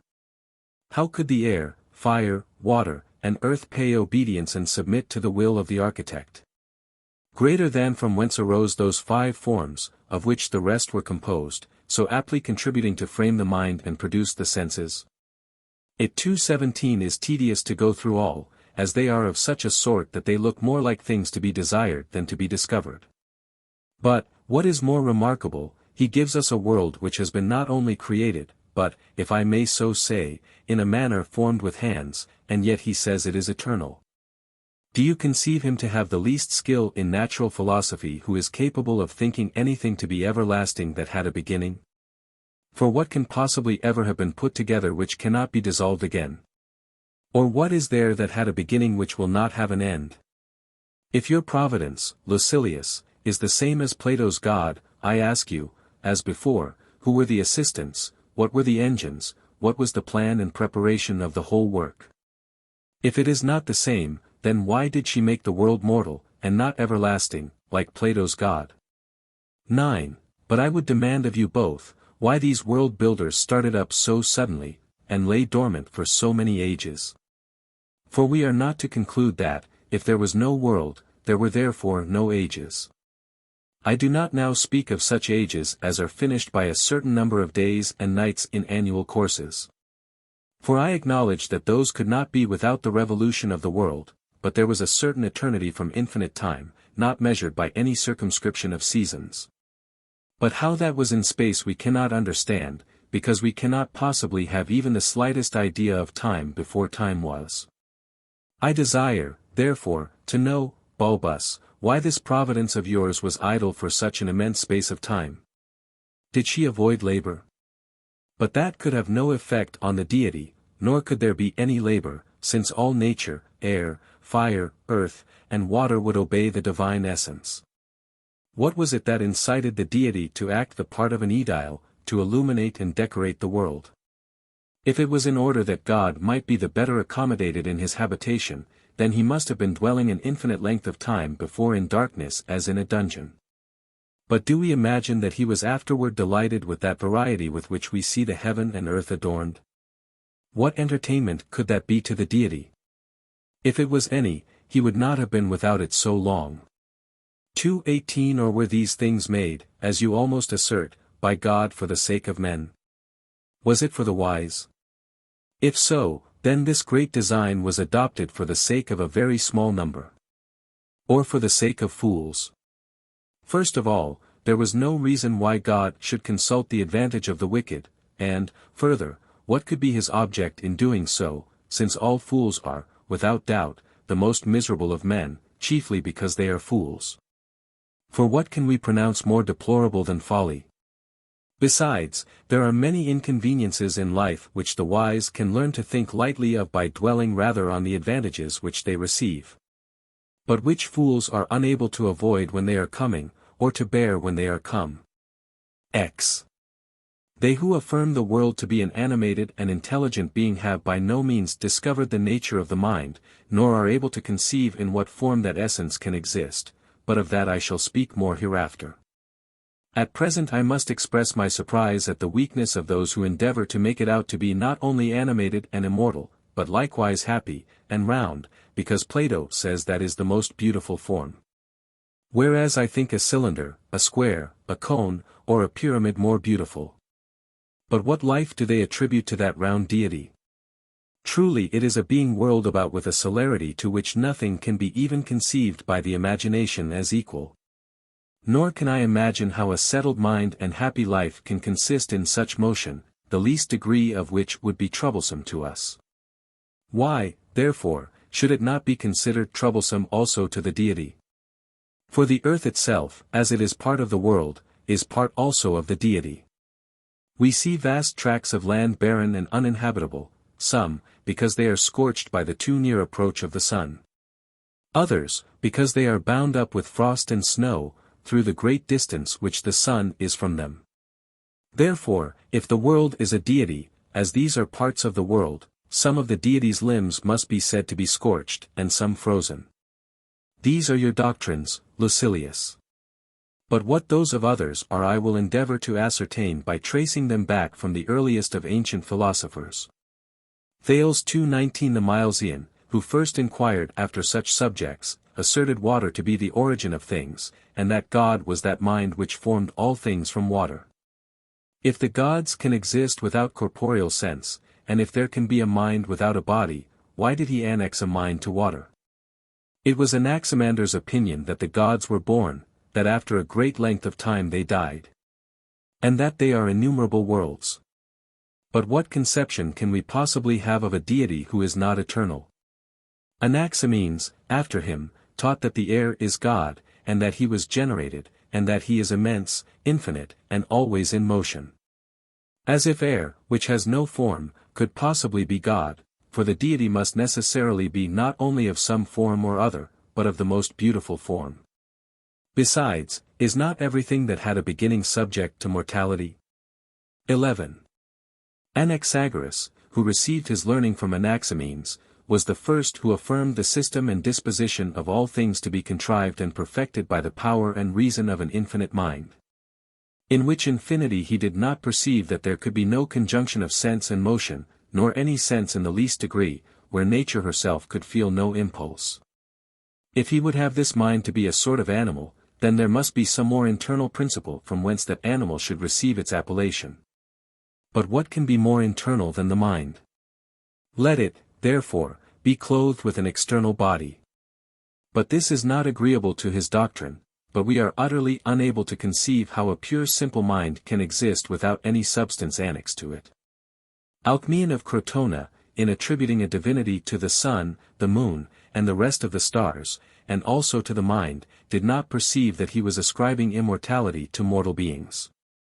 Pythagoras, who supposed the deity to be one soul, mixing with and pervading all nature, from which our souls are taken, did not consider that the deity himself must, in consequence of this doctrine, be maimed and torn with the rending every human soul from it. Nor that, when the human mind is afflicted, as is the case in many instances, that part of the deity must likewise be afflicted, 2:20 which cannot be. If the human mind were a deity, how could it be ignorant of anything? Besides, how could that deity, if it is nothing but soul, be mixed with, or infused into, the world? Then Xenophanes, who said that everything in the world which had any existence, with the addition of intellect, was God, is as liable to exception as the rest, especially in relation to the infinity of it, in which there can be nothing sentient, nothing composite. Parmenides formed a conceit to himself of something circular like a crown. He names it Stephon. It is an orb of constant light and heat around the heavens, this he calls God, in which there is no room to imagine any divine form or sense. And he uttered many other absurdities on the same subject, for he ascribed a divinity to war, to discord, to lust and other passions of the same kind, which are destroyed by disease, or sleep, or oblivion, or age. The same honor he gives to the stars, but I shall forbear making any objections to his system here, having already done it in another place. 12. Empedocles, who erred in many things, is most grossly mistaken in his notion of the gods. He lays down 4 natures as divine, from which he thinks that all things were made. Yet it is evident that they have a beginning, that they decay, and that they are void of all sense. Protagoras did not seem to have any idea of the real nature of the gods, for he acknowledged that he was altogether ignorant whether there are or are not any, or what they are. What shall I say of Democritus, who classes our images of objects, and their orbs, in the number of the gods, as he does that principle through which those images appear and have their influence? He deifies likewise our knowledge and understanding. Is he not involved in a very great error? And because nothing continues always in the same state, he denies that anything is everlasting, does he not thereby entirely destroy the deity, and make it impossible to form any opinion of him? 2:21 Diogenes of Apollonia looks upon the air to be a deity. But what sense can the air have? Or what divine form can be attributed to it? It would be tedious to show the uncertainty of Plato's opinion. For, in his Timaeus, he denies the propriety of asserting that there is one great Father or Creator of the world, and, in his Book of Laws, he thinks we ought not to make too strict an inquiry into the nature of the deity. And as for his statement when he asserts that God is a being without any body, what the Greeks call sigma mu alpha tau omicron, it is certainly quite unintelligible how that theory can possibly be true. For such a God must then necessarily be destitute of sense, prudence, and pleasure, all which things are comprehended in our notion of the gods. He likewise asserts in his Timaeus, and in his laws, that the world, the heavens, the stars, the mind, and those gods which are delivered down to us from our ancestors, constitute the deity. These opinions, taken separately, are apparently false. And, together, are directly inconsistent with each other. Xenophon has committed almost the same mistakes, but in fewer words. In those sayings which he has related of Socrates, he introduces him disputing the lawfulness of inquiring into the form of the deity, and makes him assert the sun and the mind to be deities. He represents him likewise as affirming the being of one God only, and at another time of many. Which are errors of almost the same kind which I before took notice of in Plato. 13. Antisthenes, in his book called The Natural Philosopher, says that there are many national and one natural deity. But by this saying he destroys the power and nature of the gods.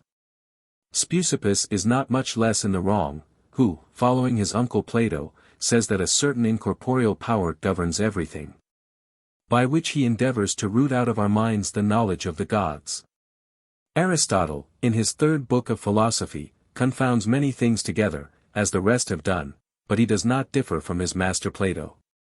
At one time he attributes all divinity to the mind, at another he asserts that the world is God. Soon afterward he makes some other essence 222 preside over the world, and gives it those faculties by which, with certain revolutions, he may govern and preserve the motion of it. Then he asserts the heat of the firmament to be God. Not perceiving the firmament to be part of the world, which in another place he had described as God. How can that divine sense of the firmament be preserved in so rapid a motion? And where do the multitude of gods dwell, if heaven itself is a deity? But when this philosopher says that God is without a body, he makes him an irrational and insensible being. Besides, how can the world move itself, if it wants a body? Or how, if it is in perpetual self-motion, can it be easy and happy? Xenocrates, his fellow pupil, does not appear much wiser on this head, for in his books concerning the nature of the gods no divine form is described. But he says the number of them is 8. 5 are moving planets, the 6th is contained in all the fixed stars, which, dispersed, are so many several members, but, considered together, are one single deity, the 7th is the sun, and the 8th the moon. But in what sense they can possibly be happy is not easy to be understood. From the same school of Plato, Heraclides of Pontus stuffed his books with puerile tales. Sometimes he thinks the world a deity, at other times the mind. He attributes divinity likewise to the wandering stars. He deprives the deity of sense, and makes his form mutable, and, in the same book again, he makes earth and heaven deities. The unsteadiness of Theophrastus is equally intolerable. At one time he attributes a divine prerogative to the mind, at another, to the firmament, at another, to the stars and celestial constellations. Nor is his disciple Strato, who is called the naturalist, any more worthy to be regarded, for he thinks that the divine power is diffused through nature, which is the cause of birth, increase, and diminution, but that it has no sense nor form. 14.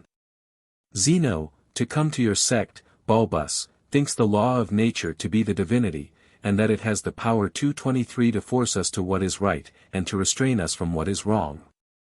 How this law can be an animated being I cannot conceive. But that God is so we would certainly maintain. The same person says, in another place, that the sky is God, but can we possibly conceive that God is a being insensible, deaf to our prayers, our wishes, and our vows, and wholly unconnected with us? In other books he thinks there is a certain rational essence pervading all nature, endued with divine efficacy. He attributes the same power to the stars, to the years, to the months, and to the seasons. In his interpretation of Hesiod's Theogony, he entirely destroys the established notions of the gods. For he excludes Jupiter, Juno, and Vesta, and those esteemed divine, from the number of them. But his doctrine is that these are names which by some kind of illusion are given to mute and inanimate beings. The sentiments of his disciple Aristo are not less erroneous.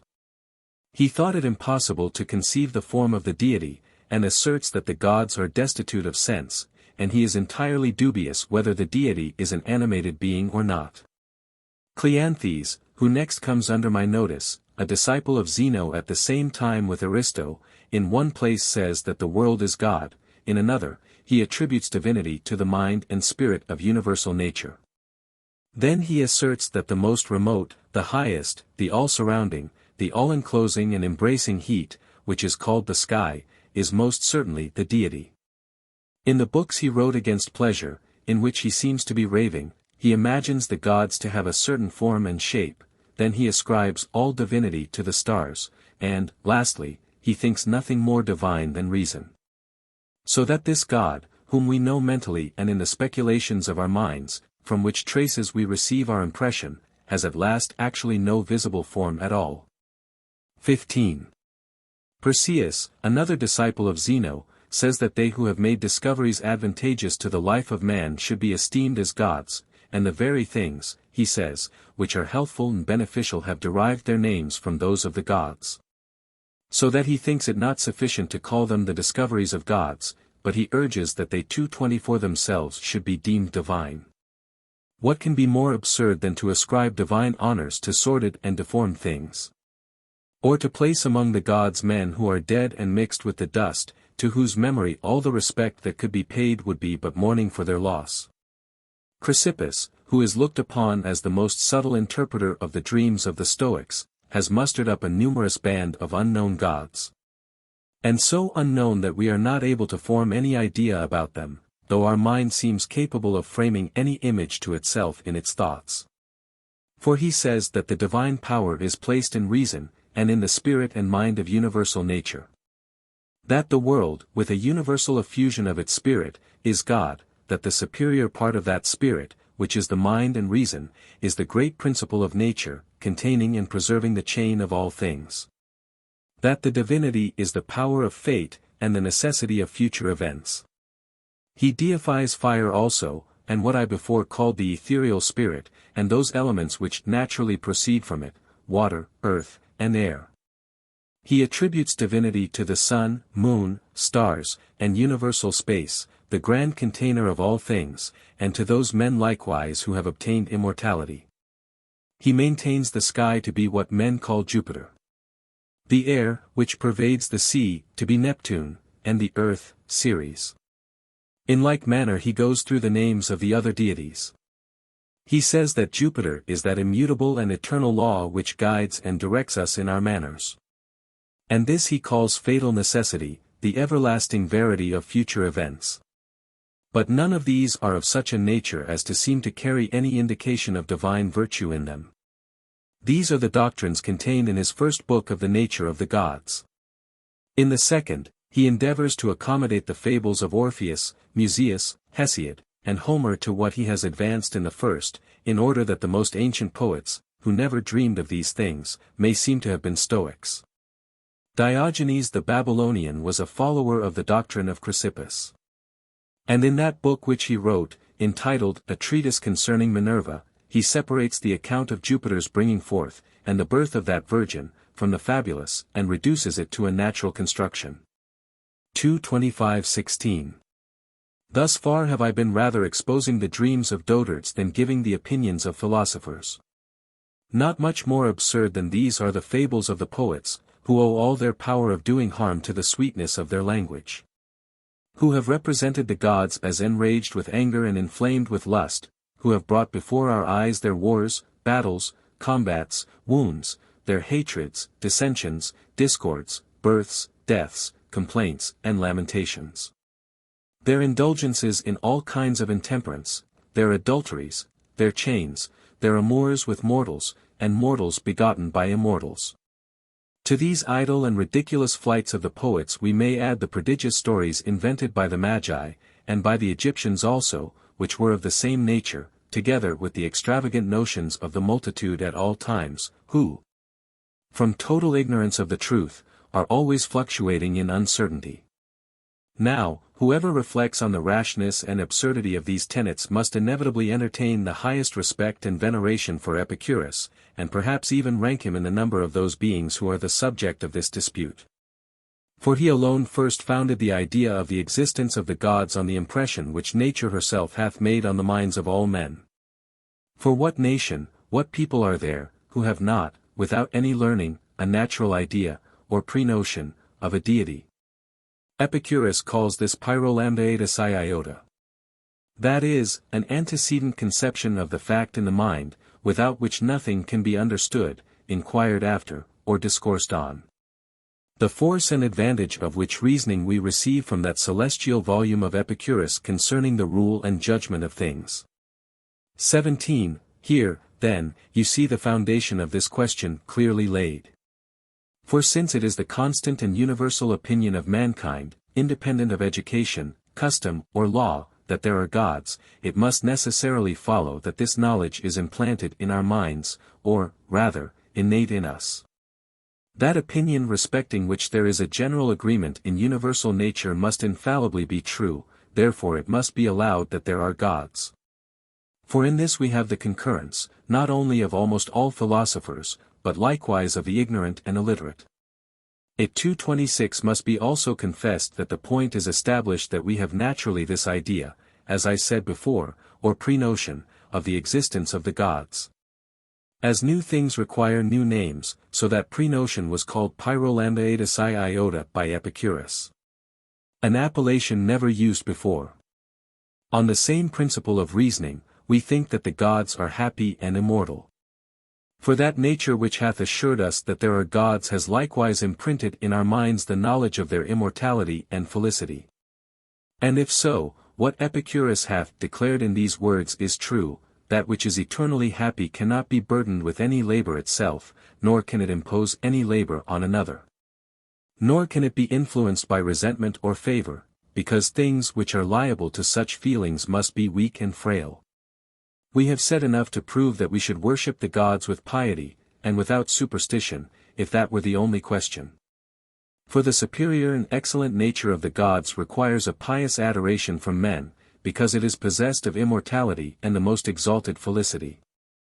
For whatever excels has a right to veneration, and all fear of the power and anger of the gods should be banished, for we must understand that anger and affection are inconsistent with the nature of a happy and immortal being.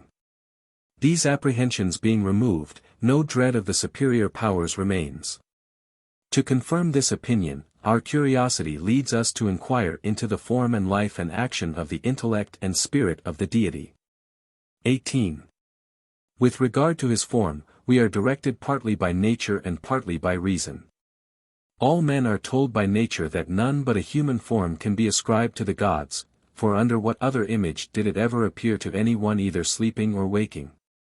And, without having recourse to our first notions, reason itself declares the same. For as it is easy to conceive that the most excellent nature, either because of its happiness or immortality, should be the most beautiful, what composition of limbs, what conformation of lineaments, what form, what aspect, can be more beautiful than the human? Your sect, Lucilius, not like my friend Cotta, who sometimes says one 227 thing and sometimes another, when they represent the divine art and workmanship in the human body, are used to describe how very completely each member is formed. Not only for convenience, but also for beauty. Therefore, if the human form excels that of all other animal beings, as God himself is an animated being, he must surely be of that form which is the most beautiful. Besides, the gods are granted to be perfectly happy. And nobody can be happy without virtue, nor can virtue exist where reason is not, and reason can reside in none but the human form. The gods, therefore, must be acknowledged to be of human form, yet that form is not body, but something like body. Nor does it contain any blood, but something like blood. Though these distinctions were more acutely devised and more artfully expressed by Epicurus than any common capacity can comprehend. Yet, depending on your understanding, I shall be more brief on the subject than otherwise I should be. Epicurus, who not only discovered and understood the occult and almost hidden secrets of nature, but explained them with ease, teaches that the power and nature of the gods is not to be discerned by the senses, but by the mind. Nor are they to be considered as bodies of any solidity, or reducible to number, like those things which, because of their firmness, he calls sigma tau epsilon rho mu nu iota alpha, but as images, perceived by similitude and transition. As infinite kinds of those images result from innumerable individuals, and center in the gods, our minds and understanding are directed towards and fixed with the greatest delight on them, in order to comprehend what that happy and eternal essence is. 19. Surely the mighty power of the infinite being is most worthy our great and earnest contemplation, the nature of which we must necessarily understand to be such that everything in it is made to correspond completely to some other answering part. This is called by Epicurus sigma omicron nu alpha, that is to say, an equal distribution or even disposition of things. From hence he draws this inference, 228 that, as there is such a vast multitude of mortals, there cannot be a less number of immortals. And if those which perish are innumerable, those which are preserved ought also to be countless. Your sect, Bulbus, frequently ask us how the gods live, and how they pass their time. Their life is the most happy, and the most abounding with all kinds of blessings, which can be conceived. They do nothing. They are embarrassed with no business, nor do they perform any work. They rejoice in the possession of their own wisdom and virtue. They are satisfied that they shall ever enjoy the fullness of eternal pleasures. XX Such a deity may properly be called happy, but yours is a most laborious god. For let us suppose the world a deity, what can be a more uneasy state than, without the least cessation, to be whirled about the axle-tree of heaven with a surprising celerity? But nothing can be happy that is not at ease. Or let us suppose a deity residing in the world, who directs and governs it, who preserves the courses of the stars, the changes of the seasons, and the vicissitudes and orders of things, surveying the earth and the sea, and accommodating them to the advantage and necessities of man. Truly this deity is embarrassed with a very troublesome and laborious office. We make a happy life to consist in a tranquility of mind, a perfect freedom from care, and an exemption from all employment. The philosopher from whom we received all our knowledge has taught us that the world was made by nature, that there was no occasion for a workhouse to frame it in. And that, though you deny the possibility of such a work without divine skill, it is so easy to her, that she has made, does make, and will make innumerable worlds.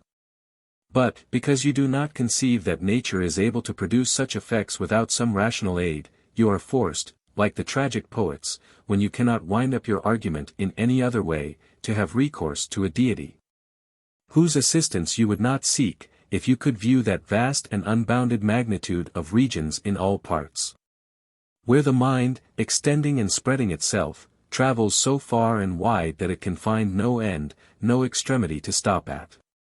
In this immensity of breadth, length, and height, a most boundless company of innumerable atoms 229 are fluttering about, which, notwithstanding the interposition of a void space, meet and cohere, and continue clinging to one another. And by this union these modifications and forms of things arise, which, in your opinions, could not possibly be made without the help of bellows and anvils. Thus you have imposed on us an eternal master, whom we must dread day and night. For who can be free from fear of a deity who foresees, regards, and takes notice of everything, one who thinks all things his own, a curious, ever-busy God? Hence first arose your epsilon mu alpha rho mu nu eta, as you call it, your fatal necessity. So that, whatever happens, you affirm that it flows from an eternal chain and continuance of causes. Of what value is this philosophy, which, like old women and illiterate men, attributes everything to fate? Then follows your mu alpha nu tau iota kappa, in Latin called divinatio, divination, which, if we would listen to you, would plunge us into such superstition that we should fall down and worship your inspectors into sacrifices, your augurs, your soothsayers, your prophets, and your fortune-tellers. Epicurus having freed us from these terrors and restored us to liberty, we have no dread of those beings whom we have reason to think entirely free from all trouble themselves, and who do not impose any on others. We pay our adoration, indeed, with piety and reverence to that essence which is above all excellence and perfection. But I fear my zeal for this doctrine has made me too prolix. However, I could not easily leave so eminent and important a subject unfinished, though I must confess I should rather endeavor to hear than speak so long. XXI Cotta, with his usual courtesy, then began.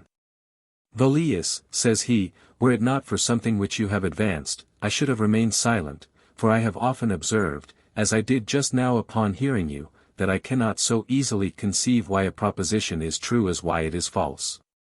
Should you ask me what I take the nature of the gods to be, I should perhaps make no answer. But if you should ask whether I think it to be of that nature which you have described, I should answer that I was as far as possible from agreeing with you.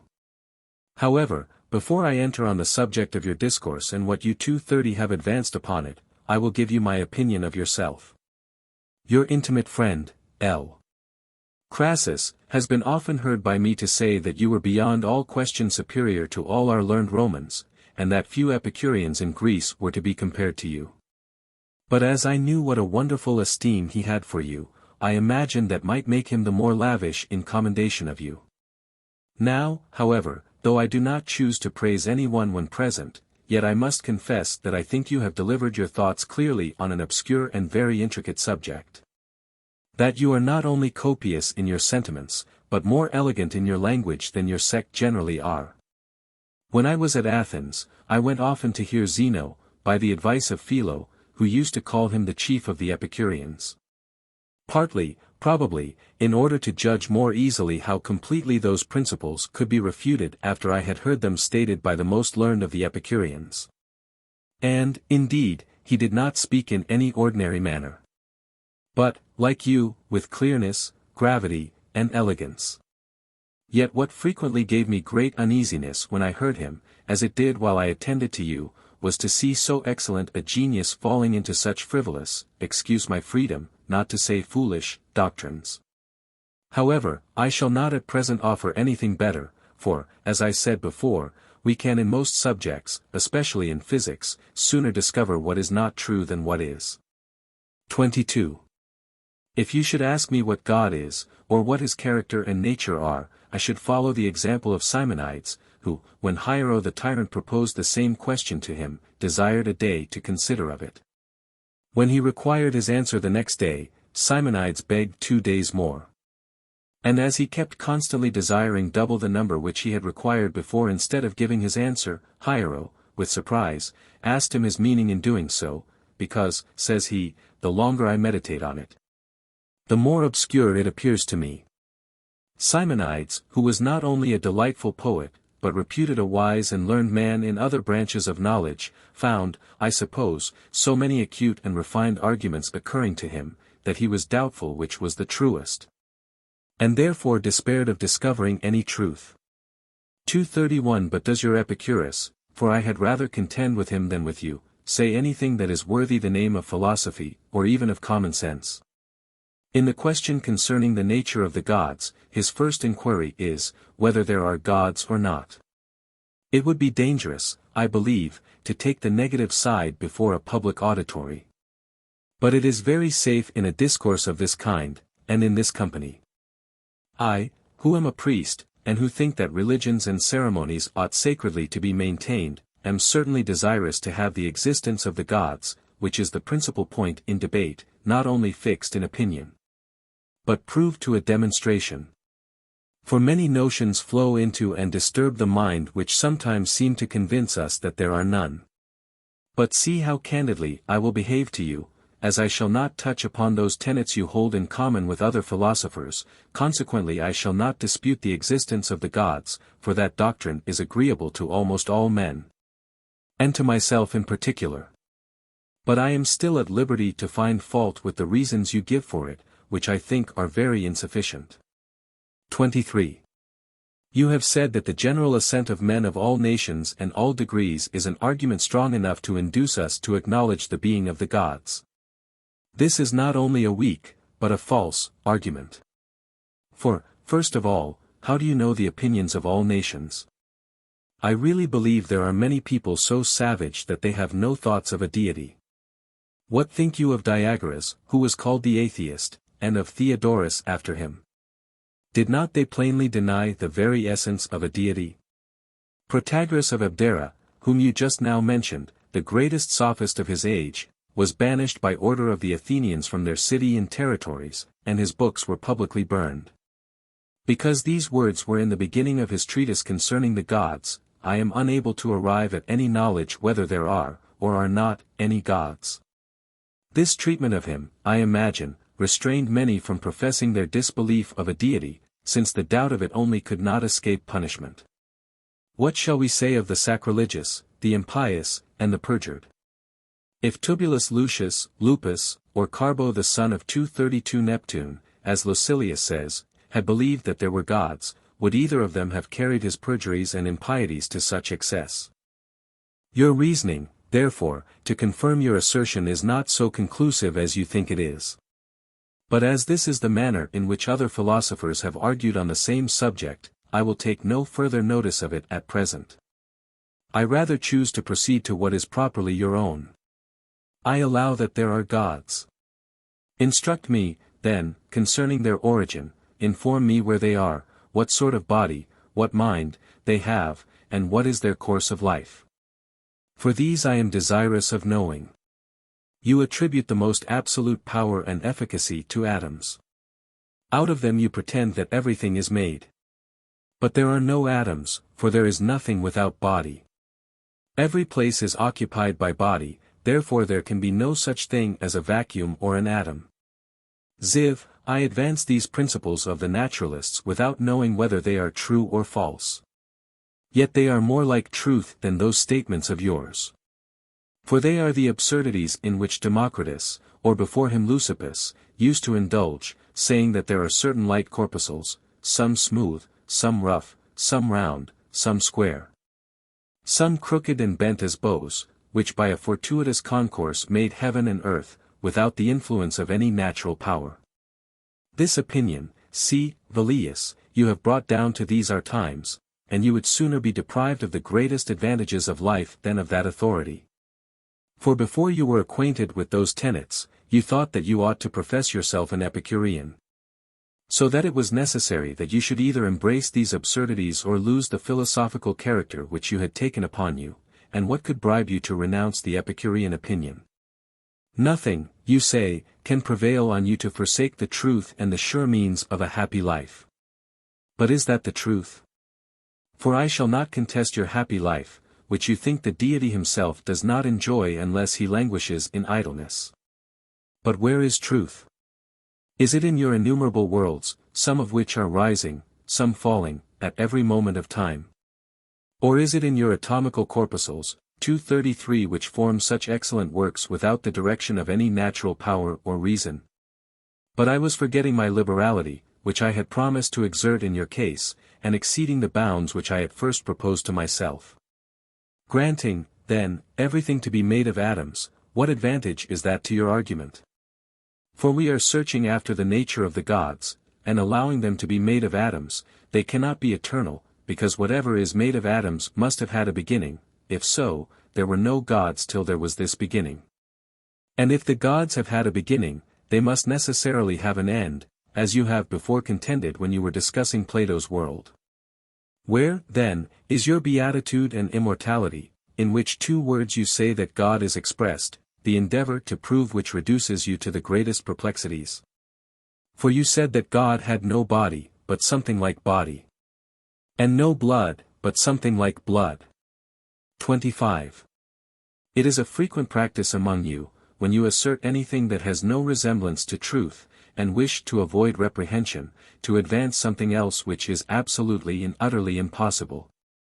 In order that it may seem to your adversaries better to grant that point which has been a matter of doubt than to keep on pertinaciously contradicting you on every point, like Epicurus, who, when he found that if his atoms were allowed to descend by their own weight, our actions could not be in our own power, because their motions would be certain and necessary, invented an expedient, which escaped Democritus, to avoid necessity. He says that when the atoms descend by their own weight and gravity, they move a little obliquely.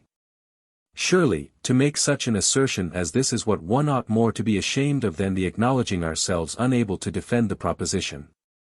His practice is the same against the logicians, who say that in all propositions in which yes or no is required, one of them must be true. He was afraid that if this were granted, then, in such a proposition as Epicurus will be alive or dead tomorrow, either one or the other must necessarily be admitted, therefore he absolutely denied the necessity of yes or no. Can anything 234 show stupidity in a greater degree? Zeno, being pressed by Arcesilas, who pronounced all things to be false which are perceived by the senses, said that some things were false, but not all. Epicurus was afraid that if any one thing seen should be false, nothing could be true, and therefore he asserted all the senses to be infallible directors of truth. Nothing can be more rash than this. For by endeavoring to repel a light stroke, he receives a heavy blow. On the subject of the nature of the gods, he falls into the same errors. While he would avoid the concretion of individual bodies, lest death and dissolution should be the consequence, he denies that the gods have body, but says they have something like body, and says they have no blood, but something like blood. 26. It seems an unaccountable thing how one soothsayer can refrain from laughing when he sees another. It is yet a greater wonder that you can refrain from laughing among yourselves. It is no body, but something like body.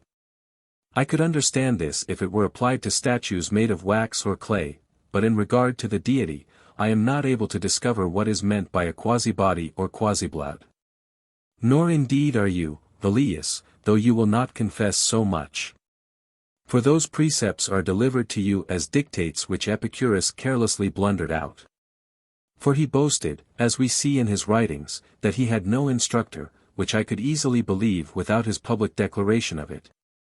For the same reason that I could believe the master of a very bad edifice if he were to boast that he had no architect but himself, for there is nothing of the academy, nothing of the lyceum, in his doctrine. Nothing but puerilities. He might have been a pupil of Xenocrates. O ye immortal gods, what a teacher was he! And there are those who believe that he actually was his pupil. But he says otherwise, and I shall give more credit to his word than to another's. He confesses that he was a pupil of a certain disciple of Plato, one Pamphilus, at Samos, for he lived there when he was young, with his father and his brothers. His father, Neocles, was a farmer in those parts, 235, but as the farm, I suppose, was not sufficient to maintain him, he turned schoolmaster. Yet Epicurus treats this Platonic philosopher with wonderful contempt, so fearful was he that it should be thought he had ever had any instruction. But it is well known he had been a pupil of Nausiphanes, the follower of Democritus. And since he could not deny it, he loaded him with insults in abundance. If he never heard a lecture on these Democritean principles, what lectures did he ever hear? What is there in Epicurus's physics that is not taken from Democritus? For though he altered some things, as what I mentioned before of the oblique motions of the atoms, yet most of his doctrines are the same. His atoms, his vacuum, his images, infinity of space, innumerable worlds, their rise and decay, and almost every part of natural learning that he treats of. Now, do you understand what is meant by quasi-body and quasi-blood? For I not only acknowledge that you are a better judge of it than I am, but I can bear it without envy. If any sentiments, indeed, are communicated without obscurity, what is there that Velleius can understand and Cotta not? I know what body is, and what blood is, but I cannot possibly find out the meaning of quasi-body and quasi-blood. Not that you intentionally conceal your principles from me, as Pythagoras did his from those who were not his disciples. Or that you are intentionally obscure, like Heraclitus. But the truth is, which I may venture to say in this company, you do not understand them yourself. 27. This, I perceive, is what you contend for, that the gods have a certain figure that has nothing concrete, nothing solid, nothing of express substance, nothing prominent in it, but that it is pure, smooth, and transparent. Let us suppose the same with the Venus of Cos, which is not a body, but the representation of a body, nor is the red, which is drawn there and mixed with the white, real blood, but a certain resemblance of blood. So in Epicurus's deity there is no real substance, but the resemblance of substance. Let me take for granted that which is perfectly unintelligible, then tell me what are the lineaments and figures 236 of these sketched out deities. Here you have plenty of arguments by which you would show the gods to be in human form. The first is, that our minds are so anticipated and prepossessed, that whenever we think of a deity the human shape occurs to us. The next is, that as the divine nature excels all things, so it ought to be of the most beautiful form, and there is no form more beautiful than the human, and the third is, that reason cannot reside in any other shape. First, let us consider each argument separately. You seem to me to assume a principle, despotically I may say, that has no manner of probability in it. Who was ever so blind, in contemplating these subjects, as not to see that the gods were represented in human form either by the particular advice of wise men?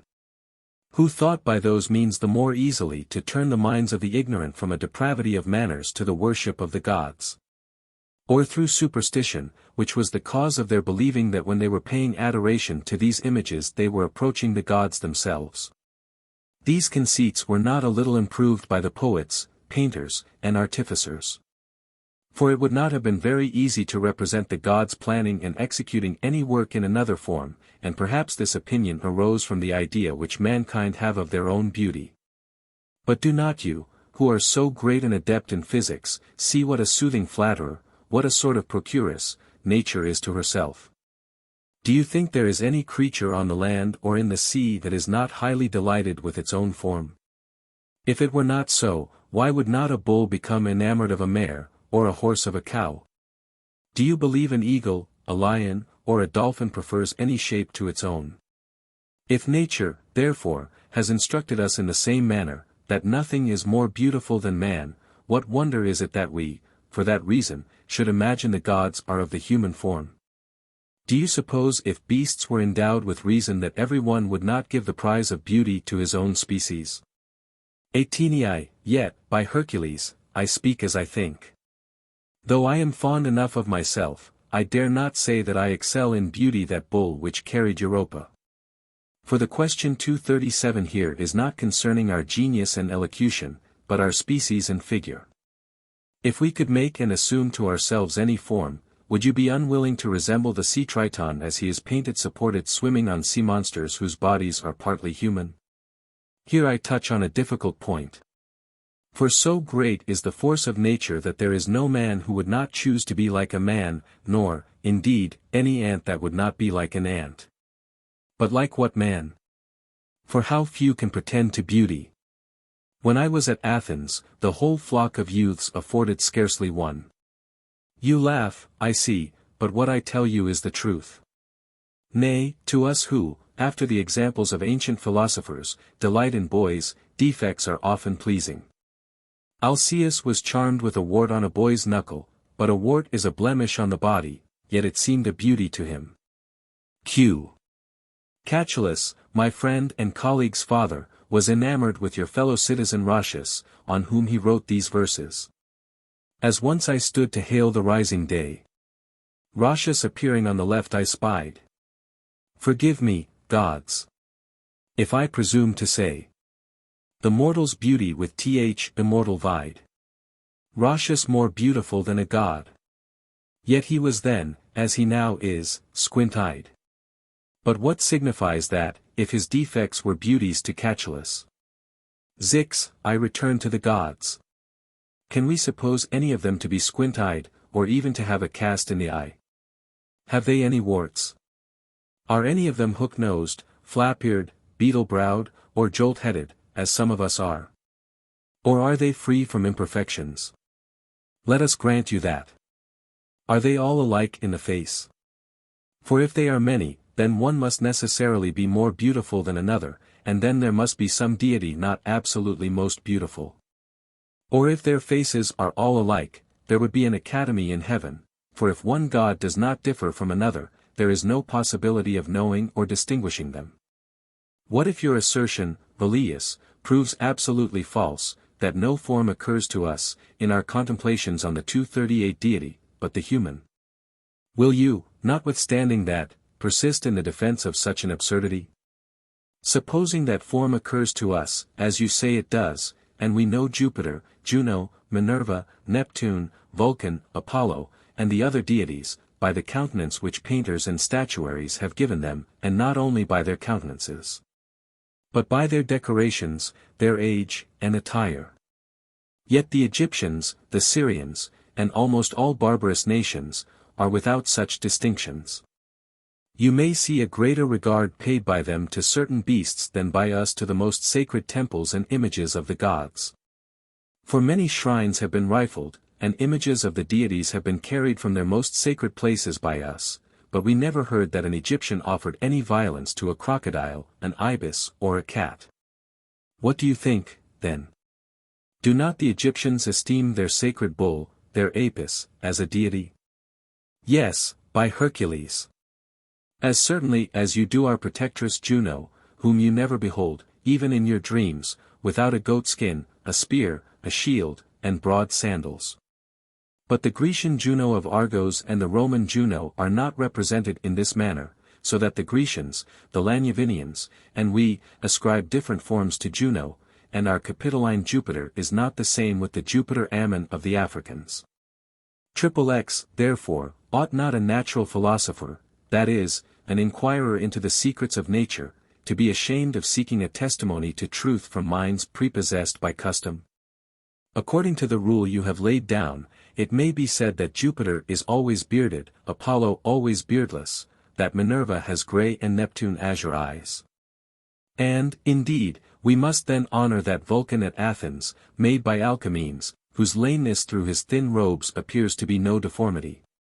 Shall we, therefore, receive a lame deity because we have such an account of him? Consider, likewise, that the gods go by what names we give them. Now, in the first place, they have as many names as men have languages, for Vulcan is not called Vulcan in Italy, Africa, or Spain, as you are called Velius in all countries. Besides, the gods are innumerable, though the list of their names is of no great length, even 239 inches the records of our priests. Have they no names? You must necessarily confess, indeed, they have none. For what occasion is there for different names if their persons are alike? How much more laudable would it be, Velius, to acknowledge that you do not know what you do not know than to follow a man whom you must despise? Do you think the deity is like either me or you? You do not really think he is like either of us. What is to be done, then? Shall I call the sun, the moon, or the sky a deity? If so, they are consequently happy. But what pleasures can they enjoy? And they are wise too. But how can wisdom reside in such shapes? These are your own principles. Therefore, if they are not of human form, as I have proved, and if you cannot persuade yourself that they are of any other, why are you cautious of denying absolutely the being of any gods? You dare not deny it, which is very prudent in you, though here you are not afraid of the people, but of the gods themselves. I have known Epicureans who reverence even the least images of the gods, though I perceive it to be the opinion of some that Epicurus, through fear of offending against the Athenian laws, has allowed a deity in words and destroyed him in fact.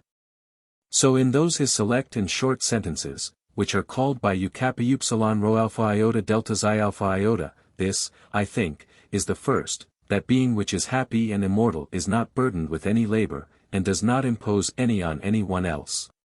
31. In his statement of this sentence, some think that he avoided speaking clearly on purpose, though it was manifestly without design. But they judge ill of a man who had not the least art. It is doubtful whether he means that there is any being happy and immortal, or that if there is any being happy, he must likewise be immortal. They do not consider that he speaks here, indeed, ambiguously. But in many other places both he and Metrodorus explain themselves as clearly as you have done. But he believed there are gods. Nor have I ever seen any one 240 who was more exceedingly afraid of what he declared ought to be no objects of fear, namely, death and the gods, with the apprehensions of which the common rank of people are very little affected. But he says that the minds of all mortals are terrified by them. Many thousands of men commit robberies in the face of death. Others rifle all the temples they can get into, such as these, no doubt, must be greatly terrified, the one by the fears of death, and the others by the fear of the gods. But since you dare not, for I am now addressing my discourse to Epicurus himself, absolutely deny the existence of the gods, what hinders you from ascribing a divine nature to the sun, the world, or some eternal mind? I never, says he, saw wisdom and a rational soul in any but a human form. What? Did you ever observe anything like the sun, the moon, or the 5 moving planets? The sun, terminating his course in 2 extreme parts of one circle, finishes his annual revolutions. The moon, receiving her light from the sun, completes the same course in the space of a month. The 5 planets in the same circle, some nearer, others more remote from the earth, begin the same courses together, and finish them in different spaces of time. Did you ever observe anything like this, Epicurus? So that, according to you, there can be neither sun, moon, nor stars, because nothing can exist but what we have touched or seen. What? Have you ever seen the deity himself? Why else do you believe there is any? If this doctrine prevails, we must reject all that history relates or reason discovers, and the people who inhabit inland countries must not believe there is such a thing as the sea. This is so narrow a way of thinking that if you had been born in Seriphus, and never had been from out of that island, where you had frequently been in the habit of seeing little hares and foxes, you would not, therefore, believe that there are such beasts as lions and panthers. 241 And if anyone should describe an elephant to you, you would think that he designed to laugh at you. 32. You indeed, Velleius, have concluded your argument, not after the manner of your own sect, but of the logicians, to which your people are utter strangers. You have taken it for granted that the gods are happy. I allow it. You say that without virtue no one can be happy. I willingly concur with you in this also. You likewise say that virtue cannot reside where reason is not. That I must necessarily allow. You add, moreover, that reason cannot exist but in a human form. Who, do you think, will admit that? If it were true, what occasion was there to come so gradually to it? And to what purpose? You might have answered it on your own authority. I perceive your gradations from happiness to virtue, and from virtue to reason, but how do you come from reason to human form? There, indeed, you do not descend by degrees, but precipitately. Nor can I conceive why Epicurus should rather say the gods are like men than that men are like the gods. You ask what is the difference, for, say you, if this is like that, that is like this. I grant it. But this I assert, that the gods could not take their form from men, for the gods always existed, and never had a beginning, if they are to exist eternally. But men had a beginning, therefore that form, of which the immortal gods are, must have had existence before mankind, consequently, the gods should not be said to be of human form, but our form should be called divine. However, let this be as you will. I now inquire how this extraordinary good fortune came about, for you deny that reason had any share in the formation of things. But still, what was this extraordinary fortune? Whence proceeded that happy concourse of atoms which gave so sudden a rise to men in the form of gods? Are we to suppose the divine seed fell from heaven upon earth, and that men sprung up in the likeness of their celestial sires? I wish you would assert it, for I should not be unwilling to acknowledge my relation to the gods. But you say nothing like it. No, our resemblance to the gods, it seems, was by chance.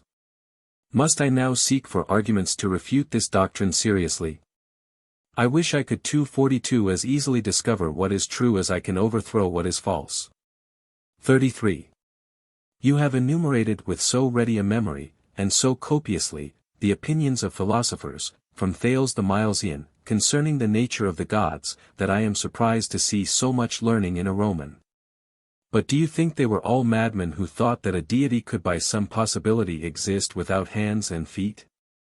Does not even this consideration have weight with you when you consider what is the use and advantage of limbs in men, and lead you to admit that the gods have no need of them? What necessity can there be of feet, without walking? Or of hands, if there is nothing to be grasped. The same may be asked of the other parts of the body, in which nothing is vain, nothing useless, nothing superfluous, therefore we may infer that no art can imitate the skill of nature. Shall the deity, then, have a tongue, and not speak, teeth, palate and jaws, though he will have no use for them? Shall the members which nature has given to the body for the sake of generation be useless to the deity? Nor would the internal parts be less superfluous than the external. What comeliness is there in the heart, the lungs, the liver, and the rest of them, abstracted from their use? I mention these because you place them in the deity on account of the beauty of the human form. Depending on these dreams, not only Epicurus, Metrodorus, and Hermachus declaimed against Pythagoras, Plato, and Empedocles, but that little harlot Leontium presumed to write against Theophrastus. Indeed, she had a neat Attic style. But yet, to think of her arguing against Theophrastus! So much did the garden of Epicurus abound with these liberties, and, indeed, you are always complaining against them. Zeno wrangled. Why need I mention Albusius? Nothing could be more elegant or humane than Phaedrus, yet a sharp expression would disgust the old man. Epicurus treated Aristotle with great contumely. He foully slandered Phaedo, the disciple of Socrates. He pelted Timocrates, the brother of his companion Metrodorus, with whole volumes, because he disagreed with him in some trifling point of philosophy. He too 43 was ungrateful even to Democritus, whose follower he was. And his master Nausiphanes, from whom he learned nothing, had no better treatment from him. 34. Zeno gave abusive language not only to those who were then living, as Apollodorus, Silius, and the rest, but he called Socrates, who was the father of philosophy, the Attic buffoon, using the Latin word scurra. He never called Chrysippus by any name but Chrysippus. And you yourself a little before, when you were numbering up a senate, as we may call them, of philosophers, scrupled not to say that the most eminent men talked like foolish, visionary dotards. Certainly, therefore, if they have all erred in regard to the nature of the gods, it is to be feared there are no such beings. What you deliver on that head are all whimsical notions, and not worthy the consideration even of old women. For you do not seem to be in the least aware what a task you draw on yourselves, if you should prevail on us to grant that the same form is common to gods and men. The deity would then require the same trouble in dressing, and the same care of the body, that mankind does. He must walk, run, lie down, lean, sit, hold, speak, and discourse. You need not be told the consequence of making the gods male and female. Therefore I cannot sufficiently wonder how this chief of yours came to entertain these strange opinions. But you constantly insist on the certainty of this tenet, that the deity is both happy and immortal. Supposing he is so, would his happiness be less perfect if he had not 2 feet? Or cannot that blessedness or beatitude, call it which you will, they are both harsh terms, but we must mollify them by use, can it not, I say, exist in that sun, or in this world, or in some eternal mind that has not human shape or limbs? All you say against it is, that you never saw any happiness in the sun or the world. What, then? Did you ever see any world but this? No, you will say. Why, therefore, do you presume to assert that there are not only 600,000 worlds, but that they are innumerable? Reason tells you so.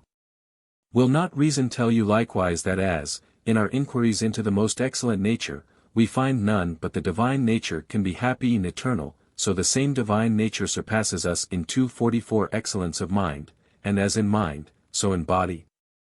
Why, therefore, as we are inferior in all other respects, should we be equal in form? For human virtue approaches nearer to the divinity than human form. XXXV, to return to the subject I was upon. What can be more childish than to assert that there are no such creatures as are generated in the Red Sea or in India? The most curious inquirer cannot arrive at the knowledge of all those creatures which inhabit the earth, sea, fens, and rivers. And shall we deny the existence of them because we never saw them? That similitude which you are so very fond of is nothing to the purpose. Is not a dog like a wolf? And, as Ennius says, the monkey, filthiest beast, how like to man. Yet they differ in nature. No beast has more sagacity than an elephant, yet where can you find any of a larger size? I am speaking here of beasts. But among men, do we not see a disparity of manners in persons very much alike, and a similitude of manners in persons unlike? If this sort of argument were once to prevail, Velleius, observe what it would lead to. You have laid it down as certain that reason cannot possibly reside in any but the human form. Another may affirm that it can exist in none but a terrestrial being. In none but a being that is born, that grows up, and receives instruction, and that consists of a soul, and an infirm and perishable body, in short, in none but a mortal man. But if you decline those opinions, why should a single form disturb you? You perceive that man is possessed of reason and understanding, with all the infirmities which I have mentioned interwoven with his being, abstracted from which, you nevertheless know God, you say, if the lineaments do but remain. This is not talking considerately, but at a venture, for surely you did not think what an encumbrance anything superfluous or useless is, not only in a man, but a tree. How troublesome it is to have a finger too much. And why so? Because neither use nor ornament requires more than 5, but your deity has not only a finger more than he wants, but a head, a neck, shoulders, sides, a paunch, back, hams, hands, feet, thighs, and legs. Are 245 these parts necessary to immortality? Are they conducive to the existence of the deity? Is the face itself of use? One would rather say so of the brain, the heart, the lights, and the liver, for these are the seats of life. The features of the face contribute nothing to the preservation of it. 36. You censured those who, beholding those excellent and stupendous works, the world, and its respective parts, the heaven, the earth, the seas, and the splendor with which they are adorned, who, contemplating the sun, moon, and stars, and who, observing the maturity and changes of the seasons, and vicissitudes of times, inferred from thence that there must be some excellent and eminent essence that originally made, and still moves, directs, and governs them. Suppose they should mistake in their conjecture, yet I see what they aim at. But what is that great and noble work which appears to you to be the effect of a divine mind, and from which you conclude that there are gods? I have, say you, a certain information of a deity imprinted in my mind.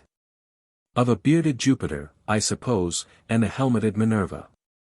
But do you really imagine them to be such?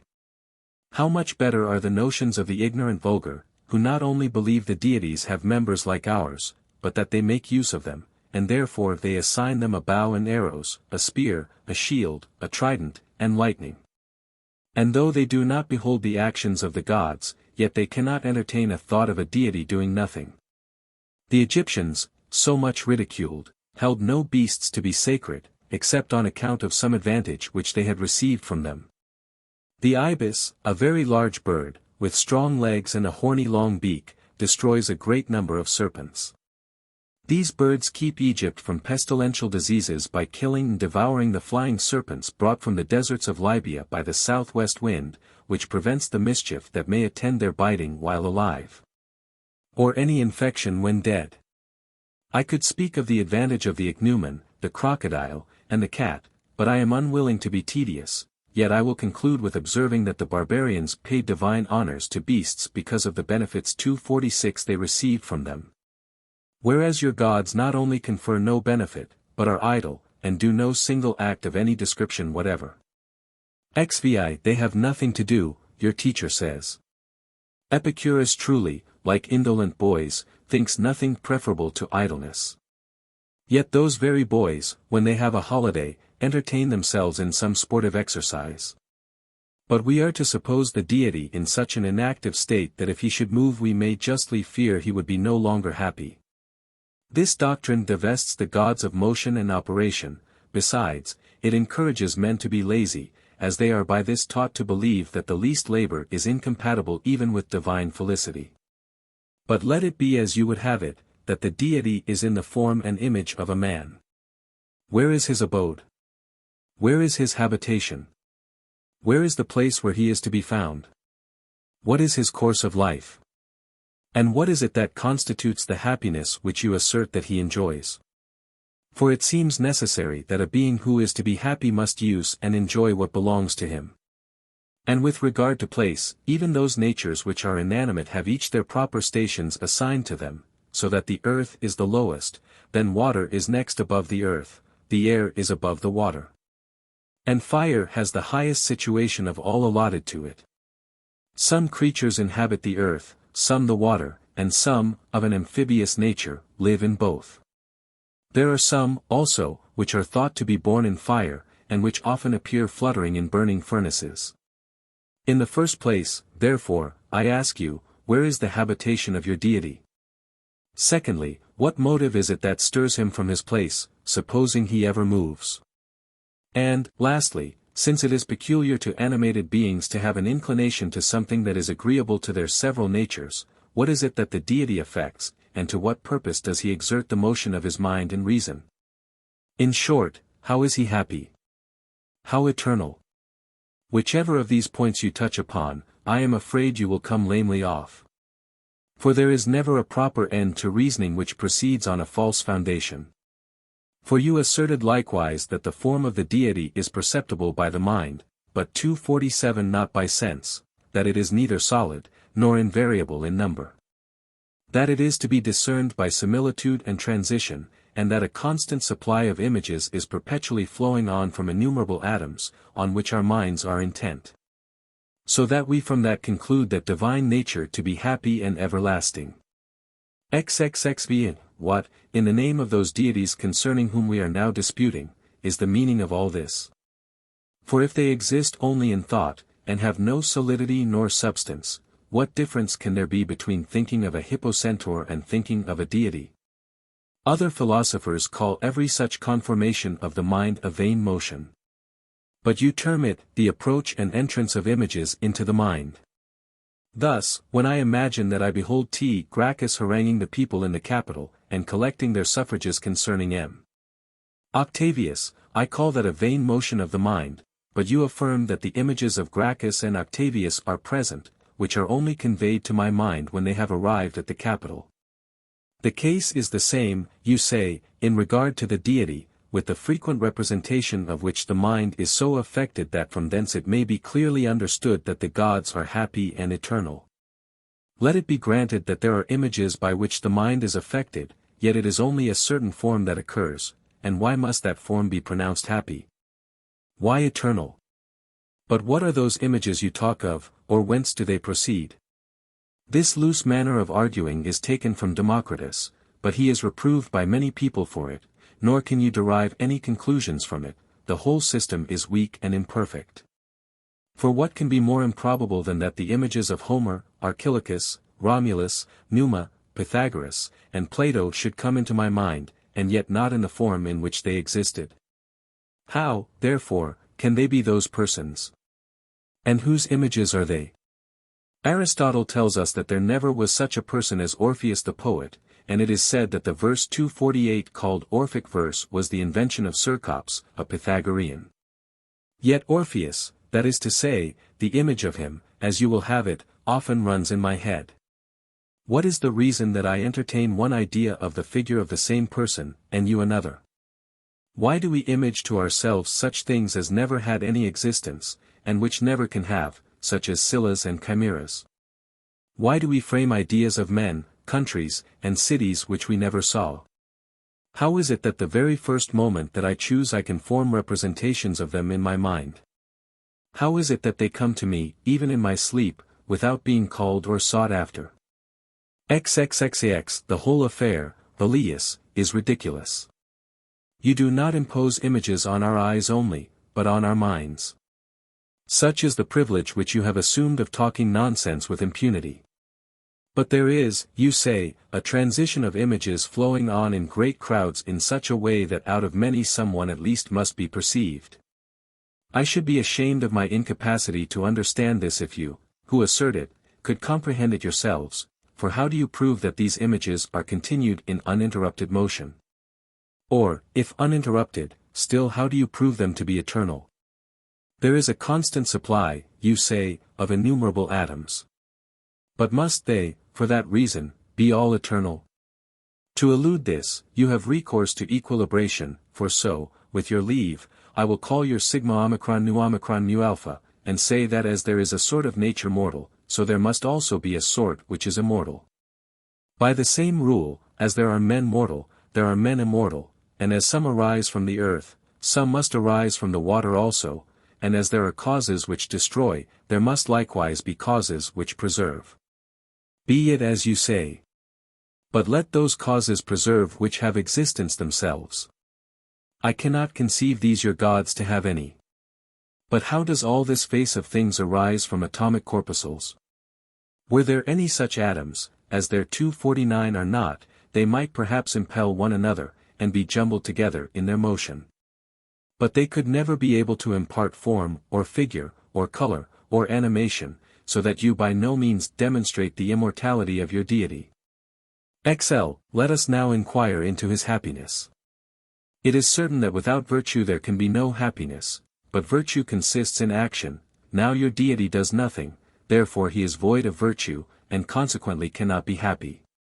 What sort of life does he lead?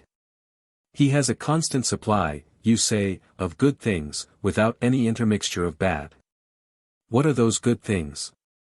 Sensual pleasures, no doubt, for you know no delight of the mind but what arises from the body, and returns to it. I do not suppose, Velleius, that you are like some of the Epicureans, who are ashamed of those expressions of Epicurus, in which he openly avows that he has no idea of any good separate from wanton and obscene pleasures, which, without a blush, he names distinctly. What food, therefore, what drink, what variety of music or flowers, what kind of pleasures of touch, what odors, will you offer to the gods to fill them with pleasures? The poets indeed provide them with banquets of nectar and ambrosia, and a Hebe or a Ganymede to serve up the cup. But what is it, Epicurus, that you do for them? For I do not see from whence your deity should have those things, nor how he could use them. Therefore the nature of man is better constituted for a happy life than the nature of the gods, because men enjoy various kinds of pleasures. But you look on all those pleasures as superficial which delight the senses only by a titillation, as Epicurus calls it. Where is to be the end of this trifling? Even Philo, who followed the academy, could not bear to hear the soft and luscious delights of the Epicureans despised. For with his admirable memory he perfectly remembered and used to repeat many sentences of Epicurus in the very words in which they were written. He likewise used to quote many, 250 which were more gross, from Metrodorus, the sage colleague of Epicurus, who blamed his brother Timocrates because he would not allow that everything which had any reference to a happy life was to be measured by the belly. Nor has he said this once only, but often. You grant what I say, I perceive, for you know it to be true. I can produce the books, if you should deny it. But I am not now reproving you for referring all things to the standard of pleasure, that is another question. What I am now showing is, that your gods are destitute of pleasure. And therefore, according to your own manner of reasoning, they are not happy. But they are free from pain. Is that sufficient for beings who are supposed to enjoy all good things and the most supreme felicity? The deity, they say, is constantly meditating on his own happiness, for he has no other idea which can possibly occupy his mind. Consider a little. Reflect what a figure the deity would make if he were to be idly thinking of nothing through all eternity but, it is very well with me, and I am happy. Nor do I see why this happy deity should not fear being destroyed, since, without any intermission, he is driven and agitated by an everlasting incursion of atoms, and since images are constantly floating off from him. Your deity, therefore, is neither happy nor eternal. Epicurus, it seems, has written books concerning sanctity and piety towards the gods. But how does he speak on these subjects? You would say that you were listening to Coruncanius or Scaevola, the high priests, and not to a man who tore up all religion by the roots, and who overthrew the temples and altars of the immortal gods. Not, indeed, with hands, like Xerxes, but with arguments. For what reason is there for your saying that men ought to worship the gods, when the gods not only do not regard men, but are entirely careless of everything, and absolutely do nothing at all? But they are, you say, of so glorious and excellent a nature that a wise man is induced by their excellence to adore them. Can there be any glory or excellence in that nature which only contemplates its own happiness, and neither will do, nor does, nor ever did anything? Besides, 251 What piety is due to a being from whom you receive nothing? Or how can you, or any one else, be indebted to him who bestows no benefits? For piety is only justice towards the gods, but what right have they to it, when there is no communication whatever between the gods and men? And sanctity is the knowledge of how we ought to worship them, but I do not understand why they are to be worshipped, if we are neither to receive nor expect any good from them. 42. And why should we worship them from an admiration only of that nature in which we can behold nothing excellent? And as for that freedom from superstition, which you are in the habit of boasting of so much, it is easy to be free from that feeling when you have renounced all belief in the power of the gods. Unless, indeed, you imagine that Diagoras or Theodorus, who absolutely denied the being of the gods, could possibly be superstitious. I do not suppose that even Protagoras could, who doubted whether there were gods or not. The opinions of these philosophers are not only destructive of superstition, which arises from a vain fear of the gods, but of religion also, which consists in a pious adoration of them. What think you of those who have asserted that the whole doctrine concerning the immortal gods was the invention of politicians, whose view was to govern that part of the community by religion which reason could not influence? Are not their opinions subversive of all religion? Or what religion did Prodicus the Chian leave to men, who held that everything beneficial to human life should be numbered among the gods? Were not they likewise void of religion who taught that the deities, at present the object of our prayers and adoration, were valiant, illustrious, and mighty men who arose to divinity after death? Euhemerus, whom our Ennius translated, and followed more than other authors, has particularly advanced this doctrine, and treated of the deaths and burials of the gods. Can he, then, be said to have confirmed religion, or, rather, to have totally subverted it? I shall say nothing of that sacred and august Eleusina, into whose mysteries the most distant nations were initiated, 252 nor of the solemnities in Samothrace, or in Lemnos, secretly resorted to by night, and surrounded by thick and shady groves. Which, if they were properly explained, and reduced to reasonable principles, would rather explain the nature of things than discover the knowledge of the gods. 43. Even that great man Democritus, from whose fountains Epicurus watered his little garden, seems to me to be very inferior to his usual acuteness when speaking about the nature of the gods. For at one time he thinks that there are images endowed with divinity, inherent in the universality of things, at another, that the principles and minds contained in the universe are gods. Then he attributes divinity to animated images, employing themselves in doing us good or harm, and, lastly, he speaks of certain images of such vast extent that they encompass the whole outside of the universe. All which opinions are more worthy of the country of Democritus than of Democritus himself, for who can frame in his mind any ideas of such images? Who can admire them? Who can think they merit a religious adoration? But Epicurus, when he divests the gods of the power of doing good, extirpates all religion from the minds of men. For though he says the divine nature is the best and the most excellent of all natures, he will not allow it to be susceptible of any benevolence, by which he destroys the chief and peculiar attribute of the most perfect being. For what is better and more excellent than goodness and beneficence? To refuse your gods that quality is to say that no man is any object of their favor, and no gods either, that they neither love nor esteem any one. In short, that they not only give themselves no trouble about us, but even look on each other with the greatest indifference.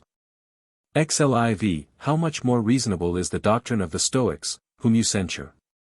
It is one of their maxims that the wise are friends to the wise, though unknown to each other, for as nothing is more amiable than virtue, he who possesses it is worthy our love, to whatever country 253 he belongs. But what evils do your principles bring, when you make good actions and benevolence the marks of imbecility? For, not to mention the power and nature of the gods, you hold that even men, if they had no need of mutual assistance, would be neither courteous nor beneficent. Is there no natural charity in the dispositions of good men? The very name of love, from which friendship is derived, is dear to men. And if friendship is to center in our own advantage only, without regard to him whom we esteem a friend, it cannot be called friendship, but a sort of traffic for our own profit. Pastures, lands, and herds of cattle are valued in the same manner on account of the profit we gather from them, but charity and friendship expect no return. How much more reason have we to think that the gods, who want nothing, should love each other, and employ themselves about us? If it were not so, why should we pray to or adore them? Why do the priests preside over the altars, and the augurs over the auspices? What have we to ask of the gods, and why do we prefer our vows to them? But Epicurus, you say, has written a book concerning sanctity. A trifling performance by a man whose wit is not so remarkable in it, as the unrestrained license of writing which he has permitted himself, for what sanctity can there be if the gods take no care of human affairs? Or how can that nature be called animated which neither regards nor performs anything? Therefore our friend Posidonius has well observed, in his 5th book of the nature of the gods, that Epicurus believed there were no gods, and that what he had said about the immortal gods was only said from a desire to avoid unpopularity. He could not be so weak as to imagine that the deity has only the outward features of a simple mortal, without any real solidity. That he has all the members of a man, without the least power to use them, a certain unsubstantial pellucid being, neither favorable nor beneficial to any one, neither regarding nor doing anything. There can be no such being in nature. And as Epicurus said this plainly, he allows 250 for the gods in words, and destroys them in fact, and if the deity is truly such a being that he shows no favor, no benevolence to mankind, away with him. For why should I entreat him to be propitious? He can be propitious to none, since, as you say, all his favor and benevolence are the effects of imbecility. Book 2. I. When Cotta had thus concluded, Velleius replied, I certainly was inconsiderate to engage in argument with an academician who is likewise a rhetorician. I should not have feared an academician without eloquence, nor a rhetorician without that philosophy, however eloquent he might be. For I am never puzzled by an empty flow of words, nor by the most subtle reasonings delivered without any grace of oratory. But you, Cotta, have excelled in both. You only wanted the assembly and the judges. However, enough of this at present. Now, let us hear what Lucilius has to say, if it is agreeable to him. I had much rather, says Bulbus, hear Cotta resume his discourse, and demonstrate the true gods with the same eloquence which he made use of to explode the false.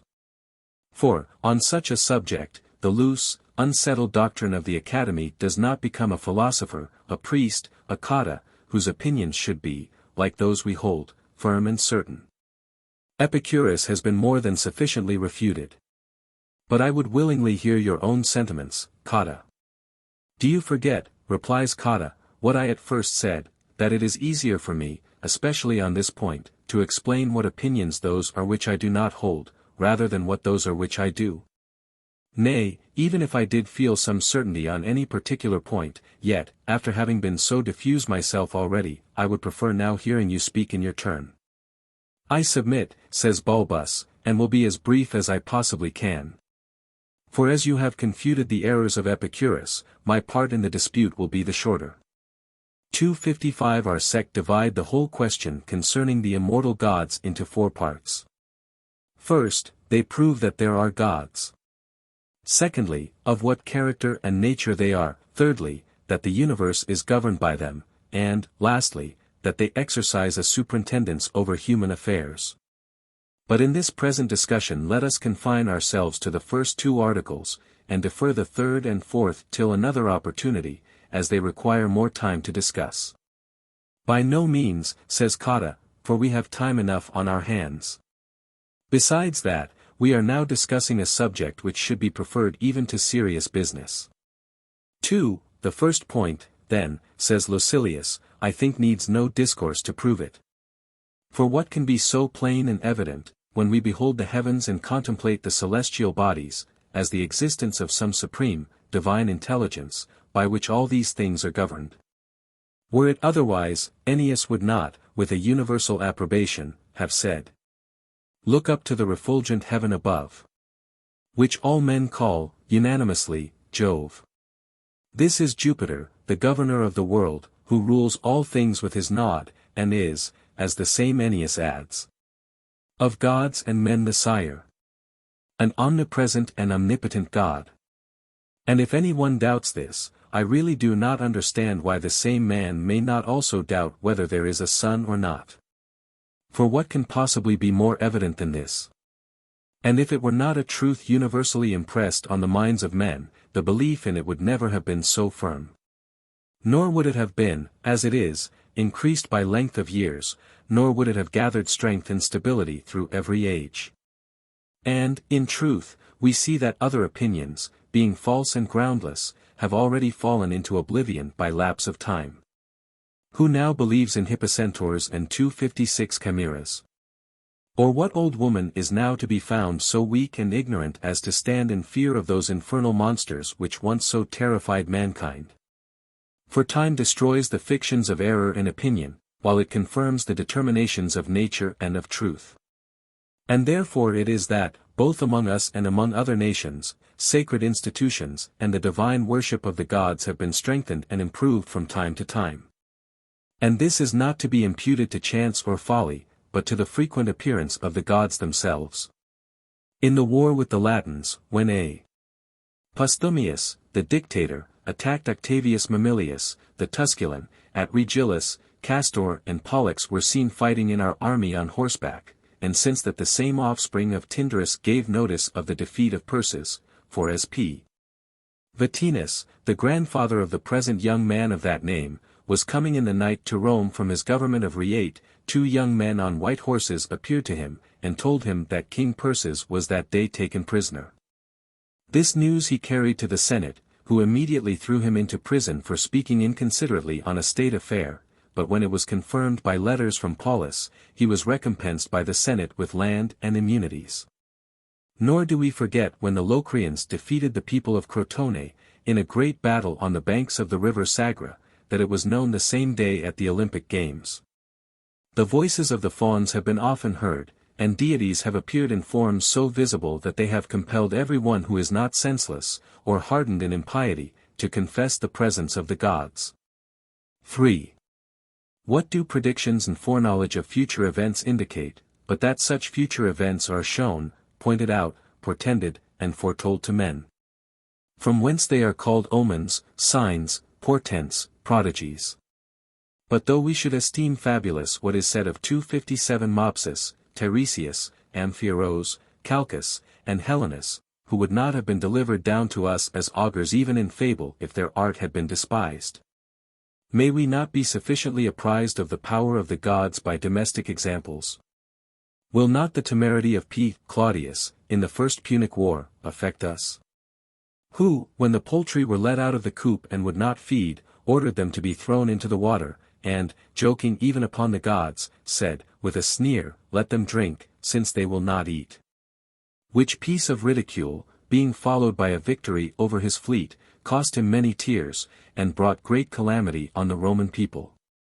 Did not his colleague Junius, in the same war, lose his fleet in a tempest by disregarding the auspices? Claudius, therefore, was condemned by the people, and Junius killed himself. Coelius says that P. Flaminius, from his neglect of religion, fell at Thrasymene, a loss which the public severely felt. By these instances of calamity we may be assured that Rome owes her grandeur and success to the conduct of those who were tenacious of their religious duties. And if we compare ourselves to our neighbors, we shall find that we are infinitely distinguished above foreign nations by our zeal for religious ceremonies, though in other things we may be only equal to them, and in other respects even inferior to them. Ought we to contemn Attius Navius's staff, with which 258 he divided the regions of the vine to find his sow? I should despise it, if I were not aware that King Hostilius had carried on most important wars in deference to his auguries. But by the negligence of our nobility the discipline of the augury is now omitted, the truth of the auspices despised, and only a mere form observed. So that the most important affairs of the commonwealth, even the wars, on which the public safety depends, are conducted without any auspices, the peremnia are discussed, no part of the ecumena performed. No select men are called to witness to the military testaments, our generals now begin their wars as soon as they have arranged the auspicia. The force of religion was so great among our ancestors that some of their commanders have, with their faces veiled, and with the solemn, formal expressions of religion, sacrificed themselves to the immortal gods to save their country. I could mention many of the Sibylline prophecies, and many answers of the haruspices, to confirm those things, which ought not to be doubted. For example, our augurs and the Etrurian haruspices saw the truth of their art established when P. Scipio and C. Figulus were consuls, for as Tiberius Gracchus, who was a second-time consul, wished to proceed to a 259 fresh election, the first rogator, as he was collecting the suffrages, fell down dead on the spot. Gracchus nevertheless went on with the assembly, but perceiving that this accident had a religious influence on the people, he brought the affair before the Senate. The Senate thought fit to refer it to those who usually took cognizance of such things. The haruspices were called, and declared that the man who had acted as rogator of the assembly had no right to do so. To which, as I have heard my father say, he replied with great warmth, "Have I no right, who am consul, and augur, and favored by the auspicia? And shall you, who are Tuscans and barbarians, pretend that you have authority over the Roman auspicia, and a right to give judgment in matters respecting the formality of our assemblies?" Therefore, he then commanded them to withdraw. But not long afterward he wrote from his province to the College of Augurs, acknowledging that in reading the books he remembered that he had illegally chosen a place for his tent in the gardens of Scipio, and had afterward entered the pomerium in order to hold a senate, but that in repassing the same pomerium he had forgotten to take the auspices. And that, therefore, the consuls had been created informally. The augurs laid the case before the Senate. The Senate decreed that they should resign their charge, and so they accordingly abdicated. What greater example need we seek for? The wisest, perhaps the most excellent of men, chose to confess his fault, which he might have concealed, rather than leave the public the least atom of religious guilt. And the consuls chose to quit the highest office in the state, rather than fill it for a moment in defiance of religion. How great is the reputation of the augurs! And is not the art of the soothsayers divine? And must not everyone who sees what innumerable instances of the same kind there are confess the existence of the 260 gods? For they who have interpreters must certainly exist themselves. Now, there are interpreters of the gods. Therefore we must allow there are gods. But it may be said, perhaps, that all predictions are not accomplished. We may as well conclude there is no art of physic, because all sick persons do not recover. The gods show us signs of future events. If we are occasionally deceived in the results, it is not to be imputed to the nature of the gods, but to the conjectures of men. All nations agree that there are gods, the opinion is innate, and, as it were, engraved in the minds of all men. The only point in dispute among us is, what they are. Their existence no one denies. Cleanthes, one of our sect, imputes the way in which the idea of the gods is implanted in the minds of men to 4 causes. The first is that which I just now mentioned, the foreknowledge of future things. The second is the great advantages which we enjoy from the temperature of the air, the fertility of the earth, and the abundance of various benefits of other kinds.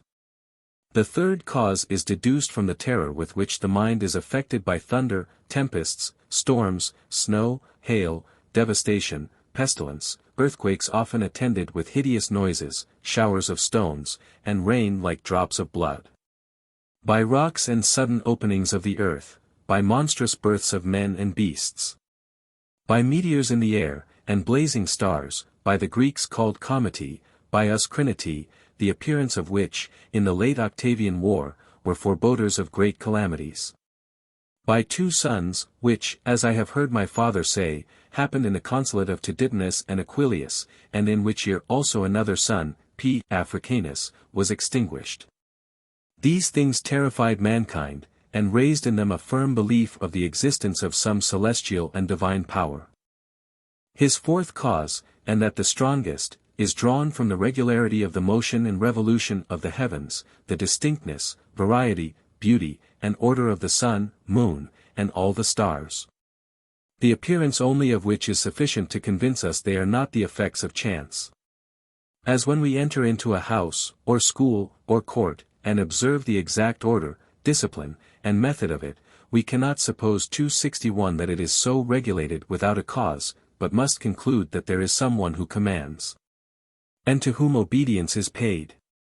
It is quite impossible for us to avoid thinking that the wonderful motions, revolutions, and order of those many and great bodies, no part of which is impaired by the countless and infinite succession of ages, must be governed and directed by some supreme intelligent being. 6. Chrysippus, indeed, had a very penetrating genius, yet such is the doctrine which he delivers, that he seems rather to have been instructed by nature than to owe it to any discovery of his own. If, says he, there is anything in the universe which no human reason, ability, or power can make, the being who produced it must certainly be preferable to man. Now, celestial bodies, and all those things which proceed in any eternal order, cannot be made by man, the being who made them is therefore preferable to man. What, then, is that being but a god? If there be no such thing as a deity, what is there better than man, since he only is possessed of reason, the most excellent of all things? But it is a foolish piece of vanity in man to think there is nothing preferable to him. There is, therefore, something preferable, consequently, there is certainly a God. When you behold a large and beautiful house, surely no one can persuade you it was built for mice and weasels, though you do not see the master. And would it not, therefore, be most manifest folly to imagine that a world so magnificently adorned, with such an immense variety of celestial bodies of such exquisite beauty, and that the vast sizes and magnitude of the sea and land were intended as the abode of man, and not as the mansion of the immortal gods? Do we not also plainly see this, that all the most elevated regions are the best, and that the earth is the lowest region, and is surrounded with the grossest air? So that as we perceive that in some cities and countries the capacities of men are naturally duller, from the thickness of the climate, so mankind in general are affected by the heaviness of the air which surrounds the earth, the grossest region of the world. Yet even from this inferior intelligence of man we may 262 discover the existence of some intelligent agent that is divine, and wiser than ourselves, for, as Socrates says in Xenophon, from whence had man his portion of understanding?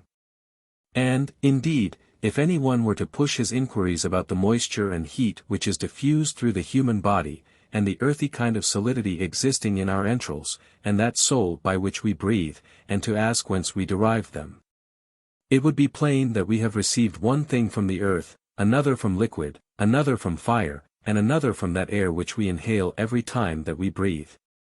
7. But where did we find that which excels all these things, I mean reason, or, if you please, in other terms, the mind, understanding, thought, prudence, and from whence did we receive it? Shall the world be possessed of every other perfection, and be destitute of this one, which is the most important and valuable of all? But certainly there is nothing better, or more excellent, or more beautiful than the world. And not only there is nothing better, but we cannot even conceive anything superior to it. And if reason and wisdom are the greatest of all perfections, they must necessarily be a part of what we all allow to be the most excellent. Who is not compelled to admit the truth of what I assert by that agreeable, uniform, and continued agreement of things in the universe? Could the earth at one season be adorned with flowers, at another be covered with snow? Or, if such a number of things regulated their own changes, could the approach and retreat of the sun in the summer and winter solstices be so regularly known and calculated? Could the flux and reflux of the sea and the height of the tides be affected by the increase or wane of the moon? Could the different courses of the stars be preserved by the uniform movement of the whole heaven? Could these things subsist, I say, in such a harmony of all the parts of the universe without the continued influence of a divine spirit? If these points are handled in a free and copious manner, as I purpose to do, they will be less liable to the cavils of the academics, but the narrow, confined way in which Zeno reasoned upon them laid them more open to 263 objection. For as running streams are seldom or never tainted, while standing waters easily grow corrupt, so a fluency of expression washes away the censures of the caviller, while the narrow limits of a discourse which is too concise is almost defenseless. For the arguments which I am enlarging upon are thus briefly laid down by Zeno. 8. That which reasons is superior to that which does not. Nothing is superior to the world, therefore, reasons. By the same rule the world may be proved to be wise, happy, and eternal, for the possession of all these qualities is superior to the want of them, and nothing is superior to the world. The inevitable consequence of which argument is, that the world, therefore, is a deity. He goes on, no part of anything void of sense is capable of perception, some parts of the world have perception, the world, therefore, has sense. He proceeds, and pursues the argument closely. Nothing, says he, that is destitute itself of life and reason can generate a being possessed of life and reason, but the world does generate beings possessed of life and reason. The world, therefore, is not itself destitute of life and reason. He concludes his argument in his usual manner with a simile: if well-tuned pipes should spring out of the olive, would you have the slightest doubt that there was in the olive tree itself some kind of skill and knowledge? Or if the plane tree could produce harmonious lutes, surely you would infer, on the same principle, that music was contained in the plane tree. Why, then, should we not believe the world is a living and wise being, since it produces living and wise beings out of itself? 9. But as I have been insensibly led into a length of discourse beyond my first design, for I said that, as the existence of the gods was evident to all, there was no need of any long oration to prove it. I will demonstrate it by reasons deduced from the nature of things. For it is a fact that all beings which take nourishment and increase contain in themselves a power of natural heat, without which they could neither be nourished nor increase. For everything which is of a warm and fiery character is agitated and stirred up by its own motion. But that which is nourished and grows is influenced by a certain regular 264 and equable motion. And as long as this motion remains in us, so long does sense and life remain, but the moment that it abates and is extinguished, we ourselves decay and perish. By arguments like these, Cleanthes shows how great is the power of heat in all bodies. He observes that there is no food so gross as not to be digested in a night and a day, and that even in the excrementitious parts, which nature rejects, there remains a heat. The veins and arteries seem, by their continual quivering, to resemble the agitation of fire.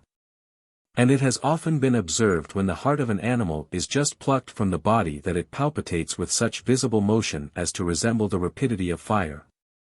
Everything, therefore, that has life, whether it be animal or vegetable, owes that life to the heat inherent in it. It is this nature of heat which contains in itself the vital power which extends throughout the whole world.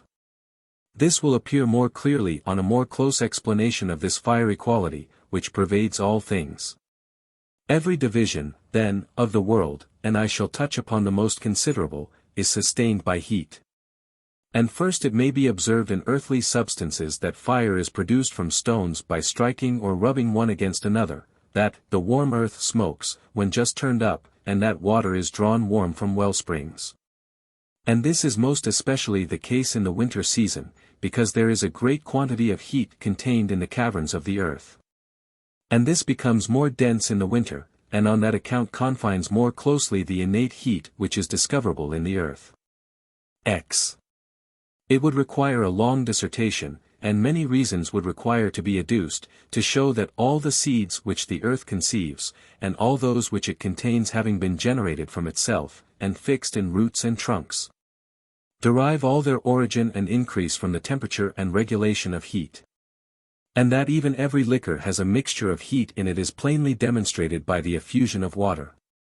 For it would not congeal by cold, nor become solid, as ice or snow, and return again 265 to its natural state, if it were not that, when heat is applied to it, it again becomes liquefied and dissolved, and so diffuses itself. Therefore, by northern and other cold winds it is frozen and hardened, and in turn it dissolves and melts again by heat. The seas likewise, we find, when agitated by winds, grow warm, so that from this fact we may understand that there is heat included in that vast body of water. For we cannot imagine it to be external and adventitious heat, but such as is stirred up by agitation from the deep recesses of the seas, and the same thing takes place with respect to our bodies, which grow warm with motion and exercise. And the very air itself, which indeed is the coldest element, is by no means void of heat. For there is a great quantity, arising from the exhalations of water, which appears to be a sort of steam occasioned by its internal heat, like that of boiling liquors. The fourth part of the universe is entirely fire, and is the source of the salutary and vital heat which is found in the rest. From hence we may conclude that, as all parts of the world are sustained by heat, the world itself also has such a great length of time subsisted from the same cause. And so much the more, because we ought to understand that that hot and fiery principle is so diffused over universal nature that there is contained in it a power and cause of generation and procreation, from which all animate beings. And all those creatures of the vegetable world, the roots of which are contained in the earth, must inevitably derive their origin and their increase. 11. It is nature, consequently, that continues and preserves the world, and that, too, a nature which is not destitute of sense and reason. For in every essence that is not simple, but composed of several parts, there must be some predominant quality, as, for instance, the mind in man, and in beast something resembling it, from which arise all the appetites and desires for anything. As for trees, and all the vegetable produce of the earth, it is thought to be in their roots.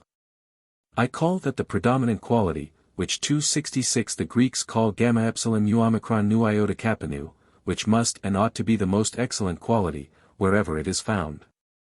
That, therefore, in which the prevailing quality of all nature resides must be the most excellent of all things, and most worthy of the power and preeminence over all things. Now, we see that there is nothing in being that is not a part of the universe. And as there are sense and reason in the parts of it, there must therefore be these qualities, and these, too, in a more energetic and powerful degree, in that part in which the predominant quality of the world is found. The world, therefore, must necessarily be possessed of wisdom, and that element, which embraces all things, must excel in perfection of reason. The world, therefore, is a god, and the whole power of the world is contained in that divine element. The heat also of the world is more pure, clear, and lively, and, consequently, better adapted to move the senses than the heat allotted to us, and it vivifies and preserves all things within the compass of our knowledge. It is absurd, therefore, to say that the world, which is endued with a perfect, free, pure, spirituous, and active heat, is not sensitive, since by this heat men and beasts are preserved, and move, and think. More especially since this heat of the world is itself the sole principle of agitation, and has no external impulse, but is moved spontaneously, for what can be more powerful than the world, which moves and raises that heat by which it subsists?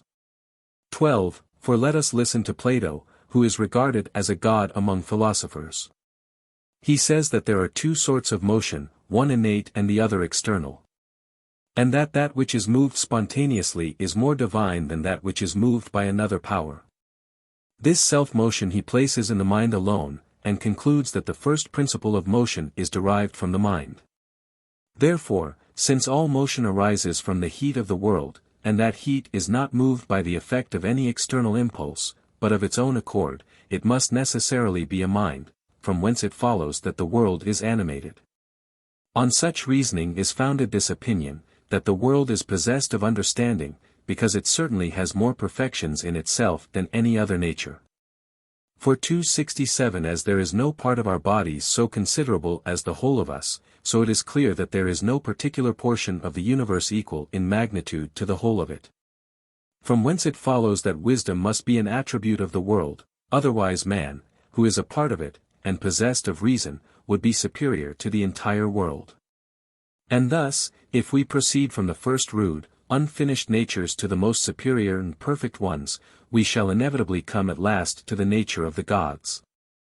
For, in the first place, we observe that those vegetables which are produced out of the earth are supported by nature, and she gives them no further supply than is sufficient to preserve them by nourishing them and making them grow. To beasts she has given sense and motion, and a faculty which directs them to what is wholesome, and prompts them to shun what is noxious to them. On man she has conferred a greater portion of her favor. Inasmuch as she has added reason, by which he is enabled to command his passions, to moderate some, and to subdue others. 13. In the fourth and highest degree are those beings which are naturally wise and good, who from the first moment of their existence are possessed of right and consistent reason, which we must consider superior to man and deserving to be attributed to a god. That is to say, to the world, in which it is inevitable that perfect and complete reason should be inherent. Nor is it possible that it should be said with justice that there is any arrangement of things in which there cannot be something entire and perfect.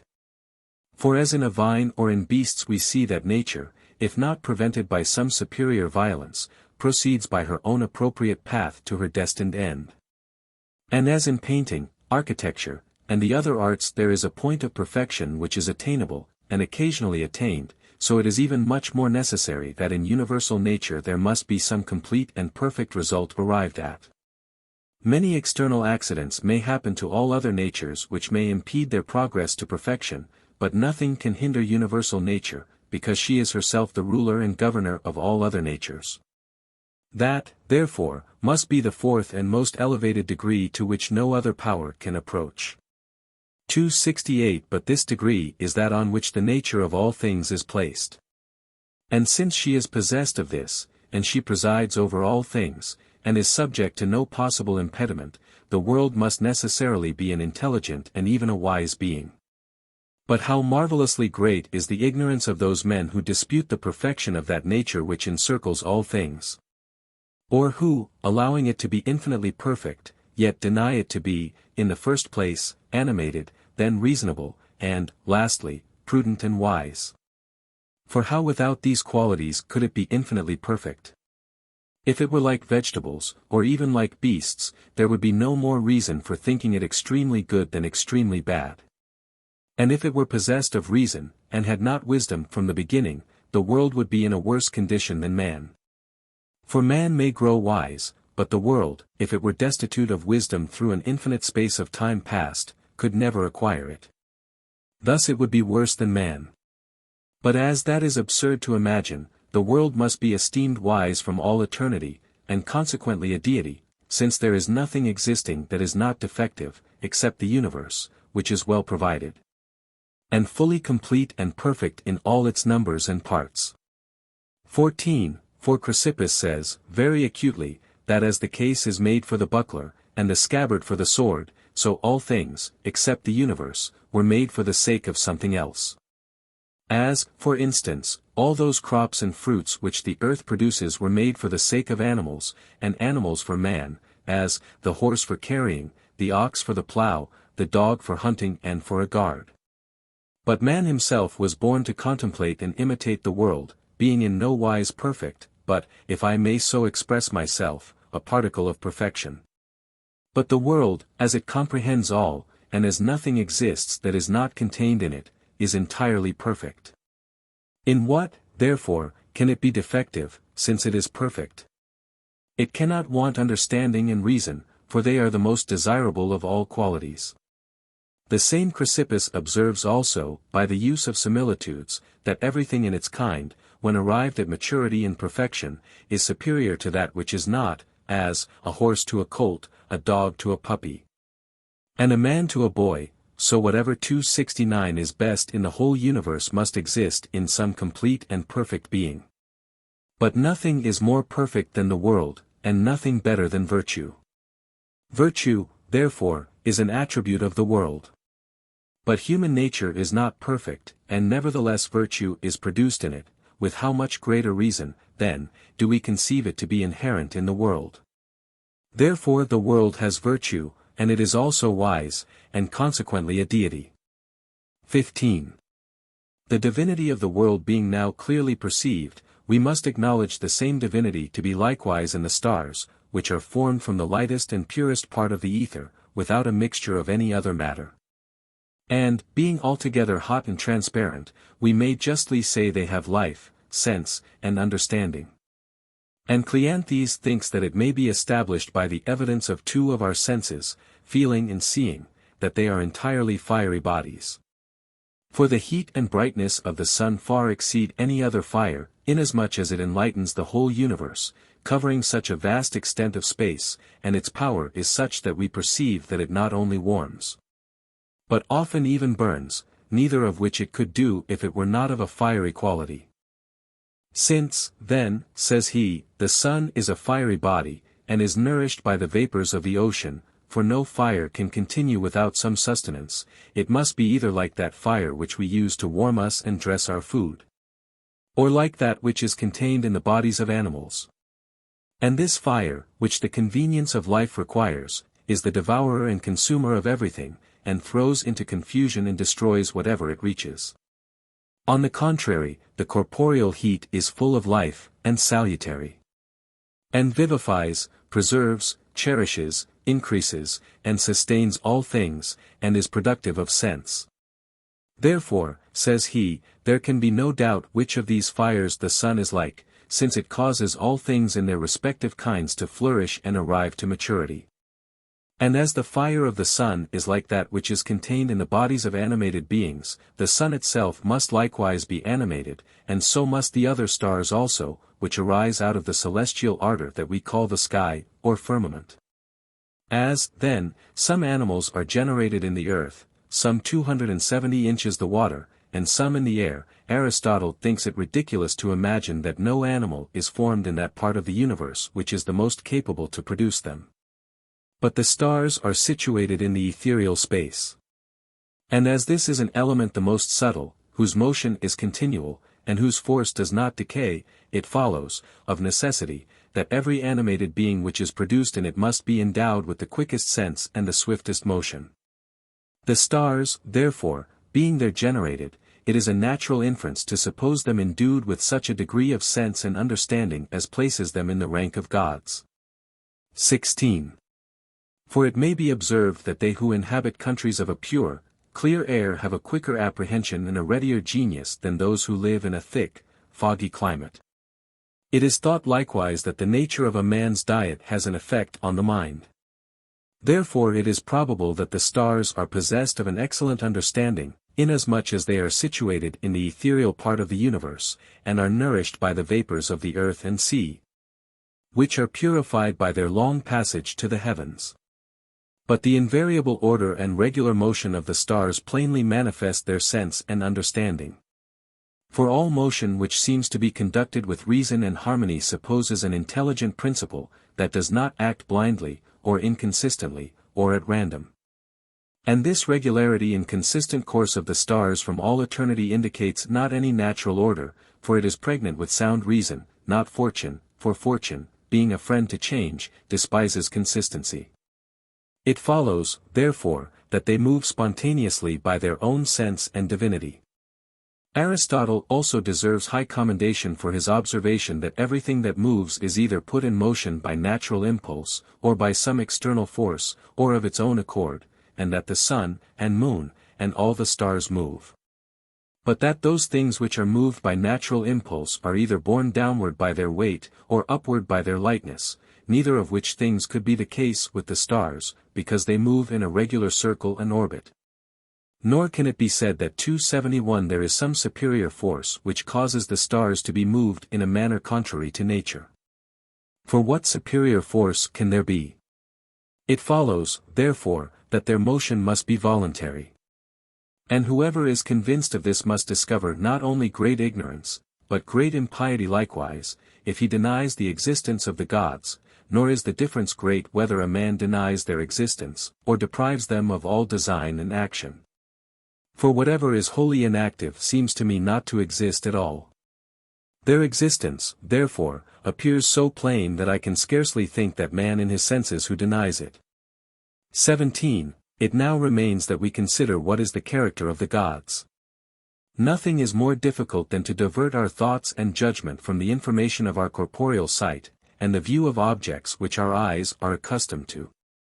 And it is this difficulty which has had such an influence on the unlearned, and on philosophers also who resembled the unlearned multitude, that they have been unable to form any idea of the immortal gods except under the clothing of the human figure. The weakness of which opinion Cotta has so well confuted that I need not add my thoughts upon it. But as the previous idea which we have of the deity comprehends two things, first of all, that he is an animated being. Secondly, that there is nothing in all nature superior to him, I do not see what can be more consistent with this idea and preconception than to attribute a mind and divinity to the world, the most excellent of all beings. Epicurus may be as merry with this notion as he pleases, a man not the best qualified for a joker, as not having the wit and sense of his country. Let him say that a voluble round deity is to him incomprehensible. Yet he shall never dissuade me from a principle which he himself approves, for he is of opinion there are gods when he allows that there must be a nature excellently perfect. But it is certain 272 that the world is most excellently perfect, nor is it to be doubted that whatever has life, sense, reason, and understanding must excel that which is destitute of these things. It follows, then, that the world has life, sense, reason, and understanding, and is consequently a deity. But this shall soon be made more manifest by the operation of these very things which the world causes. 18. In the meanwhile, Velleius, let me entreat you not to be always saying that we are utterly destitute of every sort of learning. The cone, you say, the cylinder, and the pyramid, are more beautiful to you than the sphere. This is to have different eyes from other men. But suppose they are more beautiful to the sight only, which does not appear to me, for I can see nothing more beautiful than that figure which contains all others, and which has nothing rough in it, nothing offensive, nothing cut into angles, nothing broken, nothing swelling, and nothing hollow. Yet as there are two forms most esteemed, the globe in solids, for so the Greek word signify alpha rho alpha, I think, should be construed, and the circle, or orb, in planes, in Greek, kappa kappa lambda omicron. And as they only have an exact similitude of parts in which every extreme is equally distant from the center, what can we imagine in nature to be more just and proper?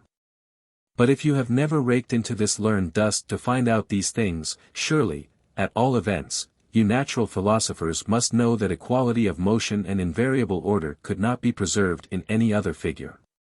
Nothing, therefore, can be more illiterate than to assert, as you are in the habit of doing, that it is doubtful whether the world is round or not, because it may possibly be of another shape.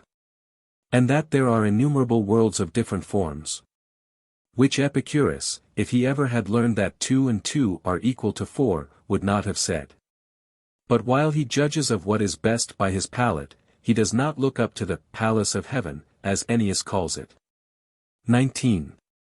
For as there are two sorts of stars, one kind of 273 which measure their journey from east to west by immutable stages, never in the least varying from their usual course, while the other completes a double revolution with an equally constant regularity. From each of these facts we demonstrate the volubility of the world, which could not possibly take place in any but a globular form, and the circular orbits of the stars. And first of all the sun, which has the chief rank among all the stars, is moved in such a manner that it fills the whole earth with its light, and illuminates alternately one part of the earth, while it leaves the other in darkness. The shadow of the earth interposing causes night, and the intervals of night are equal to those of day. And it is the regular approaches and retreats of the sun from which arise the regulated degrees of cold and heat. His annual circuit is in 365 days, and nearly 6 hours more. At one time he bends his course to the north, at another to the south, and thus produces summer and winter, with the other two seasons, one of which succeeds the decline of winter, and the other that of summer. And so to these 4 changes of the seasons we attribute the origin and cause of all the productions both of sea and land. The moon completes the same course every month which the sun does in a year. The nearer she approaches to the sun, the dimmer light does she yield, and when most remote from it she shines with the fullest brilliancy. Nor are her figure and form only changed in her wane, but her situation likewise, which is sometimes in the north and sometimes in the south. By this course she has a sort of summer and winter solstices. And by her influence she contributes to the nourishment and increase of animated 274 beings, and to the ripeness and maturity of all vegetables. XX. But most worthy our admiration is the motion of those 5 stars which are falsely called wandering stars. For they cannot be said to wander which keep from all eternity their approaches and retreats, and have all the rest of their motions, in one regular constant and established order. What is yet more wonderful in these stars which we are speaking of is that sometimes they appear, and sometimes they disappear, sometimes they advance towards the sun, and sometimes they retreat, sometimes they precede him, and sometimes follow him. Sometimes they move faster, sometimes slower, and sometimes they do not stir in the least, but for a while stand still. From these unequal motions of the planets, mathematicians have called that the great year, in which the sun, moon, and 5 wandering stars, having finished their revolutions, are found in their original situation. In how long a time this is effected is much disputed, but it must be a certain indefinite period.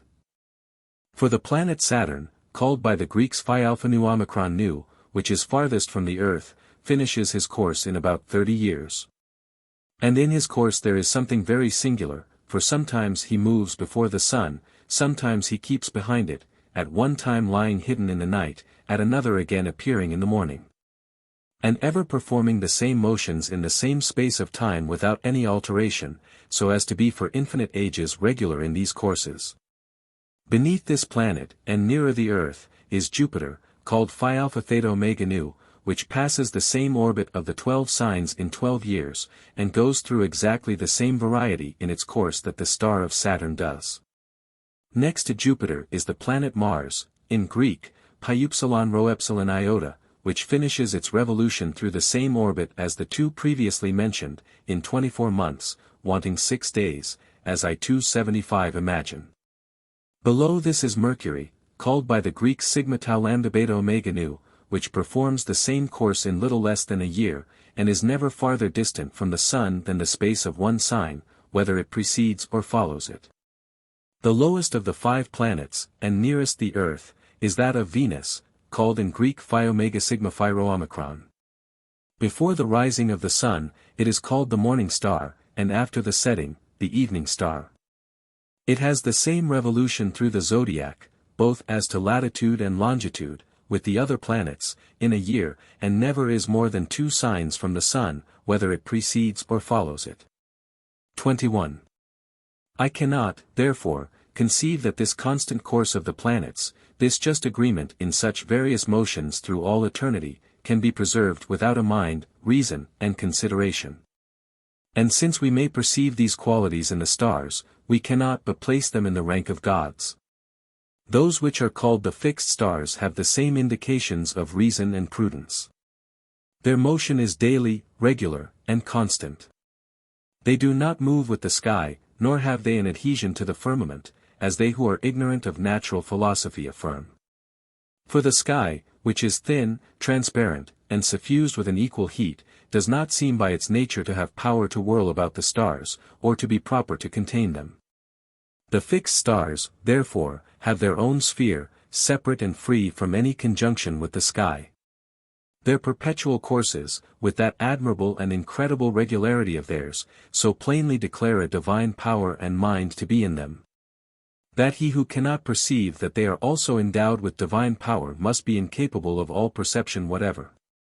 In the heavens, therefore, there is nothing fortuitous, unadvised, inconstant, or variable, all there is order, truth, reason, and constancy.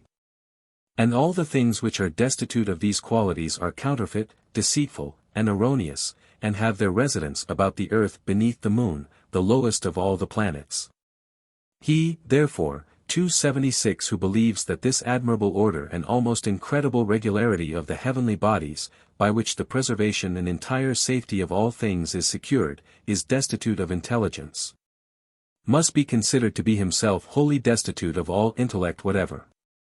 I think, then, I shall not deceive myself in maintaining this dispute upon the principle of Zeno, who went the farthest in his search after truth. 22. Zeno, then, defines nature to be an artificial fire, proceeding in a regular way to generation.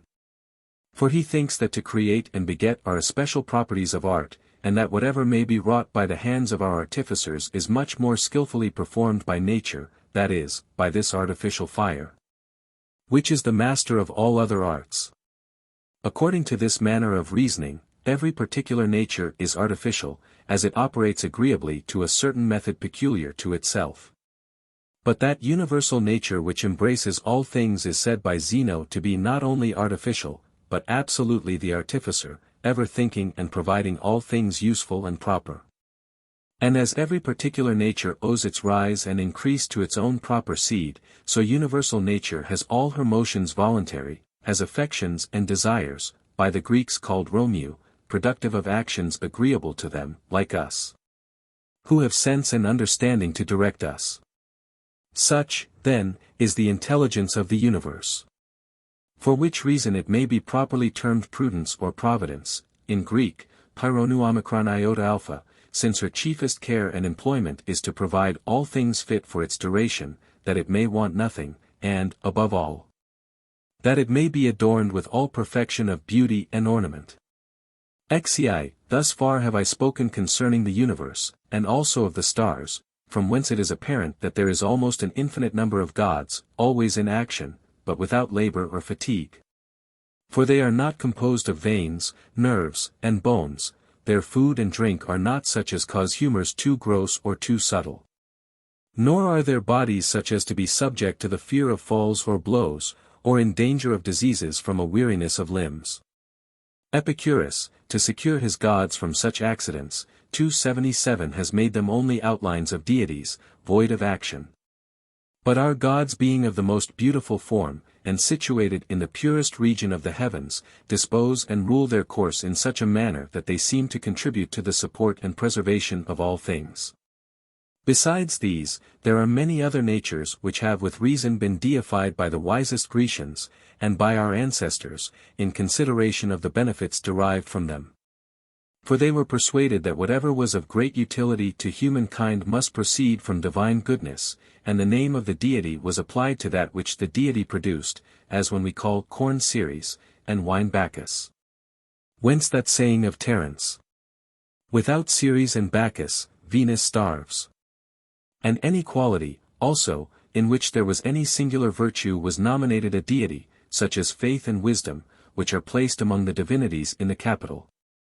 The last by Aemilius Scaurus, but faith was consecrated before by Attilius Collatinus. You see the temple of virtue and that of honor repaired by M. Marcellus, erected formerly, in the Ligurian War, by Q. Maximus. Need I mention those dedicated to help, safety, concord, liberty, and victory, which have been called deities, because their efficacy has been so great that it could not have proceeded from any but from some divine power? In like manner are the names of Cupid, Voluptas, and of Lubentine Venus consecrated, though they were things vicious and not natural, whatever Velleius may think to the contrary, for they frequently stimulate nature in too violent a manner. Everything, then, from which any great utility proceeded was deified, and, indeed, the names I have just now mentioned are declaratory of the particular virtue of each deity. 24. It has been a general custom likewise, that men who have done important service to the public should be exalted to heaven by fame and universal consent. Thus Hercules, Castor and Pollux, Aesculapius, and Liber became gods, I mean Liber the son of Semele, and not him whom our ancestors consecrated in such state in 278 solemnity with Ceres and Libera. The difference in which may be seen in our mysteries.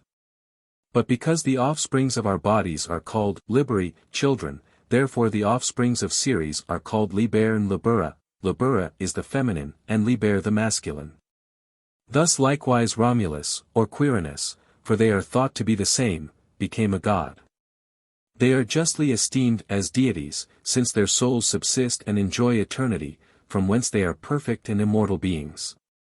There is another reason, too, and that founded on natural philosophy, which has greatly contributed to the number of deities. Namely, the custom of representing in human form a crowd of gods who have supplied the poets with fables, and filled mankind with all sorts of superstition. Zeno has treated of this subject, but it has been discussed more at length by Cleanthes and Chrysippus. All Greece was of opinion that Coelum was castrated by his son Saturn, and that Saturn was chained by his son Jupiter. In these impious fables, a physical and not inelegant meaning is contained. For they would denote that the celestial, most exalted, and ethereal nature, that is, the fiery nature, which produces all things by itself, is destitute of that part of the body which is necessary for the act of generation by conjunction with another. XXV, by Saturn they mean that which comprehends the course and revolution of times and seasons, the Greek name for which deity implies as much, for he is called 279 Kaparonu Omicron, which is the same with Chironu Omicron, that is, a space of time. But he is called Saturn, because he is filled, saturator, with years, and he is usually feigned to have devoured his children, because time, ever insatiable, consumes the rolling years. But to restrain him from immoderate haste, Jupiter has confined him to the course of the stars, which are as chains to him. Jupiter, that is, Juvens Pater, signifies a helping father, whom, by changing the cases, we call Jove, a Jovando. The poets call him father of gods and men, and our ancestors, the most good, the most great. And as there is something more glorious in itself and more agreeable to others, to be good, that is, beneficent, than to be great, the title of most good precedes that of most great. This, then, is he whom Ennius means in the following passage, before quoted. Look up to the refulgent heaven above, which all men call, unanimously, Jove. Which is more plainly expressed than in this other passage of the same poet.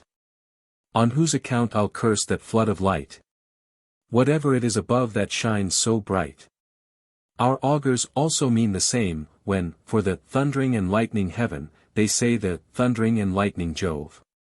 Euripides, among many excellent things, has this. The vast, expanded, boundless sky behold. See it with soft embrace the earth enfold. This own the chief of deities above. And this acknowledge by the name of Jove. 26. The air, according to the Stoics, which is between the sea and the heaven, is consecrated by the name of Juno, and is called the sister and wife of Jove, because 280 it resembles the sky, and is in close conjunction with it. They have made it feminine, because there is nothing softer. But I believe it is called Juno, a Jovando, from helping to make three separate kingdoms. By fable, there remained yet the water and the earth. The dominion of the sea is given, therefore, to Neptune, a brother, as he is called, of Jove, whose name, Neptunus, as Portunus, a portu, from a port, is derived, and Nando, from swimming, the first letters being a little changed. The sovereignty and power over the earth is the portion of a god, to whom we, as well as the Greeks, have given a name that denotes riches, in Latin, dis, in Greek, Pylanda omicron tau omeganu, because all things arise from the earth and return to it. He forced away Proserpine, in Greek called pi epsilon rho sigma epsilon phi nueta, by which the poets mean the seed of corn, from whence comes their fiction of Ceres, the mother of Proserpine, seeking for her daughter, who was hidden from her. She is called Ceres, which is the same as Gears, a gerundus frigibus, from bearing fruit, the first letter of the word being altered after the manner of the Greeks, for by them she is called delta edimutauetero, the same as gamma edimutauetero. Again, he, cum magna vorterit, who brings about mighty changes, is called Mavers, and Minerva is so called because, minuret, or minareter, she diminishes or menaces. 27. And as the beginnings and endings of all things are of the greatest importance, therefore they would have their sacrifices to begin with Janus. His name is derived abundo, from passing. From whence thorough passages are called Jani, and the outward doors of common houses are called Janui. The name of Vesta is, from the Greeks, the same with their sigma tau alpha. Her province is over altars and hearths. And in the name of this goddess, who is the keeper of all things within, prayers and sacrifices are concluded. The Dii Penates, household gods, have some affinity with this power, and are so called either from Penis, 281, all kind of human provisions, or because Penatus incident, they reside within, from which, by the poets, They are called penetrales also. Apollo, a Greek name, is called Sol, the sun, and Diana, Luna, the moon. The sun, Sol, is so named either because he is solace, alone, so eminent above all the stars, or because he obscures all the stars, and appears alone as soon as he rises. Luna, the moon, is so called a lucendo, from shining. She bears the name also of Lucina, and as in Greece the women in labor invoke Diana Lucifera, so here they invoke Juno Lucina. She is likewise called Diana Omnivega, not of Anando, from hunting, but because she is reckoned one of the 7 stars that seem to wander. She is called Diana because she makes a kind of day of the night, and presides over births, because the delivery is effected sometimes in 7, or at most in 9, courses of the moon, which, because they make mensa spatia, measured spaces, are called menses, months. This occasioned a pleasant observation of Timaeus, as he has many. Having said in his history that, the same night in which Alexander was born, the temple of Diana at Ephesus was burned down, he adds, it is not in the least to be wondered at, because Diana, being willing to assist at the labor of Olympias, was absent from home. But to this goddess, because ad residential omnes venerit, she has an influence upon all things, we have given the appellation of Venus, from whom the word venustas, beauty, is rather derived than Venus from venustas. 28. Do you not see, therefore, how, from the productions of nature and the useful inventions of men, have arisen fictitious and imaginary deities, which have been the foundation of false opinions, pernicious errors, and wretched superstitions?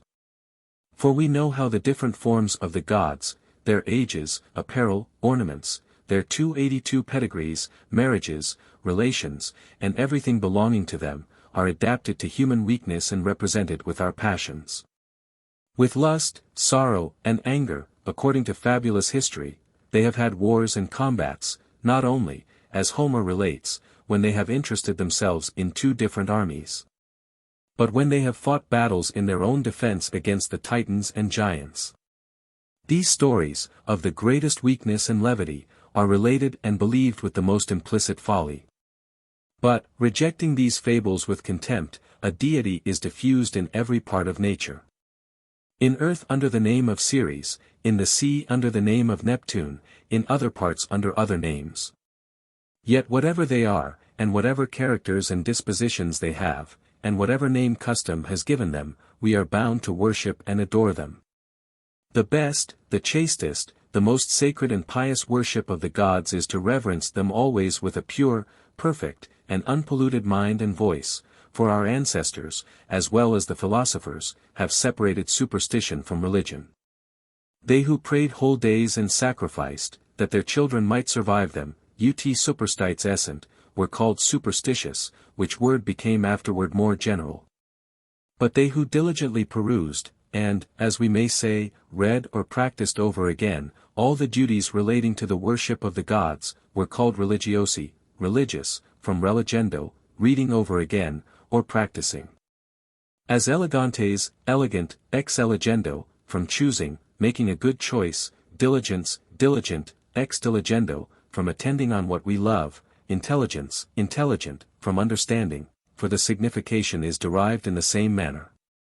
Thus are the words superstitious and religious understood, the one being a term of reproach, the other of commendation. I think I have now sufficiently demonstrated that there are gods, and what they are. 29. I am now to show that the world is governed by the providence of the gods. This is an important point, which you academics endeavor to confound, and, indeed, the whole contest is with you, Cotta. For your sect, Velleius, know very little of what is said on different subjects by other schools.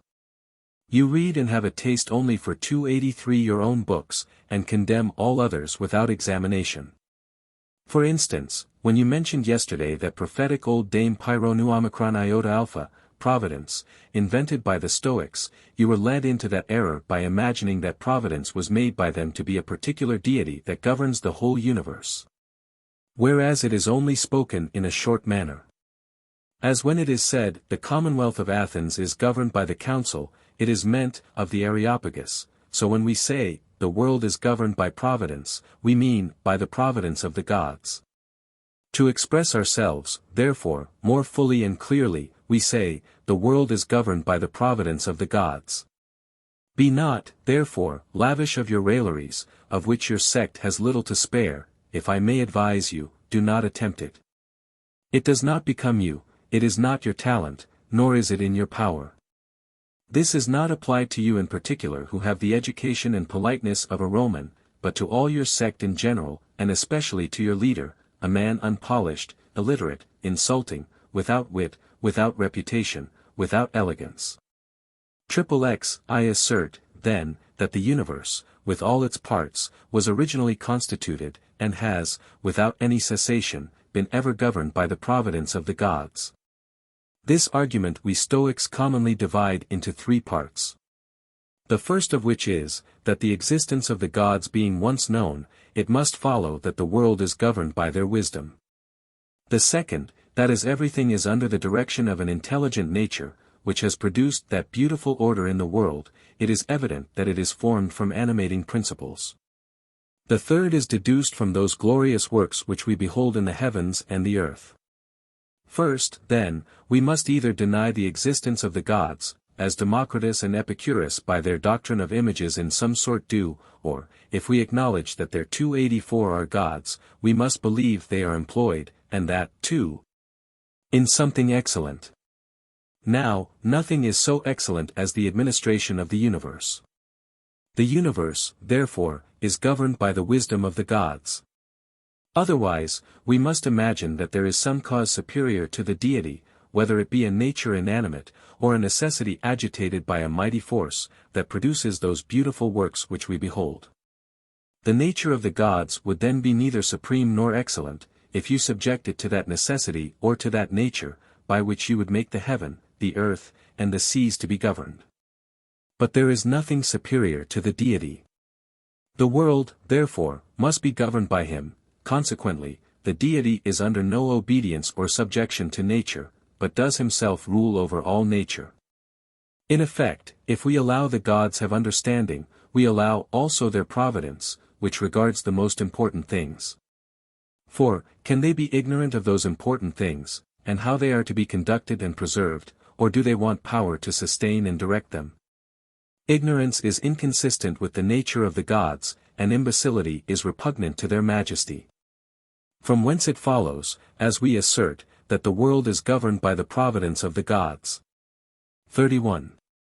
But supposing, which is incontestable, that there are gods, they must be animated, and not only animated, but endowed with reason, united, as we may say, in a civil agreement in society, and governing together one universe, as a republic or city. Thus the same reason, the same verity, the same law, which ordains good and prohibits evil, exists in the gods as it does in men. From them, consequently, we have prudence and understanding, for which reason our ancestors erected temples to the mind, faith, virtue, and concord. Shall we not then allow the gods to have these perfections, since we worship the sacred and august images of them? But if understanding, faith, virtue, and concord reside in humankind, how could they come on earth, unless from heaven? And if we are possessed of wisdom, reason, and prudence, the gods must have the same qualities in a greater degree, and not only have them, but employ them in the best and greatest works. The universe is the best and greatest 285 work. Therefore it must be governed by the wisdom and providence of the gods. Lastly, as we have sufficiently shown that those glorious and luminous bodies which we behold are deities, I mean the sun, the moon, the fixed and wandering stars, the firmament, and the world itself. And those other things also which have any singular virtue, and are of any great utility to humankind, it follows that all things are governed by providence and a divine mind. But enough has been said on the first part. XXXII, it is now incumbent on me to prove that all things are subjected to nature, and most beautifully directed by her. But, first of all, it is proper to explain precisely what that nature is, in order to come to the more easy understanding of what I would demonstrate. Some think that nature is a certain irrational power exciting in bodies the necessary motions. Others, that it is an intelligent power, acting by order and method, designing some end in every cause, and always aiming at that end, whose works express such skill as no art, no hand, can imitate. For, they say, such is the virtue of its seed, that, however small it is, if it falls into a place proper for its reception, and meets with matter conducive to its nourishment and increase, it forms and produces everything in its respective kind. Either vegetables, which receive their nourishment from their roots, or animals, endowed with motion, sense, appetite, and abilities to beget their likeness. Some apply the word nature to everything. As Epicurus does, who acknowledges no cause, but atoms, a vacuum, and their accidents. But when we say that nature forms and governs the world, we do not apply it to a clod of earth, or piece of stone, or anything of that sort, whose parts have not the necessary cohesion, but to a tree. In 286 which there is not the appearance of chance, but of order and a resemblance of art. 33 But if the art of nature gives life and increase to vegetables, without doubt it supports the earth itself, for, being impregnated with seeds, she produces every kind of vegetable, and embracing their roots, she nourishes and increases them. While, in her turn, she receives her nourishment from the other elements, and by her exhalations gives proper sustenance to the air, the sky, and all the superior bodies. If nature gives vigor and support to the earth, by the same reason she has an influence over the rest of the world, for as the earth gives nourishment to vegetables, so the air is the preservation of animals. The air sees with us, hears with us, and utters sounds with us. Without it, there would be no seeing, hearing, or sounding. It even moves with us, for wherever we go, whatever motion we make, it seems to retire and give place to us. That which inclines to the center, that which rises from it to the surface, and that which rolls about the center, constitute the universal world, and make one entire nature. And as there are four sorts of bodies, the continuance of nature is caused by their reciprocal changes, for the water arises from the earth, the air from the water, and the fire from the air. And, reversing this order, the air arises from fire, the water from the air, and from the water the earth, the lowest of the four elements, of which all beings are formed. Thus by their continual motions backward and forward, upward and downward, the conjunction of the several parts of the universe is preserved. A union which, in the beauty we now behold it, must be eternal, or at least of a very long duration, and almost for an infinite space of time, and, whichever it is, the universe must of consequence be governed by nature. For what art of navigating fleets, or of marshalling an army, and, to instance the produce of nature, what vine, what tree, what animated form and conformation of their members, give us so great an indication of skill as appears in the universe? Therefore we must either deny that there is the least trace of an intelligent nature, or acknowledge that the world is governed by it. But since the universe 287 contains all particular beings, as well as their seeds, can we say that it is not itself governed by nature? That would be the same as saying that the teeth and the beard of man are the work of nature, but that the man himself is not. Thus the effect would be understood to be greater than the cause. 34. Now, the universe sows, as I may say, plants, produces, raises, nourishes, and preserves what nature administers, as members and parts of itself. If nature, therefore, governs them, she must also govern the universe. And, lastly, in nature's administration there is nothing faulty. She produced the best possible effect out of those elements which existed. Let any one show how it could have been better. But that can never be. And whoever attempts to mend it will either make it worse or aim at impossibilities. But if all the parts of the universe are so constituted that nothing could be better for use or beauty, let us consider whether this is the effect of chance, or whether, in such a state they could possibly cohere.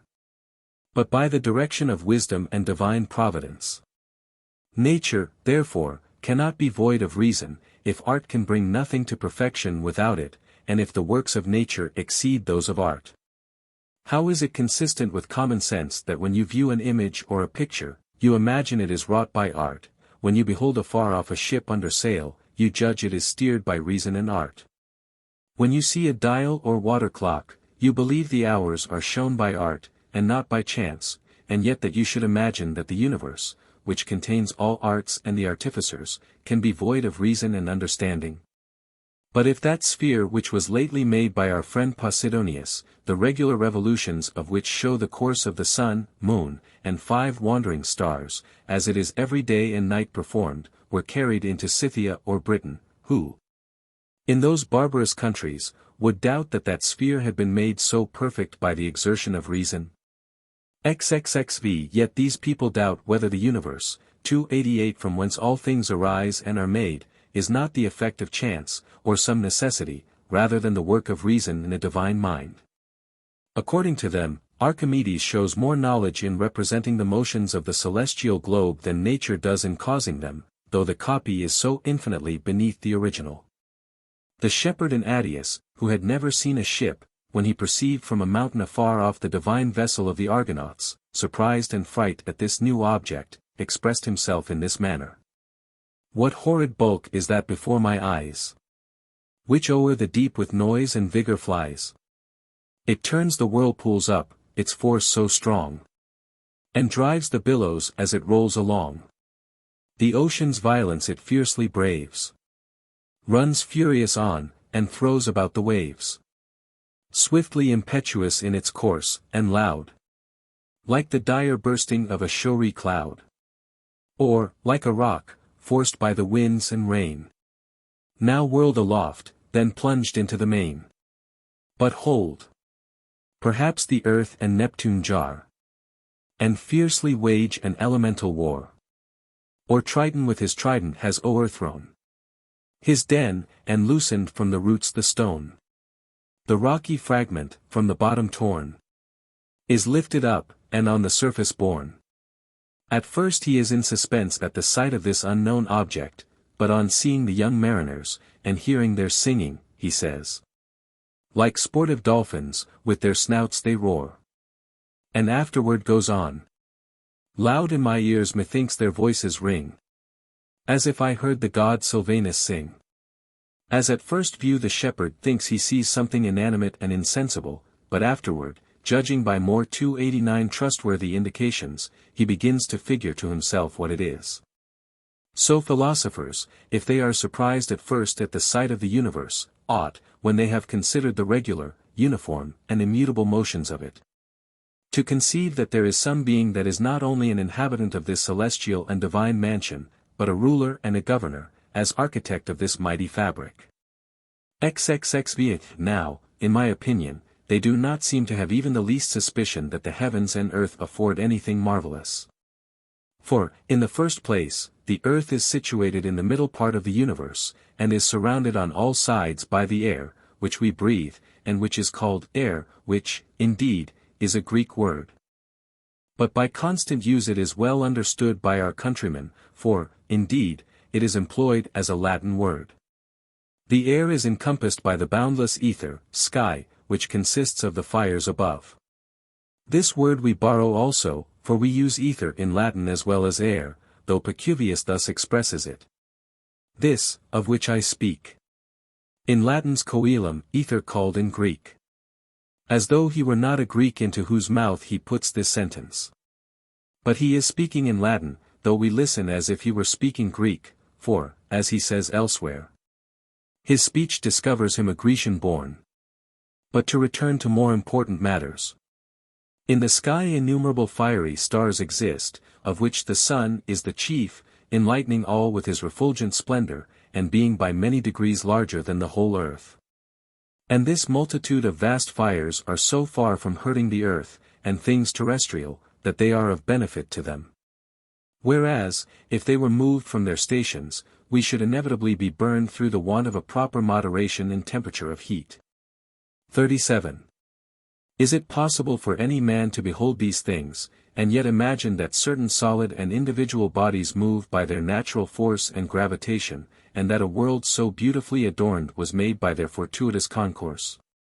He who believes this may as well 290 believe that if a great quantity of the 120 letters, composed either of gold or any other matter, were thrown upon the ground, they would fall into such order as legibly to form the annals of Ennius.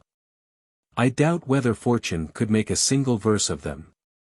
How, therefore, can these people assert that the world was made by the fortuitous concourse of atoms, which have no color, no quality, which the Greeks call piomicron iota taueta, no sense? Or that there are innumerable worlds, some rising and some perishing, in every moment of time? But if a concourse of atoms can make a world, why not a porch, a temple, a house, a city, which are works of less labor and difficulty? Certainly those men talk so idly and inconsiderately concerning this lower world that they appear to me never to have contemplated the wonderful magnificence of the heavens, which is the next topic for our consideration. Well, then, did Aristotle observe, if there were men whose habitations had been always underground, in great and commodious houses, adorned with statues and pictures, furnished with everything which they who are reputed happy abound with. And if, without stirring from thence, they should be informed of a certain divine power and majesty, and, after some time, the earth should open, and they should quit their dark abode to come to us, where they should immediately behold the earth, the seas, the heavens, should consider the vast extent of the clouds and force of the winds, should see the sun, and observe his grandeur and beauty, and also his generative power, inasmuch as day is occasioned by the diffusion of his light through the sky. And when night has obscured the earth, they should contemplate the heavens bespangled and adorned with stars, the surprising variety of the moon in her increase and wane, the rising and setting of all the stars, and the inviolable regularity of their courses. When, says he, they should see these things, they would undoubtedly conclude that there are gods, and that these are their mighty works. XXXVI, thus far Aristotle. Let us imagine, also, as great darkness as was formerly occasioned by the eruption of the fires of Mount Etna, which are said to have obscured 291 the adjacent countries for 2 days to such a degree that no man could recognize his fellow. But on the third, when the sun appeared, they seemed to be risen from the dead. Now, if we should be suddenly brought from a state of eternal darkness to see the light, how beautiful would the heavens seem! But our minds have become used to it from the daily practice and habituation of our eyes, nor do we take the trouble to search into the principles of what is always in view. As if the novelty, rather than the importance, of things ought to excite us to investigate their causes. Is he worthy to be called a man who attributes to chance, not to an intelligent cause, the constant motion of the heavens, the regular courses of the stars, the agreeable proportion and connection of all things, conducted with so much reason that our intellect itself is unable to estimate it rightly? When we see machines move artificially, as a sphere, a clock, or the like, do we doubt whether they are the productions of reason? And when we behold the heavens moving with a prodigious celerity, and causing an annual succession of the different seasons of the year, which vivify and preserve all things, can we doubt that this world is directed, I will not say only by reason, but by reason most excellent and divine? For without troubling ourselves with too refined a subtlety of discussion, we may use our eyes to contemplate the beauty of those things which we assert have been arranged by divine providence. 39. First, let us examine the earth, whose situation is in the middle of the universe, solid, round, and conglobular by its natural tendency, clothed with flowers, herbs, trees, and fruits.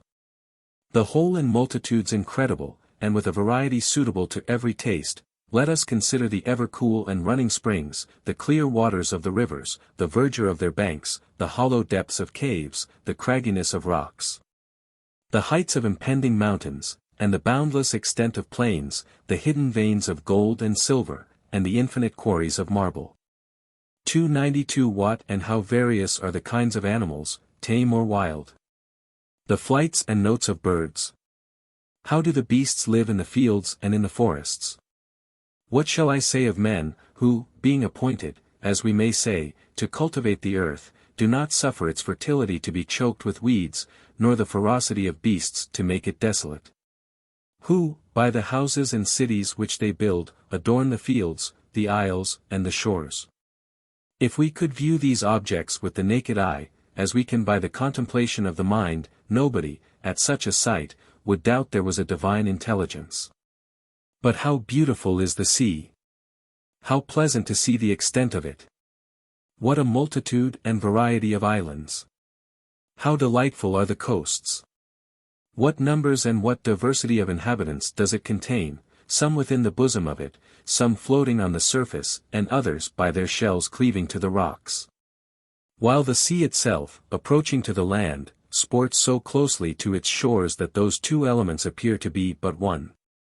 Next above the sea is the air, diversified by day and night. When rarefied, it possesses the higher region.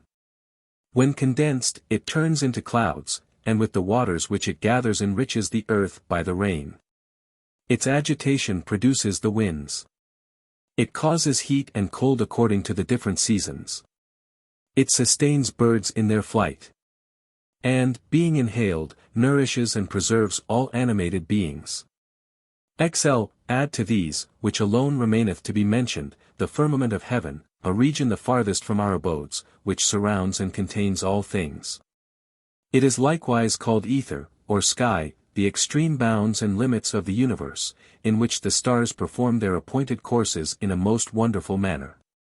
Among which, the sun, whose magnitude far surpasses the earth, makes his revolution round it, and by his rising and setting causes day and night. Sometimes coming near towards the earth, and sometimes going from it, he every year makes two contrary reversions from the extreme 293 point of its course. In his retreat the earth seems locked up in sadness. In his return it appears exhilarated with the heavens. The moon, which, as mathematicians demonstrate, is bigger than half the earth, makes her revolutions through the same spaces as the sun. But at one time approaching, and at another receding from, the sun, she diffuses the light which she has borrowed from him over the whole earth, and has herself also many various changes in her appearance. When she is found under the sun, and opposite to it, the brightness of her rays is lost, but when the earth directly interposes between the moon and sun, the moon is totally eclipsed. The other wandering stars have their courses round the earth in the same spaces, and rise and set in the same manner. Their motions are sometimes quick, sometimes slow, and often they stand still. There is nothing more wonderful, nothing more beautiful. There is a vast number of fixed stars, distinguished by the names of certain figures, to which we find they have some resemblance. XLI. I will here, says Bulbus, looking at me, make use of the verses which, when you were young, you translated from Aratus, and which, because they are in Latin, gave me so much delight that I have many of them still in my memory. As then, we daily see, without any change or variation. The rest swiftly pursue the course to which they're bound. And with the heavens the days and nights go round. The contemplation of which, to a mind desirous of observing the constancy of nature, is inexhaustible. The extreme top of either point is called the pole. 294 About this the two rho capitao omicron iota are turned, which never set. Of these, the Greeks one Cynosura call the other Hellas.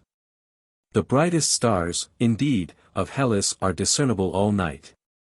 Which are by us septentrions called. Cynosura moves about the same pole, with a like number of stars, and ranged in the same order. This the Phoenicians choose to make their guide. When on the ocean in the night they ride, adorned with stars of more refulgent light. The other shines, and first appears at night. Though this is small, sailors its use have found. More inward is its course, and short its round. 42. The aspect of those stars is the more admirable, because the dragon grim between them bends his way, as through the winding banks the currents stray, and up and down in sinuous bending rolls. His whole form is excellent, but the shape of his head and the ardor of his eyes are most remarkable. Various the stars which deck his glittering head. His temples are with double glory spread. From his fierce eyes two fervid lights afar flash, and his chin shines with one radiant star. Bowed is his head, and his round neck he bends, and to the tail of Hellas extends. The rest of the dragon's body we see at every hour in the night. 295 Here suddenly the head a little hides itself, where all its parts, which are in sight, and those unseen in the same place unite. Near to this head is placed the figure of a man that moves. weary and sad. Which the Greeks Engonasis do call, because he's borne about with bended knee. Near him is placed the crown with a refulgent luster graced. This indeed is at his back. But Anguitenens, the snakeholder, is near his head. The Greeks him Ophiuchus call, renowned. The name. He strongly grasps the serpent round. With both his hands, himself the serpent folds beneath his breast, and round his middle holds. Yet gravely he, bright shining in the skies, moves on, and treads on Nepa's breast and eyes. The septentrions are followed by Arctophylax, that's said to be the same, which we Boötes call, who has the name, because he drives the greater bear along, yoked to a wain. Besides, in Boötes, a star of glittering rays about his waist, Arcturus called, a name renowned, is placed. 296 beneath which is the Virgin of illustrious form, whose hand holds a bright spike. 43. And truly these signs are so regularly disposed that a divine wisdom evidently appears in them. Beneath the bear's head have the twins their seat. Under his chest the crab, beneath his feet. The mighty lion darts a trembling flame. The charioteer on the left side of Gemini we see, and at his head behold fierce Hellas. On his left shoulder the bright goat appears. But to proceed, this is indeed a great and glorious star. On th other side the kids, inferior far, yield but a slender light to mortal eyes. Under his feet, the horned bull, with sturdy limbs, is placed. His head is spangled with a number of stars. These by the Greeks are called the Hyades. From reigning. For epsilon iotanu is to reign, therefore they are injudiciously called suculi by our people, as if they had their name from a sow, and not from omega. Behind the lesser bear, Cepheus follows with extended hands. For close behind the lesser bear he comes. 297 before him goes Cassiopeia with a faintish light. But near her moves, fair and illustrious sight, Andromeda, who, with an eager pace, seems to avoid her parents' mournful face. With glittering mane the horse now seems to tread.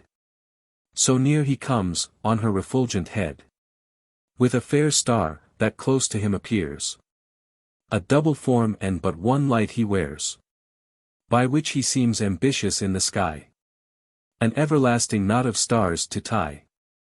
Near him the ram, with wreathed horns, is placed, by whom the fishes are, of which one seems to haste somewhat before the other, to the blast of the north wind exposed. XLIV, Perseus is described as placed at the feet of Andromeda, and him the sharp blasts of the north wind beat. Near his left knee, but dim their light, their seat, the small Pleiades maintain. We find, not far from them, the lyre but slightly joined. Next is the winged bird, that seems to fly beneath the spacious covering of the sky. 298 Near the head of the horse lies the right hand of Aquarius, then all Aquarius himself. Then Capricorn, with half the form of beast, breathes chill and piercing colds from his strong breast, and in a spacious circle takes his round. When him, while in the winter solstice bound, the sun has visited with constant light, he turns his course, and shorter makes the night. Not far from hence is seen the scorpion rising lofty from below. By him the archer, with his bended bow. Near him the bird, with gaudy feathers spread, and the fierce eagle hovers o'er his head. Next comes the dolphin. Then bright Orion, who obliquely moves. He is followed by the fervent dog, bright with refulgent stars. Next the hare follows, unwearied in his course. At the dog's tail, Argo moves on, and moving seems to sail. O'er her the ram and fishes have their place. The illustrious vessel touches, in her pace. The river's banks, which you may see winding and extending itself to a great length. 299 The fetters at the fishes' tails are hung. By Nepa's head behold the altar stand, which by the breath of southern winds is fanned, near which the centaur hastens his mingled parts to join beneath. The serpent, there extending his right hand, to where you see the monstrous scorpion stand, which he at the bright altar fiercely slays. Here on her lower parts see Hydra raise herself, whose bulk is very far extended, amid the winding of her body's placed. The shining goblet, and the glossy crow, plunges his beak into her parts below. Anticones beneath the twins is seen, called Procyon by the Greeks. Can anyone in his senses imagine that this disposition of the stars, and this heaven so beautifully adorned, could ever have been formed by a fortuitous concourse of atoms? Or what other nature, being destitute of intellect and reason, could possibly have produced these effects, which not only required reason to bring them about, but the very character of which could not be understood and appreciated without the most strenuous exertions of well-directed reason? XLV But our admiration is not limited to the objects here described. What is most wonderful is that the world is so durable, and so perfectly made for lasting that it is not to be impaired by time. For all its parts tend equally to the center, and are bound together by a sort of chain, which surrounds the elements. This chain is nature, which 300 being diffused through the universe, and performing all things with judgment and reason, attracts the extremities to the center. If, then, the world is round, and if on that account all its parts, being of equal dimensions and relative proportions, mutually support and are supported by one another, it must follow that as all the parts incline to the center, for that is the lowest place of a globe, there is nothing whatever which can put a stop to that propensity in the case of such great weights. For the same reason, though the sea is higher than the earth, yet because it has the like tendency, it is collected everywhere, equally concenters, and never overflows, and is never wasted. The air, which is contiguous, ascends by its lightness, but diffuses itself through the whole. Therefore it is by nature joined and united to the sea, and at the same time borne by the same power towards the heaven. By the thinness and heat of which it is so tempered as to be made proper to supply life and wholesome air for the support of animated beings. This is encompassed by the highest region of the heavens, which is called the sky, which is joined to the extremity of the air, but retains its own heat pure and unmixed. 46. The stars have their revolutions in the sky, and are continued by the tendency of all parts towards the center. Their duration is perpetuated by their form and figure, for they are round. Which form, as I think has been before observed, is the least liable to injury, and as they are composed of fire, they are fed by the vapors which are exhaled by the sun from the earth, the sea, and other waters. But when these vapors have nourished and refreshed the stars, and the whole sky, they are sent back to be exhaled again, so that very little is lost or consumed by the fire of the stars and the flame of the sky. Hence we Stoics conclude, which Panetius is said to have doubted of, that the whole world at last would be consumed by a general conflagration, when, all moisture being exhausted, neither the earth could have any nourishment, nor the air return again. Since water, of which it is formed, would then be all consumed. So that only fire would subsist, and 301 from this fire, which is an animating power and a deity, a new world would arise and be re-established in the same beauty. I should be sorry to appear to you to dwell too long upon this subject of the stars, and more especially upon that of the planets, whose motions, though different, make a very just agreement. Saturn, the highest, chills. Mars, placed in the middle, burns, while Jupiter, interposing, moderates their excess, both of light and heat. The two planets beneath Mars obey the sun. The sun himself fills the whole universe with his own genial light. And the moon, illuminated by him, influences conception, birth, and maturity. And who is there who is not moved by this union of things, and by this concurrence of nature agreeing together, as it were, for the safety of the world? And yet I feel sure that none of these reflections have ever been made by these men. XLVA. Let us proceed from celestial to terrestrial things. What is there in them which does not prove the principle of an intelligent nature? First, as to vegetables, they have roots to sustain their stems, and to draw from the earth a nourishing moisture to support the vital principle which those roots contain. They are clothed with a rind or bark, to secure them more thoroughly from heat and cold. The vines we see take hold on props with their tendrils, as if with hands, and raise themselves as if they were animated. It is even said that they shun cabbages and coleworts, as noxious and pestilential to them, and, if planted by them, will not touch any part. But what a vast variety is there of animals! And how wonderfully is every kind adapted to preserve itself! Some are covered with hides, some clothed with fleeces, and some guarded with bristles, some are sheltered with feathers, some with scales, some are armed with horns, and some are furnished with wings to escape from danger. Nature hath also liberally and plentifully provided for all animals their proper food. I could expatiate on the judicious and curious formation and disposition of their bodies for the reception and digestion of it, for all their interior parts are so framed and disposed that there is 302 nothing superfluous. Nothing that is not necessary for the preservation of life. Besides, nature has also given these beasts appetite and sense, in order that by the one they may be excited to procure sufficient sustenance, and by the other they may distinguish what is noxious from what is salutary.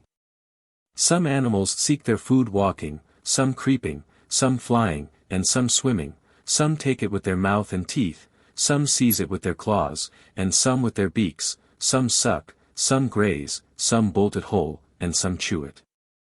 Some are so low that they can with ease take such food as is to be found on the ground, but the taller, as geese, swans, cranes, and camels, are assisted by a length of neck. To the elephant is given a hand, without which, from his unwieldiness of body, he would scarce have any means of attaining food. XLVAI. But to those beasts which live by preying on others, nature has given either strength or swiftness. On some animals she has even bestowed artifice and cunning, as on spiders, some of which weave a sort of net to entrap and destroy whatever falls into it, others sit on the watch unobserved to fall on their prey and devour it. The nacre, by the Greeks called pinna, has a kind of confederacy with the prawn for procuring food. It has two large shells open, into which when the little fishes swim, the nacre, having notice given by the bite of the prawn, closes them immediately. Thus, these little animals, though of different kinds, seek their food in common, in which it is matter of wonder whether they associate by any agreement, or are naturally joined together from their beginning. There is some cause to admire also the provision of nature in the case of those aquatic animals which are generated on land, such as crocodiles, river tortoises, and a certain kind of serpents, which seek the water as soon as they are able to drag themselves along. We frequently put duck eggs under hens, by which, as by their true mothers, the ducklings are at first hatched and nourished. But when they see the water, they forsake them and run to it, as to 303 their natural abode, so strong is the impression of nature in animals for their own preservation. 49. I have read that there is a bird called Tullia, the cheveller, that lives by watching those fowls which dive into the sea for their prey, and when they return with it, he squeezes their heads with his beak till they drop it, and then seizes on it himself. It is said likewise that he is in the habit of filling his stomach with shellfish, and when they are digested by the heat which exists in the stomach, they cast them up, and then pick out what is proper nourishment. The sea frogs, they say, are wont to cover themselves with sand, and moving near the water, the fishes strike at them, as at a bait, and are themselves taken and devoured by the frogs. Between the kite and the crow there is a kind of natural war, and wherever the one finds the eggs of the other, he breaks them. But who is there who can avoid being struck with wonder at that which has been noticed by Aristotle, who has enriched us with so many valuable remarks? When the cranes pass the sea in search of warmer climes, they fly in the form of a triangle. By the first angle they repel the resisting air, on each side, their wings serve as oars to facilitate their flight, and the basis of their triangle is assisted by the wind in their stern. Those which are behind rest their necks and heads on those which precede.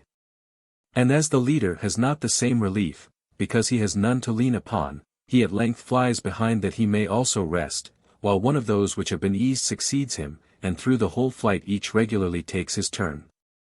I could produce many instances of this kind, but these may suffice. Let us now proceed to things more familiar to us. The care of beasts for their own preservation, their circumspection while feeding, and their manner of taking rest in their lairs, are generally known, but still they are greatly to be admired. L. Dogs cure themselves by a vomit, the Egyptian ibis by a purge, from whence physicians have lately, I mean but few ages since, greatly improved their art.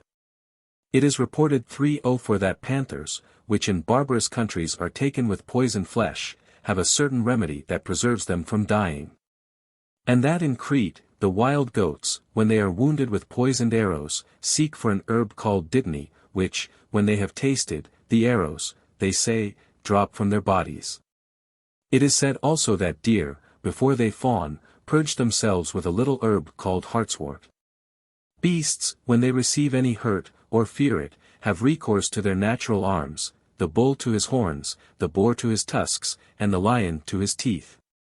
Some take to flight, others hide themselves, the cuttlefish vomits blood.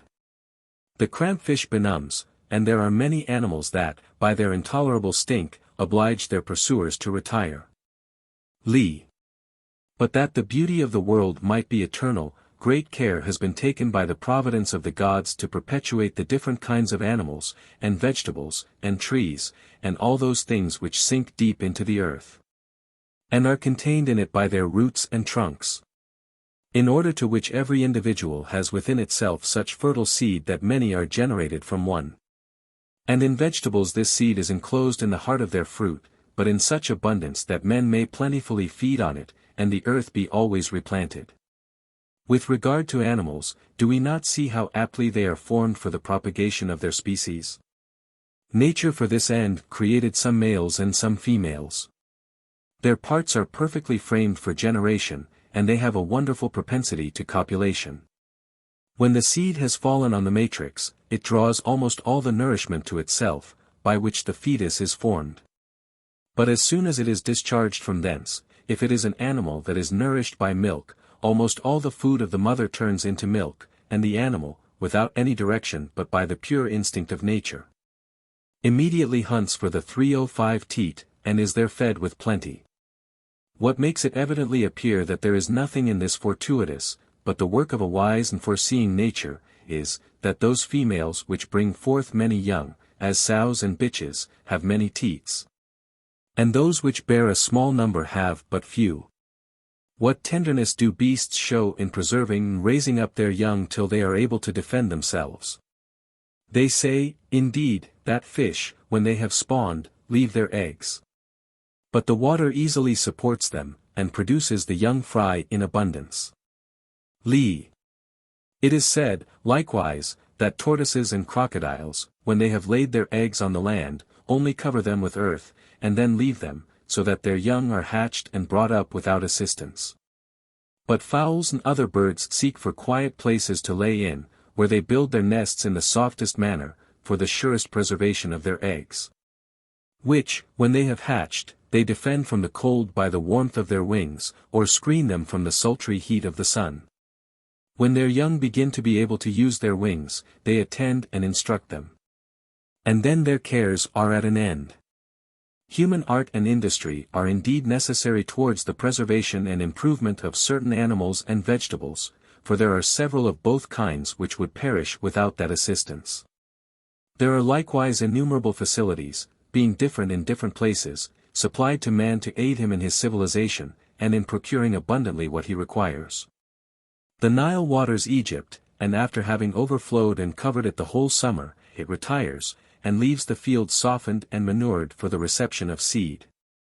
The Euphrates fertilizes Mesopotamia, into which, as we may say, it carries yearly new fields. The Indus, which is the largest of all rivers, not only improves and cultivates the ground, 306 but sows it also. For it is said to carry with it a great quantity of grain. I could mention many other countries remarkable for something singular, and many fields, which are, in their own natures, exceedingly fertile. 53. But how bountiful is nature that has provided for us such an abundance of various and delicious food, and this varying with the different seasons, so that we may be constantly pleased with change, and satisfied with abundance. How seasonable and useful to man, to beasts, and even to vegetables, are the Etesian winds she has bestowed, which moderate intemperate heat, and render navigation more sure and speedy. Many things must be omitted on a subject so copious, and still a great deal must be said, for it is impossible to relate the great utility of rivers, the flux and reflux of the sea, the mountains clothed with grass and trees, the salt pits remote from the sea coasts, the earth replete with salutary medicines, or, in short, the innumerable designs of nature necessary for sustenance and the enjoyment of life. We must not forget the vicissitudes of day and night, ordained for the health of animated beings, giving them a time to labor and a time to rest.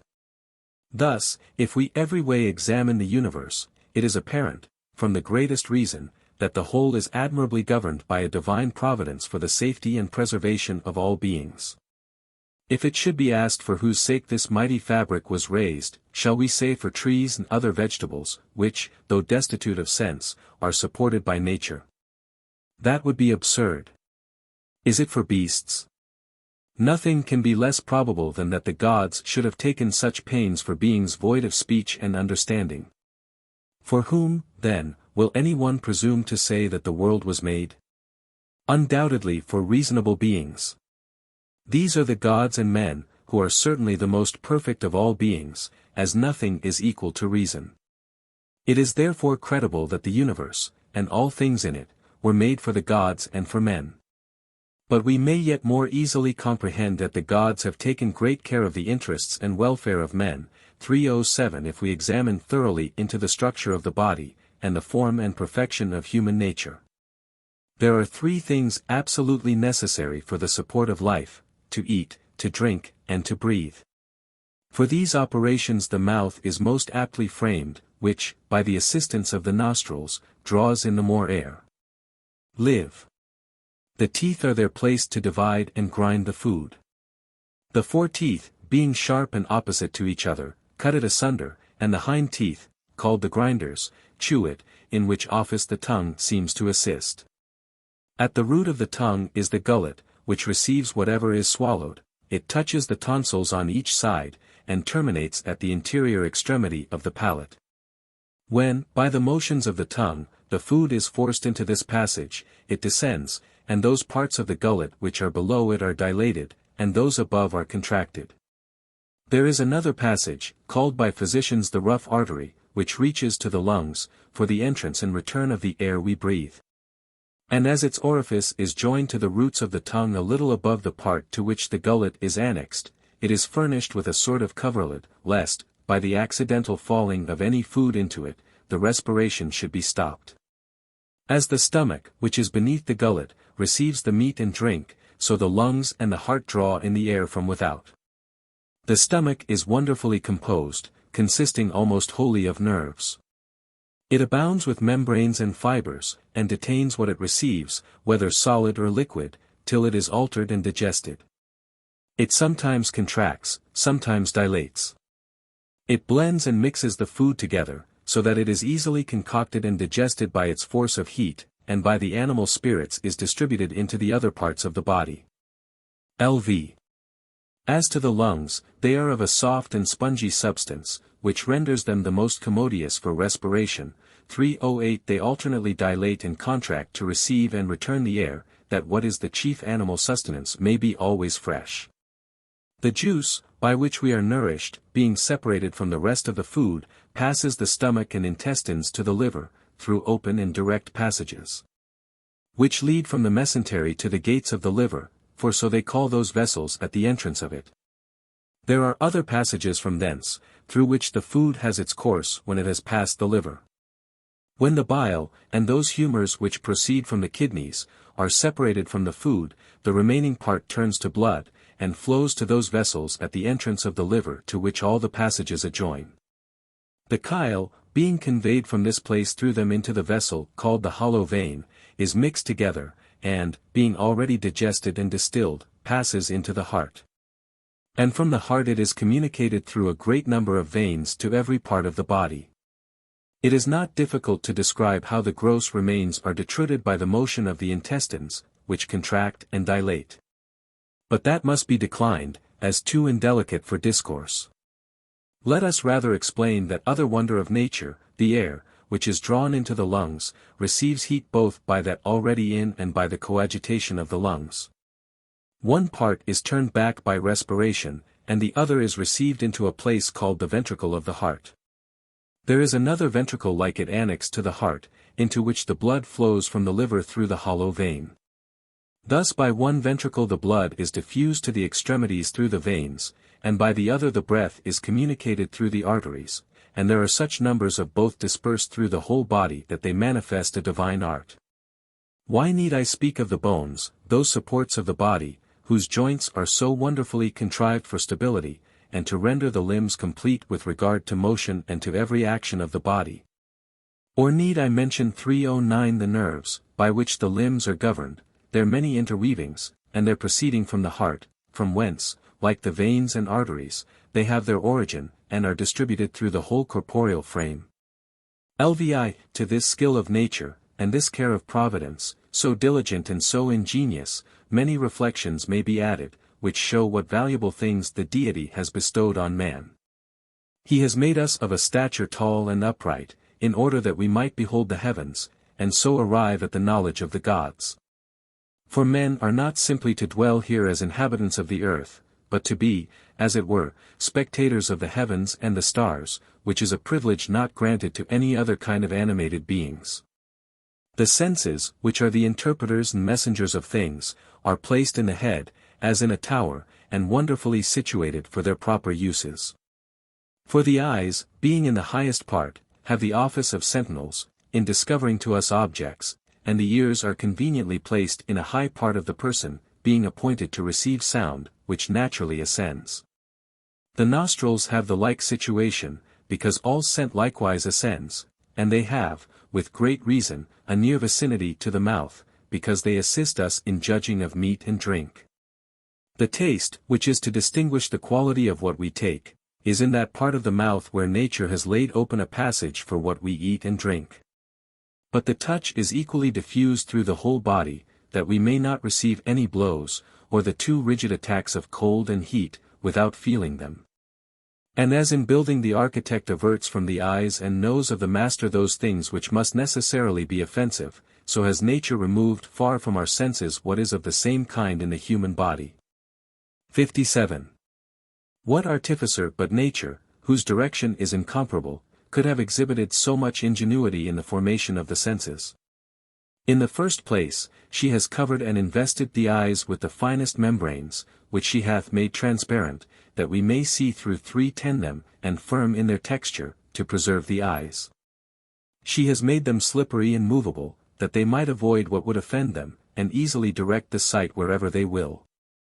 The actual organ of sight, which is called the pupil, is so small that it can easily shun whatever might be hurtful to it. The eyelids, which are their coverings, are soft and smooth, that they may not injure the eyes, and are made to shut at the apprehension of any accident, or to open at pleasure. And these movements nature has ordained to be made in an instant. They are fortified with a sort of palisade of hairs, to keep off what may be noxious to them when open, and to be a fence to their repose when sleep closes them, and allows them to rest as if they were wrapped up in a case. Besides, they are commodiously hidden and defended by eminences on every side, for on the upper part the eyebrows turn aside the perspiration which falls from the head and forehead. The cheeks beneath rise a little, so as to protect them on the lower side, and the nose is placed between them as a wall of separation. The hearing is always open, for that is a sense of which we are in need even while we are sleeping. And the moment that any sound is admitted by it we are awakened even from sleep. It has a winding passage, lest anything should slip into it, as it might if it were straight and simple. Nature also hath taken the same precaution in making there a viscous humour, that if any little creatures should endeavour to creep in, they might stick in it as in birdlime. The ears, by which we mean the outward part, are made prominent, to cover and preserve the hearing, lest the sound should be dissipated and escape before the sense is affected. Their entrances are hard and horny, and their form winding, because bodies of this kind better return and increase the sound. This appears in the harp, lute, or horn, and from all tortuous and enclosed places sounds are returned stronger. The nostrils, in like manner, are ever open, because we have a continual use for them, and their entrances also are rather narrow, lest anything noxious should enter 311 them. And they have always a humidity necessary for the repelling dust and many other extraneous bodies. The taste, having the mouth for an enclosure, is admirably situated, both in regard to the use we make of it and to its security. 58. Besides, every human sense is much more exquisite than those of brutes, for our eyes, in those arts which come under their judgment, distinguish with great nicety, as in painting, sculpture, engraving, and in the gesture and motion of bodies. They understand the beauty, proportion, and, as I may so term it, the becomingness of colors and figures. They distinguish things of greater importance, even virtues and vices. They know whether a man is angry or calm, cheerful or sad, courageous or cowardly, bold or timorous. The judgment of the ears is not less admirably and scientifically contrived with regard to vocal and instrumental music. They distinguish the variety of sounds, the measure, the stops, the different sorts of voices, the treble and the bass, the soft and the harsh, the sharp and the flat, of which human ears only are capable to judge. There is likewise great judgment in the smell, the taste, and the touch. To indulge and gratify which senses more arts have been invented than I could wish. It is apparent to what excess we have arrived in the composition of our perfumes, the preparation of our food, and the enjoyment of corporeal pleasures. Licks. Again, he who does not perceive the soul and mind of man, his reason, prudence, and discernment, to be the work of a divine providence, seems himself to be destitute of those faculties. While I am on this subject, Cotta, I wish I had your eloquence. How would you illustrate so fine a subject? You would show the great extent of the understanding, how we collect our ideas, and join those which follow to those which precede. Establish principles, draw consequences, define things separately, and comprehend them with accuracy. From whence you demonstrate how great is the power of intelligence and knowledge, which is such that even God himself has no qualities more admirable. How valuable, though you academics despise and even deny that we have it, is our 312 knowledge of exterior objects, from the perception of the senses joined to the application of the mind. By which we see in what relation one thing stands to another, and by the aid of which we have invented those arts which are necessary for the support and pleasure of life. How charming is eloquence! How divine that mistress of the universe, as you call it! It teaches us what we were ignorant of, and makes us capable of teaching what we have learned. By this we exhort others, by this we persuade them, by this we comfort the afflicted. By this we deliver the affrighted from their fear, by this we moderate excessive joy, by this we assuage the passions of lust and anger. This it is which bound men by the chains of right and law, formed the bonds of civil society, and made us quit a wild and savage life. And it will appear incredible, unless you carefully observe the facts, how complete the work of nature is in giving us the use of speech. For, first of all, there is an artery from the lungs to the bottom of the mouth, through which the voice, having its original principle in the mind, is transmitted. Then the tongue is placed in the mouth, bounded by the teeth. It softens and modulates the voice, which would otherwise be confusedly uttered, and, by pushing it to the teeth and other parts of the mouth, makes the sound distinct and articulate. We Stoics, therefore, compare the tongue to the bow of an instrument, the teeth to the strings, and the nostrils to the sounding board. LX. But how commodious are the hands which nature has given to man, and how beautifully do they minister to many arts. For, such is the flexibility of the joints, that our fingers are closed and opened without any difficulty. With their help, the hand is formed for painting, carving, and engraving, for playing on stringed instruments, and on the pipe. These are matters of pleasure. There are also works of necessity, such as tilling the ground, building houses, making cloth and habits, and working in brass and iron. It is the business of the mind to invent, the senses to perceive, and the hands to execute. So that if we have buildings, if we are clothed, if we live in safety, if we have cities, walls, habitations, and temples, it is to the hands we owe them. 3:13 By our labor, that is, by our hands, variety and plenty of food are provided. For, without culture, many fruits, which serve either for present or future consumption, would not be produced. Besides, we feed on flesh, fish, and fowl, catching some, and bringing up others. We subdue four-footed beasts for our carriage, whose speed and strength supply our slowness and inability. On some we put burdens, on others yokes. We convert the sagacity of the elephant and the quick scent of the dog to our own advantage. Out of the caverns of the earth we dig iron, a thing entirely necessary for the cultivation of the ground. We discover the hidden veins of copper, silver, and gold, advantageous for our use and beautiful as ornaments. We cut down trees, and use every kind of wild and cultivated timber, not only to make fire to warm us and dress our meat, but also for building, that we may have houses to defend us from the heat and cold. With timber likewise we build ships, which bring us from all parts every commodity of life. We are the only animals who, from our knowledge of navigation, can manage what nature has made the most violent, the sea and the winds. Thus we obtain from the ocean great numbers of profitable things. We are the absolute masters of what the earth produces. We enjoy the mountains and the plains. The rivers and the lakes are ours. We sow the seed, and plant the trees. We fertilize the earth by overflowing it. We stop, direct, and turn the rivers. In short, by our hands we endeavor, by our various operations in this world, to make, as it were, another nature. LXI But what shall I say of human reason? Has it not even entered the heavens? Man alone of all animals has observed the courses of the stars, their risings and settings. By man the day, the month, the year, is determined. He foresees the eclipses of the sun and moon, and foretells them to futurity, marking their greatness, duration, and precise time. Greater than from the contemplation of these things the mind extracts the knowledge of the gods, a knowledge which produces piety, with which is connected justice, and all the other virtues.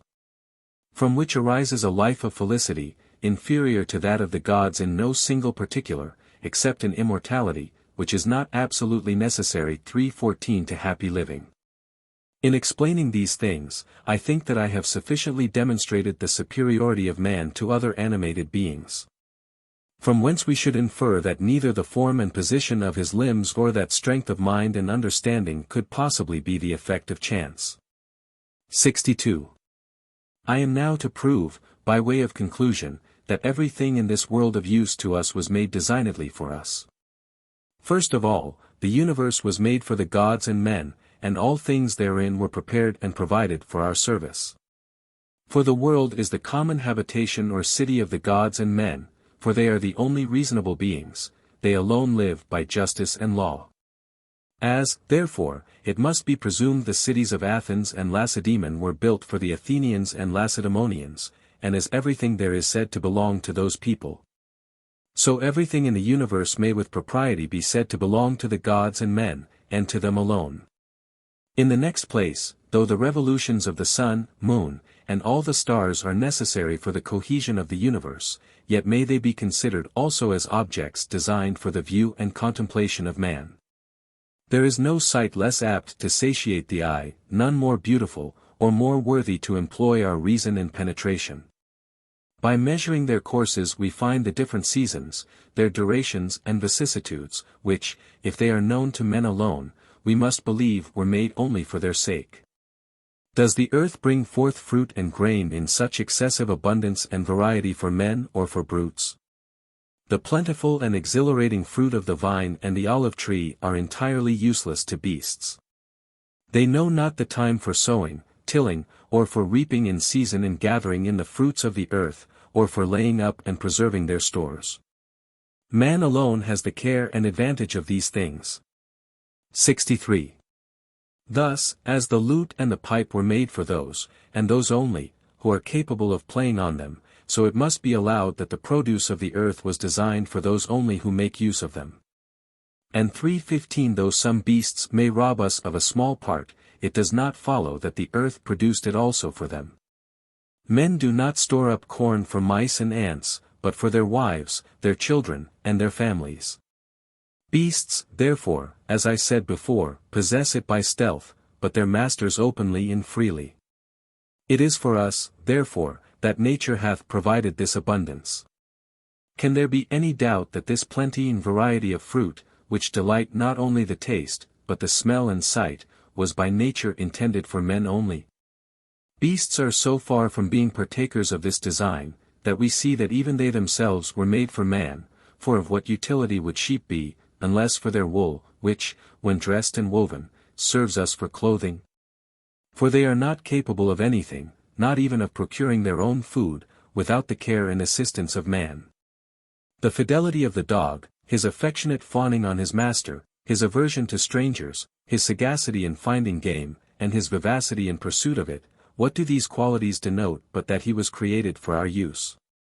Why need I mention oxen? We perceive that their backs were not formed for carrying burdens, but their necks were naturally made for the yoke, and their strong broad shoulders to draw the plough. In the golden age, which poets speak of, they were so greatly beneficial to the husbandman in tilling the fallow ground that no violence was ever offered them. And it was even thought a crime to eat them. The Iron Age began the fatal trade of blood, and hammered the destructive blade. Then men began to make the ox to bleed, and on the tamed and docile beast to feed. Lxiv. It would take a long time to relate the advantages which we receive from mules and asses, which undoubtedly were designed for our use. What is the swine good for but to eat? Whose life, Chrysippus says, was given it but as salt to keep it from putrefying, and as it 3:16 is proper food for man, nature hath made no animal more fruitful. What a multitude of birds and fishes are taken by the art and contrivance of man only, and which are so delicious to our taste that one would be tempted sometimes to believe that this providence which watches over us was an Epicurean. Though we think there are some birds, the ellits and oscines, as our augurs call them, which were made merely to foretell events. The large savage beasts we take by hunting, partly for food, partly to exercise ourselves in imitation of martial discipline, and to use those we can tame and instruct, as elephants, or to extract remedies for our diseases and wounds. As we do from certain roots and herbs, the virtues of which are known by long use and experience. Represent to yourself the whole earth and seas as if before your eyes. You will see the vast and fertile plains, the thick, shady mountains, the immense pasturage for cattle, and ships sailing over the deep with incredible celerity. Nor are our discoveries only on the face of the earth, but in its secret recesses there are many useful things, which being made for man, by man alone are discovered. Lxv. Another, and in my opinion the strongest, proof that the providence of the gods takes care of us is divination, which both of you, perhaps, will attack, you, Cotta, because Carneades took pleasure in inveighing against the Stoics. And you, Velleius, because there is nothing Epicurus ridicules so much as the prediction of events. Yet the truth of divination appears in many places, on many occasions, often in private, but particularly in public concerns. We receive many intimations from the foresight and presages of augurs and auspices, from oracles, prophecies, dreams, and prodigies, and it often happens that by these means events have proved happy to men, and imminent dangers have been avoided. This knowledge, therefore, call it either a kind of transport, or an art, or a natural faculty, is certainly found only in men, and is a gift from the immortal gods. If these proofs, when taken 3:17 separately, should make no impression upon your mind, yet, when collected together, they must certainly affect you. Besides, the gods not only provide for mankind universally, but for particular men. You may bring this universality to gradually a smaller number, and again you may reduce that smaller number to individuals. 66. For if the reasons which I have given prove to all of us that the gods take care of all men, in every country, in every part of the world separate from our continent, they take care of those who dwell on the same land with us, from east to west. And if they regard those who inhabit this kind of great island, which we call the globe of the earth, they have the like regard for those who possess the parts of this island, Europe, Asia, and Africa. And therefore they favor the parts of these parts, as Rome, Athens, Sparta, and Rhodes, and particular men of these cities, separate from the whole, as Curius, Fabricius, Coruncanius, in the war with Pyrrhus. In the first Punic war, Collatinus, Duilius, Metellus, Lutatius, in the second, Maximus, Marcellus, Africanus, after these, Paulus, Gracchus, Cato, and in our fathers' times, Scipio, Laelius. Rome also and Greece have produced many illustrious men, who we cannot believe were so without the assistance of the deity. Which is the reason that the poets, Homer in particular, joined their chief heroes, Ulysses, Agamemnon, Diomedes, Achilles, to certain deities, as companions in their adventures and dangers. Besides, the frequent appearances of the gods, as I have before mentioned, demonstrate their regard for cities and particular men. This is also apparent indeed from the foreknowledge of events, which we receive either sleeping or waking. We are likewise forewarned of many things by the entrails of victims, by presages, and many other means, which have been long observed with such exactness as to produce an art of divination. There never, therefore, was a great man without divine inspiration. If a storm should damage the corn or vineyard of a person, or any accident should deprive him of some conveniences of life, we should not judge from thence that the deity hates or neglects him. The gods take care 3:18 of great things, and disregard the small. But to truly great men all things ever happen prosperously. As has been sufficiently asserted and proved by us Stoics, as well as by Socrates, the prince of philosophers, in his discourses on the infinite advantages arising from virtue. 67. This is almost the whole that hath occurred to my mind on the nature of the gods, and what I thought proper to advance. Do you, Cotta, if I may advise, defend the same cause. Remember that in Rome you keep the first rank. Remember that you are pontifex, and as your school is at liberty to argue on which side you please, do you rather take mine, and reason on it with that eloquence which you acquired by your rhetorical exercises, and which the Academy improved. For it is a pernicious and impious custom to argue against the gods, whether it be done seriously, or only in pretense and out of sport. Book 3. I. When Bulbus had ended this discourse, then Cotta, with a smile, rejoined, You direct me too late which side to defend.